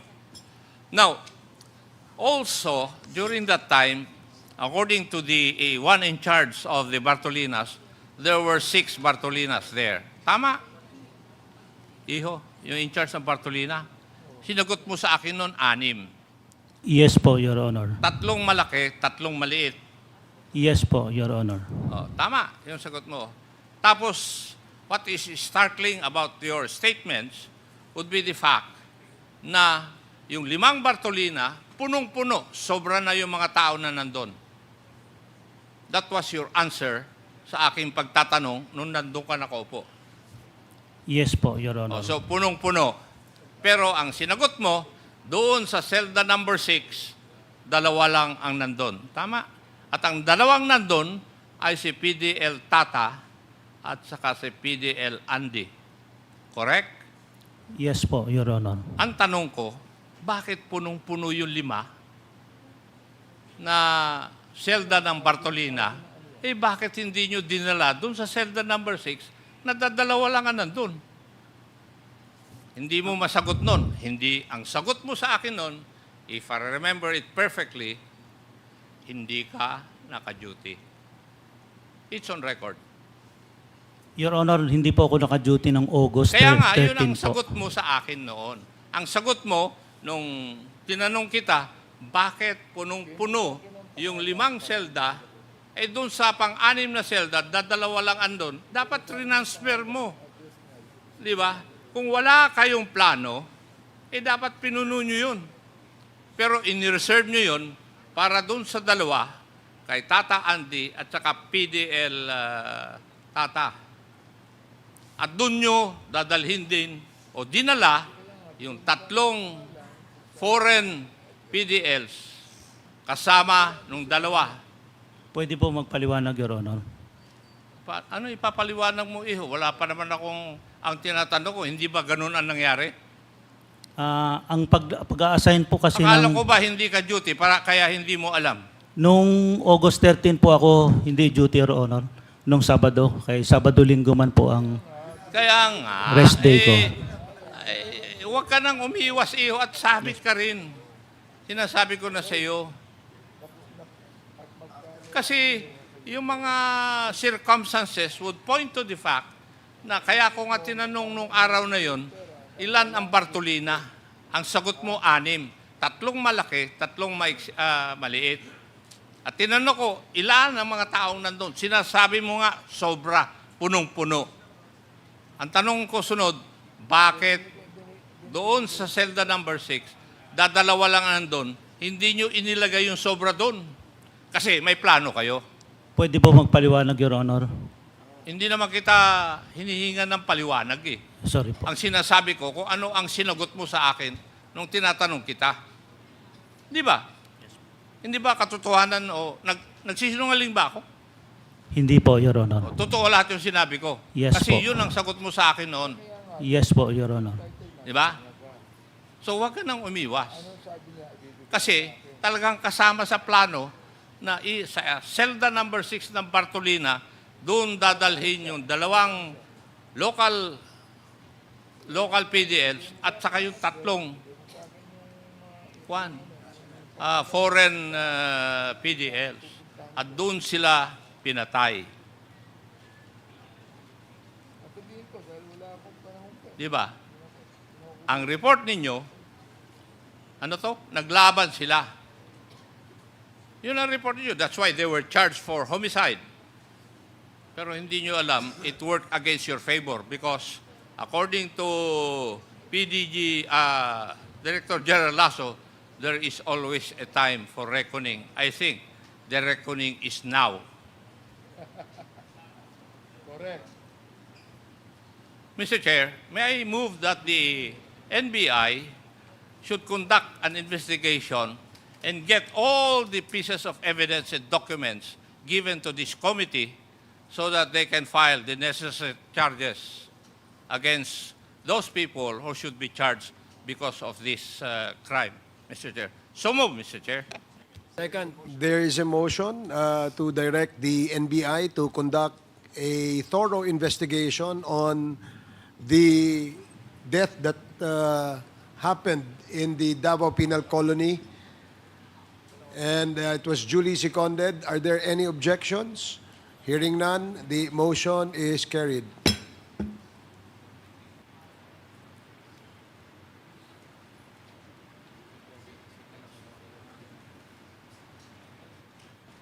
Thank you, Mr. Chair. Congressman Agop. Before that, please allow the chair to ask just very short questions kay ano. Colonel Leonardo, last hearing, we asked you to submit your SALN, and you have submitted that to the committee. I have it here with me. And dito sa iyong SALN, sinabit mo dito ay yung year 2021, ang iyong net worth ay lumalabas na 6.6 million pesos. Is that correct? Correct, Mr. Chair. You have the copy of your SALN there, no? Wala po akong kopya ang dala. Comsec, can you provide him a copy of his document that he submitted? Matanong ko lang, is your wife working? Does she work? Or what does your wife do? Sa bahay lang po, Mr. Chair. So, siya housewife? Opo. No business? Maliit na business lang po, Mr. Chair. Kasama niyo yung daughter ko. So, your daughter has a business? Yes po, Mr. Chair. Pwede bang malaman ano yung business? Meron pong car wash lang po, sir. Saan car ito? wash. Sa Manila? Sa Davao po, Davao. Sa Davao? Davao po. Okay. Pwede bang malaman ano ibig sabihin itong Sarleon Logistics? Nakalagay dito, you were asked kung ano yung iyong business interest at saka ano yung financial connections mo. Ang nilagay mo rito are Sarleon Logistics in Davao. Nature of business, interest and financial connection, personal. What is this Sarleon Logistics, Colonel? At tracking po nung araw yan, Mr. Chair, na nalugi rin po, Mr. Chair, nahinto po. Nahinto? Ang nagmamanage po niyan, yung anak ko rin po. Yung alin yung? Yung anak ko rin po, yung anak ko po ang nagmamanage. Tracking business po yan. Naka-under subcontract po sa LBC, yung pong nagdi-deliver ng mga cargos po. So, nagde-deliver ng cargos from the pier to the port? From port? LBC po. LBC. LBC warehouse. Door to door po namin. Ganun po. Okay. So, truck ito. Ilang pirasong truck ito? Meron pong, naalala ko lang po nung panahon na yan, meron pong mga L300, meron pong more or less po mga 6, Mr. Hindi po ako sure kasi hindi po akong nag-manage dahil ako po ay nagtatrabaho pa po nung araw. Pero family business nyo to? Sort of, Mr. Chair. Bakit sort of? Hindi 100% sa inyo? Kasi po yung misis ko nagbigay po ng konting puhunan din, hindi lamang po solo ng anak ko nung mag-asawa siya, Mr. Chair. Pero ito ay negosyo ng misis mo at ng anak mo? Bali sa anak po, kaya lang may share lang po itong aking... Si misis. Okay. Ilan ba anak mo, Colonel? 2 po. Okay. Dito sa iyong SALN, yung sinubmit mo ang date ay 2021. Ang iyong net worth ay 6.6 million. Can you confirm that? Opo, Mr. Chair. Okay. Pagdating naman ng 2022, ang net worth mo ay tumaas ng 8,150,000 pesos. Tumaas ka ng mahigit almost 2 million pesos. Tama po ba? Can you confirm that?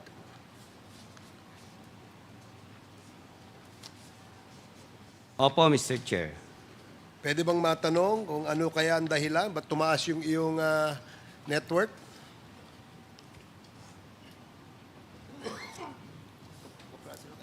Nadagdagan po kasi yung aking ito pong IT equipments po. Nadagdagan yung mga gadgets, cellphone, IT equipment, laptop po. Nadagdagan din po ako ng 2020 na ano po. Ayun din pala. Hindi naman tumaas yung kas. Kung ano yung dinagdag mo, kung ano yung sinabi mo rito, na iyong personal properties gaya ng IT equipment, laptop, cellphone, guns, firearms, cash at motorcycle, BMW, GS1 250, furnitures and fixtures, hindi naman nagbago noong 2021 at saka noong 2022. Saan banda tumaas yan?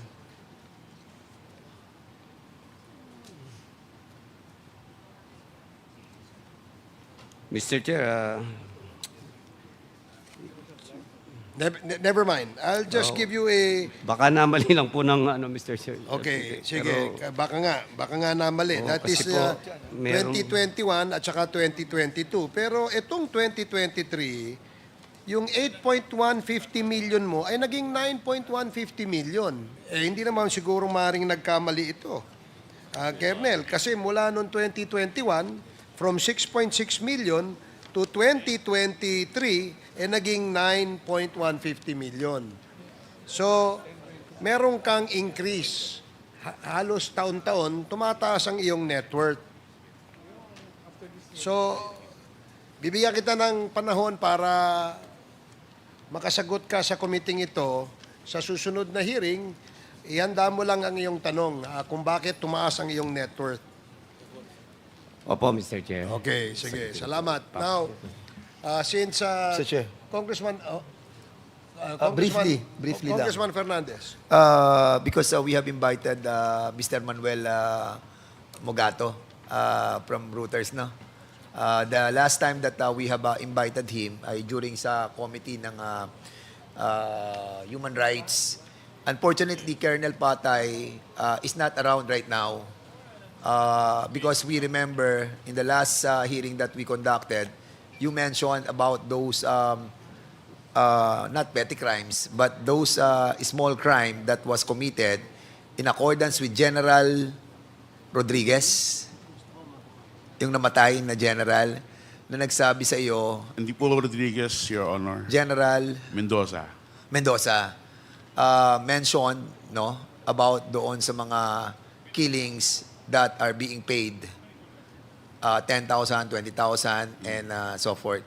Can you kindly reconfirm, Mr. Mogato, yung tema ng iyong report during that time that you have interviewed Colonel Patay? But surely, in the next hearing, Colonel Patay will be going to be here.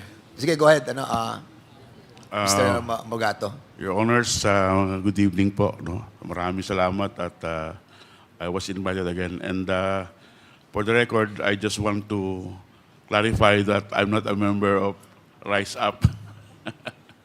Kasi sa COMSEC, member ako ng Rise Up. So I just want to clarify. Ano po ako, journalist ng dati ng Reuters. So, ang ginawa po ng Reuters, gumawa po siya ng maraming storya, at least 10 special reports from April 2016 up to December 2017. 10 reports po yan, special reports about the drug war ni Pangulong Duterte. And in the final report in December, we said that the PNP has, at that time, si General Bato, ang PNP chief, has personally handpicked several policemen assigned in the Davao area, Davao region, including Colonel Patay, at that time, who was from Tagum, and assigned them in Station 6 in Quezon City, sa Batasan. And for several months that they were in Quezon City, naging ground zero po ng EJK o ng drug war killings yung Quezon City. At more than 100 people were killed during those times. No? And na-interview po si Colonel Patay nung kasama ko, ni Andrew Marshall, when he was already assigned in Pampanga as CIDG. No? Hindi na po siya sa Quezon City. And yung sa aming investigation, no, meron po silang social media accounts, ito mga member ng Davao Boys, ang tawag namin, na nagmamalaki sila na kung ang drug addiction daw o drug problem ng ating bansa a disease, sila daw po ang cure. At may isa pa lang sabi na ano bang special skills nyo, bakit kayo dinala sa Quezon City? At sinasabi ng isa na ang special skills daw nila ay kill. No? So, lahat po nung na records nung at that time, nung 2016, masyado pong mabait ang ating PNP sa mga reporters. Lahat po ng kanilang progress report, special report, mga ballistic report, autopsy report, ibinibigay po sa ating mga reporters. Kaya nakapag-compile po kami ng maraming reports galing sa pulisya all over Metro Manila. Lahat ng drug war killings. At gumawa po kami ng report na minamap po namin kung saan nangyayari yung mga patayan at yun po, karamihan sa mga patayan ay nangyayari sa Caloocan, sa Manila, sa Manaba at sa Quezon City. Sa Quezon City, ang pinakamaraming pangyayaring patayan ay doon po sa Station 6 kung saan si Colonel Patay yung commander at that time. So, dahil po dyan, yung aming report nakatawag ng pansin. Actually, Your Honors, hindi lang po ang Reuters ang gumagawa ng drug war stories. Lahat po ng media, local at foreign, ay gumagawa po ng drug war stories. Pero kami lang po ang nagtiyaga na magsulat mula umpisa hanggang dulo para pakita na sinasabi namin na ang mga pumapatay, pati yung sinasabi nilang riding in tandem at vigilante, ay pwedeng police din po ang gumagawa. In other words, Mr. Mogato, you were saying that you have a direct communication with the different station commanders all over the NCR during that time? Nung simula po, meron kayong parang text group? Wala pong text group. Kasi binibigay po nila yung report yung kopya. So in other words, lahat ng mga nung una po, killings, from July 2016 hanggang December 2016, napakabait po ng ating mga pulis at sinishare po nila lahat ng data. Kasi pag may patayan po sa gabi, sumasama po yung mga reporter, hindi lang po Reuters, lahat po ng mga photographers at reporters, sumasama po sa mga punerarya na may pick up ng patay. So hindi lang po yung namatay sa nanlaban, pati yung mga itinatapon sa mga vacant lots, no? So, yung mga may masking tape, may mga karatula. So, kailan siya natigil? Kailan sila nagigpet sa mga reporters on not relating anymore those reported killings? Pagdating po ng Abril 2017, nung mag-file po ng kaso si Senator Trillanes sa ICC, nagsara na po ang gripo ng ating PNP. Wala na po silang binibigay na report sa amin. Pati po yung pamilya ng mga biktima ay hindi na rin binibigyan ng report. Pero sino yung nagsabi sa inyo, Mr. Mogato, na ang presyo po doon sa mga personalidad na papatayin nagre-range from 20,000 to 60,000? Kasi you were saying before, di ba, meron kayong sinasabi na sinabi sa inyo ni General Mendoza. Si General Mendoza po kasi gumawa siya ng isang special report on EJK na sinabit niya po sa CBCP at that time. Ang alam ko, ang pinagbigay niya ng kopya ay si Father Intengan. Si Archie. Si Father Archie Antenga ng Ateneo? Opo. Kasi doon po kami nag-meeting sa opisina ni Father Archie sa Ateneo. Doon po namin ini-interview si General Mendoza. So doon po na so binibigay po niya yung nabigay niya sa amin report. At sa report niya may reward list nagsisimula po sa 10,000 pesos sa ordinaryong drug user or courier or street peddler. So 10,000 po. Pagka medyo may posisyon, barangay captain o mayor, tumataas po yung presyo. Magkano pag mayor po? Ang alam ko parang 50,000 po. Pag congressman? Ay, wala po eh. Wala naman na. Hindi Wala ko po naman alam ang kung may balay ng member ng Congress. Congress na involved. Anyway, meron din po kayo sinabi na active pa yung isang PNP ngayon na nandito po sa loob ng ating pong PNP organization. Pero during that time, you were not able to reveal it, correct? Opo, kasi meron po kaming pangako doon sa police officer na hindi po namin siya bibigay identity.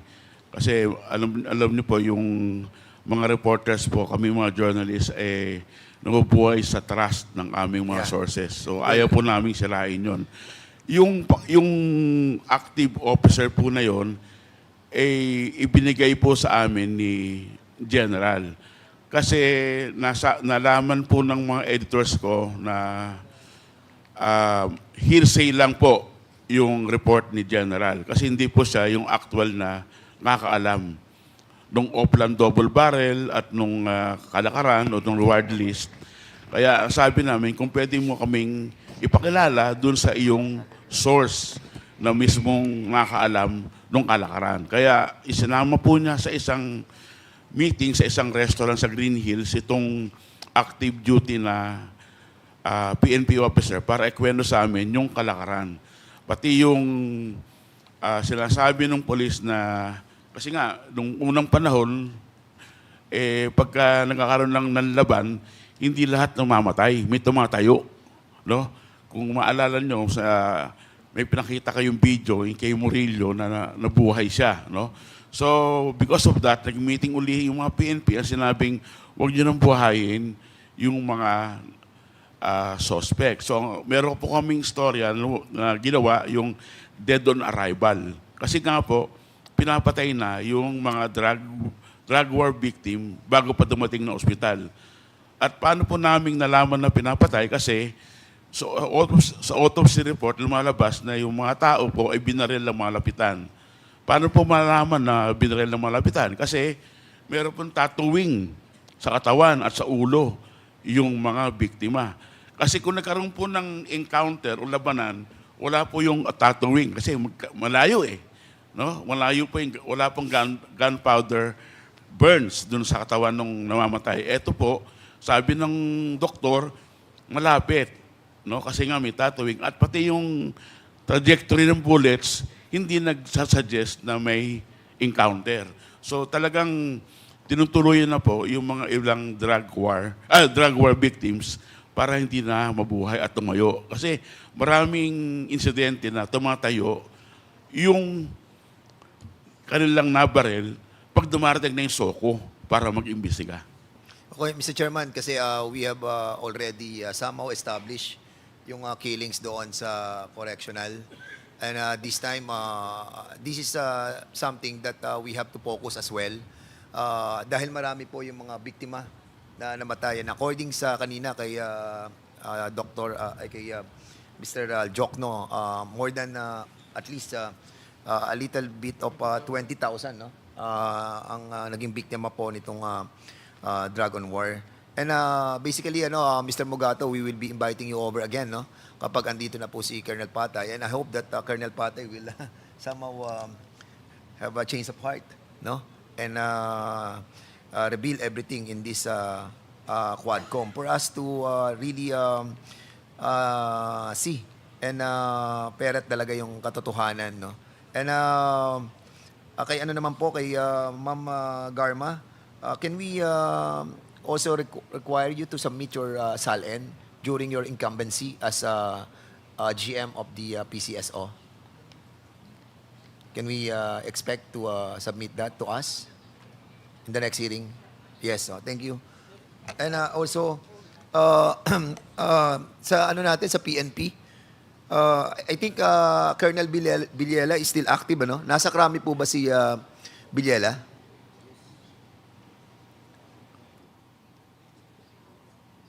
Yes, Your Honor. Karami pa daw. What ano po siya? Directorate? DITCM ba siya?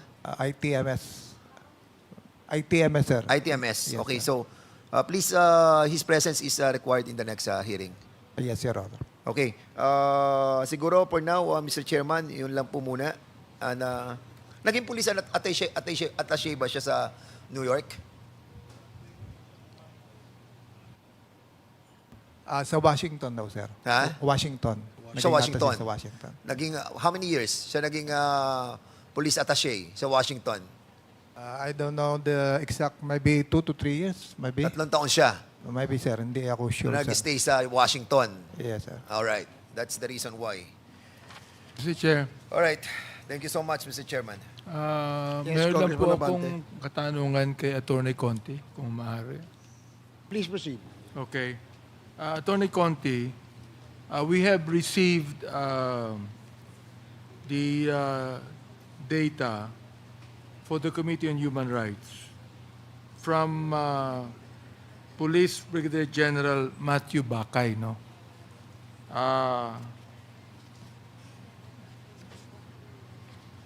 Nakalagay po dito lahat ng mga suspect, lahat ng mga napatay na tinawag nilang died, no, instead of killed. Dito po ay nakalagay din ang cases ng marami sa kanila. Nagsimula kay Kian de los Santos case, ano? And Kian Lloyd de los Santos, nakalagay po dito, 17 years old, May 26, 2000 yata pinanganak, date of birth, grade 11 student, taga Caloocan City, at nakalagay din dito yung 3 suspect, no? May I know if you are aware of this, if you know about this? I am aware, Your Honor, because of the publicity surrounding the case, and although we are not the handling lawyers, in this case, Your Honor, there already has been a conviction of some police officers. But the conviction is a homicide conviction. Yes, Your Honor, yan po yung problema natin, laging Not napatay. not a murder conviction. Yes, Your Honor, ang problema, napatay, hindi pinatay. Mr. Chair, I would like just to manifest here that all of those suspects, the police suspects, were actually charged with homicide, not murder. Kahit na po ang mga suspect ay hindi po nanlaban at walang baril. Yet, to show that the Philippine National Police is actually doing their job, sila mismo ang nag-file ng charge, pero ang charge po instead of murder, homicide. Alam po naman natin, ang homicide, ilang taon lang yan, Attorney Conti, no? To 8 years? 2 years. 8 po. 8. 8 years. And do they give a certain amount of money to the victims, for example? Yes, Your Honor. If the court deems civil damages as due the victims, then Okay. there could be civil damages up to Who are 100,000. the suspects here that are actually your cases? Your Honor, I don't have a copy of the list of given by Yeah, I will show you Officer a copy Bakay. of this. So Yes, you, but if I may raise, Your Honor, at the previous hearings, we mentioned that the case that we directly handled was the one against Virgilio Cervantes et al., the most recent conviction of 4 police officers for homicide in Caloocan, Your Honor, a killing that occurred in September 2016 of a father and son. Mr. Chair, may I request at the next hearing we have with the EJK that we also invite the loved ones of the victims of supposedly suspects, but they're not actually suspects. Ibig sabihin, we just do not want to investigate here in this committee those that were killed who are actually drug lords, but those who were killed by the Philippine National Police officers that were actually of mistaken identity, and those who were not even drug addicts. Now, of course, the Philippine National Police sent us a data also that there were 440 drug addicts that were killed when they should not have been killed. They should have been rehabilitated, Mr. Chair. I hope that next hearing do you have with the AJK that we are going to invite the loved ones of the victims, of which Attorney Conti and sino po sila, yung ano pong organization nyo? Rise Up for Life and for Rights. Rise Up for Life will give to us, no? So the people also will be able to know and be able to see that the AJK was not only done among those that are actually drug pushers, but even those that are quite innocent, which according to the former Director General, they were collateral damage. Just imagine, no? A lot of killings were called collateral damage, Mr. Chair, of which this representation does not actually agree. Now, Mr. Chair, I also would like to ask to please make a manifestation here and perhaps a query to Colonel Leonardo. Colonel Leonardo, nakita na tayo. I think you were assigned in Manila, correct? Even in my own district yata. Correct po, Mr. Chair. Yes, okay. Now, Congressman Romy Acop already related the connection between you and SPO for Narsolis. And then, we also established the connection a while ago of Colonel Garma and Art Narsolis. So, ibig sabihin, Colonel Leonardo and Colonel Garma, kayo, kilala kayo investigador sapagkat na-involve kayo sa CIDG. Yung mga connection ninyo, nagkakatagpo doon sa salaysay ng ating ni former Major Portesa, ni Tata, ni Colonel Padilla, ay nakakapagtaka naman na itinatanggi pa ni Colonel Garma ang kanyang involvement dito. Hindi lang yan, Mr. Chair. We would like also to reiterate the fact that there was indeed a reward system that was even said by Mr. Mogato and even said by Colonel Jovi Espinido, no? During our last hearing. And that reward system is more emphasized when even inside the Davao Penal Colony, Mr. Chair, that the PDL, Tata, and sino yung isa? Ano yung pangalan ni, no? Si Andy, Tata and Andy, received 1 million pesos each when they should have received 3 million each for killing those 3 Chinese PDL. Am I right, Tata? Nakatanggap kayo ng tig-1 million? Oo. Opo, Your Honor.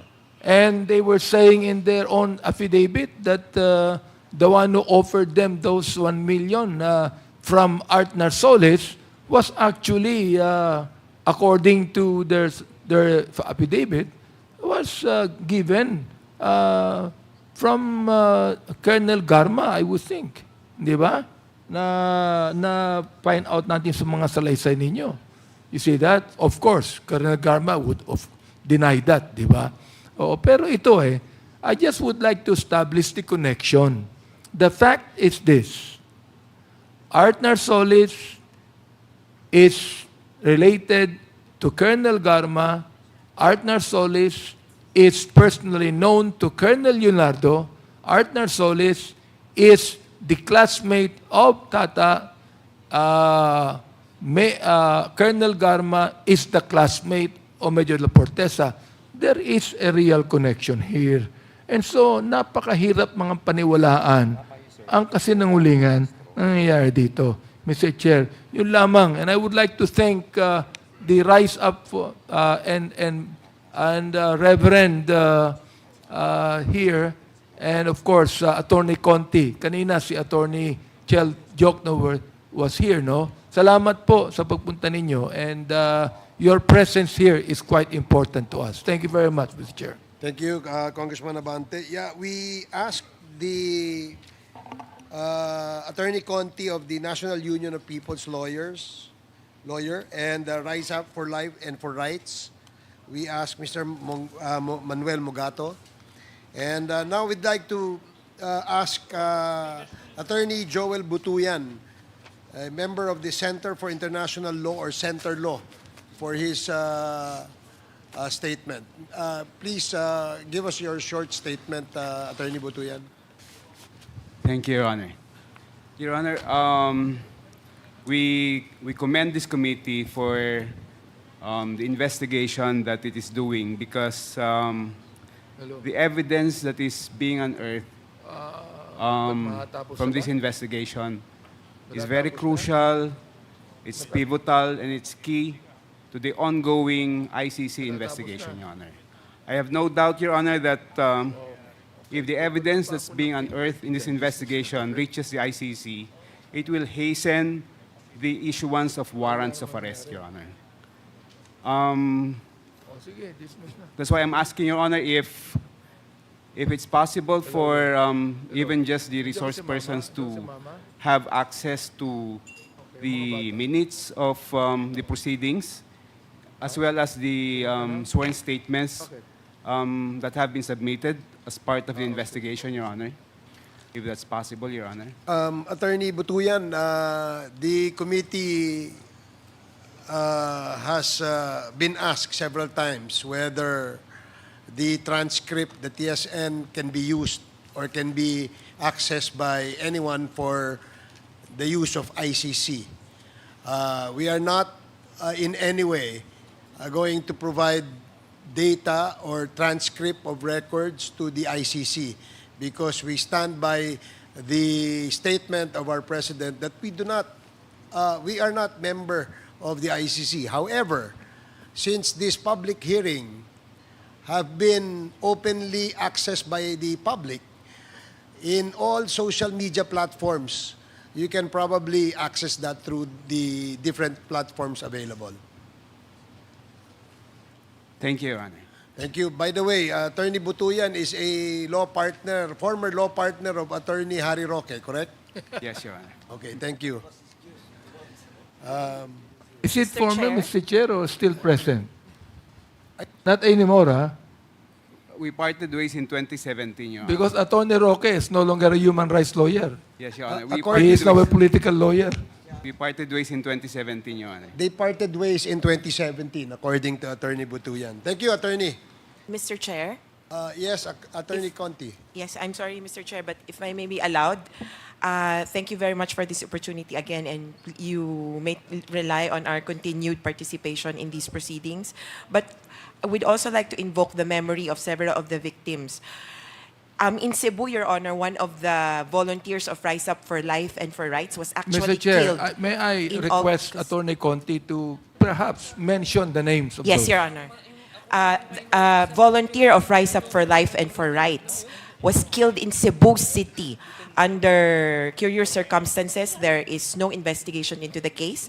Butch Rosales was killed August 10th, 2018. This was during the time of one of our resource persons here.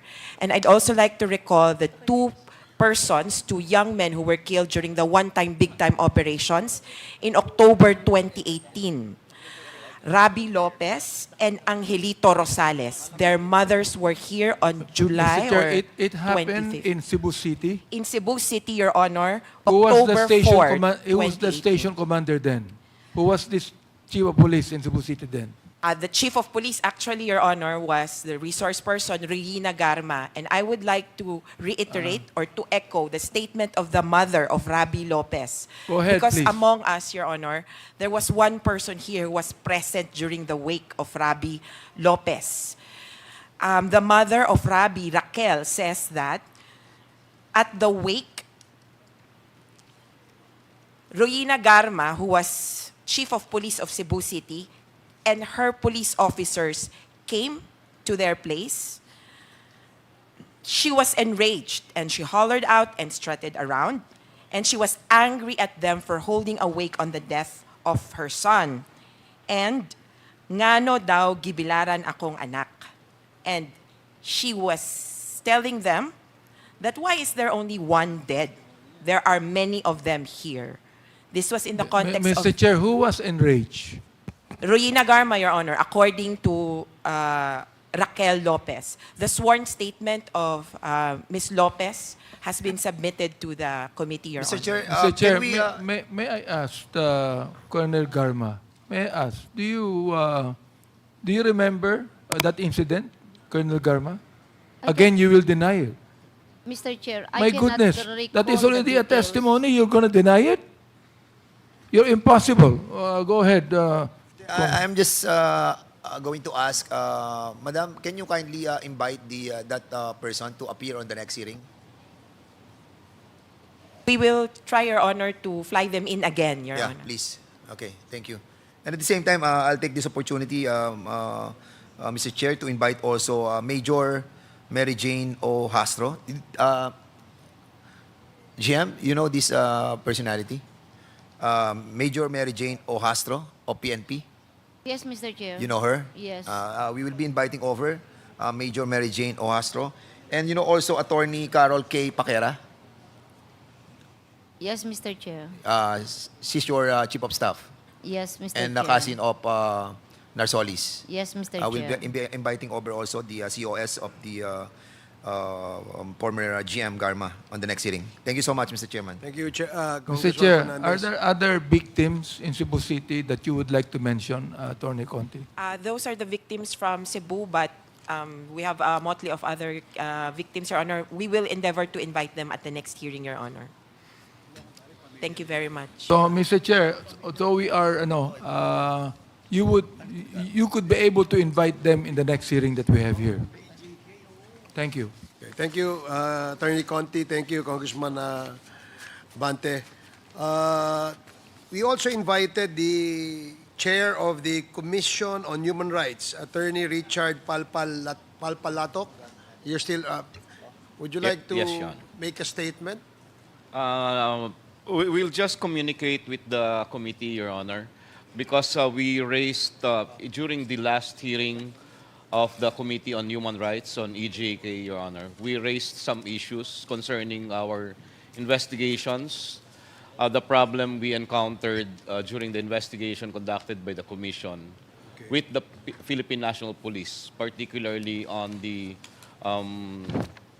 sharing of the reports of deaths during the operations of the police, Your Honor. So perhaps we will be seeking the help and support of the committee, Your Honor, in that regard. We will just be sending our letter. Please send your Mr. letter Chair, to the committee. may I just ask, how many have you investigated so far? The commission, Your Honor, have recorded 3,700 deaths.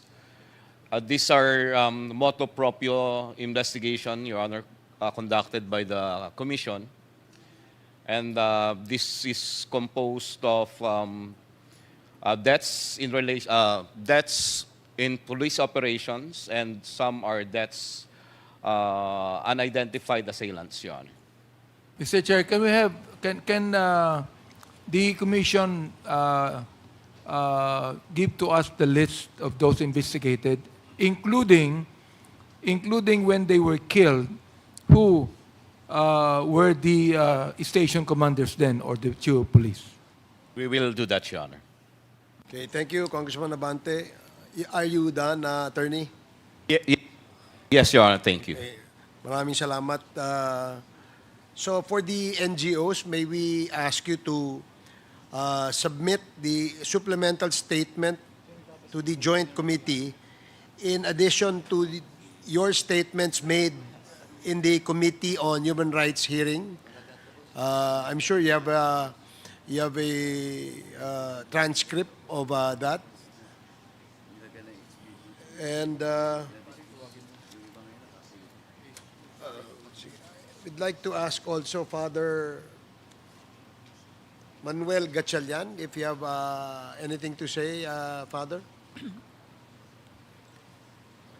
Unang-una po, kagustuhan po ng mga nanay na pinangangatawanan po namin, yung mga biktima, na sana po ay panagutin at bayaran ang mga biktima sapagkat from the point of view of the victims, hanggang ngayon 8 taon na nakalilipas, wala naman po silang natatanggap at Pakilapit po, para marinig po namin. dahil lang po sa nawalan sila ng breadwinner, nawalan sila ng mga minamahal sa buhay, at sila ay mahihirap. At sana po sa pagdating ng panahon, kung sakaling mapatunayan na state sponsor ito, at para hindi matuloy ang impunity, ibig sabihin na patuloy ang patayan, ay kinakailangan panagutin at bayaran po nila ang mga biktima. Kung sakali magkaroon man po ng batas o sakali mapatunayan na ito ay state-sponsored at saka may mga talagang quota system, rewarding, sana po naman mabigyan natin ng pagpapahalaga, mabayaran ang mga biktima sapagkat hanggang ngayon po sila po ay nagdurusa at may karapatan po naman sila na matamo nila ang katarungan. Salamat po. Okay, maraming salamat po, Mr. Father Chair, Gatchalian. with the manifestation of Father, a while ago, GM Karma said that during her time, that she is giving a budget to the Philippine National Police. Am I right? Wala po akong sinabi, Mr. Chair. Kanina meron kang sinabi na Wala po. binibigyan nyo ng budget ng Philippine National Police for the operations. Wala po, Mr. Chair. Wala kayong sinabi? Wala Let's po. look at the records, Mr. Chair, because I think that she said something that way. Okay. Secretariat, can you check the records, the transcript? If indeed that statement was made by GM Garma. Mr. Chair. So, Mr. Chair, in relation to that, I think I heard, Mr. Chair, if I may be allowed, I think I heard Colonel Garma saying about the support that you give to... That is the allocated for the, it's a charity fund allocated sa PNP, no? sales of STL and sa PCSO. Parang ganun po yung STL, something about the STL. So, the fund that you provide the PNP is a charity fund. Yes, it is in the... And that is in the charter of the PCSO. Yes, it is covered, Mr. Chair. So, how much do you give to the PNP every year? During my time, kasi dati I think it's medyo malaki before I assumed. And then when I assume po and we changed the IRR, very minimal na lang po siya. I'm not sure kung 1% or 3% na lang siya compared nung previous. And it is focused on medical programs of the PNP and NBI na lang po So, yun. para sa medical needs ng mga members ng Philippine National Police. Yes, Mr. Chair. Sige, okay. But we Mr. get it. Chairman, we're going to ask also 1 or 2% of the gross of the whole collection of all the games. If that is so, 2% is so big. Mr. Chair, it's not all the games. It's just STL, STL. game. Yes. Yes, Okay. Mr. Chair. Anong average niyan? Do you give it monthly, annually? Monthly, Mr. Chair, minsan naalala ko, there was a month that we gave around, I think, mga 9 million or 7 million. It And- depends on the sale. And the Chief PNP has the sole authority over these funds? What does The check was addressed to the Philippine National Police, duly received by, I think there's an accountant and a So it budget goes to the officer. general fund of the Philippine Yes. National Police? Yes, Mr. Chair. Okay. Meron pong resibo po from the PNP na binibigay po sa PCSO. Okay. Sige, thank you. So, ito ay mainit na usapin, no? Yung involvement ng mga membro ng Philippine National Police sa almost lahat po ng krimen na nangyayari. Hindi po natin nilalahat, pero may ilang porsyento po na kawani ng ating Philippine National Police ay nai-involve sa drug recycling. Alam po natin yan. In the case of Sergeant Mayo, 1 toneladang droga ang kanyang itinago mula po sa mga ni-raid nila. May mga police na involved sa extrajudicial killings na kung saan ang kanilang depensa ay nanlaban, ngunit napatunayan at sila'y na-convict. Ito yung kay Kian de los Santos. Meron din tayo mga kawani ng Philippine National Police na na-involve sa robbery, kidnap for ransom, and practically all other crimes existing. And I would like to ask the NAPOLCOM, Attorney Bernardo, how many members of the PNP are being charged for crimes that they have committed?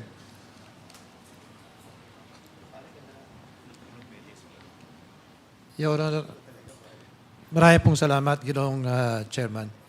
Sa consultation ko, Sir, dito sa legal, umaabot po ng mga 2% lamang ng population o 3% ng PNP ang na-involve dito sa mga ganitong kaso, Your Honor. So, anong klaseng mga krimen po ito? Ganun po, gaya po ng nabanggit nyo. Ako nga po nag-imbestiga doon sa Mayo case na hanggang ngayon ay dinudulog namin sa DOJ at yung iba naman nasa Ombudsman. At yung iba naman po na-involve nga yung kasama po sa hearing dito yung sa Parañaque at sa Bulacan. At 2 beses na po yung nangyari sa Bulacan. Ganun po yung bilang. Hindi naman po marae sa PNP. Kawawa nga po yung PNP dahil sa iilan na tiwali at masasamang loob, nasisira yung imahe ng PNP as an institution. Kaya inaapura po namin yung reforma at yung pagtatawag ng disciplinary measure. Pinapalakas po namin yung pleb at pinapalakas namin yung internal affairs. At siguro sa mga darating na buwan, maiulat po namin yung pagbabago. Okay. Yeah. And that's the reform policy you are now implementing? Opo, Your Honor. Yung lahat po na ite-train dito sa training pa lang sa entry, kailangan nakalagay sa PNP operational procedure. At kinakailangan yun din ang lumalabas sa performance. Gaya ng sabi ng isang resource person kanina at sabi rin ng ibang kongresista, hindi lang po sa training na makikita yan, dapat pati sa performance evaluation. Nabanggit po nila yan at yung mga unang meeting po namin kay Congressman Dagook, nabanggit na rin po namin na hindi piecemeal, kailangan nakakumpletong, nakaloop po sila all the way. Kaya siguro mga ilang buwan na lang po at mapagtitibay na namin yung reforma. Okay, ang statistics, kung sinasabi niyong 2 to 3% lamang ng membro ng Philippine National Police ang nai-involve sa mga ganitong klaseng krimen, napakagandang balita yon, no? Ang ibig pong sabihin nun sa ating mga Pilipino, meron pa ring maliliit na porsyento na ika nga ay rotten eggs o ika nga mga bulok na kawani ng Philippine National Police. But as far as the officers, meaning from major to colonel, lieutenant colonel, then to colonels, generals, meron po ba tayong statistics kung ilan ho yung nai-involve sa mga ganyang klaseng krimen? Meron pa rin po, Ginoong Chairman, at yung nauna po yung tinanggapan na ng courtesy resignation at yung nananatili pa po nakapending sa National Prosecution Service. At marami rin pong hanay ng kapulisan doon at nakakalungkot nga doon sa Pedig, yun po ang kasulukuyan namin gustong maging example. Kung talagang, gaya ng sabi ni DJ Moro, pag talagang may atraso ka at meron kang utang, may pagbabayaran ka.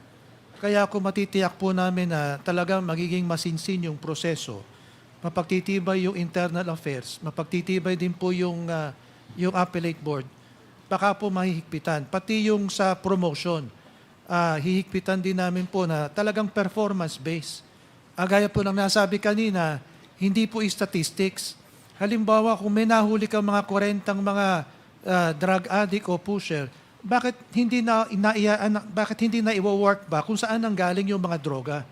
Bakit puro mga gramo-gramo ang nahuhuli at bakit hindi natetrace yung pinagmulan? Kagaya po nung halos 1 tonelada na nabanggit niyo po, Ginoong Chairman, hanggang ngayon ay hinahanap namin saan nagmula yung mahigit na 1 tonelada, yung 575 doon sa Baguio.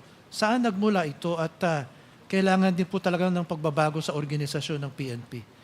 Maraming pong salamat, Chairman. Okay. Chairman. Thank you, Attorney Mr. Chair. Bernardo. Chairman. Yes, Congressman Paduano. Anyway, it was already asked by the chairman. So, Commissioner Bernardo, kasi in the statement of Colonel Espinido, he mentioned about cases filed against PNP officers. Now, some of them, cases that was filed was dismissed because allegedly, from Colonel Espinido, IAS or the RIAS was instructed to dismiss all those cases, no? Dahil nga, especially the cases that involves war on drugs. Tama po, Colonel Espinido? But in my own information, and I hope it will be confirmed by Napolcom Commissioner, may mga kaso pa ba ngayon na pending either sa inyo or nasa Civil Service Commission with regards to cases that was filed against police officers in the period of 2016 to 2022? Mr. Chairman, maraming pong salamat. Yung meeting po namin doon sa Internal Affairs, tsaka doon sa Directorate for Investigation and Detective Management, lumalabas po na halos 99% yung kanilang naimbestigahan mula noong 2016 hanggang 2022 ay na-dismiss na po. Kaya maaaring Sure that? Kung narito lang sana yung Inspector General ng Internal Affairs Service, kaninang Sa IAS. But of course, sa CSC. Sa CSC, hindi po kami nakatanggap ng ganong ulat sapagkat ang ginawa po ng PNP noon, nag-assume kagad ng jurisdiction ang internal affairs. Pinag-assume nila, kaya hindi na po nakapag-imbestiga ang NAPOLCOM at ang civil service. No, pero paki-check mo po because I have data that there are still pending cases sa CEC under appeal. Once they appeal, siyempre sa CEC, and the appeal is favorable, the decision of CEC is favorable to the accused, babalik po sa inyo, di ba? I-check po namin. Kung na-desisyonan na kasi po ng NAPOLCOM, talagang pupunta po ng civil service. Kung ito po ay may penalty. Kung na-dismiss naman po, hindi na na-appeal karaniwan. Pero mag-uulat po muli kami sa susunod na hearing kung ilan man sakali yung mga in-appeal sa civil service at yung mga na-dismiss naman din po sa mga region, kumisan po ang appeal diretso na sa DILG. Ganito po. Kasi, in one instance, for example, there are cases that was filed against those police officers just because nakalagay ang pangalan nila, mga HBT. While on the other hand, ito naman yung statement ni Colonel Espinido, that's why this is an inquiry in station para maayos natin to, that this will not happen again. Kasi, pag nandun ka sa taas, may kapit ka sa taas, dismiss yung kaso mo. Especially IAS. Pero pagdating doon sa mga police officers na nakalagay yung HBT, for whatever reason, hanggang ngayon, sakripisyo po. And I can confirm that because some officers lumapit na po sa atin. And it only corroborate the statement of Colonel Espinido. Siguro ganito lang po. Mr. Chairman, may I request Napolcom to submit to this committee all pending appeals and cases na nasa inyo po at nandun po sa CSC ngayon. Kasi marami pong pending appeal ngayon doon. Ang alam ko lang po ngayon, there are 5. But I think marami pa po. Yes, Chairman. Please submit na lang po. Isasubmit po namin. Thank you. Now, Chairman, can we ask the Civil Service Commission to be present at the next hearing And for them to submit all cases that was on appeal with the CEC, dun sa mga police officers po, that has been filed cases since 2016 to 2022. Comsec, you're directed to invite the COA and CSC, I'm sorry, CSC in the next hearing of the Quad. So, Well, in fact, I have a case now, no, yung nag-report sa akin, Napolcom is given 10 days to answer. Tama, di ba? 10 days. Kung ang appeal, tama, 10 days. Tama po.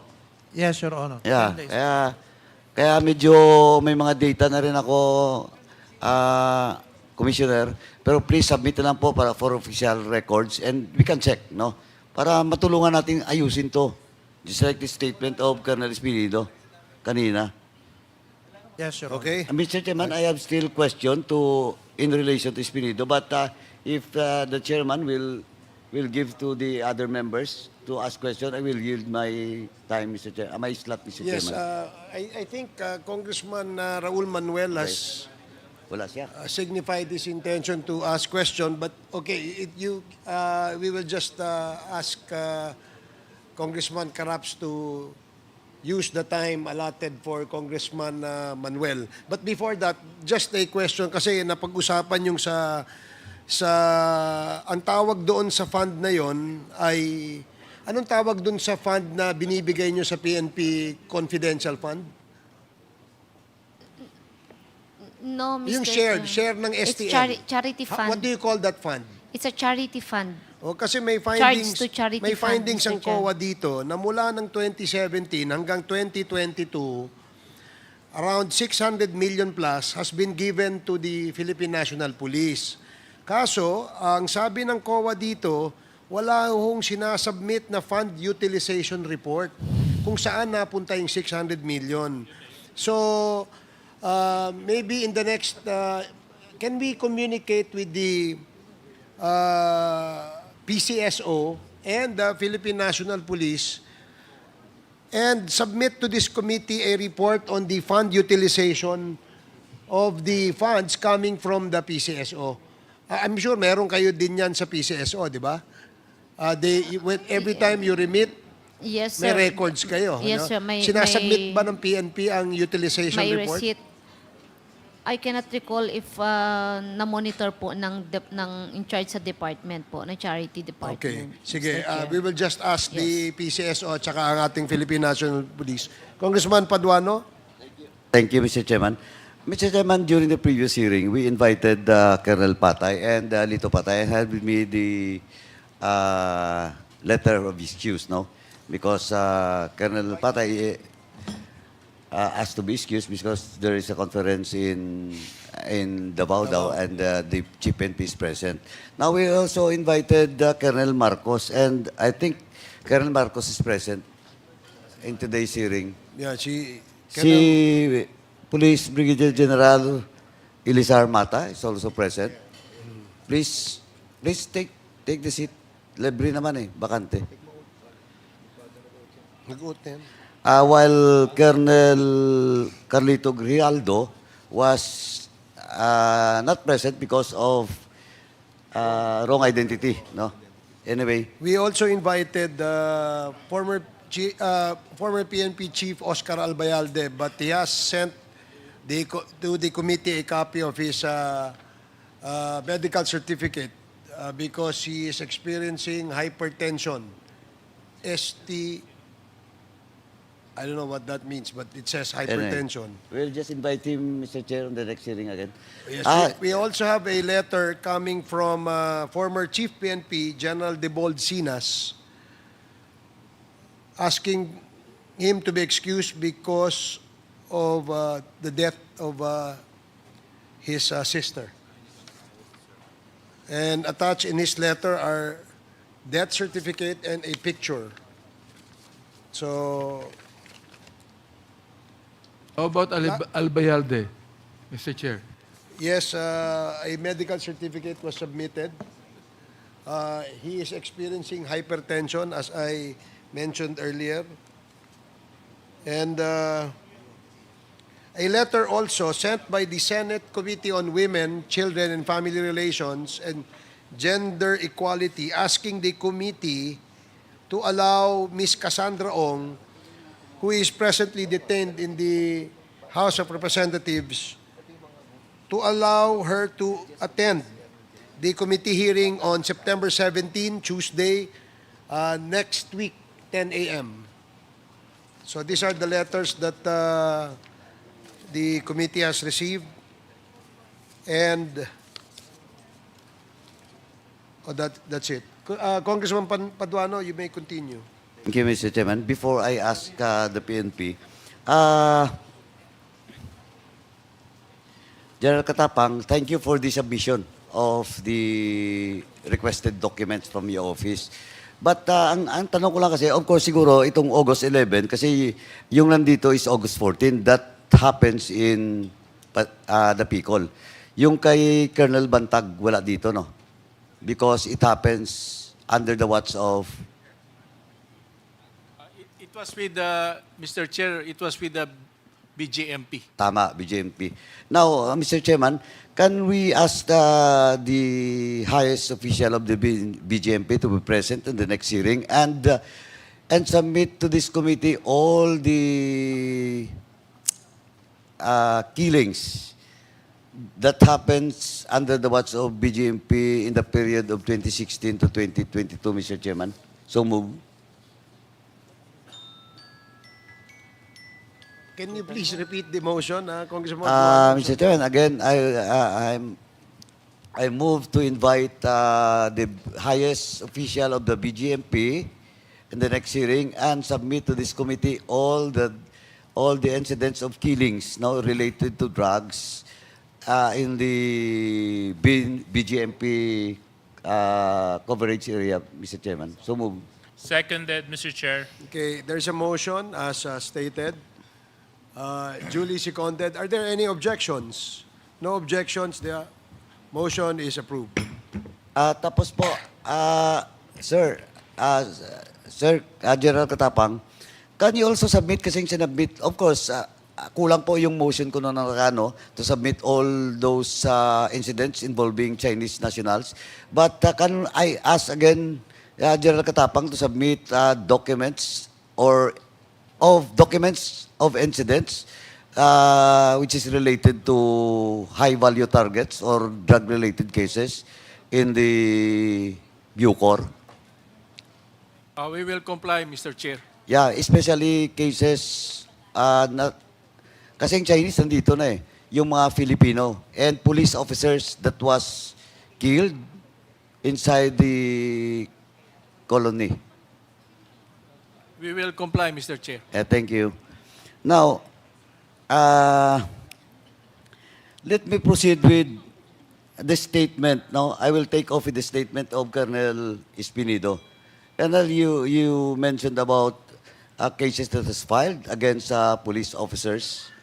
And the recommendation, you're just talking about Region 8, tama? Yes, Your Honor, Mr. But Chair. your example was just Region 8, but do you believe that it happens all over the country during the time? Yes, Your Honor. Okay. Now, since the witness, Mr. Chairman, is only knowledgeable about what happens in Region 8, I'll just focus on Region 8. But, Mr. Chairman, just for the record, this will not only stop in Region 8 because may mga nangyari din po sa Zamboanga, may nangyari din po sa Region 6, no? Yes. Anyway, with regards to the claims made by Colonel Espinido, question of exonerating police officers involved in the killings or cases filed against them in Region 6. Since Colonel Marcos nandito, nagkaabutan ba kayo doon? Yes, Your Honor. Mr. So, Chair.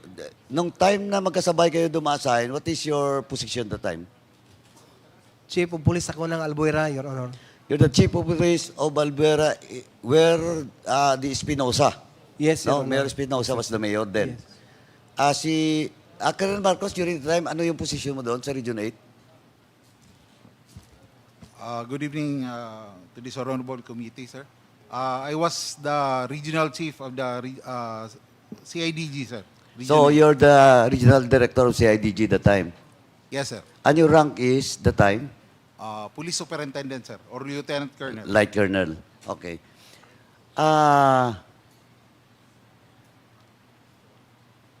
Doon po sa, nung August 11, 2016, your name was mentioned, ito sa ano sa newspaper accounts. Your name was mentioned that you're the one that served a search warrant for a certain Alvarez. Is it correct? Yes, sir. It was a joint operation. Actually, it was led by PRO8, sir. PRO8. Yes, sir. With the permission of Congressman Craps, Chair, can I inquire if this gentleman has taken his oath? Comsec, you have taken your oath, Colonel, no? Naka-oath ka na? Kanina, sir. Sabay-sabay po Okay. kanina. And that goes the same to General Mata, no? General Mata. Thank you very much, Mr. Chair. I just wanted to make sure. Okay, so ano bang lead unit doon? Ang Police Regional Office 8, sir. Sila ang lead unit. As a national support unit or a regional support unit, Pero, okay. kasama lang po kami sa operation. Okay. But of course, you're the head of the CIDG during that time. You know the background why Alvarez was issued the search warrant. Yes, sir. Okay. Now, ano yung laman ng search warrant? It was in possession of shabu or illegal drugs, sir. Illegal drugs. Okay. But in the newspaper account, namatay siya dahil nanlaban siya. Tama? Yes, sir. Upon the entry, sir, of the SWAT, RPSB, to include other units of the PRO8, sir. To nanlaban. Yun, sir, ang nangyari kasi wala naman po ako doon sa loob. Oh, okay. But of course, you're one of the head, di ba? Opo, sir. Official doon. So, Sa isang unit, sir, it question was, of whatever happens, that's still command responsibility. Tama? it goes with the regional director, sir. Kasi Of course. nagkaroon po, sir, ng command briefing before the implementation, sir, of the search warrant. But you were there. Kasama po ako, pero I am not part of the entering party, sir. Yeah, but you were there. Yes, I was Okay. there. Who heads that operation? Sir? Most senior official. It was the chief of the, ang ground commander, sir, it was the regional mobile force, sir. Sino?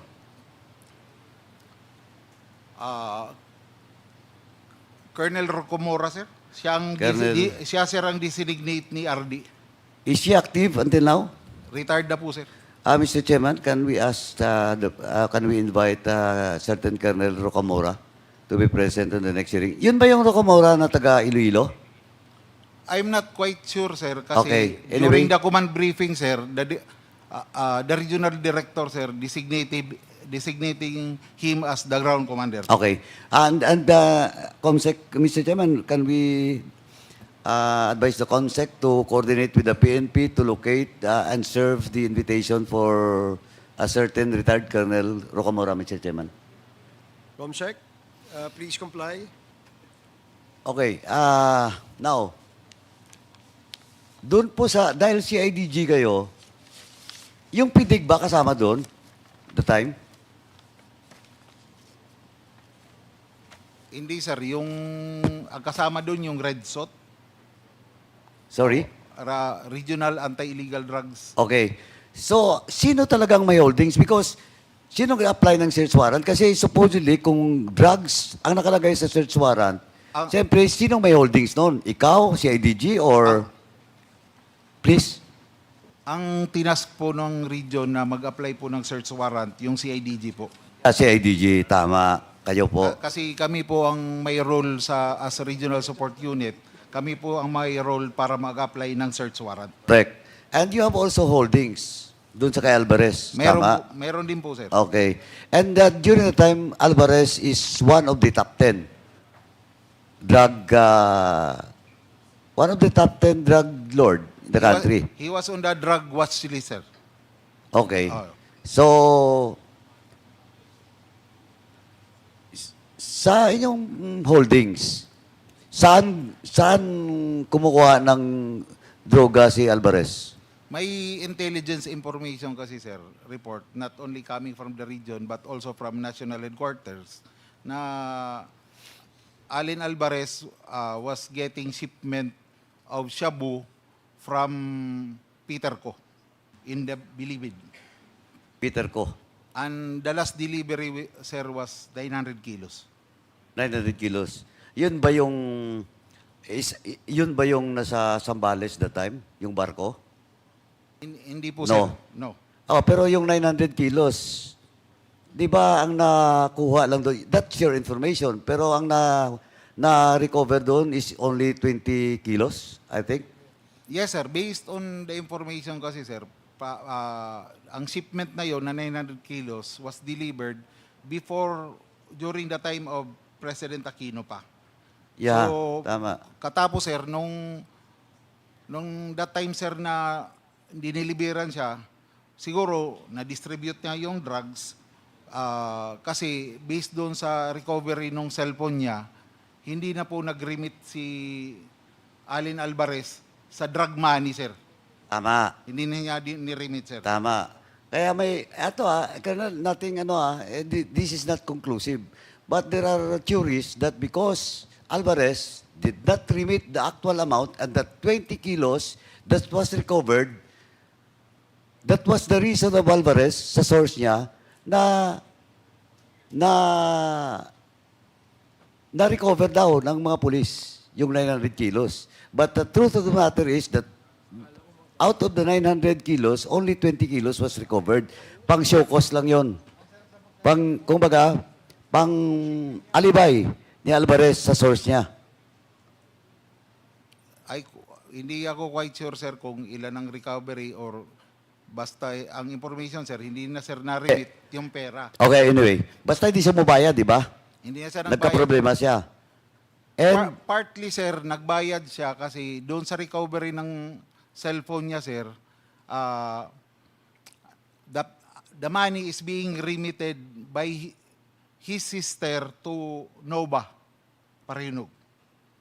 Kasi ang shabu, sir, nanggagaling po kay Peter Ko, pero diniligate na, sir, kay Kulangko yung pag-ship ng shabu. Ang nagko-collect, sir, ng pera ng remittance, si Christy Alvarez, papunta, sir, kay Nova, Parahinog.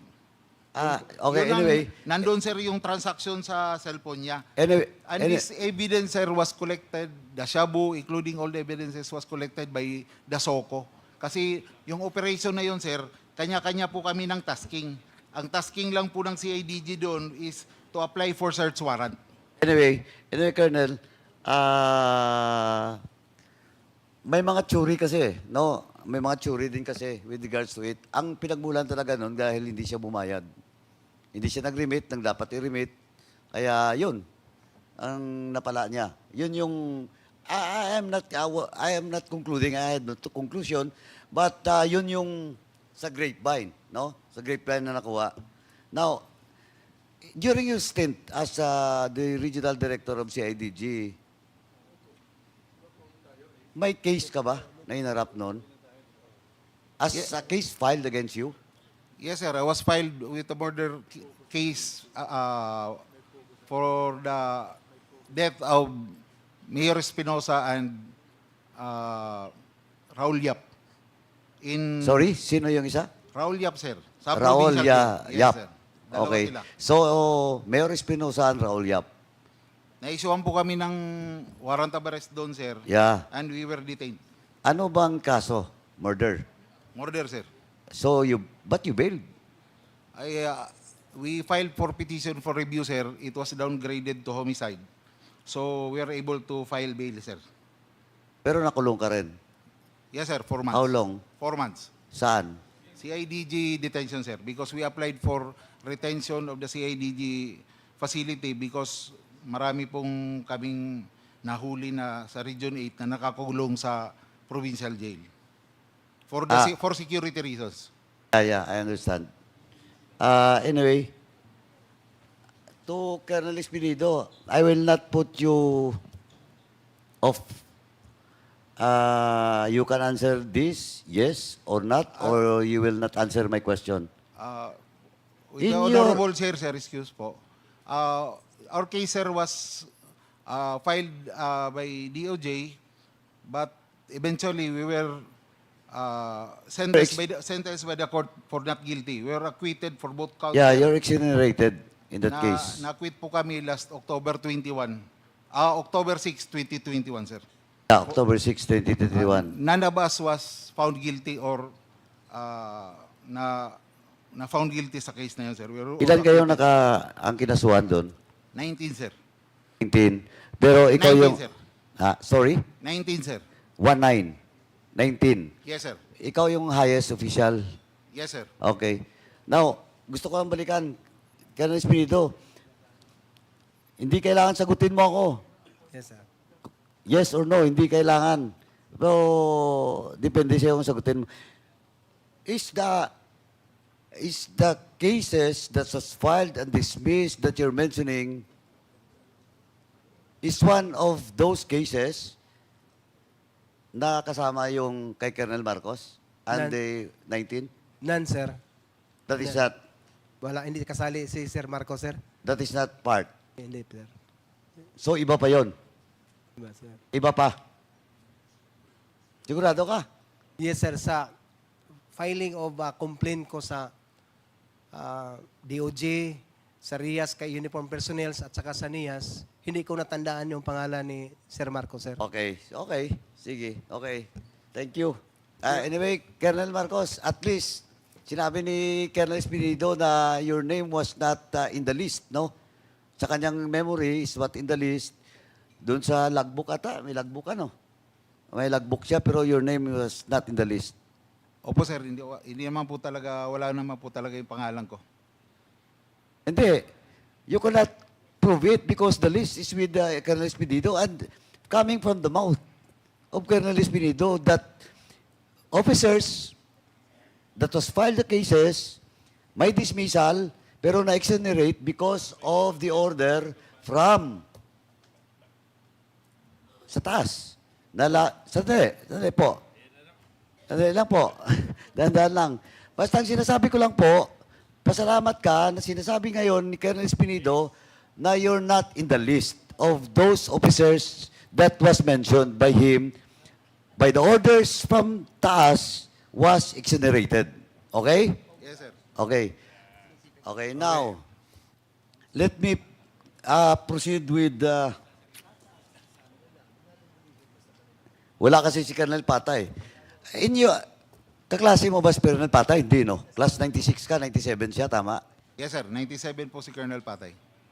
Colonel Garma, do you have any knowledge, information, if Colonel Patay has a case? He told me that he has cases, facing mga cases po. Mr. May mga Chair. cases. Nagsabi siya noon sa akin, Mr. Chair. Okay, but you confirm also that he's in the class 97. Yes, Mr. Chair. Okay. So, Colonel Marcos, kaklase mo si Colonel Leonardo. Tama? Yes, sir. Okay. Colonel Leonardo, do you confirm? Nakaklase mo po si ano? Correct po, Mr. Chair. Okay. Do you have also cases that was filed against you? May mga kaso ka ba? No nakaraan? Except dun sa ano before, that's why nag-turn back ka because you confirmed kanina kay Chairman Acop na you have a murder case. Homicide ba yun? O murder? Kaya na-turn back ka? Ano po, murder po, sir. Murder. Okay. Pero when after graduation from the PNP and your career, no, with the PNP until you you retire, do you have a case? Meron po ako mga cases na naipile sa akin. Anong cases yun? Iba-iba po, Mr. Chair. Ito po ay yung mga bunga po ng pagtatrabaho namin. Minsan binabalikan po kami ng kaso, Mr. Pero ano yun? Murder? Homicide? Iba-iba po. Meron pong murder. Hindi nga, tinatanong nga Meron kita, pong iba-iba. murder sa tingin ko po. Wala ka bang kasong murder? Meron During po. stint? Colonel, ayaw ko. Tinatanong kita diretso. Kasi ang simpleng sagot dapat, may kaso po ako na murder. May kaso po ako administrative lang. May kaso po. Apo, meron po. Napaka-defensive mo agad eh. Pasensya po, Mr. Chair. Okay. Anyway, Mr. Chairman, last na lang to. Now, wala si Colonel Patay. Some of the invitees in the next hearing was moved by co-chair Dan Fernandez. Yung mga ininvita mo, kanina, nag-move ka to invite them. Ganito lang po. No, I have nothing against class 96 and 97 kasi maraming matitino eh. No, I have no judgment. Well, in fact, Fortaleza was also class 97. Dunggail, now in detention, was also class 97. Kaklase din ni, di ba ma'am, kaklase mo si Dunggail. They were involved in the kidnapping dun sa Bacolod City, pero drugs din yon. Drugs din. Anyway, ganito. Kanina nung tinanong kayo ni Chairman Akop, on the day of June 28, 2016, you confirmed that you were there in Davao. Tama? Kanina. Kanina, Yes, Mr. Chair. nandun kayo. Nandun yung kaklase mo rin, mga kaklase mo.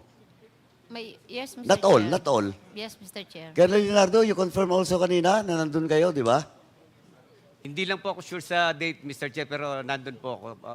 Ako, Mr. sigurado Chair. ako. Okay po, kung yun po ang ano. Oh, June okay 28. po. Ay, Sigurado ako. kukonfirm Colonel po. Marcos, are you also present during the time? June 28? Sa Davao? In that meeting? I cannot recall, sir, na nakatin ako ng meeting noon that date, sir. Parang wala, sir. Hindi ako sure, sir. Colonel Leonardo? Pero pumupunta po ako ng Davao, sir, because of... Hindi, ito, Colonel Marcos. That was the time, 3 days before President Duterte assumes office. No, sir, I don't think so. Hindi ako, Wala ka? Hindi ako pumunta nung petsa na yan, sir. Sigurado Mr. ka? Chair. Colonel Leonardo, is Colonel Marcos present during the time? Meron Ikaw lang kumbida eh. Totoo po yun. Meron pong mga classmate ko na nagpunta po ng Davao. Oh, is Colonel Hindi lang po ako Marcos- sure dun sa petsa, Mr. Chair. Sorry? Hindi lang po ako sure dun sa petsa kung... Okay, sige, hindi natin pag-usapan Yeah po, petsa. Mr. Chair. Opo. Ganito na lang. Yung sinasabi mo, Colonel Garma, na pagtitipon doon sa Davao, that was June 28. O sige, sabihin na natin. Yung petsa, hindi kayo sigurado. Pero si Chairman Akop, sigurado siya dahil tinanong niya na kanina eh, di ba? Now, etong tanong, anong lugar yon? Colonel Leonardo, anong lugar yon? Saan yon? Yung... Oh, Colonel Leonardo, Teka. gusto mo ako pa magsasalita? I want you to nire-recall ko lang po. truthfully, Pasensya. I want you to truthfully tell this committee. I will, Mr. Chair. I Oh, will. what- Just give me a few minutes, a few seconds, Mr. Chair. Nire-recall ko lang po. Pasensya na po. Saan? Okay po sa inyo, Mr. Chair. Saan? Ang pagkakaalala ko, nagkita-kita po kasi kami dahil... Saan muna? Tanong ko saan eh. Marami pong place na... Hindi, yung June 28. Meron ko... Ito sabihin ko lang sa iyo Ito, Colonel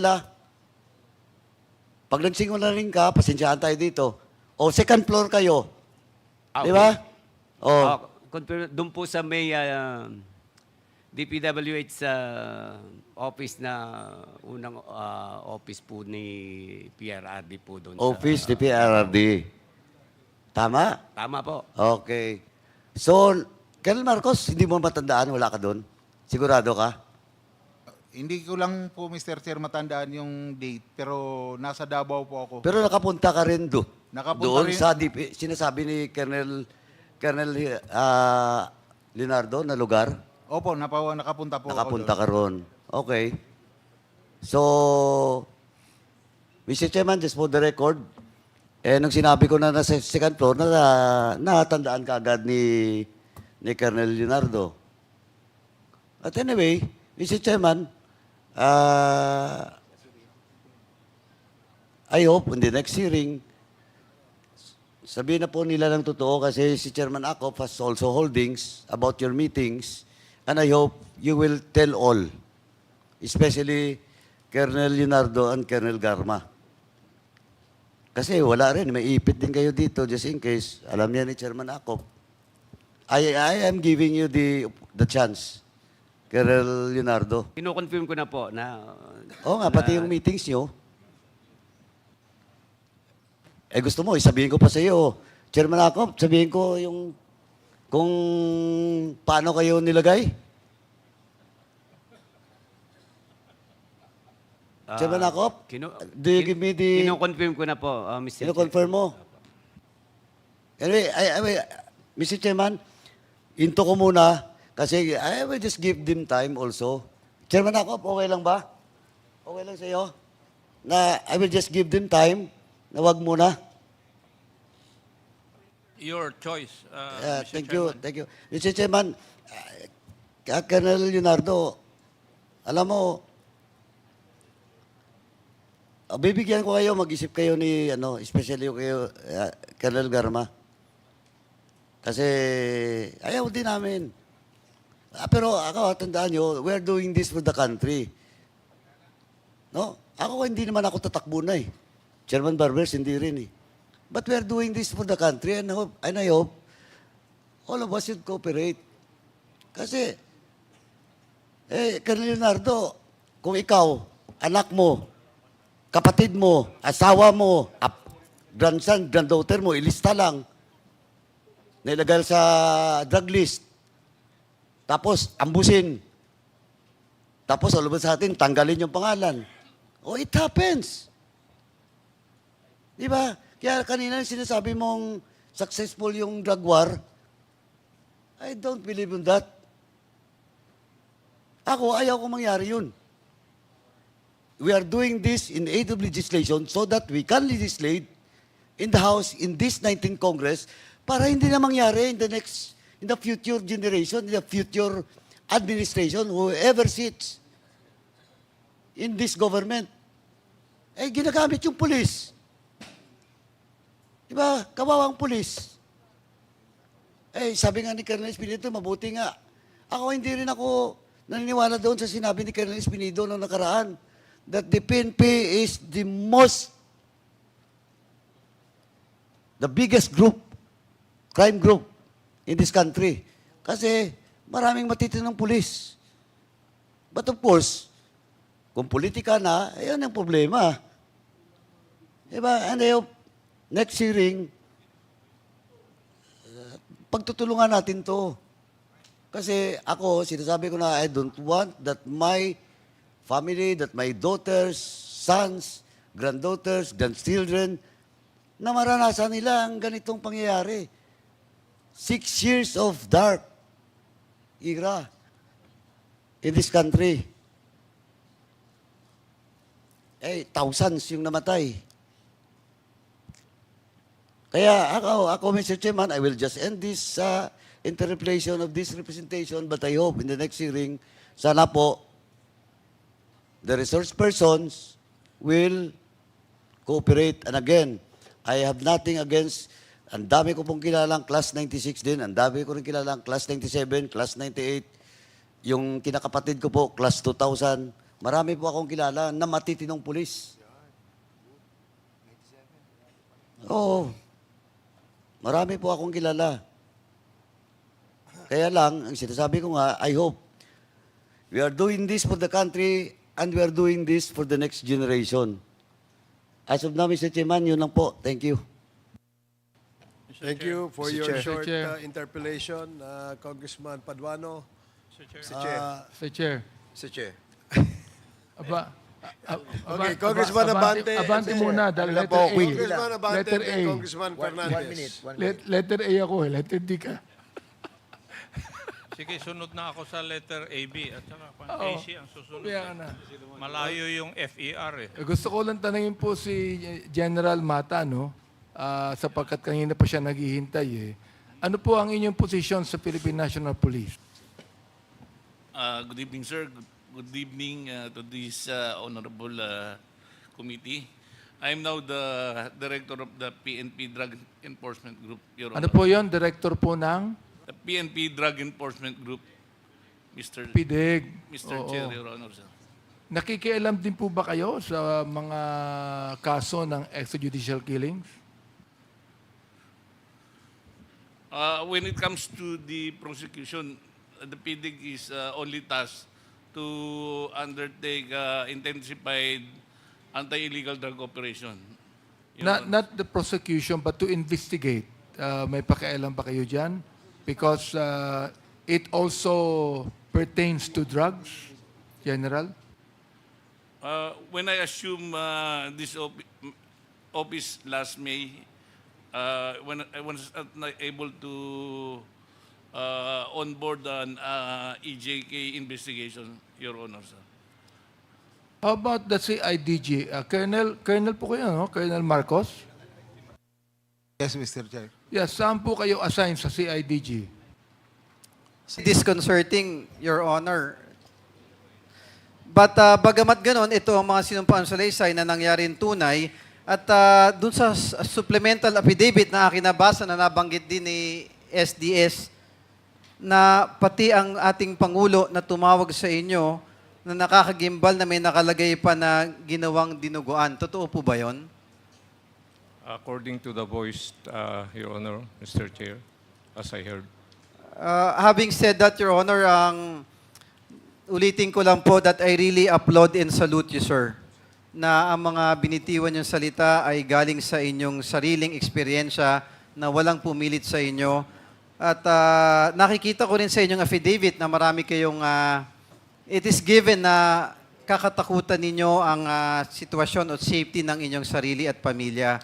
Kaya sa aking maliit na kaparaanan, Ginoong Tagapangulo, nais ko pong imungkahi na marekomenda natin na mabigyan ng immunity ang sinumpaang salaysay ni Colonel Gerardo Padilla upang mabigyan naman siya ng karapat-dapat na proteksyon at maengganyo rin natin ang ibang witnesses at mga resource persons natin ngayon na magsabi ng katotohanan.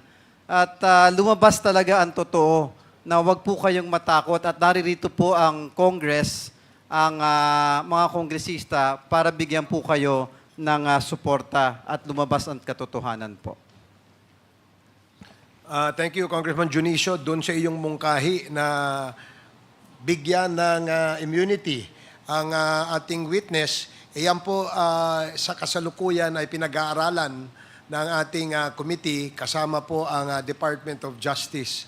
At the appropriate time, yan po ay ilalabas po natin at aaprubahan po ang inyong mungkahi. Maraming salamat, Congressman Junicio. Thank you, Mr. Chair. The next to interpellate is Congressman Paulo Ortega, the fifth. You are recognized. Thank you, Mr. Chair. Naimbaga bigat tayo amin. A few questions, additional questions, because I had the chance to interpellate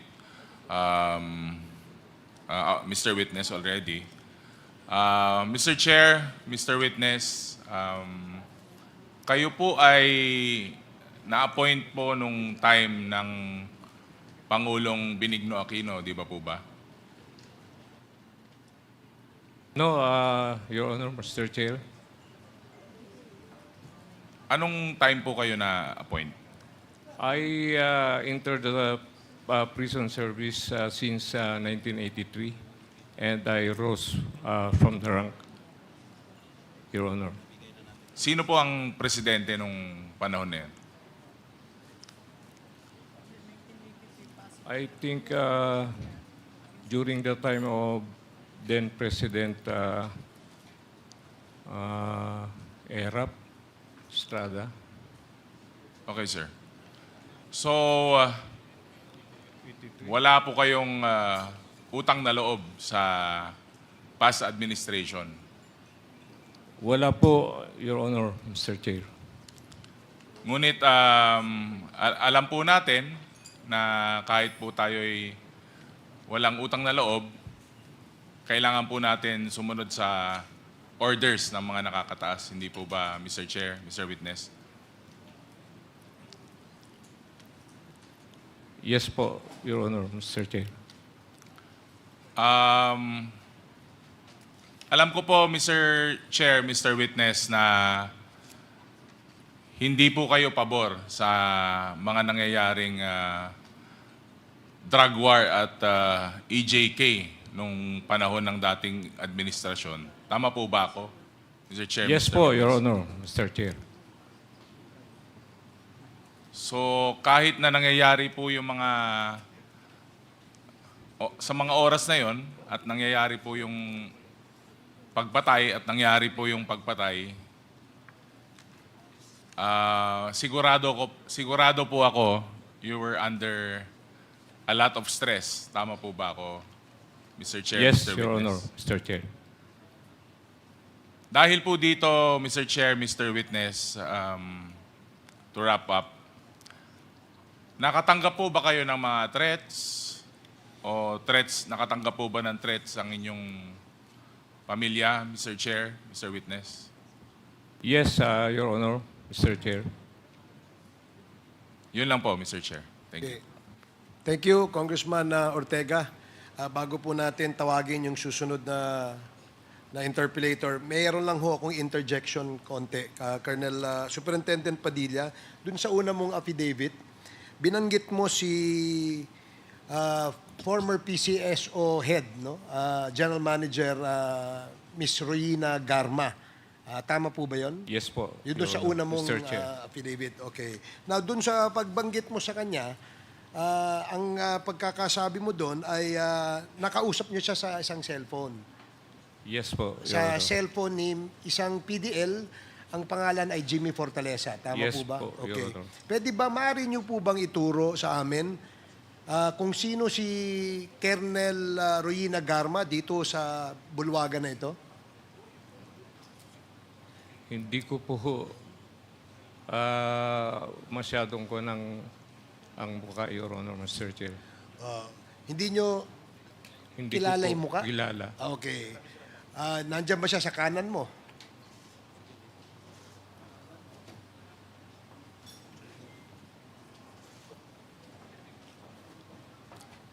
Hindi ko po masyadong mamukaan, Your Honor, Mr. Chair. Okay. So, hindi mo siya namumukaan? Hindi ko po mamukaan. Okay. Pero, nakausap mo siya sa cellphone? Yes po, Your Honor. How sure are you na siya ay si Colonel Royina Garma? Because of PDL Jimmy Fortaleza, Your Honor, Mr. Okay. Chair. Sige. Salamat. Siya si Jimmy Fortaleza, di ba? You are Jimmy Fortaleza. O, pwede bang pakipatutuhanan mo nga na sa cellphone mo tumawag si Royina Garma para makausap si Colonel Padilla dahil yun ang ayon sa iyong salaysay, di ba? Yes, Mr. Chair. Kilala mo si Royina Garma? Yes, sir. Pwede bang ituro mo rito kung nasaan si Royina Garma? Yes, sir. So, si Royina Garma, siya ba yung dating PCSO General Manager? Yes, sir, and she is my classmate in the Philippine National Police Academy. Okay. Sige, thank you. Salamat. Now we will Mr. call... Chair, pakiulit nga po yung sinabi niya na hindi ko masyadong narinig yung Pwede bang pakiulit mo ulit? Classmate Kung ano yung sinabi mo? Classmate kayo ni Colonel Royina Garma. Yes, Mr. Chair. Kailan po yun? Kailan? We are member of Philippine National Police Academy Class 1997, Mr. Chair. Okay. Sige, maraming salamat. So, ang next to interpolate is Congressman Johnny Pimentel. You are recognized. Thank you, Mr. Chair. We have already had 3 hearings wherein Colonel Padilla was a resource person. And those 3 previous hearings, Colonel Padilla has submitted 5 affidavits. Yung unang sinabit po niya is sa August 27, wherein he denied any involvement in the killings of the 3 nationals. Then on September 2, Mr. Chair, nag-submit na naman po siya ng affidavit. However, this time, he has admitted that Colonel Riana Garma indeed talked to him over the phone through the prodding of Jimmy Fortaleza. Now, on September 4, meron na naman po siyang sinubmit na affidavit po na pinatotohanan niya yung sinabi ni Leopoldo Auntalan Jr. na tumawag sa kanya si former President Rodrigo Duterte and congratulating him. Now, on September 9, nag-execute na naman siya ng sa supplemental affidavit at dito po may hinahayag na naman siyang importanteng impormasyon sa komitiba wherein tinuturo niya si Colonel Garma ang isa sa mastermind ng pagpatay ng Chinese nationals. Bakit ko po sinasabing isa sa mastermind si Colonel Garma? Because we already know the facts based on the several resource persons that have testified in this hearing. At lahat po doon sa mga affidavit ng 3, ni Jimmy Fortaleza, ni Leopoldo Auntalan at saka ni Colonel Padilla, lahat po ay nagtuturo na si Riana Garma ang nag-utos na ipapatay yung 3 Chinese national. Ngayon, Mr. Chair, balikan ko lang po si Colonel Padilla. Kasi nintunan yung po ninyo si Mr. Chair, si Colonel Padilla. Ang tinanong ho niyo siya kung kilala ba niya si Colonel Garma. Ang sagot po ni Colonel Padilla, hindi ho niya kilala. However, Colonel Padilla, on paragraph 5 of your second supplemental affidavit, bago mangyari ang pagpatay sa 3 Chinese drug nationals na nakadetain sa nasabing piitan, ay tinawagan ako ni Colonel Edelberto Leonardo. Itong si Colonel Edelberto Leonardo, ito po ang amo ni Colonel Garma sa CIDG sa Davao Station. Pagdating ko sa station ay nandun si Colonel Garma based sa sinumpaang salaysay po ninyo. Kinausap ako ni Colonel Leonardo ng mga 30 minutes at mga bla bla bla. Pero very clear po dito, Colonel Padilla, na nag-meeting po kayo bago nangyari yung insidente, bago po nangyari ang krimen, nakipag-meeting po kayo sa CIDG station in the presence of Colonel Leonardo and in the presence of Colonel Garba. Imposible naman po na nag-usap kayo na almost 1 hour, 30 minutes to 1 hour. At kaharap nyo si Colonel Leonardo at si Colonel Garma, hindi ho nyo maturo dito. Medyo napaka-imposible pong sitwasyon, Mr. Chair. So ano po ba? Kilala nyo ba si Colonel Garba o hindi? Baka nagbago ang itsura niya. Nagbago po ang itsura kasi slim pa siya nung nagkita kami, Your Honor, Mr. Chair. Ganun po ba? Opo. Pero alam mo nyo, based on forensics, ang tao po, pag maliit pa, hanggang paglaki niya, kahit na tumaba siya, kung kilala mo talaga siya, kung nakausap mo na siya, whether he became fat, whether he was thin, makikilala ho ninyo. Gaano ho ba katagal ang meeting ninyo with Colonel Yunaldo and Colonel Garma? Wala pong mga 30 minutes lang, Your Honor, Mr. Chair. 30 minutes. Okay. So the fact, Mr. Chair, is that there indeed was a meeting in the office of the OCDI-DG station wherein Colonel Garba is one of the main actors of this incident. Ito, inalalagay ko lang po ito sa record para yung buong salaysay ay malaman po ng buong madlang publiko. Para maintindihan po ng publiko na na-corroborate na po yung statement ng resource person na isa at saka yung resource person na si Jimmy Fortaleza. So, Mr. Chair, I would direct my questions later on to Colonel Garma. Kasi yung po talaga ang ikang main actor po dito.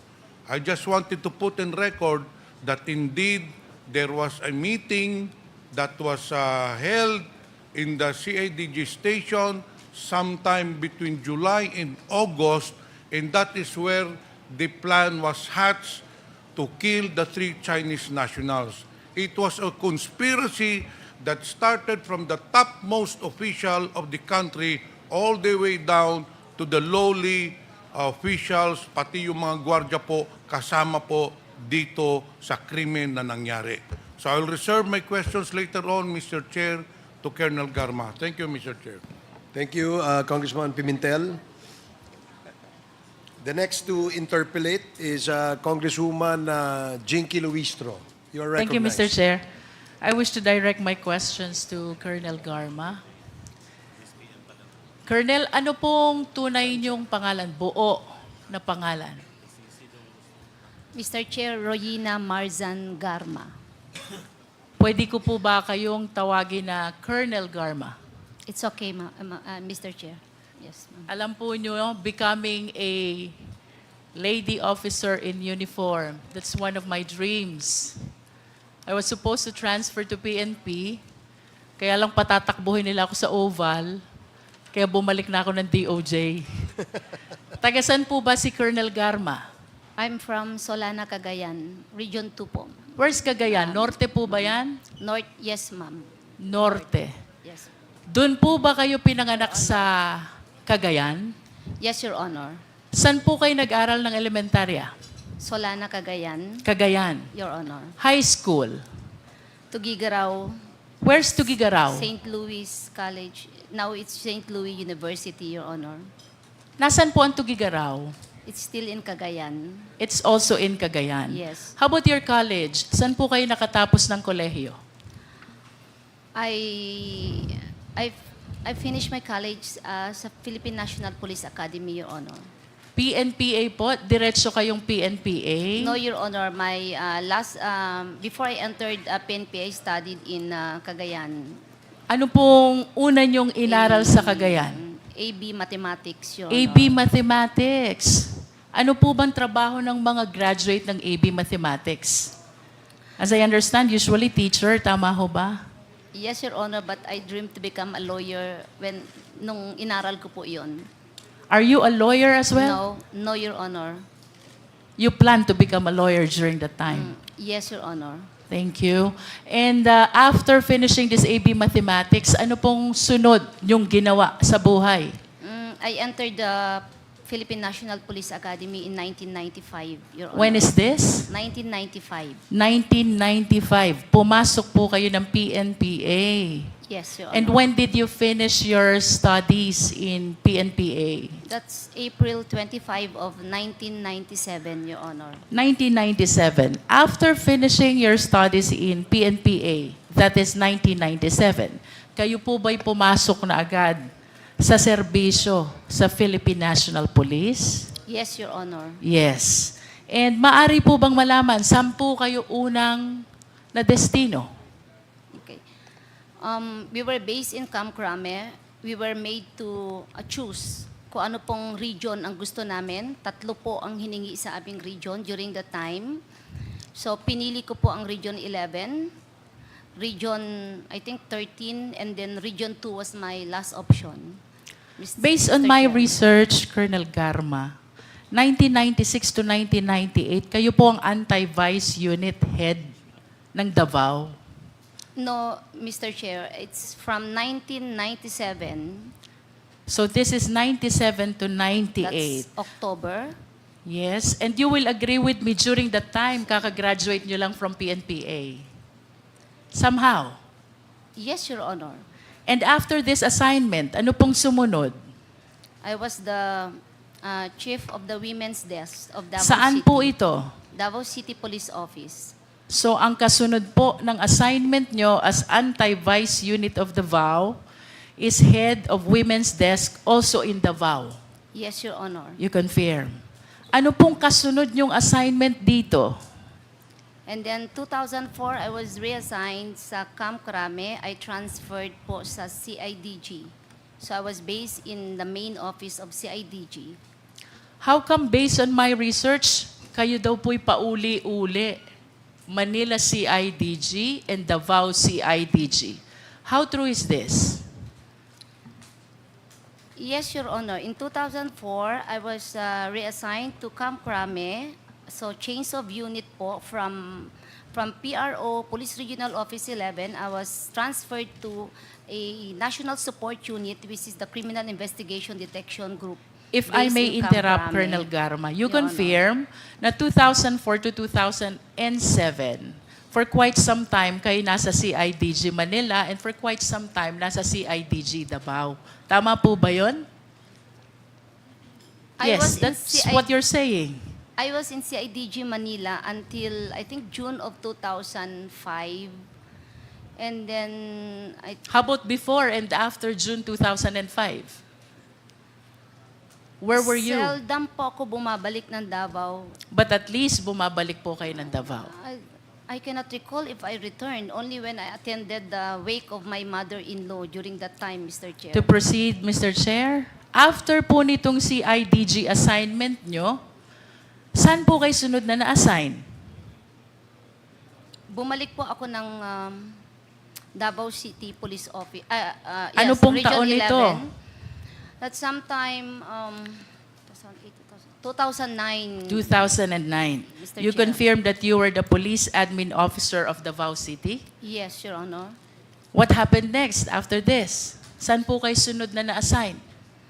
Almost 3 years after, I was assigned as station commander of Sasa Police Station. That's Station 4 of Davao City Police Office, Mr. So you Chair. confirmed that 2011 to 2016, kayo po ang station commander ng Sasa, also in Davao. It's not until 2016, Mr. Chair. It's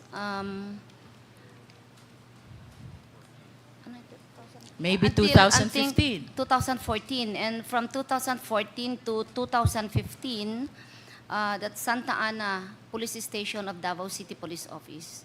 But So- again, Santa Ana is likewise in Davao. Yes, Mr. Chair. And what happened after the Santa Ana Davao assignment? January, I was issued an order to undergo police officers senior executive course. I And was do you really- confirm, 2016, kayo po ang CIDG Director ng Davao Province? No, no. So Your where Honor. were you in 2016? I was undergoing a mandatory training. And Your after Honor. the mandatory training, where did you go? January of 2017, I was designated regional chief of CIDG Region 7, Mr. Chair. Where Your is Honor. that? Region 7. What Cebu. province is this? Cebu. Cebu. Was there no time during which you were assigned as CIDG Director of Davao? Never, Mr. Chair. Okay. And after your assignment as Chief of Police of Cebu City, no, CIDG Director of Cebu City, 2017, saan po kayo sunod na na-assign? Director of Cebu City Police Office.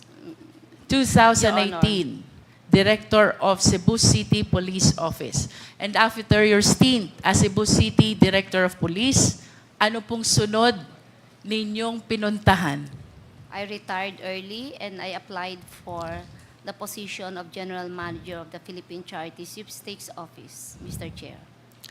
Can you please share with us, ano po yung exact date na kayo ay na-appoint as General Manager ng PCSO? I think that's July of 2019. I think 2019. July 15, 2019. Mr. Tama Chair, po ba? Yes. Balikan ko po yung naging career nyo sa Davao. At ako po'y medyo napapaisip lang, kayo po'y taga-Norte, kayo po'y taga-Cagayan. Bakit po kaya kayo'y dito sa Davao halos nag-spend ng inyong career in PNP? Tama po ba yung observation ko? Yes. Almost your entire career was spent in Davao. Yes, Your Can you Honor. describe to us, ano po ba ang peace and order situation sa Davao from 1997 until 2015? It is very peaceful and it is one of the most livable city in the Philippines, Mr. Chair. Very peaceful and one of the most livable city. What do you think is the reason kung bakit po peaceful and one of the most livable city? I think because of the overwhelming support of the LGU sa police and the social welfare of Davao City is really working You and addressing mentioned poverty. You mentioned about the overwhelming support of the LGU to PNP. Yes, Mr. Chair. Yes, Of Your course, Honor. it is a common knowledge as early as 1988, mayor na po ang ating dating Pangulo, former President Rodrigo Roa Duterte. Yes, Your Would you agree with me if I would say na kaya po peaceful at livable ang Davao is because of the leadership of the former President? Yes, Your Honor. You agree? Yes, I agree. And would you agree with me also if I would say, kaya po kayo nainganyo na dito manatili sa Davao, nagustuhan nyo ang leadership ng dating Pangulo sa Davao? No, Your Honor. So what is the reason? My ex-husband is from Kidapawan. Where's Kidapawan? That's Region 12. It's near Davao. Yeah, and he convinced me that Davao is better than I Cotabato understand. or Region 13. Colonel, of course you will agree with me that generally speaking, ang mga mayors po, may discretion yan. Kung sino yung mga police officers na magse-serve sa kanilang area of jurisdiction. Sumasang-ayon po ba kayo? Yes. That is a Yes, common Your knowledge. As a matter of fact, noon pong kayo na-appoint 1997 to 1998, anti-vice unit head of Davao, hindi po ito mangyayari without the conformity of the former president. Tama po ba? Because he is the mayor. No, And the mayor can say, I want someone else. No, Your Honor. I No? earned it, Your Honor. Okay. How about your appointment from 1999 to 2004 as head of Women's Desk of Davao? Don't you think ito po'y idinadaan at ikinukonsulta sa mayor before an officer is assigned? I am not aware of that policy during that time, Your Honor. Well, I'm sharing with you, Colonel Garma, that by way of general practice, kinukonsulta po ang mga mayors kung sino ang i-appoint na officer dun sa kanilang area of jurisdiction. I'm speaking based on experience because I came from the LGU. How about your appointment from 2004 to 2007 as CIDG Officer of Manila? Paano po kayo napunta sa Manila? Mr. Chair, way back 2004, my marriage was on the rock. So I have to leave Davao because of a scandal. In other words, kaya lang po kayo umalis ng Davao during this time Yes. is because your marriage is failing already? Yes, Your Honor, and there was a big scandal, so I have to leave Davao. Thank And, you. Colonel Garma, how about 2009? You were Davao City Police Admin Officer. Would you agree with me if I would say na hindi po kayo mapupunta dito kung hindi payag ang dating Pangulo? No, Your Honor. How about your appointment from 2011 to 2016? Station Commander po kayo ng Davao? At ito po hindi rin mangyayari kung hindi payag at walang conformity ang dating Pangulo. Sumasang-ayon po ba kayo? Because it is a station commander position, it must be approved by the office of the mayor, Mr. Chair. So you agree? Yes, Mr. And I your made- appointment in Santa Ana, Davao, this has to be with the conformity of the mayor as well. Tama po ba? Yes. Maybe yes, yes. And 2016, you were appointed as CIDG Director of Davao. No, January 2017. Ito po hindi rin mangyayari without the conformity of the former president. Do you agree? I do not know, Your Honor. And we have to remind the committee, Colonel Garma, that during this time, Pangulo na po ang dating presidente. He was elected 2016. So, the more reasons that we have to believe na mahirap pong magpa-appoint ng CIDG director kung walang conformity ang dating Pangulo.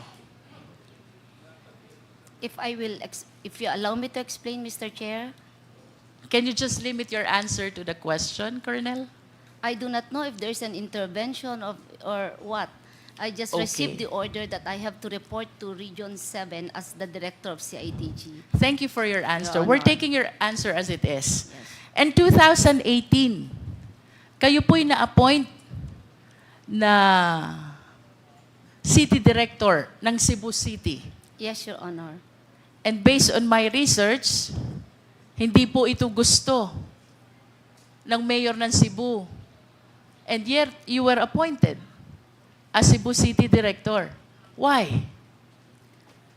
The position was offered to me by General Sinas, Your Honor. And I thought that mas maganda, I will take the opportunity because very seldom po na ang babae sa PNP mabigyan po ng ganong posisyon at isang karangalan po na magsilbi as director ng isang syudad na malaki. So yun pong dahilan kung bakit ako napunta dyan because it was offered by General Sinas.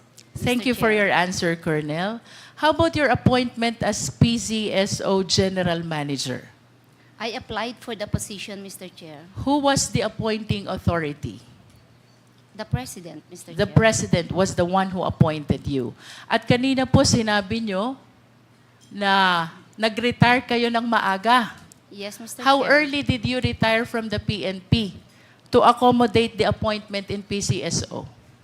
I served the Philippine National Police for 24 years, Your Honor. 24 years. Tama po ba yung kwenta ko na 10 years before your retirement ay lumipat na po kayo ng PCSO? 10 years? Yeah, yes. Before I'm the correct. mandatory retirement, Mr. Chair. Okay Your po. Honor. At kayo po ba'y sasang-ayon sa akin if I would say, nang inaral nyo nung kolehiyo, AB Mathematics, Leadership Course, and Public Safety, these are all alien to the function of being a PCSO General Manager. Malayo, di ho ba? I don't agree, Mr. Chair. We're taking your answer. Nonetheless, Mr. Chair, Colonel Garma, the reason why you were appointed for PCSO General Manager is because the President trusted you that you can discharge the function of this office. Tama po? Possible, Mr. Chair. Otherwise, hindi po kayo i-appoint kung hindi po kayo pinagtitiwalaan ng Presidente. Tama po ba? It's possible, Mr. Chair. And I wish to maintain my statement, Mr. Chair, na bago po ma-appoint ang isang opisyal ng PNP sa isang area of jurisdiction, as a general practice, we always consult the LCE or the local chief executive. In other words, Madam Chair, Mr. Chair, I wish to state that the reason why almost the entire career in PNP of Colonel Garma was spent in Davao, the reason why he was appointed in Cebu City as city director, and the reason why he was appointed as PCSO general manager is because pinagtitiwalaan po siya ng ating dating Pangulo, former President Rodrigo Roa Duterte. You need not answer this question, Colonel Garma. Tanong ko po sa inyo, do you trust the former president in the same way that he trusted you? Pinagtitiwalaan nyo din po ba siya kung paano niya kayo pinagtitiwalaan? Mr. Chair, can you, in what aspect, Mr. Chair? If I want that to be clarified. Siguro, it's a very let vague us talk question. about your career in the PNP. Let us talk about your position as General Manager of PCSO. Kayo po'y pinagtiwalaan ng Pangulo, dahilan kung bakit kayo naging matagumpay sa inyong career sa PNP. Kasama na po yung appointment nyo as PCSO General Manager. Ang maliwanag po, Colonel, malaki ang tiwala sa inyo ng dating Pangulo. You need not answer that. Ang tanong ko po sa inyo, kayo po ba nagtitiwala din kay Pangulong Duterte?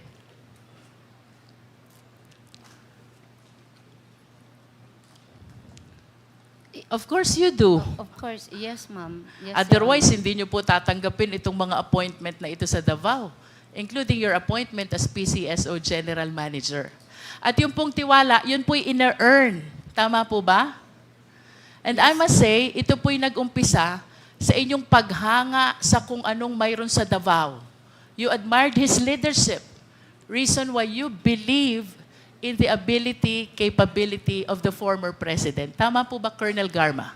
No, Mr. Chair. Why? You don't believe the president? I believe, but I don't admire. You don't Mr. admire. Chair. Okay. Let me correct my terminology. You believe the president because you have seen what he has done already in Davao. Because you said earlier, livable and peaceful city ang Davao. And it is because of the leadership of then Mayor, the former President Rodrigo Roa Duterte. Tama po? Yes, Mr. Part of that. Yes. And kasama po sa paniniwala nyo sa leadership, you also believe in his programs. Tama po ba? Part of that, Mr. Chair. Yes.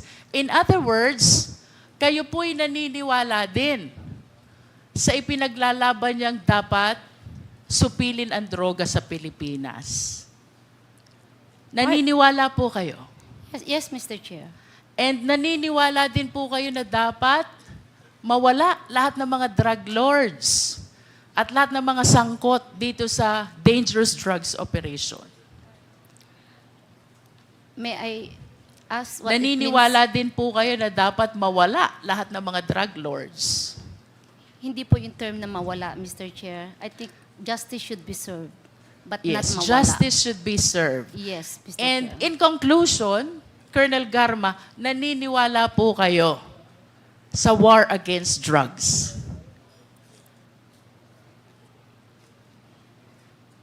I believe in the part ng program. Kasi po, if I can explain my answer, Mr. Chair, Wait, there's ilang parte ho ba mayroon ang program ng war against drugs? intense police operation and police-community relation with intense police patrol, Mr. Chair. So, So which part do you believe and which part you do not believe? community relations and intense police patrol. Because So you believe in both?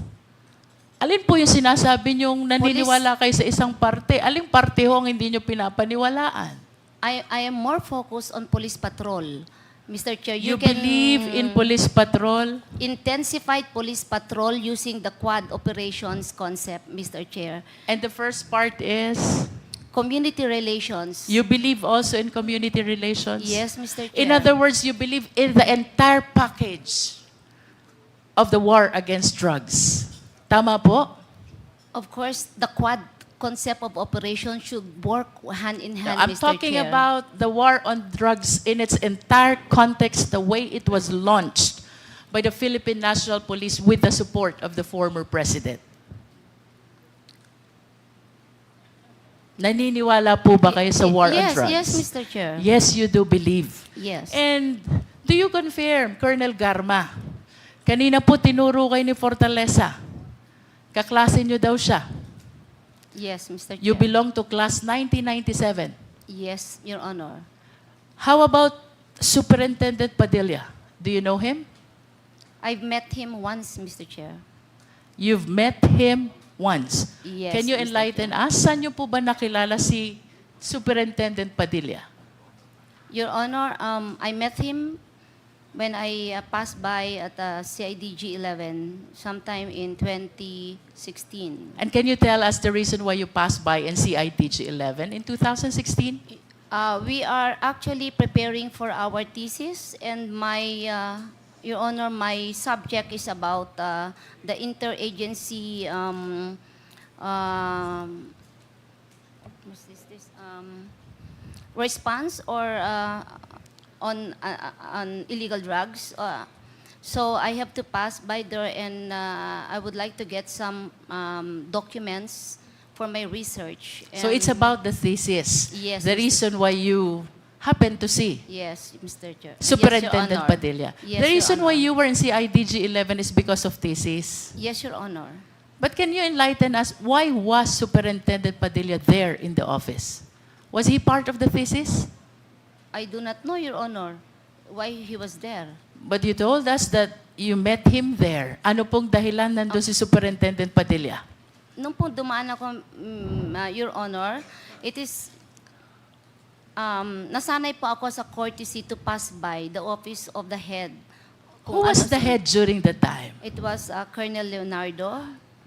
So, can you again tell us what year is this and month if possible? I think it's just July of 2016. In I'm other not words, very you sure, Your confirm Honor. that one time in July of 2016, you happened to meet Superintendent Padilla and Colonel Leonardo. I You did not- confirm that?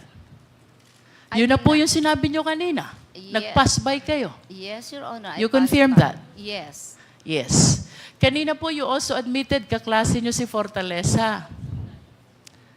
Do you recall any incident na dinalaw nyo si Fortaleza sa Davao Penal Farm Colony? Yes, Your Honor. When was this? I think it was also July of 2016, Your Honor. July ulit.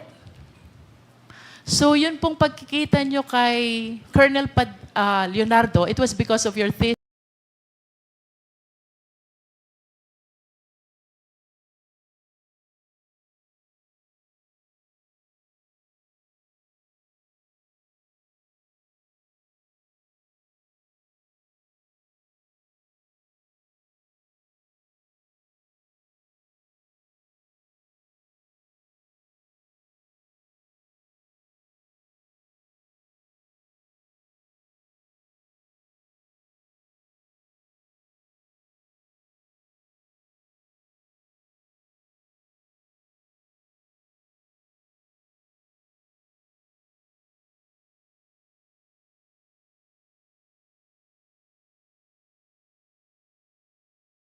Yes, Your Honor. How about having called Fortaleza?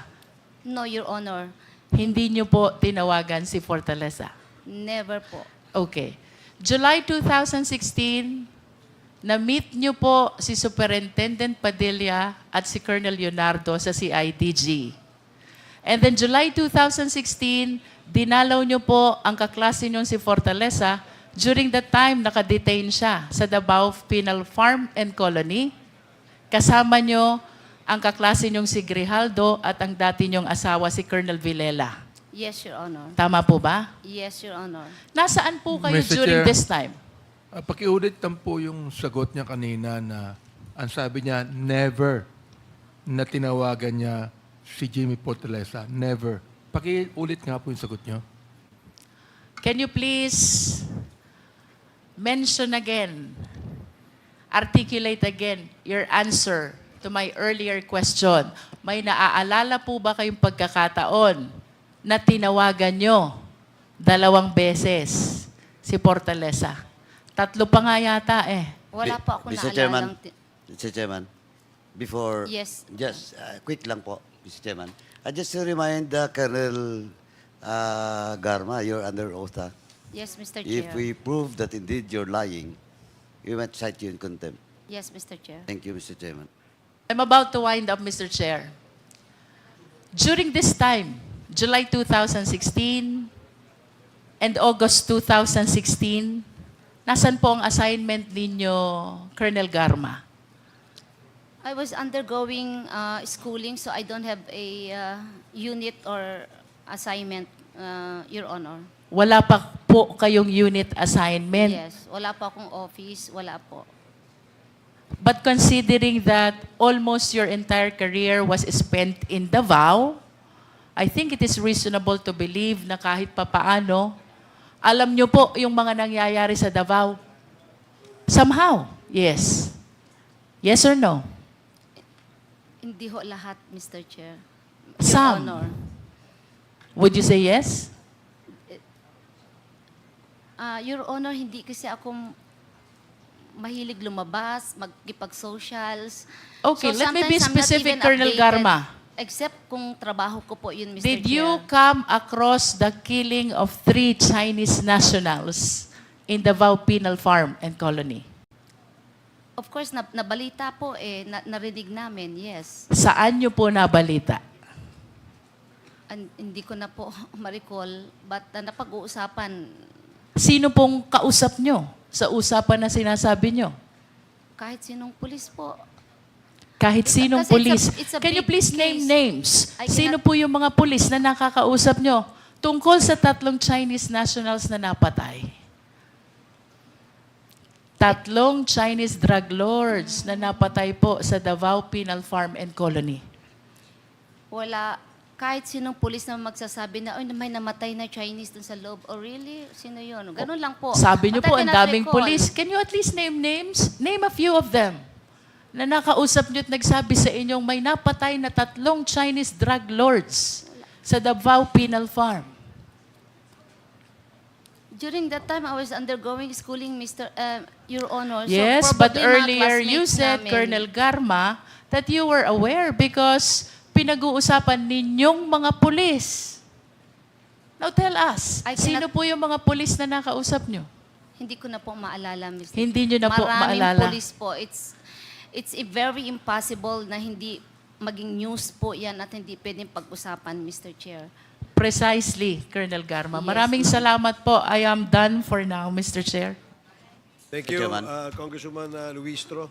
Yes, Just quick lang, Paduano. Mr. Chairman, because when Colonel Padilla was asked to pinpoint Colonel Garma, hindi niya pa daw na-recognize. Then, nung second question, sabi niya daw nagbago ng muka. Okay, ito, Mr. Chairman, I have a picture with Colonel Garma together with the President, Duterte. Old picture to Paki-ano lang po, paki-confirm na if indeed this is the picture, ito yung Garma na kilala mo dati.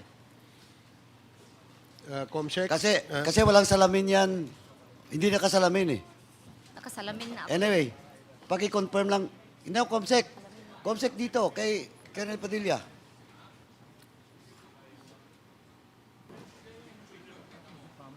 Colonel, do you confirm na yan yung Padilla, yan yung Garma na nakita mo noon? Yes, Your Honor, Mr. Chair. Thank you, Mr. Chairman. Just to confirm that indeed, nakita niya si Colonel Garma. Thank you, Mr. Chairman. Thank you, Congressman Paduano. So the next to interpolate is Congresswoman Pami Zamora, you are recognized. Magandang araw, Mr. Chair. Ang aking mga tanong ay si sentro. Lalo pa nating mapalalim ang ating pagkilala kay Colonel Garma. Hello, Colonel Garma. Hi, how are you? Gusto kong balikan how Colonel Garma rose from the ranks. Actually, let's go back to nung nasa PNPA siya. Ma'am, sinabi mo kanina na sinabi mo kay Kong Jinky na kayo nung mga kaklase nyo, dumalaw kayo, dinalaw nyo si Jimmy Fortaleza. Tama ba? Yes, Your Honor.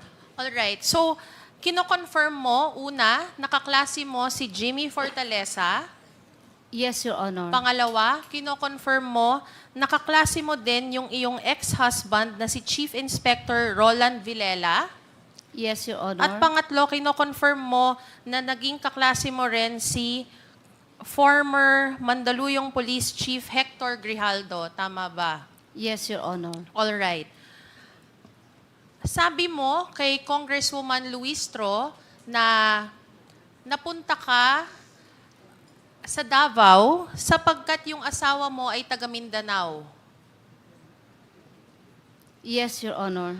I mean, that was your chosen destination because your husband was from there. Yes, Your Honor. All right. Naintindihan natin yon. Ngayon, pangalawa,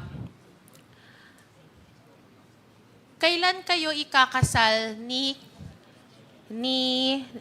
Roland Villela?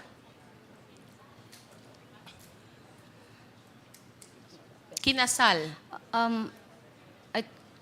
October 18, 1998, Your Honor. All right. And many news articles are going to say that you had encountered marital problems. Am I correct?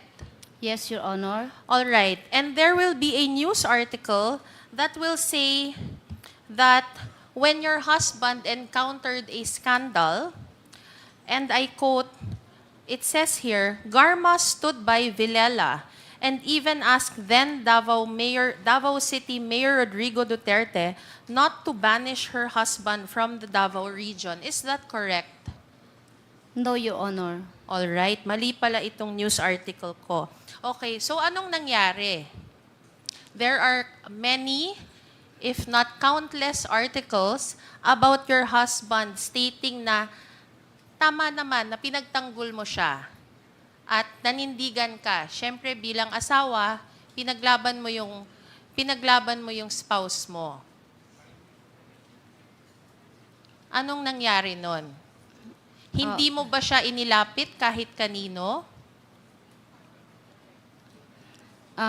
No, Mr. Chair. Can I make a statement, Mr. Chair? Can you just answer our question, please? Hindi mo ba siya... It's understandable that we stand by our spouses. Wala pong mali doon na yun po ang... Kung ang sagot niyo po ay oo, wala naman pong mali doon. Naiintindihan ko po yun completely. Asawa niyo po yun.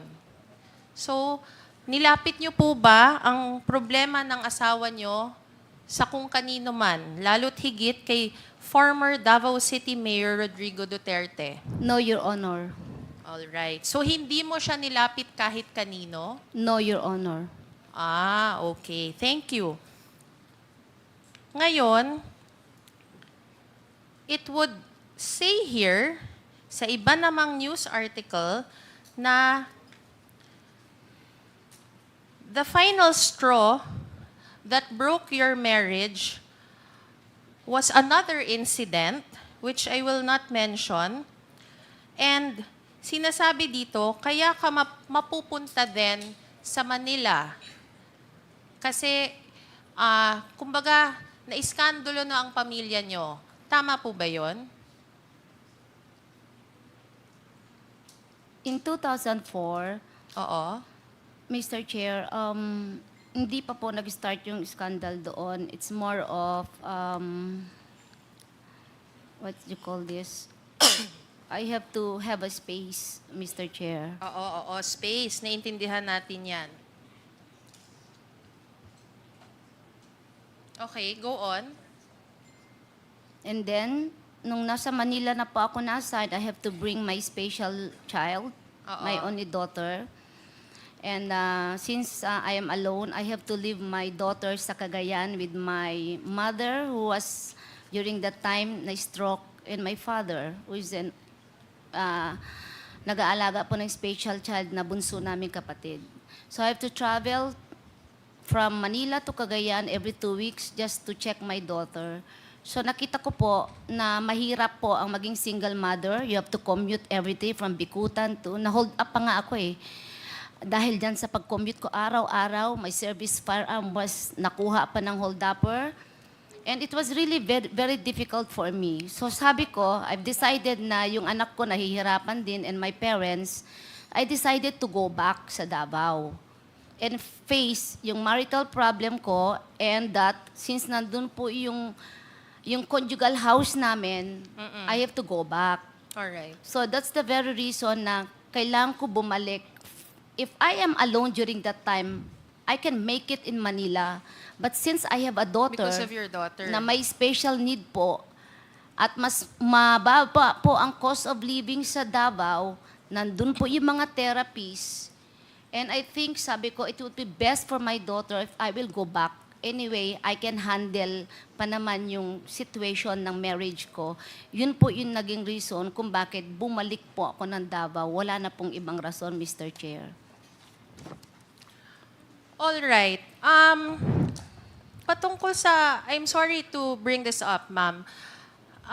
There's an article and it's and the title is very noteworthy. The title says, "A second chance Villela, overcoming a colorful past, starting out with a clean slate."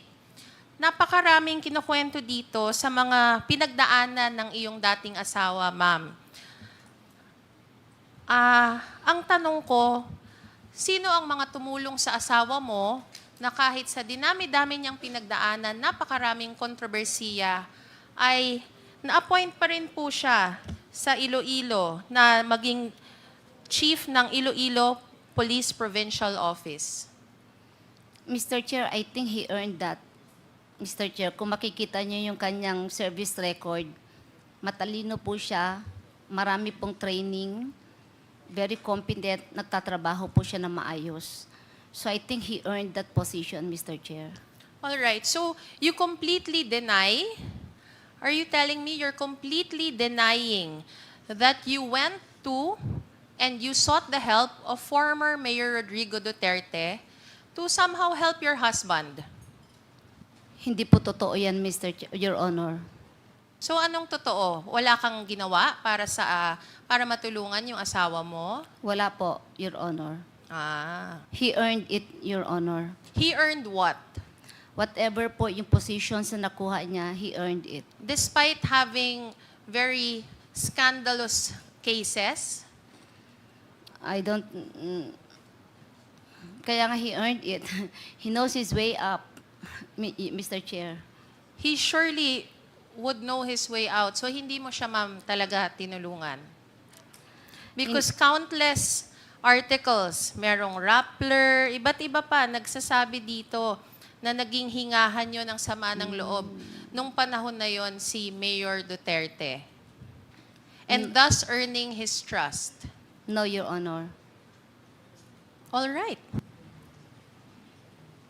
Ngayon, ma'am, mabalik po tayo. Nung first assignment niyo po, nabanggit niyo po ang first assignment niyo ay bilang, ano nga po ba ang first assignment niyo, ma'am, sa Davao? I was the team leader of the anti-vice unit. No, my first assignment was I was the chief of the HRDD, Alright. Human Resource Doctrine Development under admin branch of Davao City Police Office. That was my first assignment po sa Davao City. So all your stints in Davao are within the city? The city of Davao? No, Your Honor. Okay. Saan-saan sa Davao ito? When I was with CIDG 11, I was assigned at Davao del Sur as the provincial officer, team leader of CIDG, and then Davao Norte as team leader of the provincial office of CIDG 11, Your Honor. All right. All right. So, nung naging CIDG po kayo, sino po ang naging appointing officer nyo?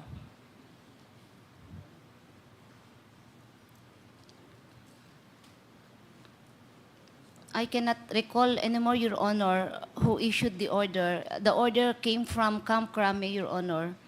I was relieved from Region 11, reassigned to CIDG, Your Honor. Nung iba nyo pa pong appointment, sabi nyo Davao del Norte, ano pa po? Davao del Sur, Your Davao Honor. del Sur. Sino naman ho yung mga appointing officers nyo doon? When I was assigned as team leader of CIDG Davao del Sur, it was signed by Colonel Mungao. And when I was assigned as team leader of CIDG Davao Norte, it was signed by our regional chief during that time was General Corpus, Your Honor. All right. I'd like to move forward a little. And then there will be a time that in 2017, you will be assigned as the director ng CIDG ng Region 7. Am I correct? Yes, Your Honor. All right. And later on, you'd become the director ng Cebu City Police Office. Yes, Your Honor. And kanina nabanggit ni Congresswoman Luistro that somehow hindi naman natutuwa sa inyo si Mayor Tommy Osmeña. And he was very, very vocal with his, how do I say it, dislike sa presensya nyo doon. Tama ba? Yes, Your Honor. So, if you were not Mayor Osmeña's choice, you're even quoted as saying na umabot kayo sa punto na nung unang buwan nyo sa posisyon, gusto nyo na po mag-resign. Ang tanong ko, what made you stay as the Chief of Cebu City Police?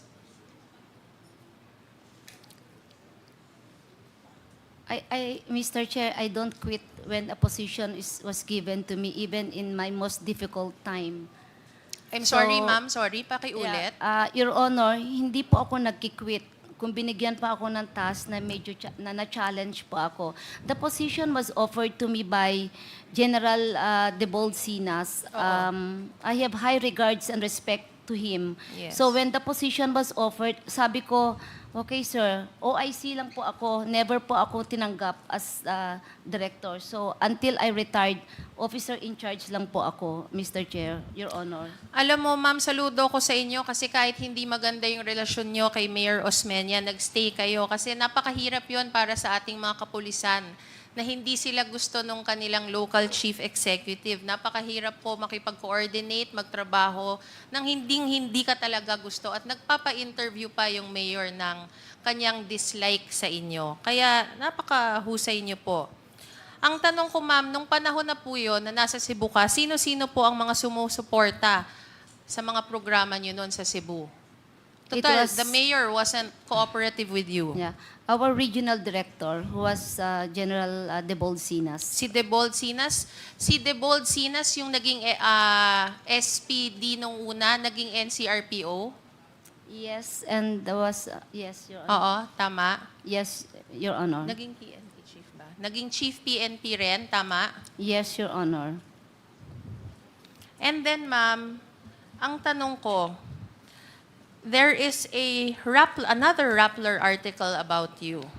And the title, let's just base it on the title. The title says, Cebu City Police Chief Royina Garma, Mayors Hated, Duterte's Trusted.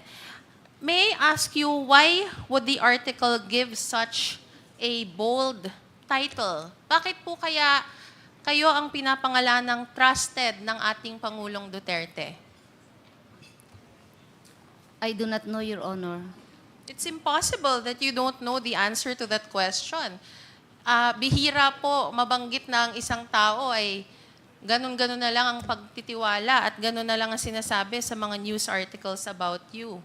Na the news article specifically say na kung ano man ang galit sa inyo ng mayor ng Cebu City nung time na yon, gano'n na lang talaga ang tiwala sa inyo ng Pangulo. Kaya ka nagstay doon.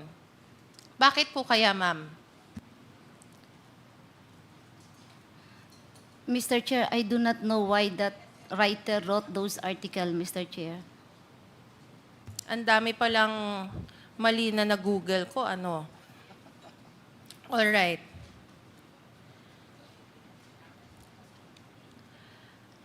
But my question would be, Cebu City is a very important place in the country. It's like, napakahalagang lugar, napakalaking lugar. Bakit po kaya kayo ang nilagay doon? Sa dinami-dami po ng kakilala ng Pangulo, sa kakilala ng lahat, bakit po kayo ang nilagay doon? Mr. Chair, hindi niyo pa rin po ba alam, ma'am? Mr. Chair, the position was offered to me by General Sinas, Mr. Chair. Bakit po kaya? That I do not know, Mr. Chair. Malabang ibang choice, ma'am? Di ba usually, ang pagkakaalam ko, binibigyan ng choice ang mayor. Siguro listahan ng 3, listahan ng 5 para nakakapili ang mayor. That I do not know the wisdom of General Sinas during that time, Mr. Chair. Siguro based sa performance nyo, Colonel Goyina, napakagaling nyo para kayo ang ilagay na director ng Cebu City. Oo, kahit na ayaw sa inyo ng mayor, kayo pa rin at nagstay po kayo. Ngayon mag-fast forward po tayo nung napunta po kayo sa PCSO. Sinasabi niyo po na nag-apply po kayo sa PCSO. Tama po ba? Yes, Your Honor. Bakit po kayo nag-apply sa PCSO? Mr.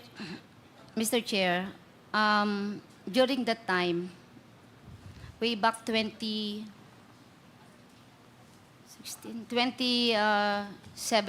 po, prior to that, my daughter was diagnosed with dyslexia, bipolar po siya.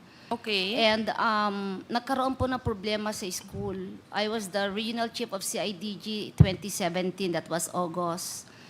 Nagka-problema po siya, I have to pull her out from school. All right. Na homeschool po siya, dinala ko po siya sa CIDG para maalagaan ko po siya.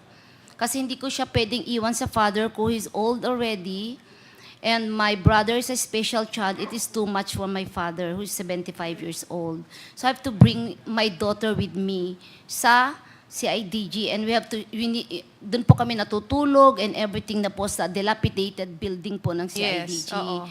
So I realized that which is better, my career or my daughter. So sabi ko, option ko yung daughter ko, sabi ko.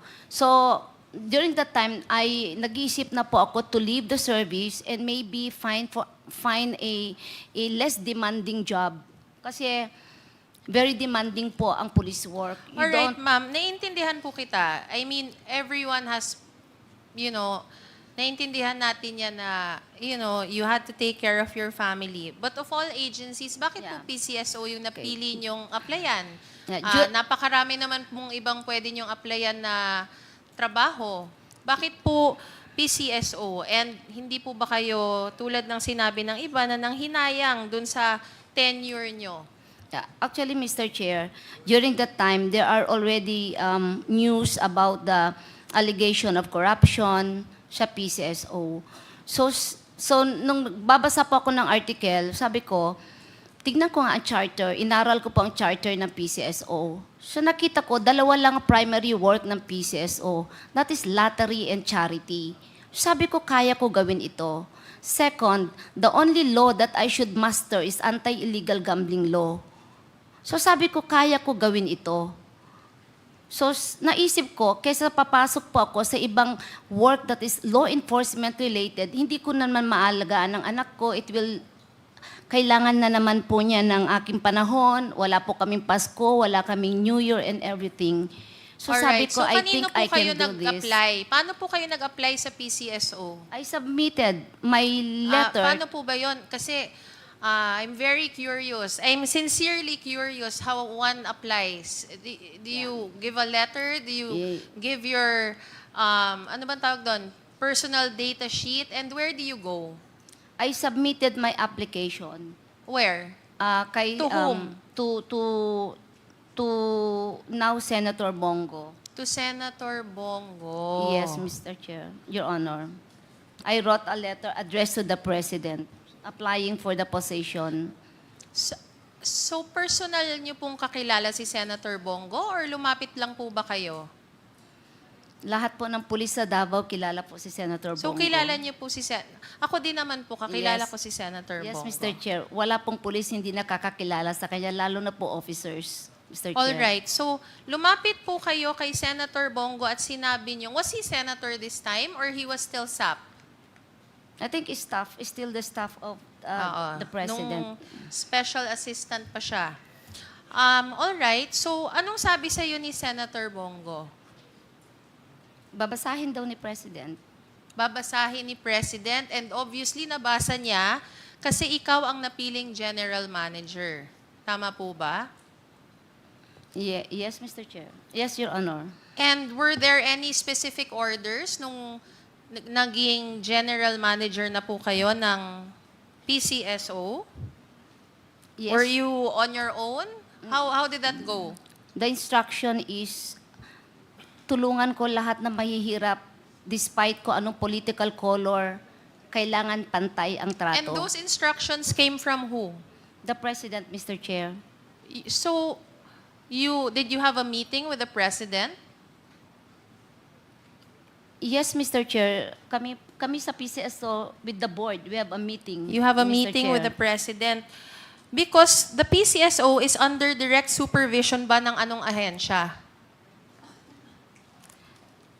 We are under the office of the President. You are under the office of the President. All right, Mr. Chair. I Chair. believe I've established a lot of from the various positions held by Colonel Garma, and I look forward to learning more during this hearing about the actual depth and intricacies of her relationships with the numerous resource persons who have mentioned her in the countless hearings. Thank you, Mr. Chair, and I yield to the next Mr. Chair. interpolator. Okay, Thank you. thank you, Congresswoman Pami. Mr. Chair. Congressman Akop, Chair. Akop. 2 points regarding the questions raised by the Honorable Zamora. Number 1, Madam Garma, nagkaroon ba ng kaso yung iyong asawa?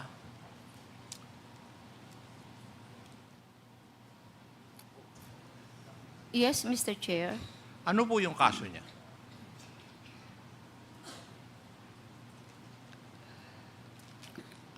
Mr. Chair, Please reply. it's not my case, Mr. Chair. It's his case. Asawa mo siya eh. Di alam mo dapat. Ano yung naging kaso niya? Rape, Mr. Chair. Ano po? I think it's rape, Rape. Mr. Chair. And because of that, dapat ma-dismiss siya sa serbisyo?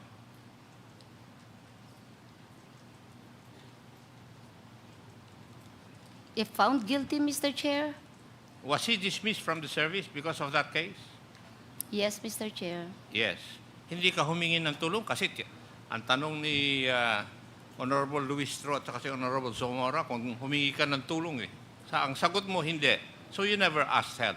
No, Mr. Chair. Okay. Can I explain further, Mr. Chair? Chairman. Mr. Chair? Please limit your answer on the question Yes. and the query of the Yes. interpolator, Yes. since the question is on that issue. Yes, So Mr. Chair. you are Yeah. not allowed to explore it anymore because that was already satisfied. Okay, You Mr. answer Chair. already satisfied the Yes, question Mr. of Chair. Congressman Akop. Please proceed. Thank you, Mr. Chair. So you never asked help from anybody No, Mr. regarding Chair. the case of your husband. No, Mr. Chair. And that was the reason why your marriage was annulled. According to reports na annulled No. yung marriage nyo. That's not the main reason why I That's not the filed main for reason, annulment, okay. Mr. Chair. I will But not it is venture one of anymore. the reasons, Mr. Chair. Now, when did you retire or optionally retire from the service? June of 2019, Your Honor. And when did you get appointed to the PCSO? July 15, I think July 15, Mr. Chair, Your Honor. Of 2019 also. Yes, Your Honor.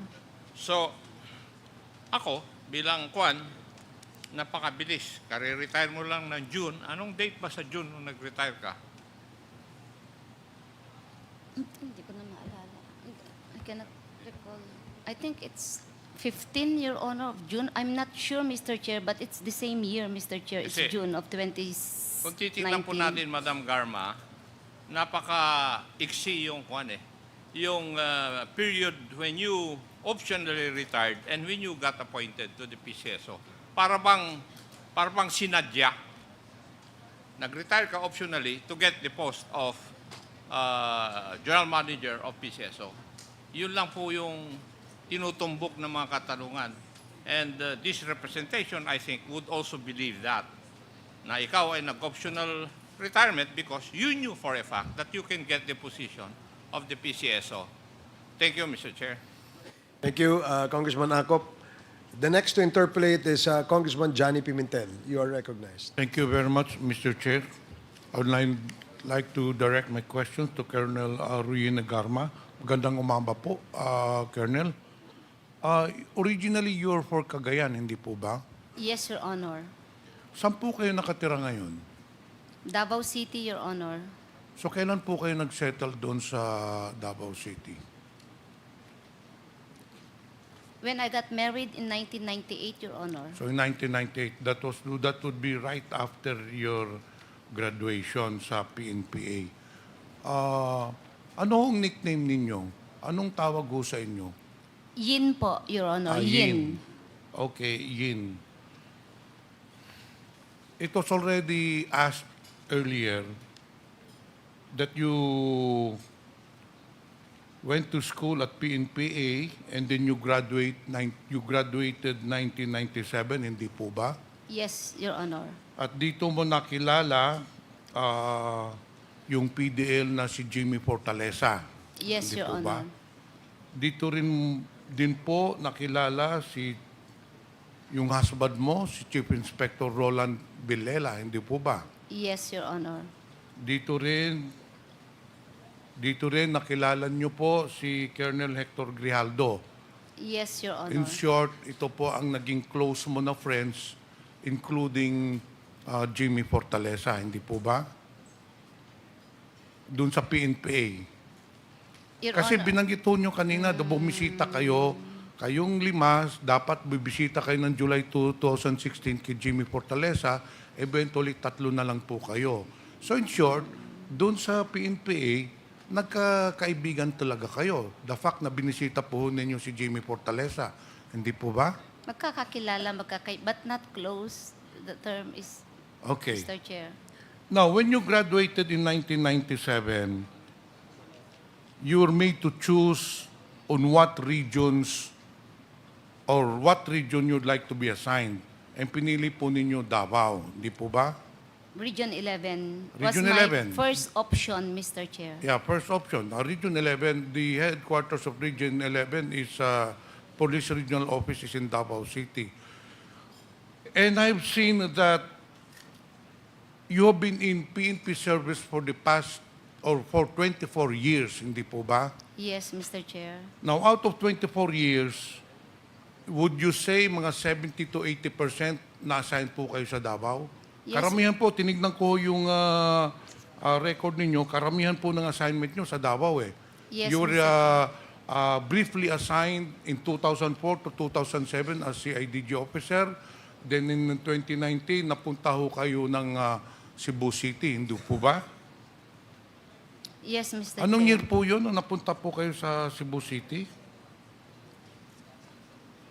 Anong year? 2019 nung na-assign po kayo? 2018 to 2019, Okay. Mr. Chair. Now, under the local government code, it is very clear that the local chief executive, in this case, whether the mayor or the governor, will have to choose from the PNP, dun sa listahan nila, 3 names na gagawin nilang chief of police o provincial director. But in this case, I understand that that was not followed because even at the objection of Mayor Tommy Osmeña, nilagay ka pa rin ni Devolve Sinas o Sinas ba yun, as chief of police. In short, hindi pinalo yung protocol, hindi po ba? I do not know, Your Honor. I just received the orders, so I just assumed the Because post of city Yin, director. according to Your Honor. Mr. Chair, according to newspaper reports, you were not in good terms with Mayor Tommy Osmeña. Kaya nag-object siya doon sa pagkalagay mo doon. Pero it doesn't matter whether it was divulged in us or whether it was approved. But the fact remains that when you were assigned in Cebu City, you had a relationship that is not really, in short, very cooperative with Mayor Tommy Osmeña. Dahil maraming mga pinalabas na mga newspaper reports regarding your relationship. In fact, ito po, this was taken from one of the newspaper. Cebu City Police Chief, Rini Garma, Mayor's Tommy Osmeña's hated, but Duterte's trusted. So alam po yun, doon talaga sa buong Cebu City, that Tommy Osmeña did not really like you as the Chief of Police. Bakit po hindi maganda ang relasyon ninyo ni Tommy Osmeña po? Mr. Chair, nung first 1 week ko pa lang na-assign as City Director, I was OIC, marami na po ako nakitang hindi tamang nangyayari sa Cebu City Police Office. One example is yung pag-dispatch po ng SWAT team, ginagawang patrol, pinapapatrol sa gabi, and I have no control over SWAT team of Cebu City Police Office because it is the command center of the LGU that dispatches them anytime at their, kung gusto lang po nila.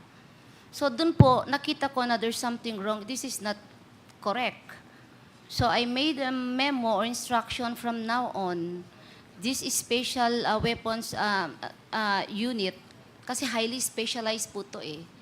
Hindi dapat dinidispatch as patrollers. Mr. Chair, is that the only reason? Yung pag-dispatch ng SWAT, yung pinag-aawayan ninyo ni Mayor Tommy Osmeña? Isa po yan sa pinakamalaki po. Sa tingin ko lang po, Mr. Chair. Hindi kaya Yin or Colonel Garma, ang pinakakalaking issue ninyo is because of the extrajudicial killings that happened when you were the Chief of Police of Cebu City? Could that be the reason why Mayor Tommy Osmeña does not like you? Because when you were assigned in Cebu City, there were many extrajudicial killings that happened. Babasahin ko po, Mr. Chair. Ayon din po kay dating Cebu City Mayor Osmeña, this is according to newspaper reports, na naging out of control daw po ang extrajudicial killings noong si Colonel Rina Garma na po ang umupo bilang director ng Cebu City Police Office. In fact, Mayor Tommy Osmeña condemned the extrajudicial killings at saka he is adamant that nangyari po itong mga extrajudicial killings nung kayo na po ang naging Chief of Police. Hindi po ba? No, Your Honor. Mr. Chair, Colonel Garma, kilala niyo ho ba itong si Yong Huli? No, Your Honor. To refresh your memory, Colonel Garma, itong si Yong Huli was a suspected drug lord in Cebu City. Siya po ay pinatay ng 4 unidentified gunmen sa loob ng isang motel nung kayo po ay city director. Habang kayo po ay city director. Wala akong maalala. Wala akong maalala. Colonel Garma, kilala niyo po ba itong si Junko Humada? Naalala niyo po ba ito? Junko Hamada. No, Your Honor. Mr. Chair, to refresh the memory of Colonel Garma, since he was the Chief of Police of Cebu City at that time, si Junko Hamada ay isang foreign national na napatay po ng mga PNP operations under your watch against illegal drugs nung kayo po ay direktor ng Cebu City. Hindi niyo po ba natatandaan itong mga insidente na ito? No, Your Honor. Mr. Chair, kanina po tinanong ni Congresswoman Pami Zamora, why of all the policemen na karami-rami sa buong Pilipinas, bakit po pinili ni Devolved Sinas si Colonel Garma? Meron po akong sagot dyan, Mr. Chair. And this is only my opinion, but based on the newspaper reports, based on the statements of Mayor Tommy Osmeña, lumalabas po, dumami yung extrajudicial killings nung si Colonel Ruyena Garma ay nandoon sa Cebu City. In short, kaya po pinili si Ruyena Garma ni General Devolved Sinas para gamitin po si Colonel Garma ni Devolved Sinas para sa extrajudicial killings against illegal drugs. In short, ginamit po si Colonel Garma ni Devolved Sinas para sa war against drugs. Ngayon, dito po tayo sa nangyari sa Dapicol. Kilala niyo po ba si SPO4 Arthur Narsoles? Yes, Your Honor. Paano niyo nakilala si SPO4 na Arthur Narsoles? Nakilala ko po sa IDG when I was assigned way back 2005. Your Hanggang Honor. kailan po? Until 2008, Your Honor. After 2008, wala na ho kayong contact ni SPO4 Arthur Narsoles? Meron, Your Honor. So kailan yung nag-contact ulit kayo? Kasi sinasabi ho lang niya 2005 to 2008. Or talagang kaibigan niyo si Arthur Narsoles and from time to time, nagkikita kayo, nag-uusap kayo, nagtatawagan po kayo.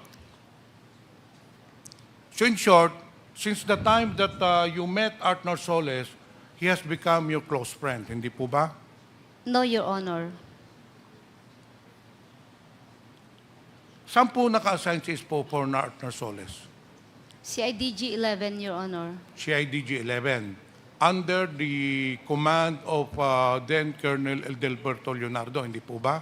Yes, Your Honor. At that time, kayo po ay Chief of Police ng Santa Ana or Sasa Police Station? You were assigned in Davao City between 2011 to 2016 in different capacities. Yes, Hindi Your po ba? Honor. Yes, Your Honor. So si Arthur Narsoles was assigned in CIDG po during that time also, hindi po ba? Yes, Your Honor. Kayo po ba, Colonel Garma, na-assign po kayo sa CIDG, sa Davao City? Yes, Your Honor. Oh, you were assigned in Davao City. Kasi Yes. kanina hindi ho klaro yun eh. Anong year po non-assign po kayo sa CIDG ng Davao City? I think that was, Your Honor, that was 2005, maybe July or of 2005 until 2008, Your Honor. So in the year 2016, you were never assigned sa CIDG, Colonel Garma? 2016, no, Your Honor. 2016, No, Your Honor. were you never assigned Never, Your in Honor. CIDG Never, Your Honor. of Davao City? Never, Your Honor. Never, okay. Colonel Leonardo, kilala ho niyo ba si Colonel Garma? Yes, Mr. Chair. Madalas ho kayo magkita? Nung araw po, Mr. Chair, madalas kami. Bumibisita din po siya sa CIDG station, sa opisina niyo, hindi po ba? Yes, Mr. Chair, mayroon po mga panahon. So you really know Colonel Garma? Yes, sir. Is she Mr. involved in the operations of the CIDG?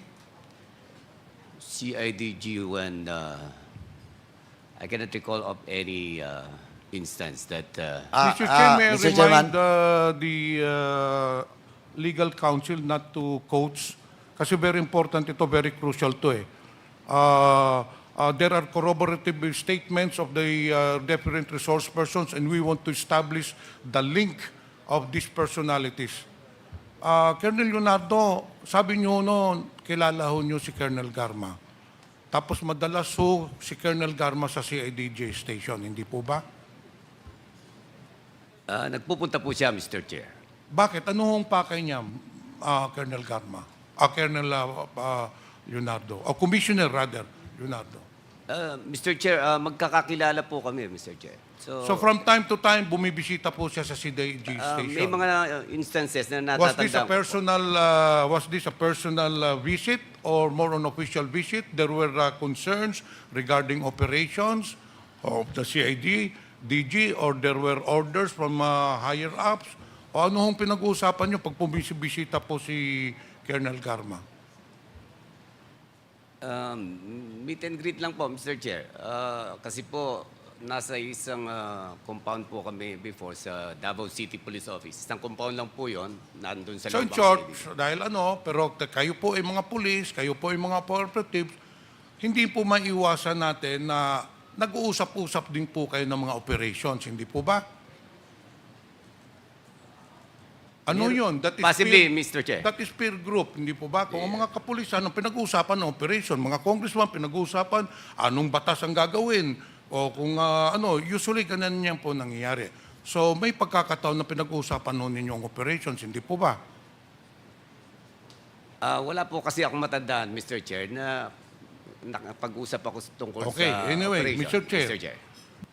Inamin na ho kanina ni Colonel Garma that there was a time in July of 2016 na pumunta siya doon sa opisina mo, nandun po kayo, nandun po din bumisita si Colonel Padilla. Hindi po ba? Pasensya na po, Mr. Chair. Hindi ko po matandaan yung instance na kami nagkita ni Commissioner Leonardo, Colonel remember Padilla. that you're under oath. Yes, Mr. Chair. Hindi ko po There are matandaan two po. persons here testifying that you had a meeting in CIDG against only you. And yung isa sinumpaang salaysay pa, and kanina si Colonel Garma sinabi, indeed, she was there, kayong tatlo, ito, na lang ang pag-usapan natin. The fact remains na doon sa CIDG, Davao Station, nagkasama-sama kayong tatlo. Yung pong sinabi ni Colonel Padilla, yun din pong sinabi ni Colonel Garma, Colonel Leonardo, o Commissioner Leonardo rather. Mr. Chair, ang totoo po, wala po talaga akong matandaan na instance that we, together with two of them, Totoo po ba yun, Colonel Garma? Sabi nyo kanina, it's on record, Mr. Chair, that Colonel Garma stated that she went to the office of Commissioner Leonardo in the presence of Colonel Padilla. And it is on record. Colonel Garma, sino po talaga nagsasabi ng totoo nito? Mr. Chairman, can I interject? With the indulgence of Congressman Yes. Pimentel, Of course. SDS Gonzales, you are recognized. Mr. Chairman, based on the affidavit of, second supplemental affidavit of Superintendent Gerardo Padilla, pwede niyo bang basahin itong number 5 na salay sa inyo? Comsec, pakibigay lang po para yung tanong ni Congressman Pimentel malinawan. Thank you po.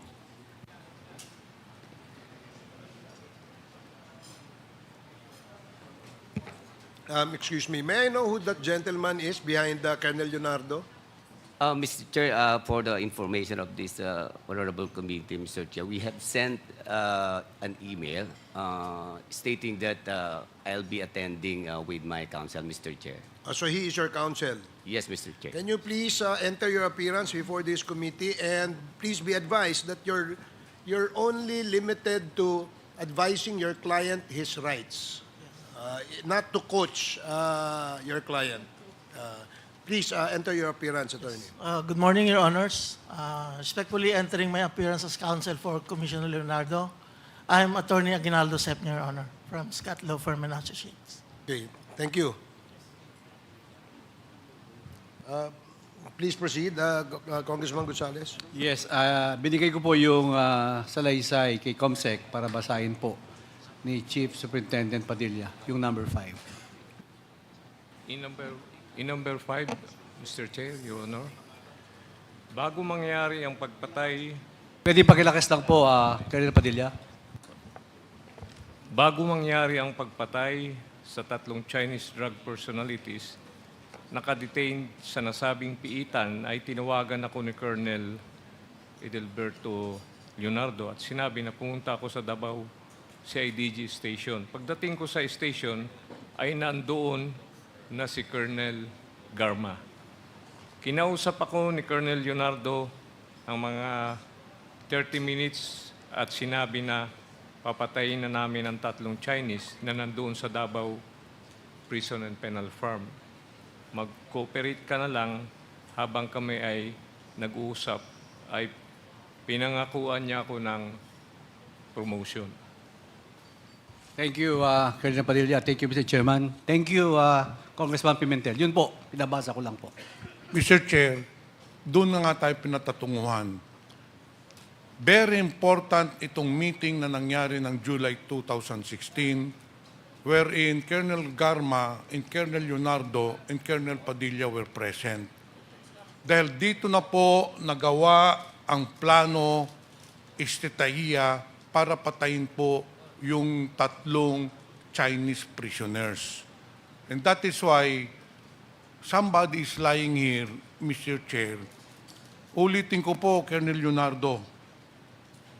Ito, binasa na po ni Colonel Padilla yung sinumpaang salaysay niya na nagkita po talaga kayo doon sa opisina. Pinatunayan po ni Colonel Garma, although iba ang version niya, pero the fact remains na pinatunayan niya na nagkita kayong 3 doon sa opisina mo.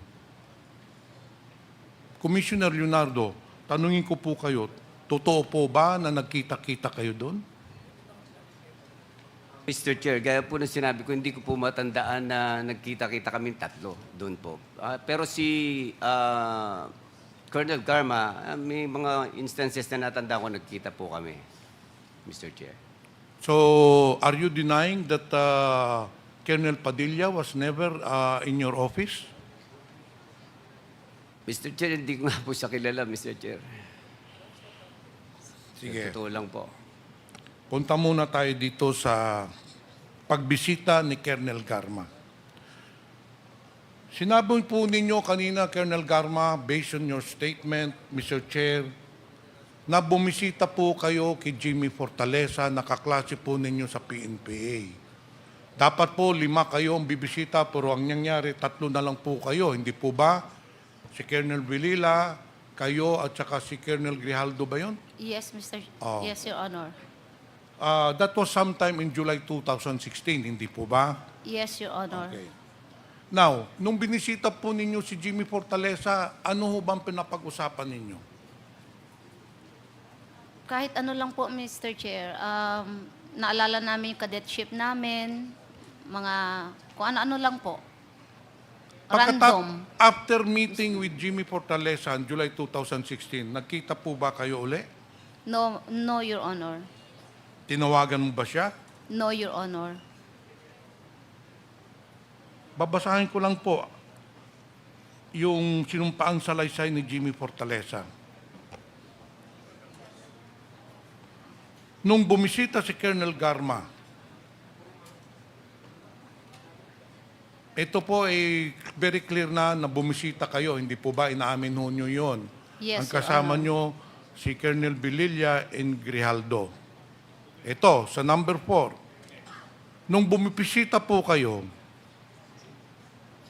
tinanong nyo nasaan na yung 3 Chinese na inakasuhan ng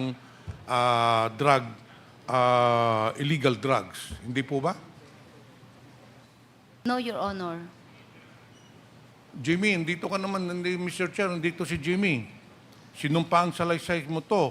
Pwede kang kasuhan ng perjury nito.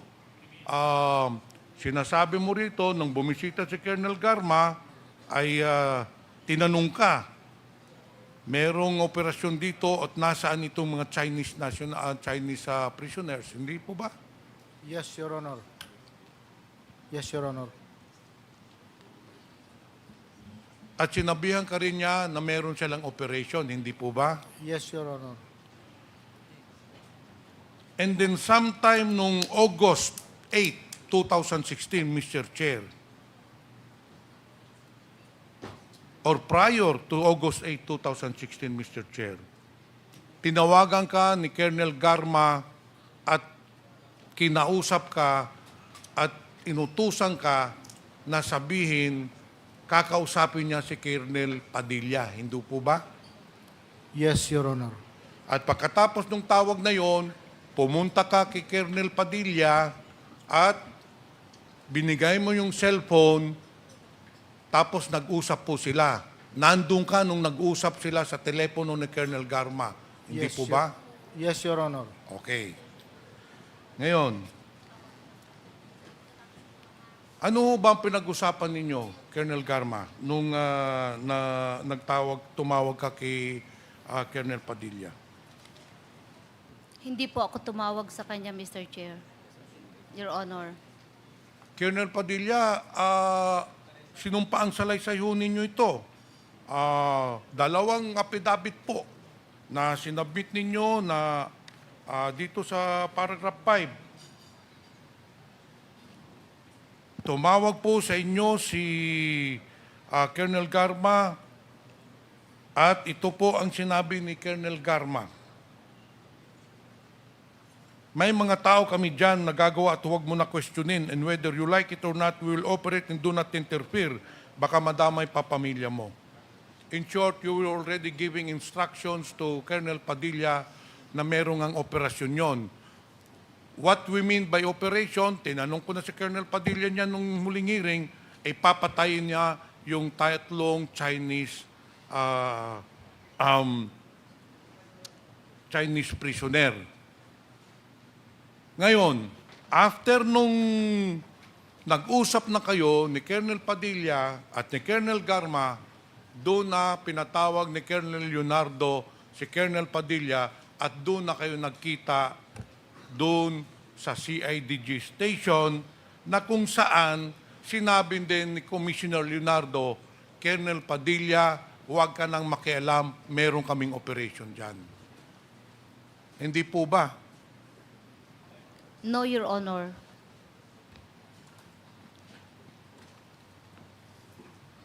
Mr. Chair, sa incidenting ito po, it has all the footprints, fingerprints, quote-unquote, so to say, of Colonel Garma.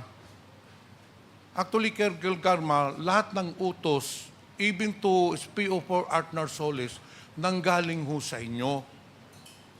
After ng meeting ho ninyo ni Colonel Padilla, ni Commissioner Leonardo, doon na nyo inutusan si Art Narsoles, who is very close to you, para puntahan si Leopoldo Tan at inutusan na patay na yung tatlong Chinese. Hindi po ba?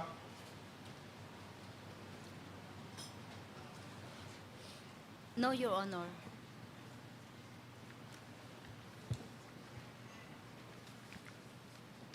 Mr. Chair, there are 1, 2, 3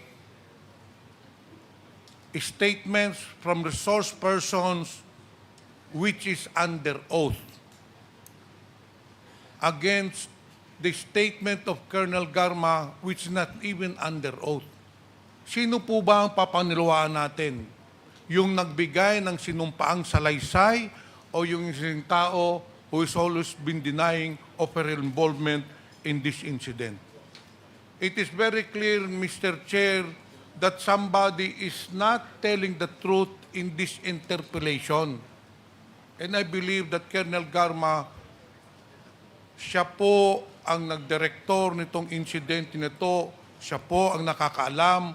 He had contacts with Jimmy Fortaleza, he had contacts with Colonel Padilla. Ito po mga sinumpaang salaysay.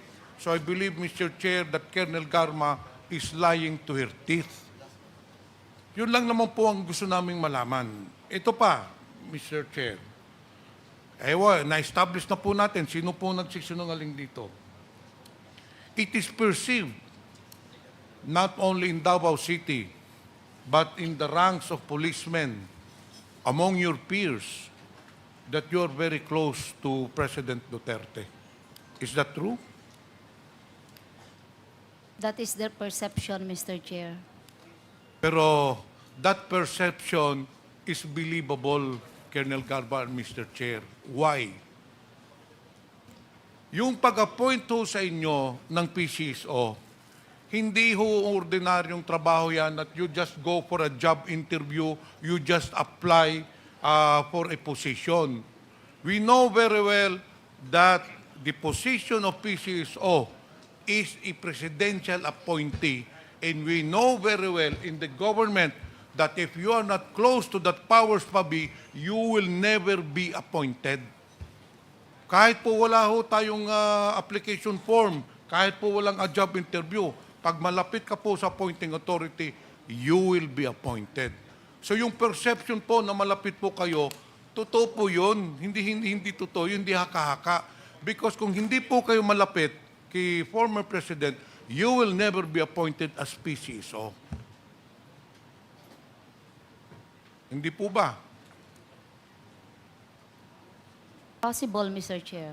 Do you think, Colonel Garma, kung hindi kayo malapit kay Duterte, ma-appoint ho kayo as PCSO? Hindi po mangyayari yung Colonel Garma. Alam ho natin, even up to the Assistant Secretary level, to the USEC level, you must be very close to the powers that be. And in that case, you were appointed because of your close relationship with the former President. Congressman Pimentel, if I may interject, kay Colonel Garma, yung bang pagkakataon na, di ba, sinabi mo na in-applyan mo yung posisyon Yes, Mr. Chair. na as General Manager ng Yes. PCSO. Yes, Mr. Chair. During that time, was the position of General Manager vacant when you applied for the position? Ano po, parang there are news articles na So in other words, tatanggalin- hindi ho siya vacant. natatanggalin na, magre-resign na. So merong news article na tatanggalin siya. Yes, during those time Who was po. the General Manager at that I time? think it's General Balutan, Mr. Chair. I'm not sure kung natanggal na o there's an article that he will be removed. General Balutan. Yeah, yes, And Mr. Chair. when you applied, submitted your resume and your application kay Senator Bongo, hindi pa siya bakante. I cannot recall anymore kung Anong- nabakante na, Mr. Chair. I'm not really sure of the date, but I'm very sure I submitted my application. That was November, first week of November 2018, Mr. Chair. 2018. Yes. But that time, have you already resigned from Not PNP? yet. No, Mr. Chair. I So was- nag-apply ka as General Manager ng PCSO na wala pang vacancy yung GM position at nasa active service ka pa. I'm not sure if it is vacant, Mr. Chair, or there's an article it's going to be vacant. So So I'm that's- sure alam ko po na parang matatanggal na o natanggal because under investigation na po. And Yung kay General Balutan yung time. position, Okay. yes, Mr. So, Chair. so sa madaling sabi, Colonel Garma, during the time, because you're not sure yet whether kasi meron ng, I think, investigation nga, tama, no? Kay Yes, Mr. Chair. General Balutan that time, in-applyan mo na, anticipating na matatanggal si General Balutan. Yes, Mr. Chair. Okay, is that a correct assumption? Yes, Pangalawa, yes, Mr. Chair. you're not yet sure kung tatanggapin yung application mo as the PCSO General Manager that time kasi ongoing investigation and you were still in active service. Yes, Mr. Chair. Okay, sige. Thank you, Colonel Garma. Mr. Congressman Chairman. Pimentel.